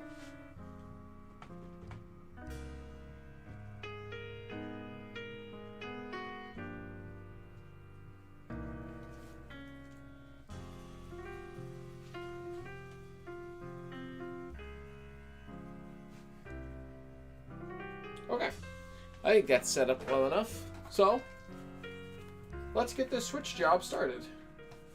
So we have BNCCS 700 here. That's our power. Jeep 7, that's been on the railroad for, the current year is 1960, or 1976, I believe. So she's been on the railroad for 22 years. She was purchased in 54. And she's a workhorse. So we're pulling into town with the local job. We're going to cut the caboose outside of town.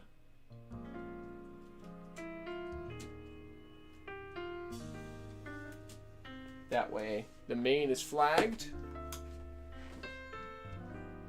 And we're going to pull into town. There it is, Bob. Thank you so much for the $25. It means a ton to me. It really does. Like I'm doing this, and you guys are getting the giveaways and stuff, and that's all super fun.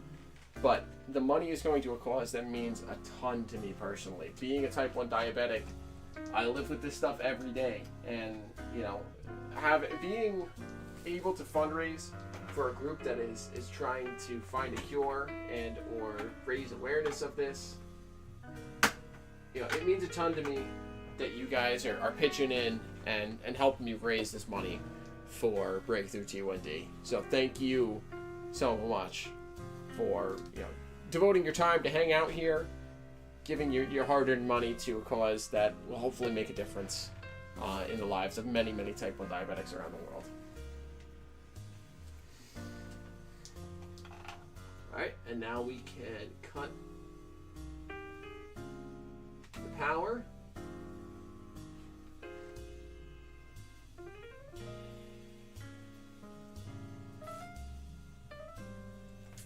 Actually, no. We're not going to cut the power. We're going to cut the first boxcar.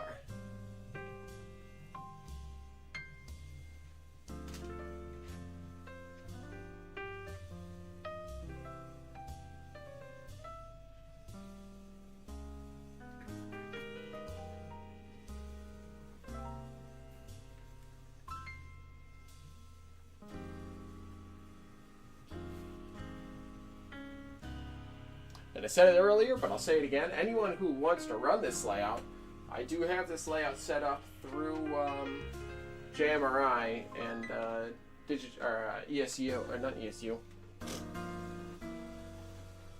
NCE adapter. I have it hooked up for a Y-throttle virtual running. So if anyone ever wants to try doing a switching puzzle on this layout, you are more than welcome to try it out. I'll be your brakeman and your switchman, and you just control the trains from wherever you are. I'll have the camera set up like this. I can move them however you need, however you want. But I'm happy to let you give a shot on the layout if you want. Just reach out and let me know. I'm gonna throw up to here, and I'm gonna throw off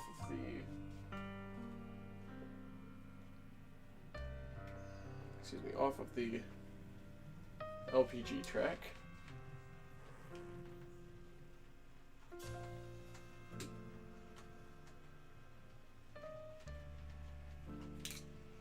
Got it to the point where it runs pretty consistently. It still has a couple of glitches and a couple of really bad track spots, but it works alright. That's the important thing. Take that wheels chock off the track. That way I can back in a couple up to the car that is spotted here. And pull it forward. Then pull it forward. Thank you.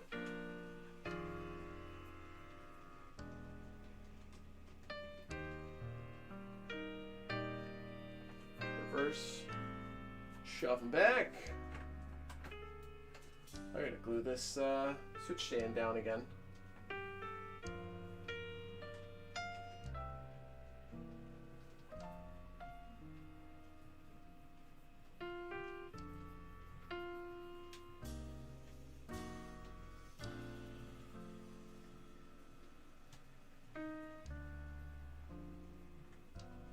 Alright, we're gonna stop that right there.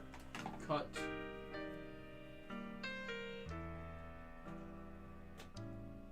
This car.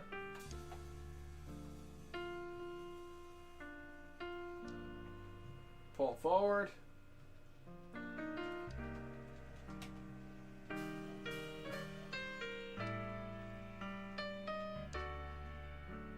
Come to a stop. Throw the turnout back down the lumber lead. And shove the boxcar down in there. What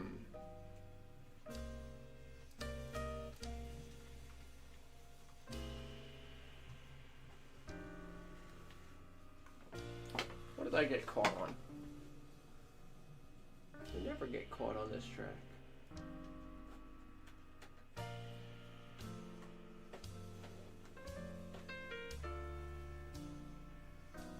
I got caught on this right there. Okay. That's good to know. That is good to know that that can still get caught there.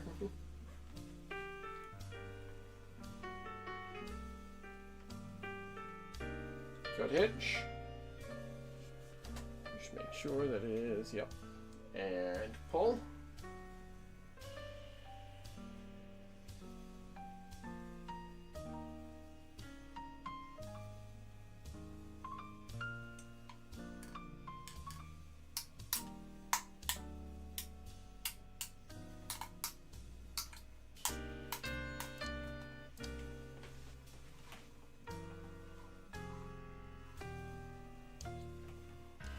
Got one car to go.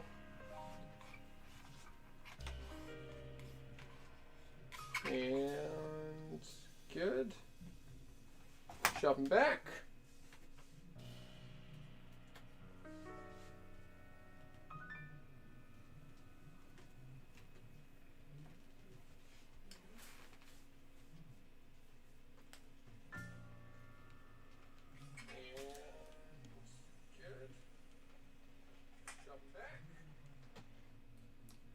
Alright, good there. Let's cut the SPSF box and pull it forward.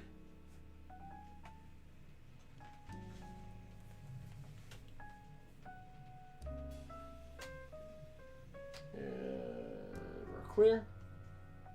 Let's reverse. the switch, shove back down again.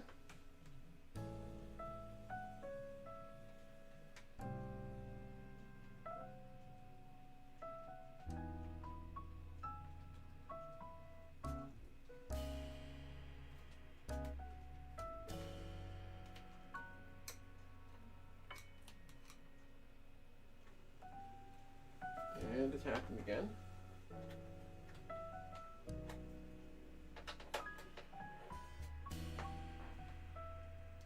Oh, so it's this here. Oh, I see how that can get caught. Okay. That makes sense.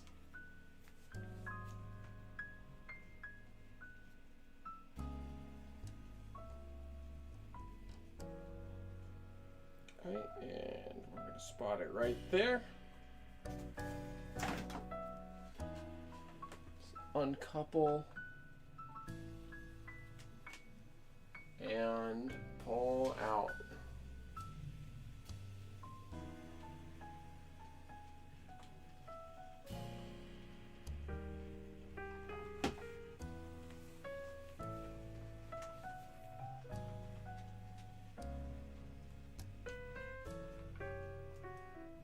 Right. Now we gotta respot that flat car.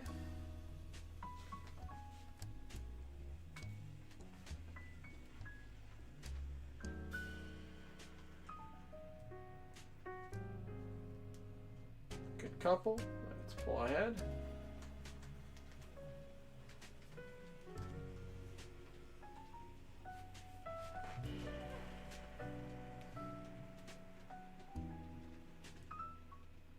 How many light hubs do I have on the layout? Right now, I only have the one light hub.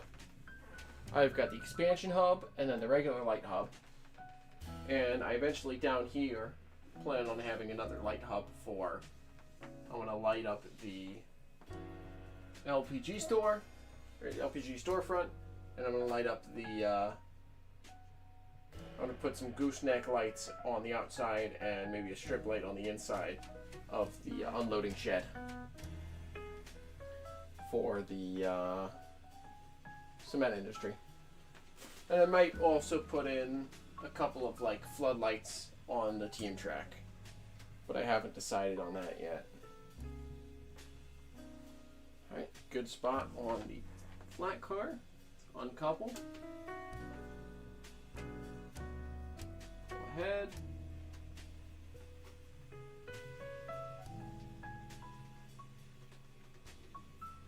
Restore the derail, because that's basically what that is.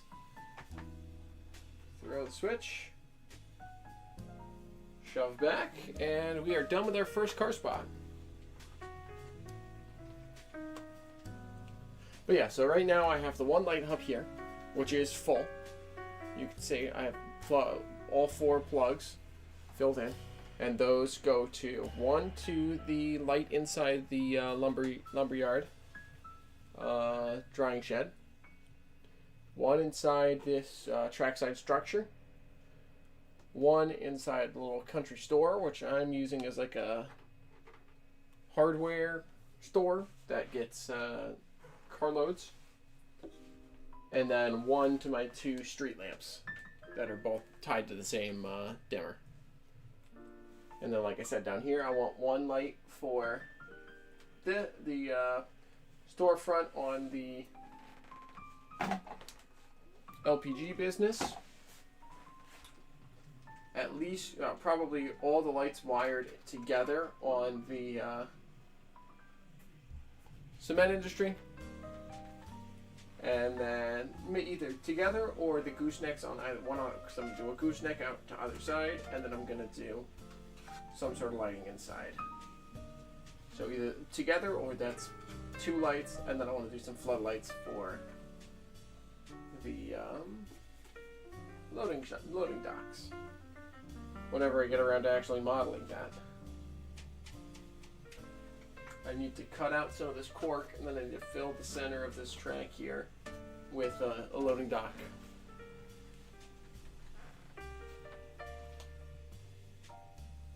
Okay, coupled up.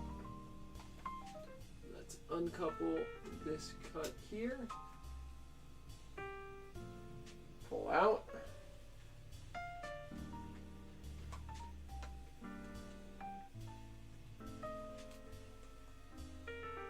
Throw the switch.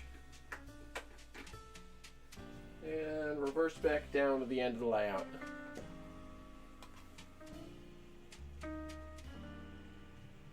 Exactly, Dan. And it's actually Woodland Scenics designs them like that. They're meant to wire all together. So something that sometimes I think is fun. It's a little hard to see on camera, but I'll show it off real quick. If I turn off these, I have some blue lights in the room, so I can make pretend it's nighttime.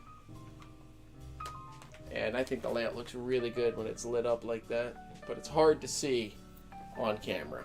So we'll turn the lights back on for you.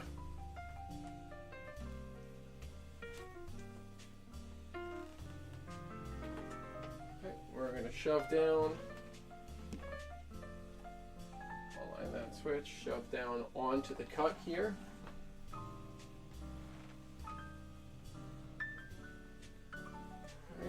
See my good hitch. Now we're hitched. I'm going to uncouple all three cars.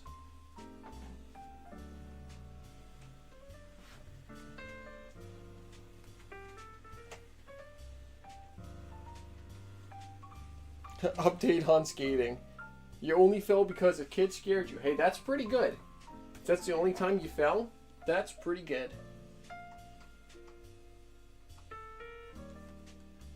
Shove the whole cut of cars up onto the siding for the propane tanks.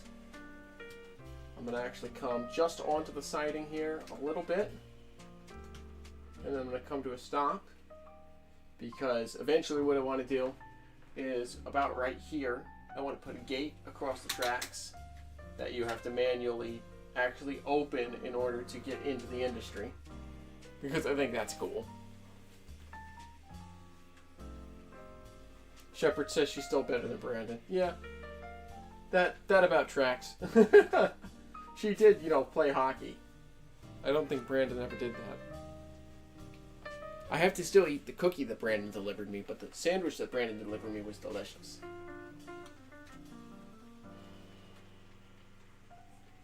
And I don't know whether to hope you guys found the spider or never found the spider. I don't know what to hope for. We're going to temporarily spot this tank down here at the, just on the loading dock tracks, about there.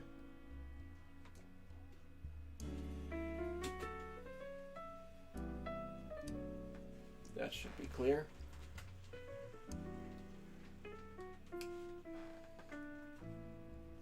Throw the switch, shove back in,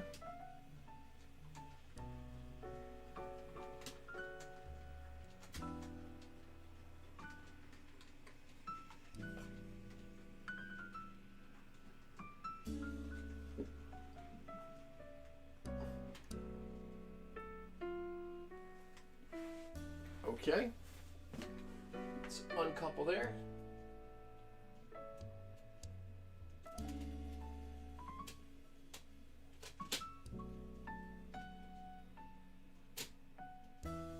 Good. Let's pull these two back.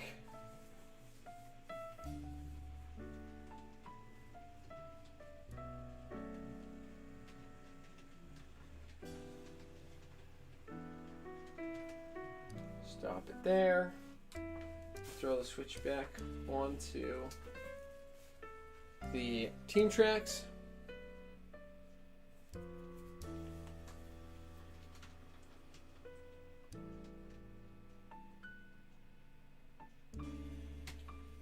Couple them up. Close the gate. And pull the string.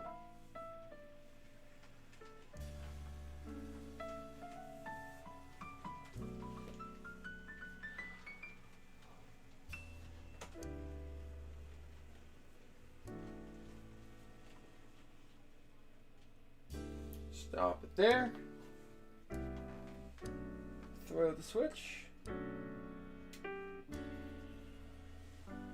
And shove them back. Right on in to couple up with the SPSF box.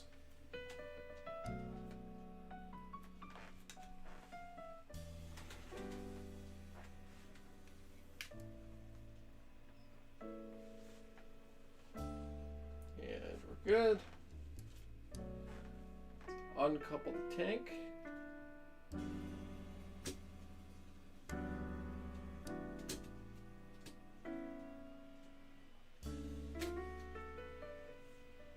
Pull the 2 cement cars back, and we will get those switched down at the cement industry, and then we can move on to the rest of our evening, which I don't know what we're going to do.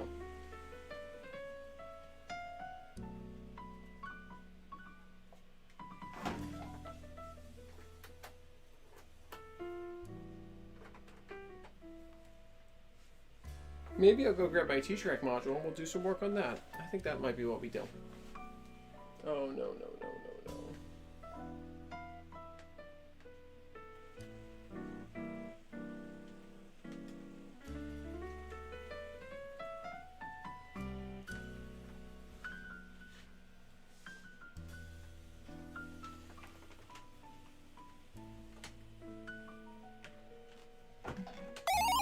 Why are you doing this? Anonymous donated 25. Thank you so much. Thank you so much. I obviously I don't know who you are, but your donation means a ton to me. Every dollar that goes towards Breakthrough T1D is a dollar that could help cure diabetes. And you know, as someone who's lived with diabetes for almost 8 years now, that means immense amount to me. So thank you so much, whoever you are out there, for the $25 towards Breakthrough T1D.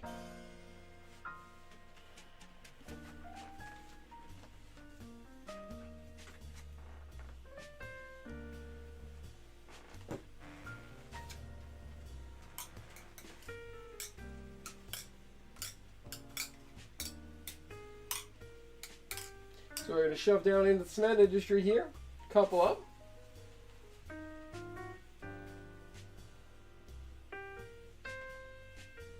We're going to pull the 2 empties out.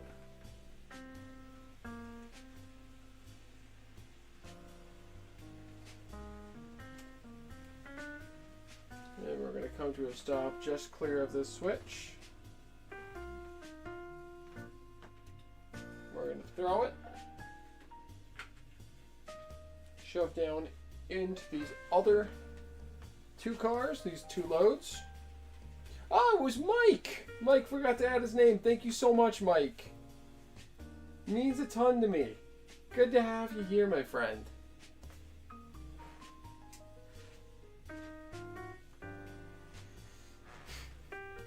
And now that you've donated, Mike, you are officially, you know, you should, in your email, have a thank you notice from me. It should be, you know, it'll be from Tiltify, I believe. It is a confirmation of your donation, as well as a thank you note from me. And in that thank you note, there is a link to a Google form. And if you fill that out, you get enrolled in my giveaways that I'm running. So tonight, at the end of this ops session here, I'm going to be giving away a weathering job. For you NScalers out there, you are welcome to take one of a couple of cars that I have set aside that I'm willing to part ways with, that are already weathered.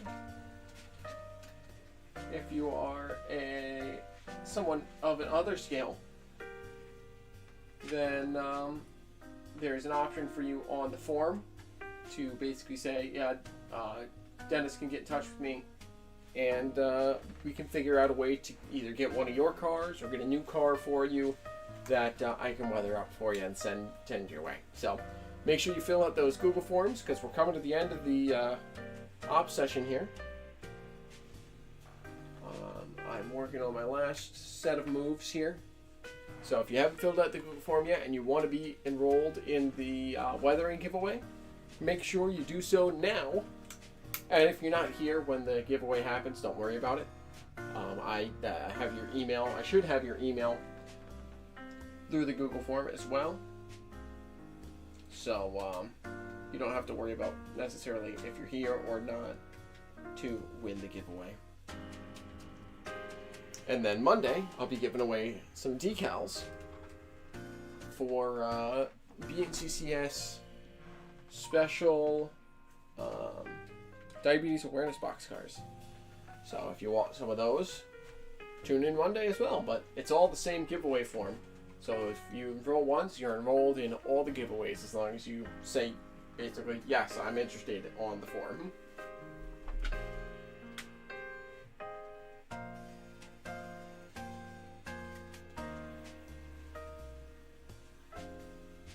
And we'll stop that right there.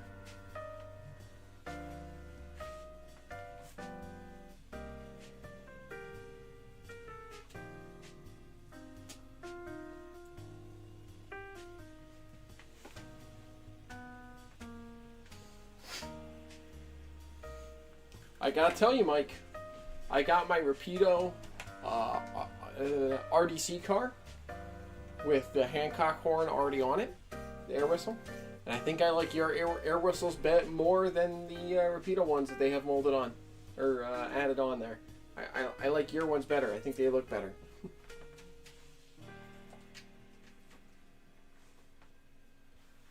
The Rapido ones to me feel a little too blocky, a little too rectangular. They don't feel rounded enough to me. Yours feel just right. So, just saying.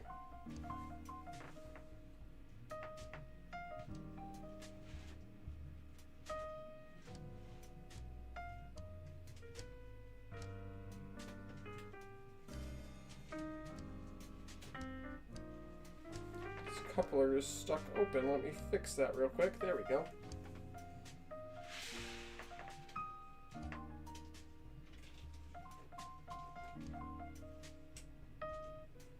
There we go. Good. Which is more accurate? I don't know which is more accurate because I really have dimensions, but I like yours better. I think yours look better. To my eye, yours look more accurate. I don't know how true that is, but to my eye, they look more accurate. Your 3D prints versus the one on the Rapido RDC. Like I said, the ones on the Rapido RDCs look like they have too sharp of corners. Yours have what looks like the right amount of curvature around the corners. Alright, there's our train coupled back together. Let me just pop over, grab our caboose.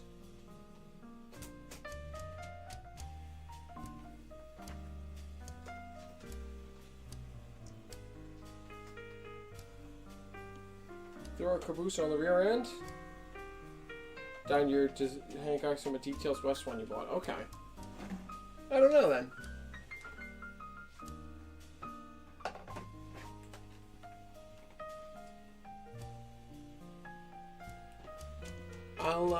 I'll grab my RDC and show it off on the stream here in a minute once I'm done with the switching here, which I'm putting my caboose on the rear end of my train now.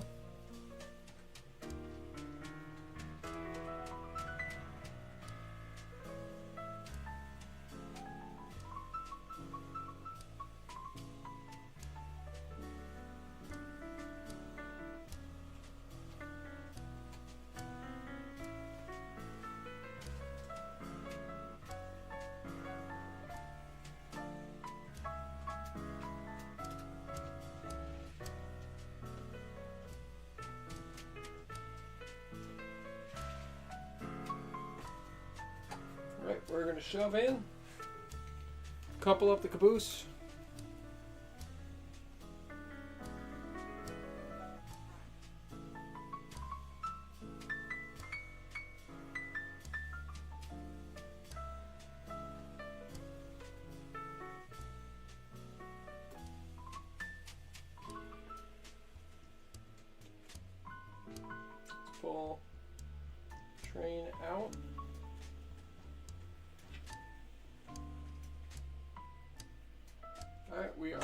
turn.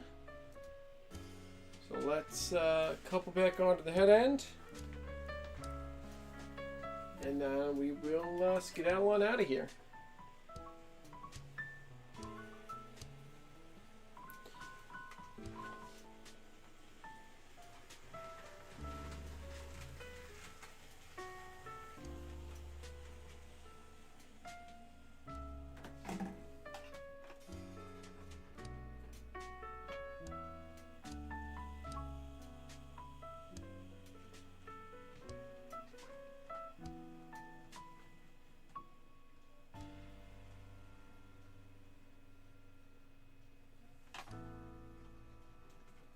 Coupled, and we are cleared out of town.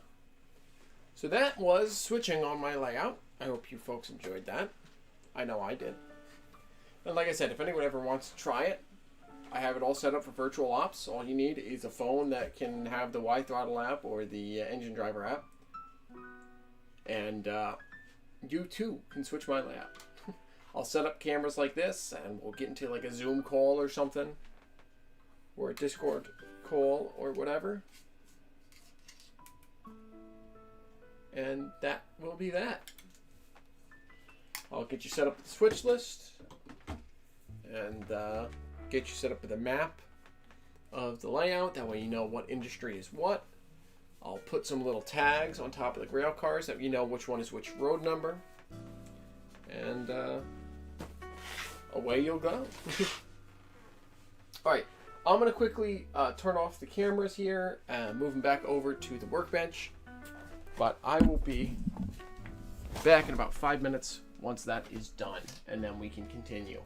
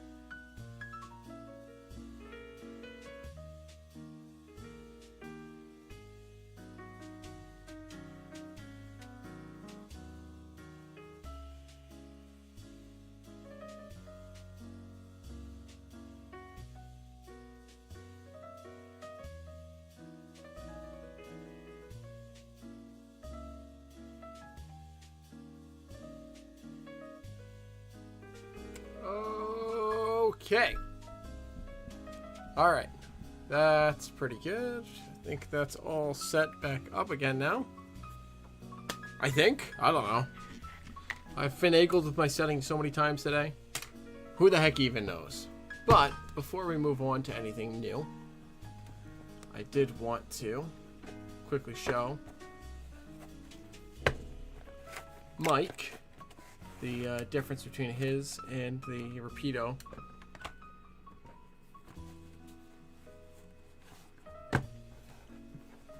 Hancock's.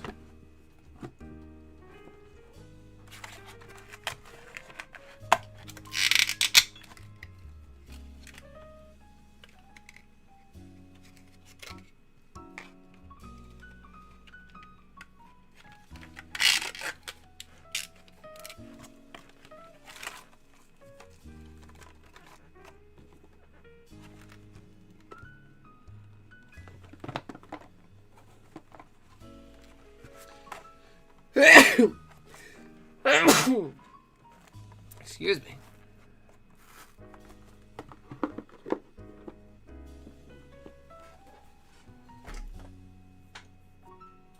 So, there's Mike's. Oh, zoom. I need zoom. Hold on.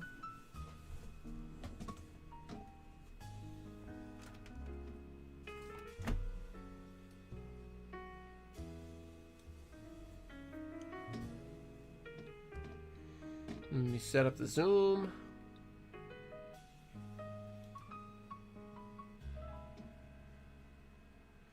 Properties.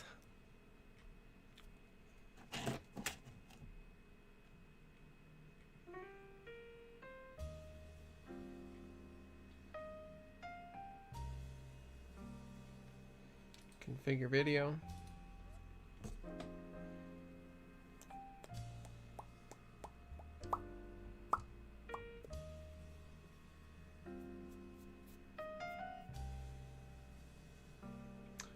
Come on, where's the, there it is.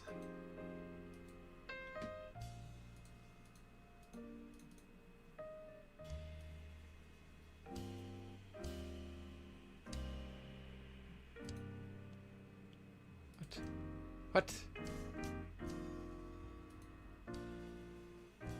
Come on.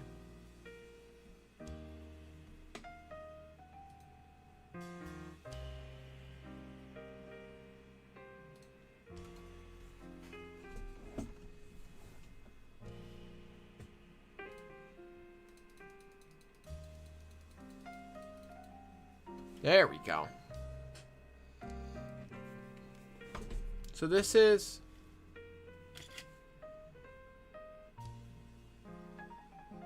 with Mike's, and this is the Rapido one.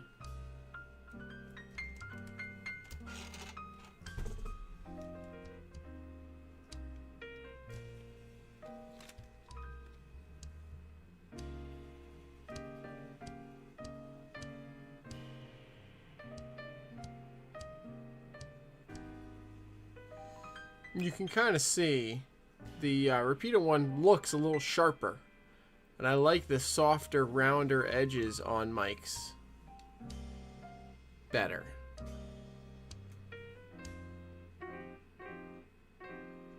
So that's my thoughts on the matter.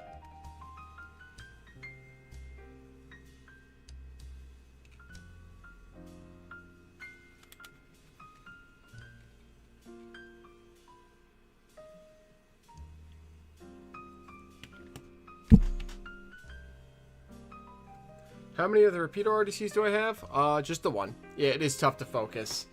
I wonder if I can take a picture. You know what I can? I can take a picture and I can bring it up. I only have the one RDC from Rapido. This isn't even my RDC from Kato. That's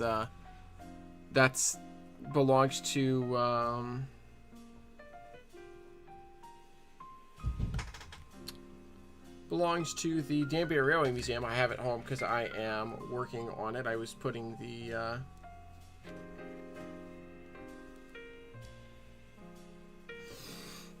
what's it called? the Hancock on, and I was putting the, I was repairing the motor. I gotta bring it back. I don't know, the Rapido RDC, I don't have a decoder in my Avocado RDC4. I have a decoder in it, but it's on the fritz. I gotta send it back to Digitrax because it's garbage.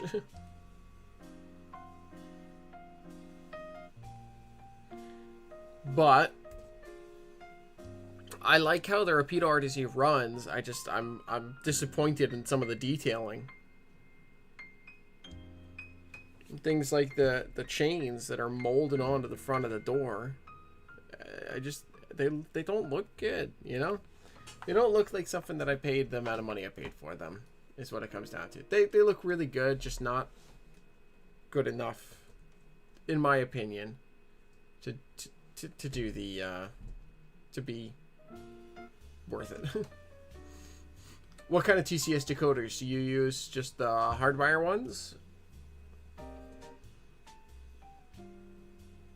Here is that little display that I was pulling up.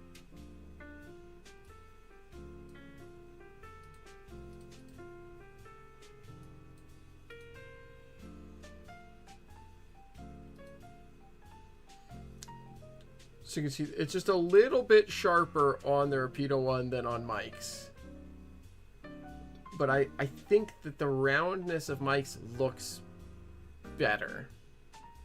Hardwire. Okay, cool. I use the TCS CN line a lot because I have a lot of the older style locomotives that have the two light boards, two little short light boards. So I always use those a lot. I like how TCS decoders control. I really don't like I don't like Digitrax decoders.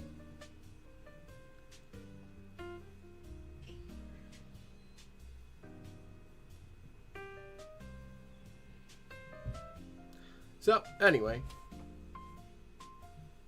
They are very close, but to my eye, this just looks a little bit sharper edges than this, and I like how much rounder these are. Anyway.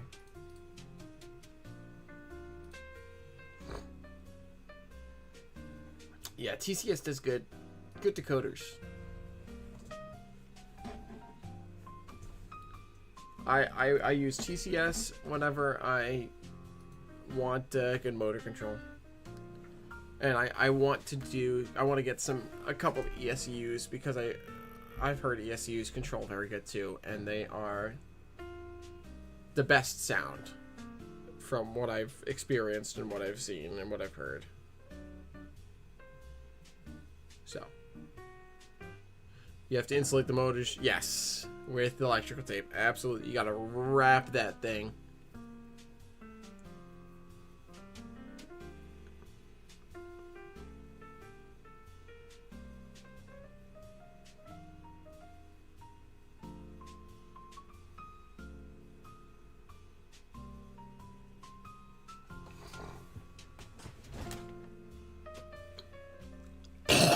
Excuse me. I was actually just showing that locomotive that I was running on my layout, the Jeep 7, that has one of the TCS CNGPs with one of the TCS KAN1 Keep Alives. So the motors rock side to side and hit the split frames. Gotcha. That's why you gotta insulate them. That makes sense.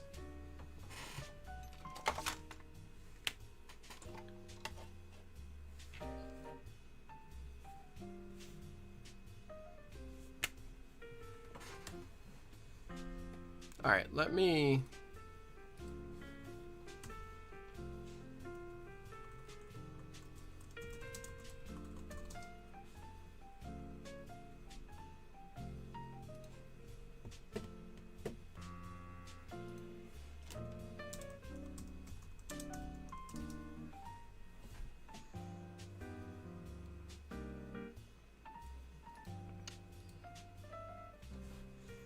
All right.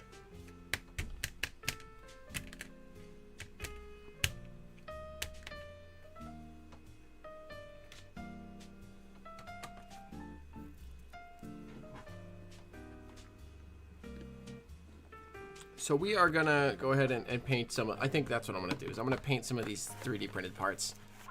Oh no, I forgot. What I'm gonna do first is I'm gonna give everyone one last reminder. If you want to be included in the giveaway and you have already donated, make sure you double check your email, fill out the Google form if you haven't already done so. If you have not received the Google form, let me know and we'll figure out a way to get it to you. But I'm going to do the second giveaway of a weathering job in 2 minutes at 8:45 Eastern. So if you have not already done so, make sure you fill it out. And get yourself linked in. You had to rewire an HL Proto S1. Instead it was DCC ready, but the orange wire was wired to the frame instead of the motor. Ooh, that's frustrating.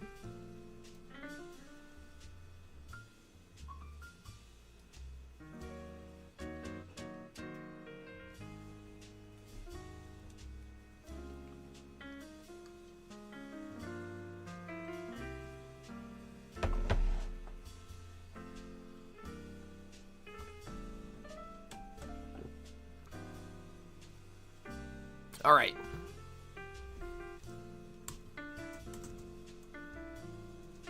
Wheel of names.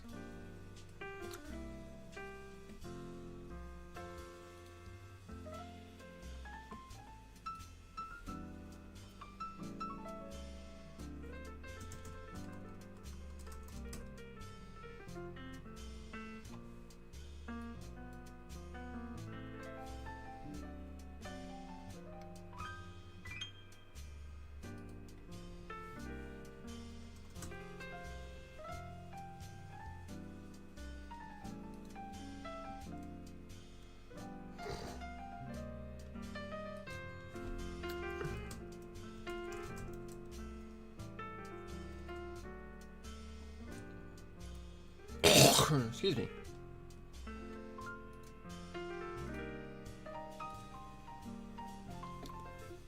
All right, 8:45. Let me double check, make sure I have everyone in here.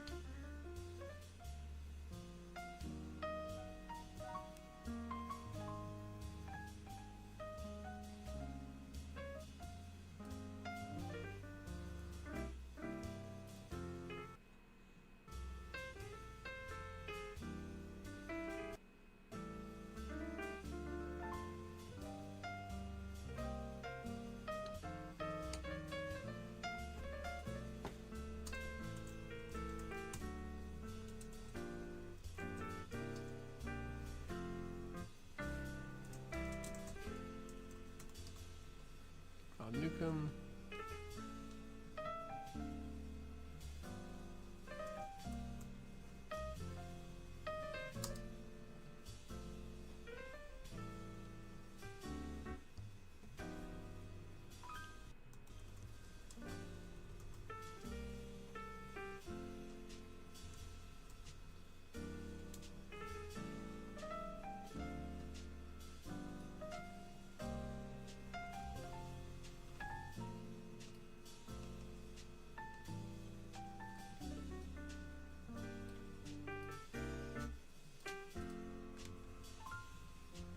All right, should make 1, 2, 3, 4, 5, 6, 7, 8, 9, 10, 11. Perfect. I don't get the NScale magazine just because I haven't. I don't have. I'm already subscribed to Model Railroader Trains, Model Railroader Classic Trains, and RMC. Once I have a stable income, then I plan to subscribe to NScale Mag as well. All right. Here we have the Wheel of Weathering. So I'm going to shuffle the names a bunch. All right, good enough. And it's time to spin. Ready? Steady. Spin. All right, and let's see who our second winner is. The winner is Trains at TCG! Congratulations! Let me double check quickly what you had put in.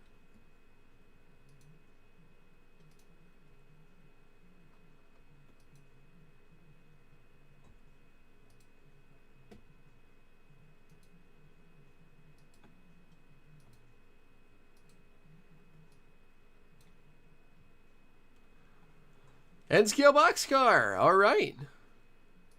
Well, congratulations to our winner, Ms. Trains and TCG. I don't know if you're in the chat right now. If you are, great. Let me know if there's a particular car you want. I can grab out the, let me grab out the other cars that, let me grab out the other cars that I was willing to part with.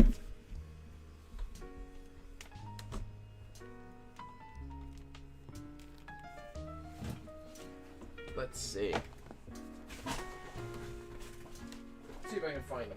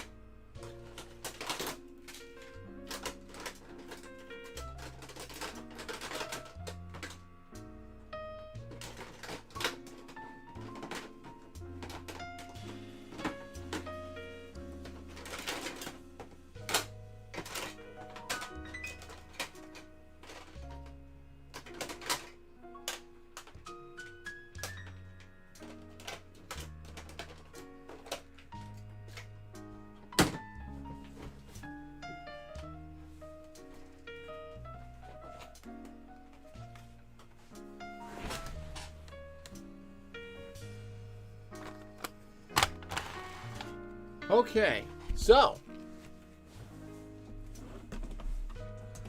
if you want, I can give you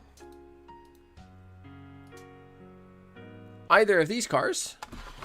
I'm happy to give you either of these, or if you want something else, if you want me to weather something that you already have, just shoot me a message, let me know, and we will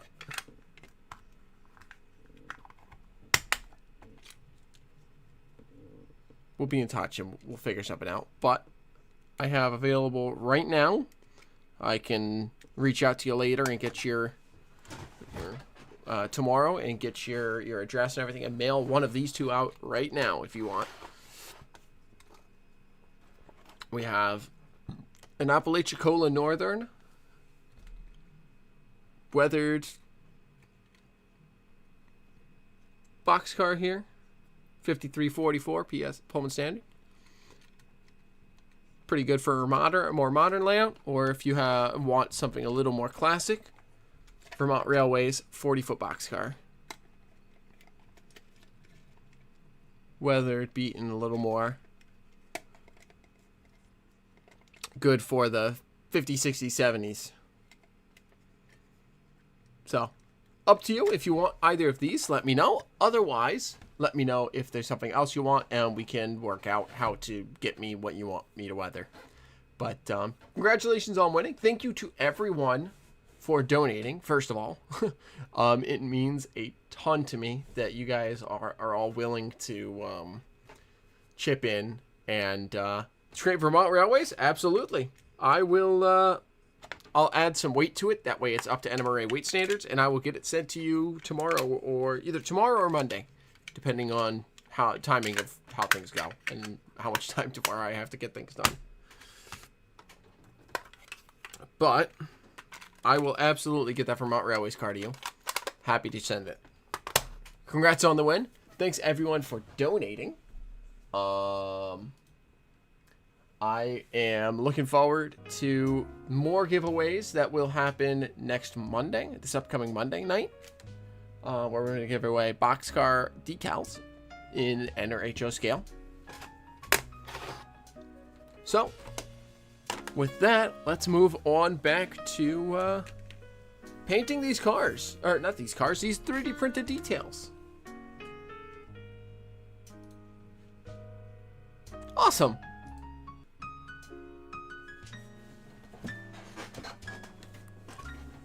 Okay.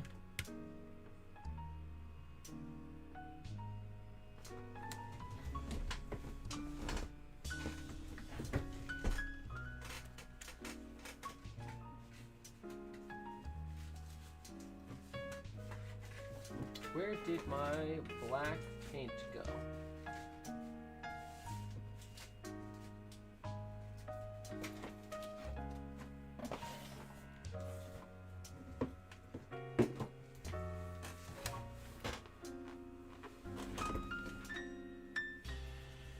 Monday, I will be live. I will be live starting at 9 p.m. I'm live every Monday night, 9 p.m. to 11 p.m. Eastern.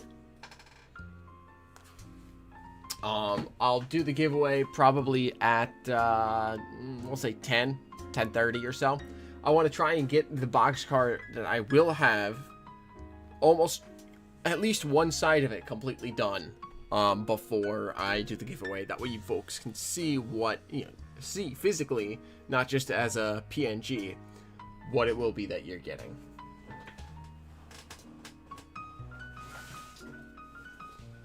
Where the heck did I just put the black paint?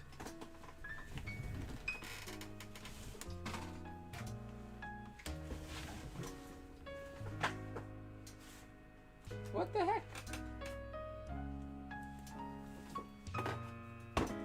Oh, there it is.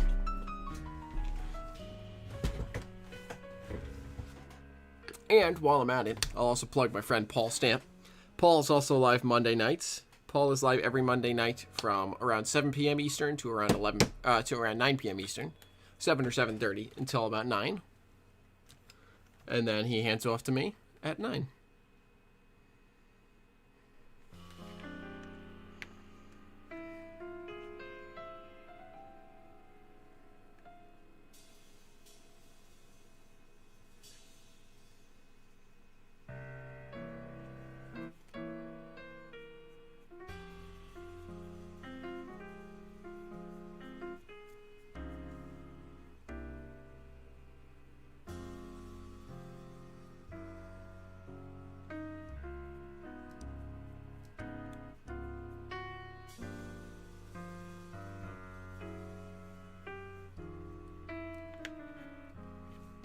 Yeah, of course. Happy to share. And I'll have to see if I can pick up a. I saw before that you said your layout was in the July-August issue of NScale Mag. I will have to see if I can pick up one of those secondhand somewhere to check it out.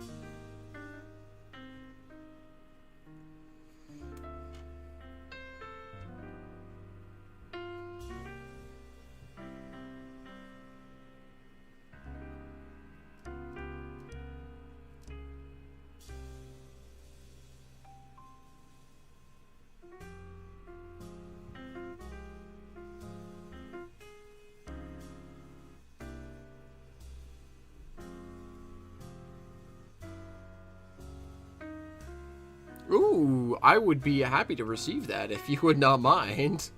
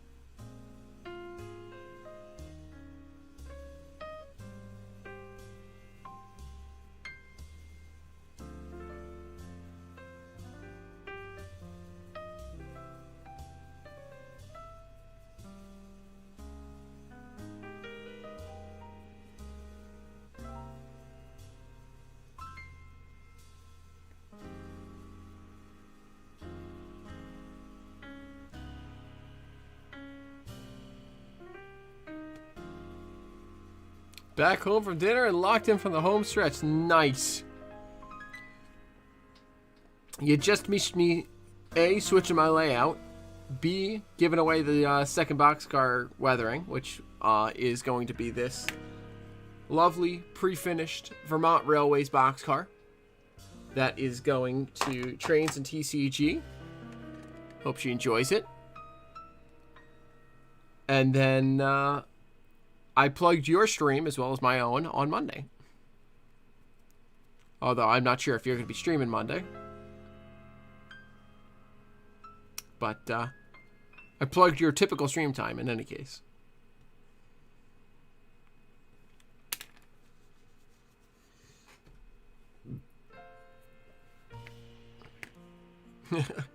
Not yet, but you already got a free weathering job for me, though. And more. You got a free gondola out of me.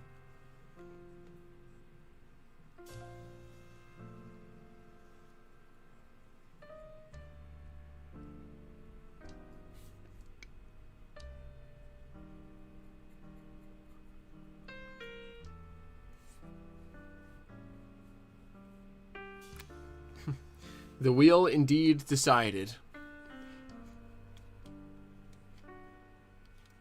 The wheel decided it'd be best for someone who's newer to the hobby to win the giveaway.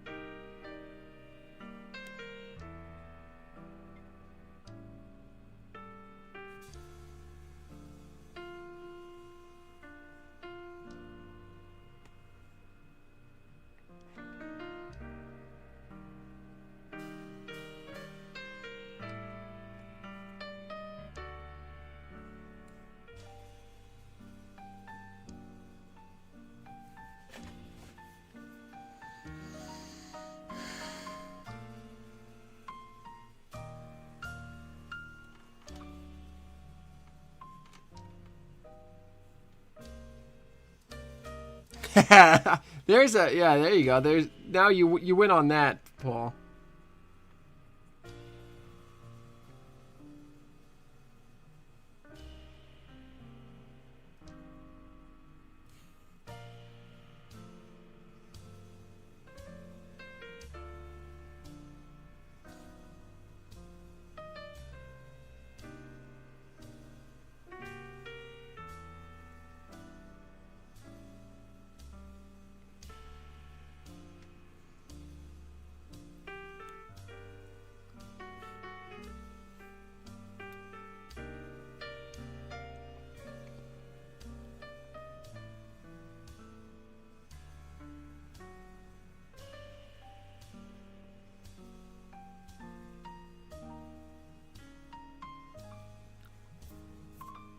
Yes, be sure to join the Discord as well. Thanks for that, Garrett.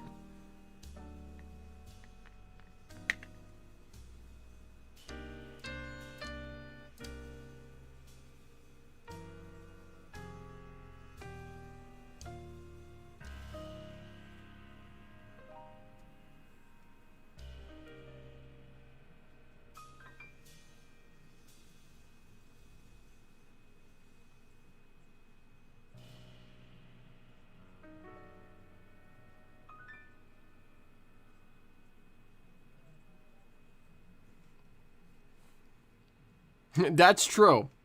If you have stuck around as long as this point in the stream, where I'm clearly flagging,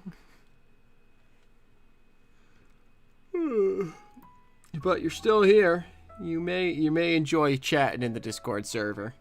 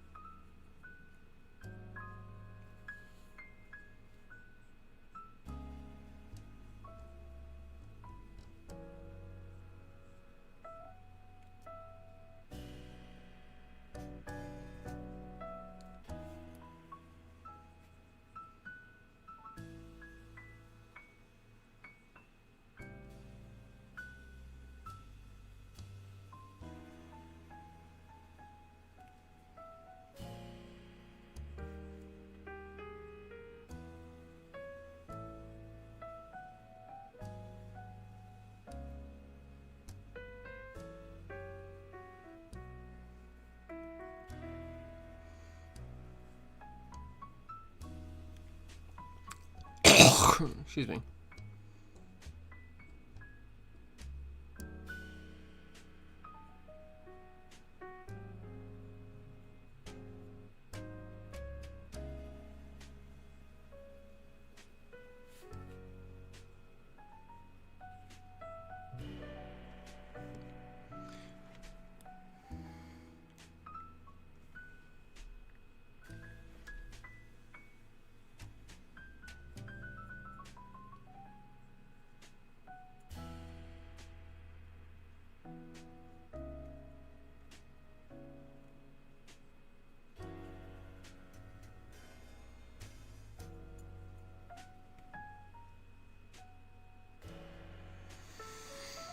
Oh boy, yeah, I'm starting to feel that the hours.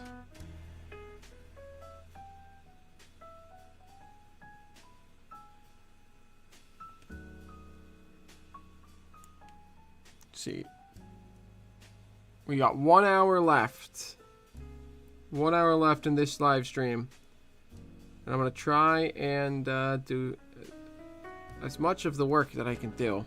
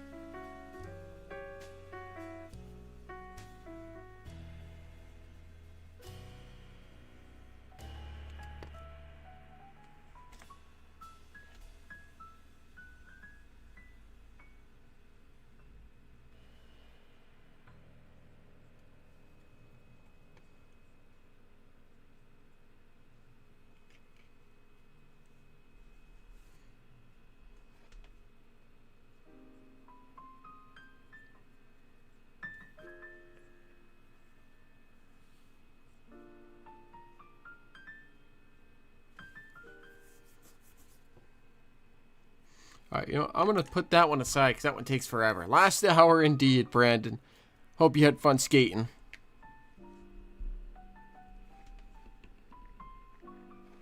I need to pull up.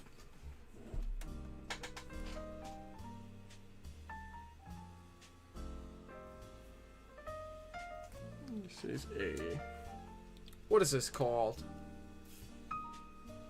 Forklift. Images. Need to know what colors to paint different parts of this thing.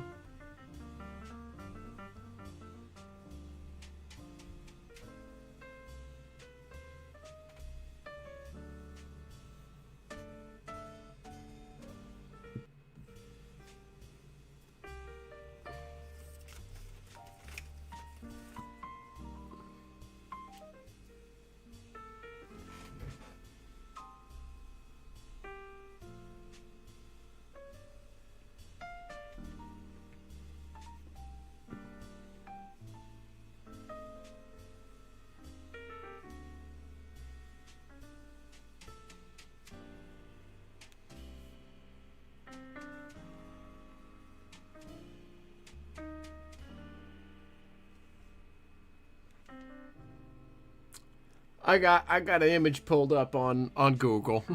I know what it looks like. I just need to know what parts I should paint black and what parts I should paint yellow or orange. You know?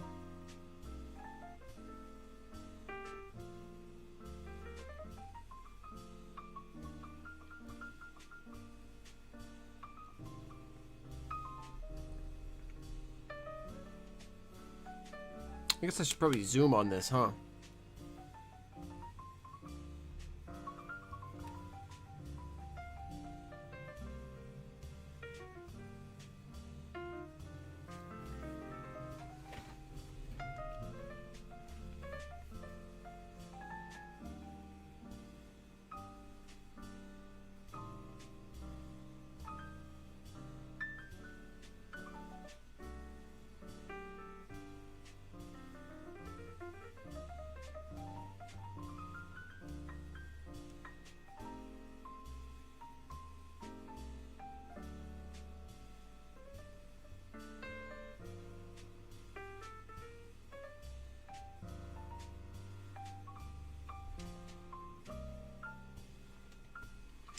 This forklift model is from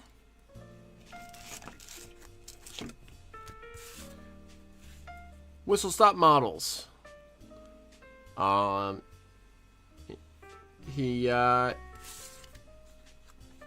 There's your winter special code for anyone curious.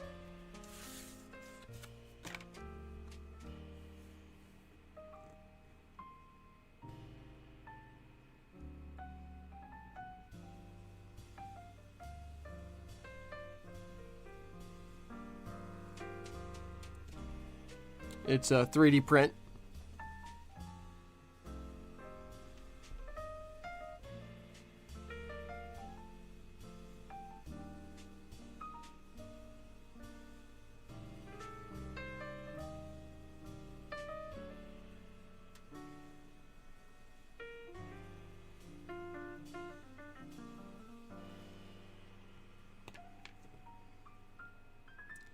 Thank you, Dennis.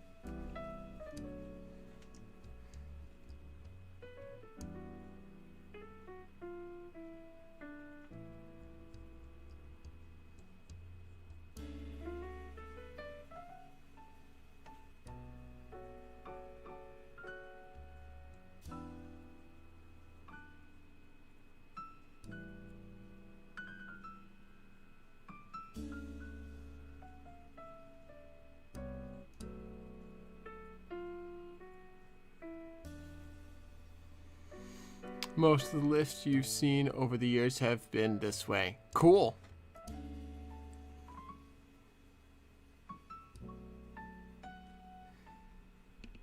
Well, I appreciate your expertise then.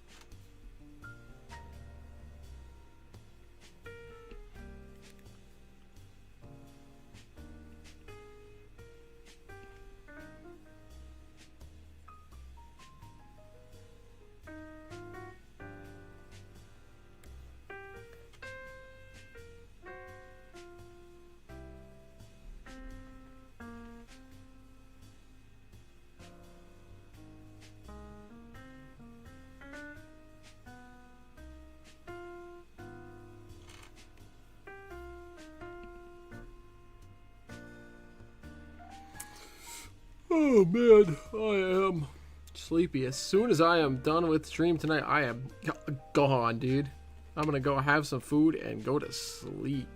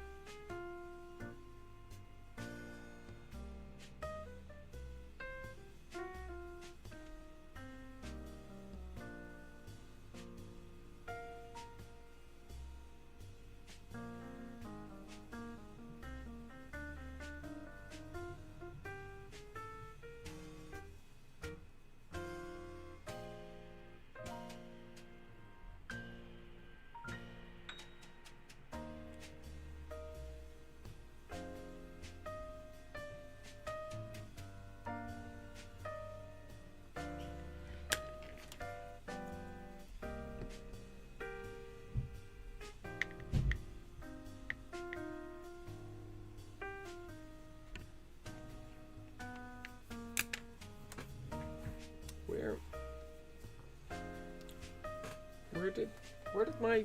Oh, I put it up top.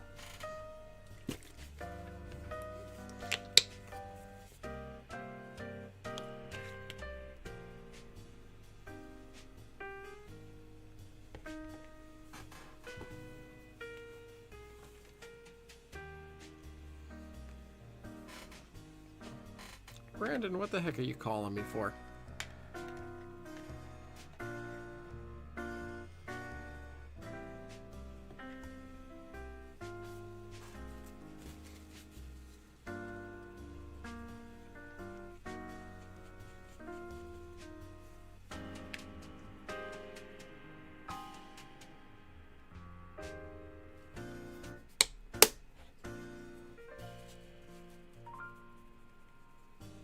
Oh boy.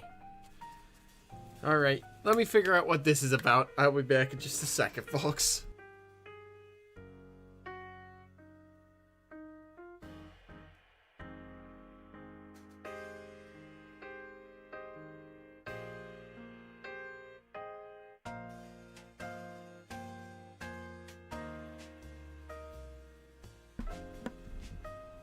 Alright, you are live on stream, my man. Last 40 minutes, guys. Dennis has worked real hard all day. I'm doubling all donations. I got a drive to do right now. Once I get home, I'm doubling all donations for this last 40 minutes here. So any donations you put in from 9:20 until 10 o'clock, I double. Let's get this. Screw diabetes. Boo. Love you, Dennis. Thanks so much, man. That's so sweet. Yeah. That's so sick. Let's do it. Awesome. I'll talk to you later, man. Have a good drive. Well, you heard the man. Between now and 10 o'clock, every donation, every dollar you donate is worth $2 because Brandon is matching every dollar that gets donated for the next hour or 40 minutes or so. So, I guess let's get it.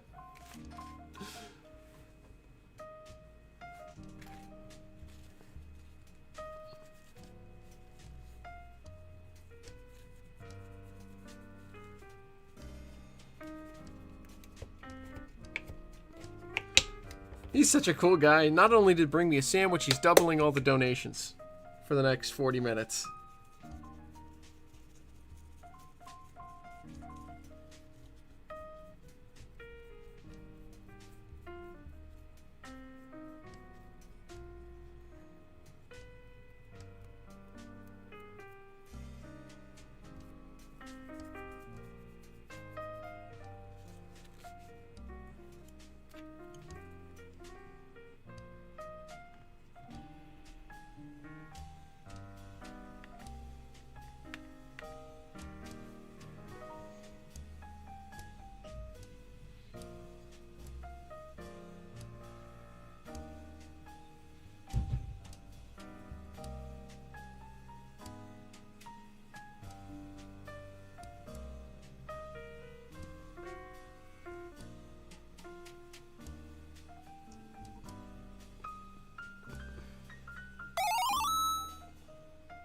There it is. Transit TCG, $50. Thank you so much. That's effectively 100. Thank you so much.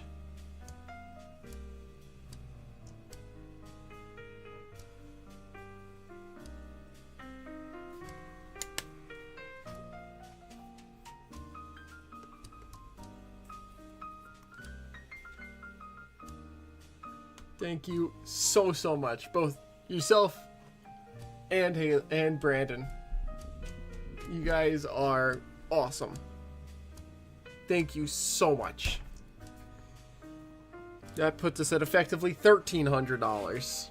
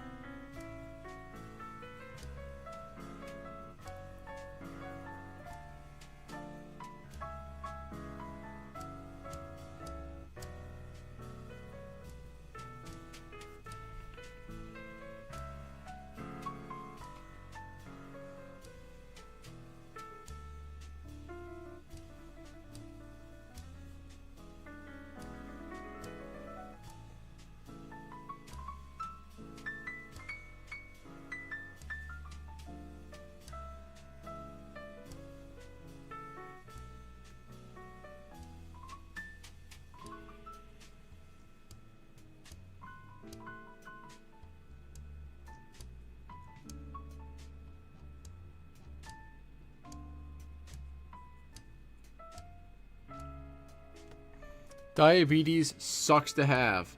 Absolutely. 100% agree.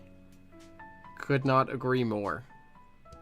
Out of curiosity, and no obligation to answer this at all, but how long have you been diabetic? If you don't mind me asking. I've been I was my 8-year anniversary will be in December.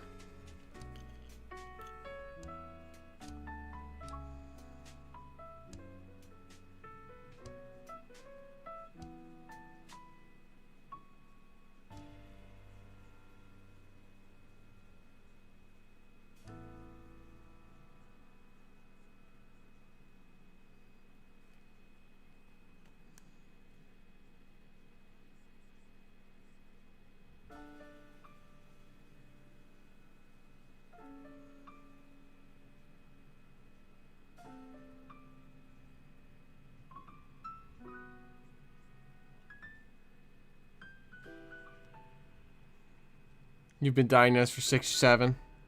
Yeah. It sucks. It really sucks.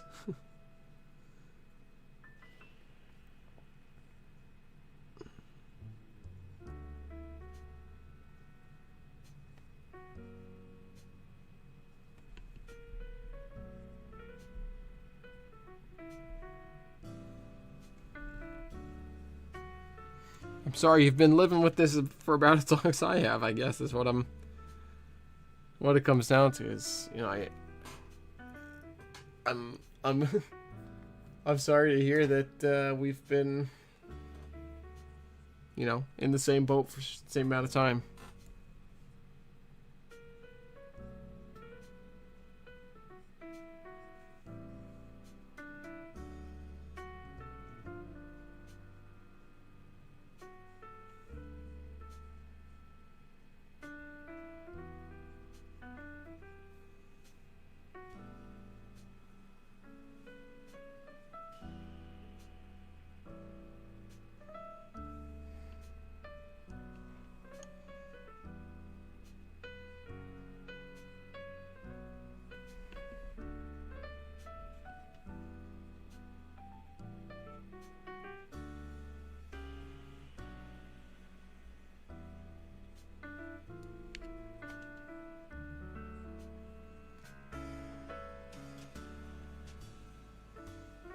Yeah, we're both doing great things. Absolutely.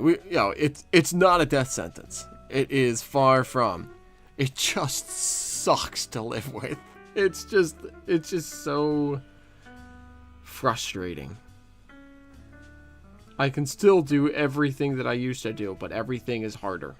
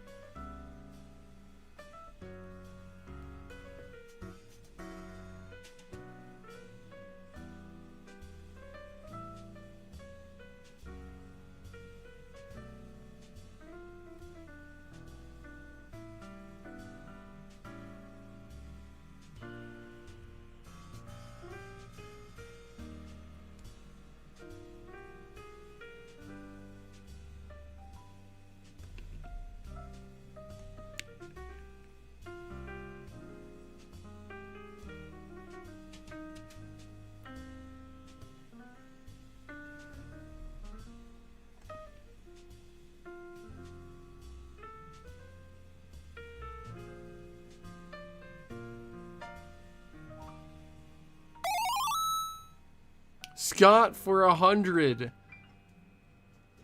Plus, that doubles it actually, because Scott, I don't know if you were here to hear. My friend Brandon is doubling everything till the end of the stream, so that's effectively $200.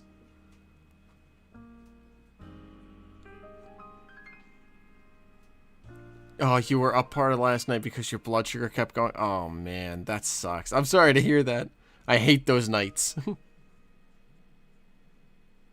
I hate those nights.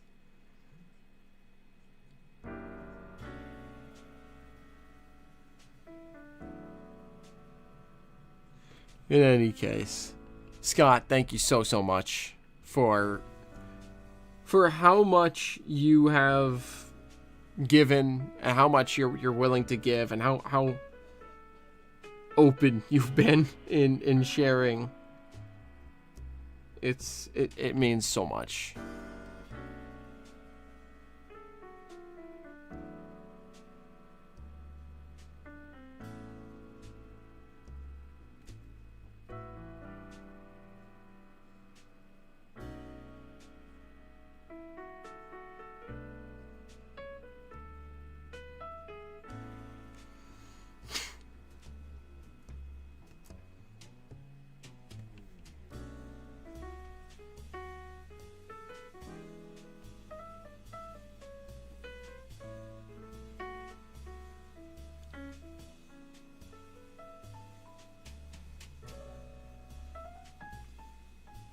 Yeah, they mean so much.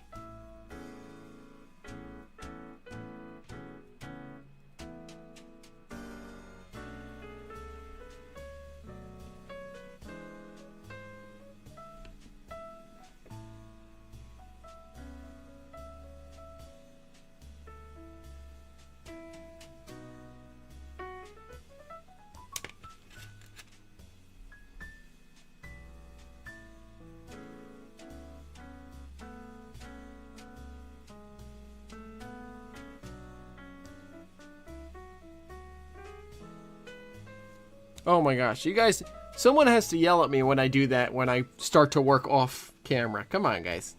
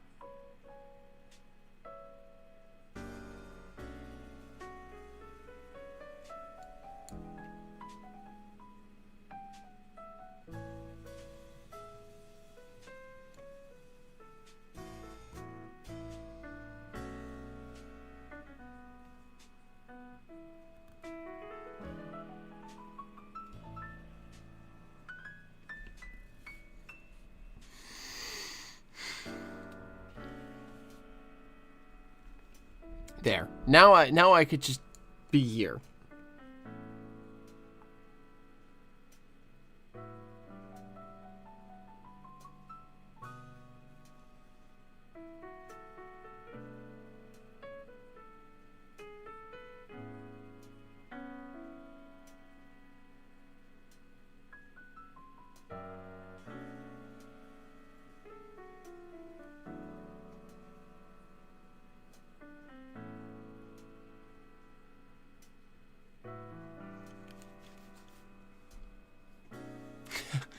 Thank you so much, Aunt Allison.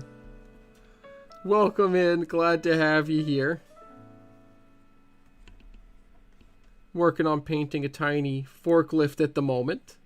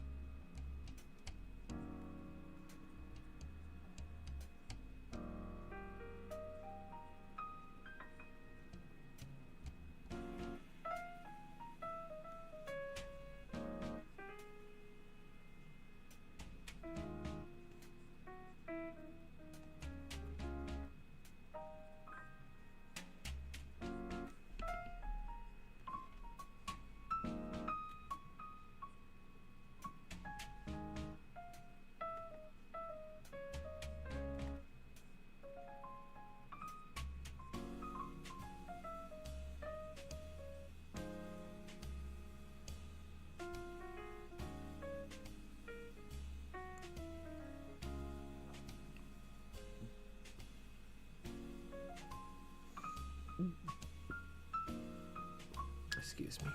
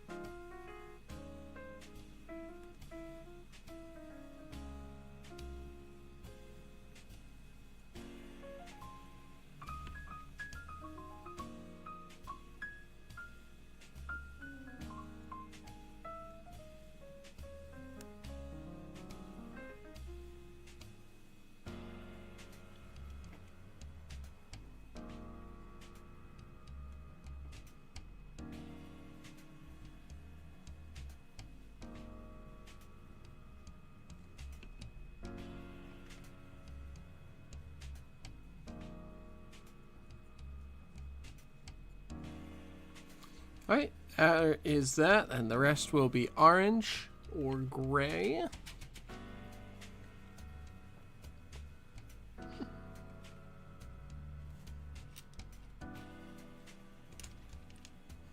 Get some pallet jacks.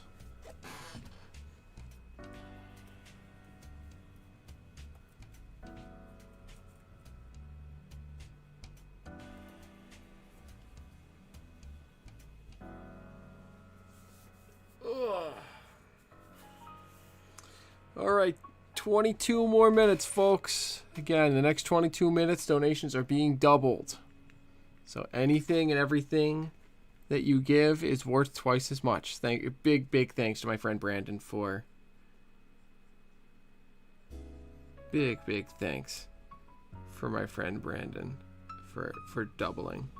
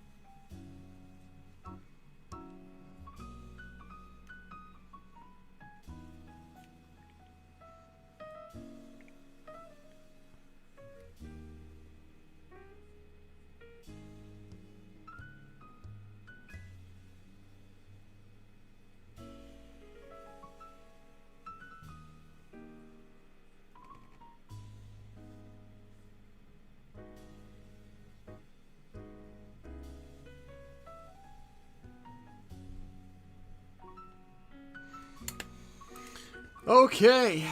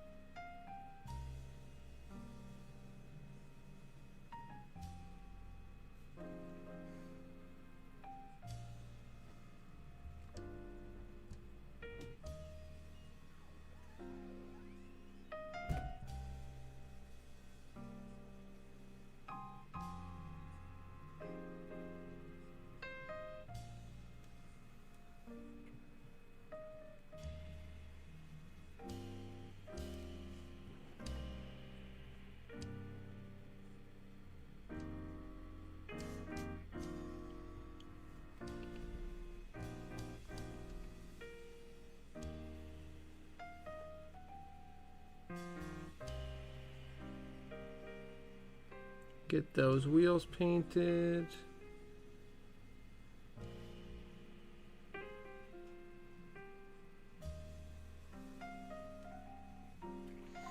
Okay.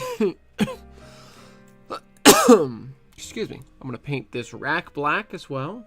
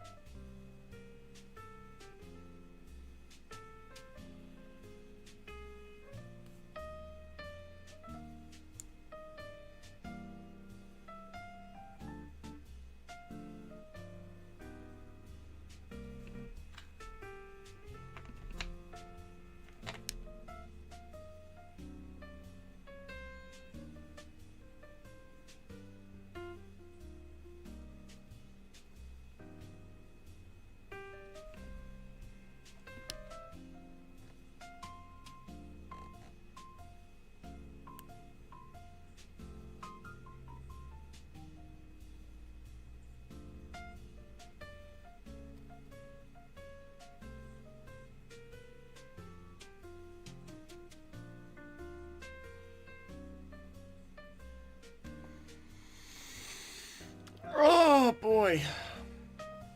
I am incredibly sleepy. If you can't tell from my lack of speech.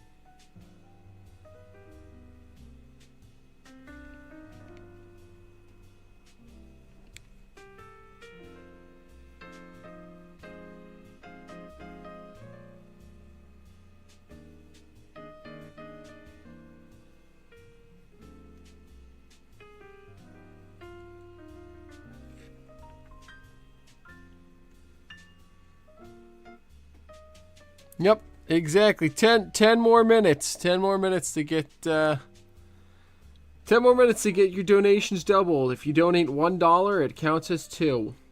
Because my great friend Brandon is willing to double your donation. So if anyone's thinking, oh well, maybe I'll give him one more donation or anything like that,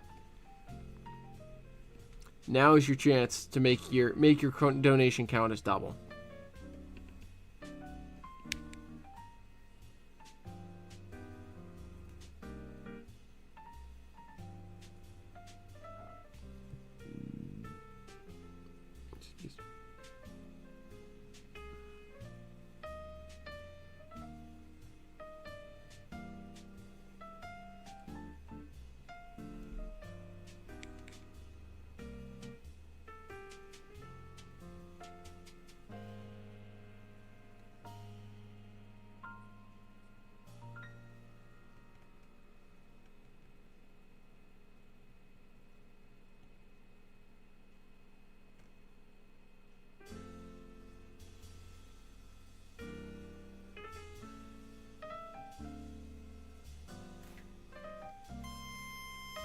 Definitely well worth it.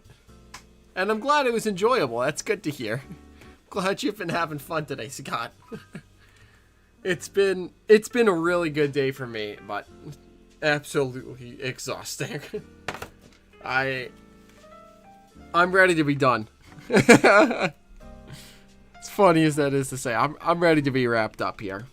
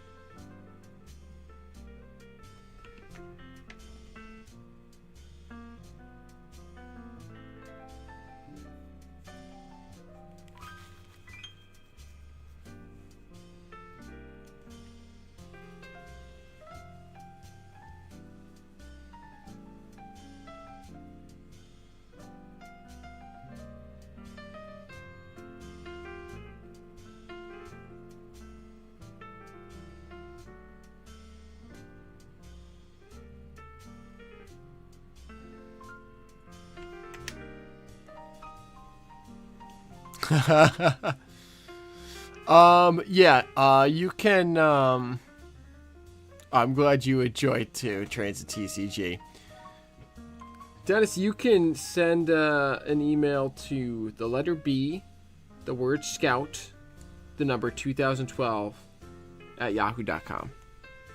You can shoot an email there.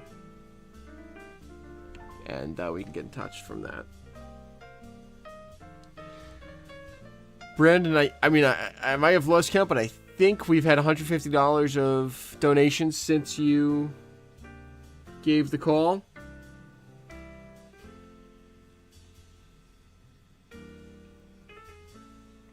Which puts us at currently, if you add your 150 in, that puts us at $1,500 raised over the last week and a half.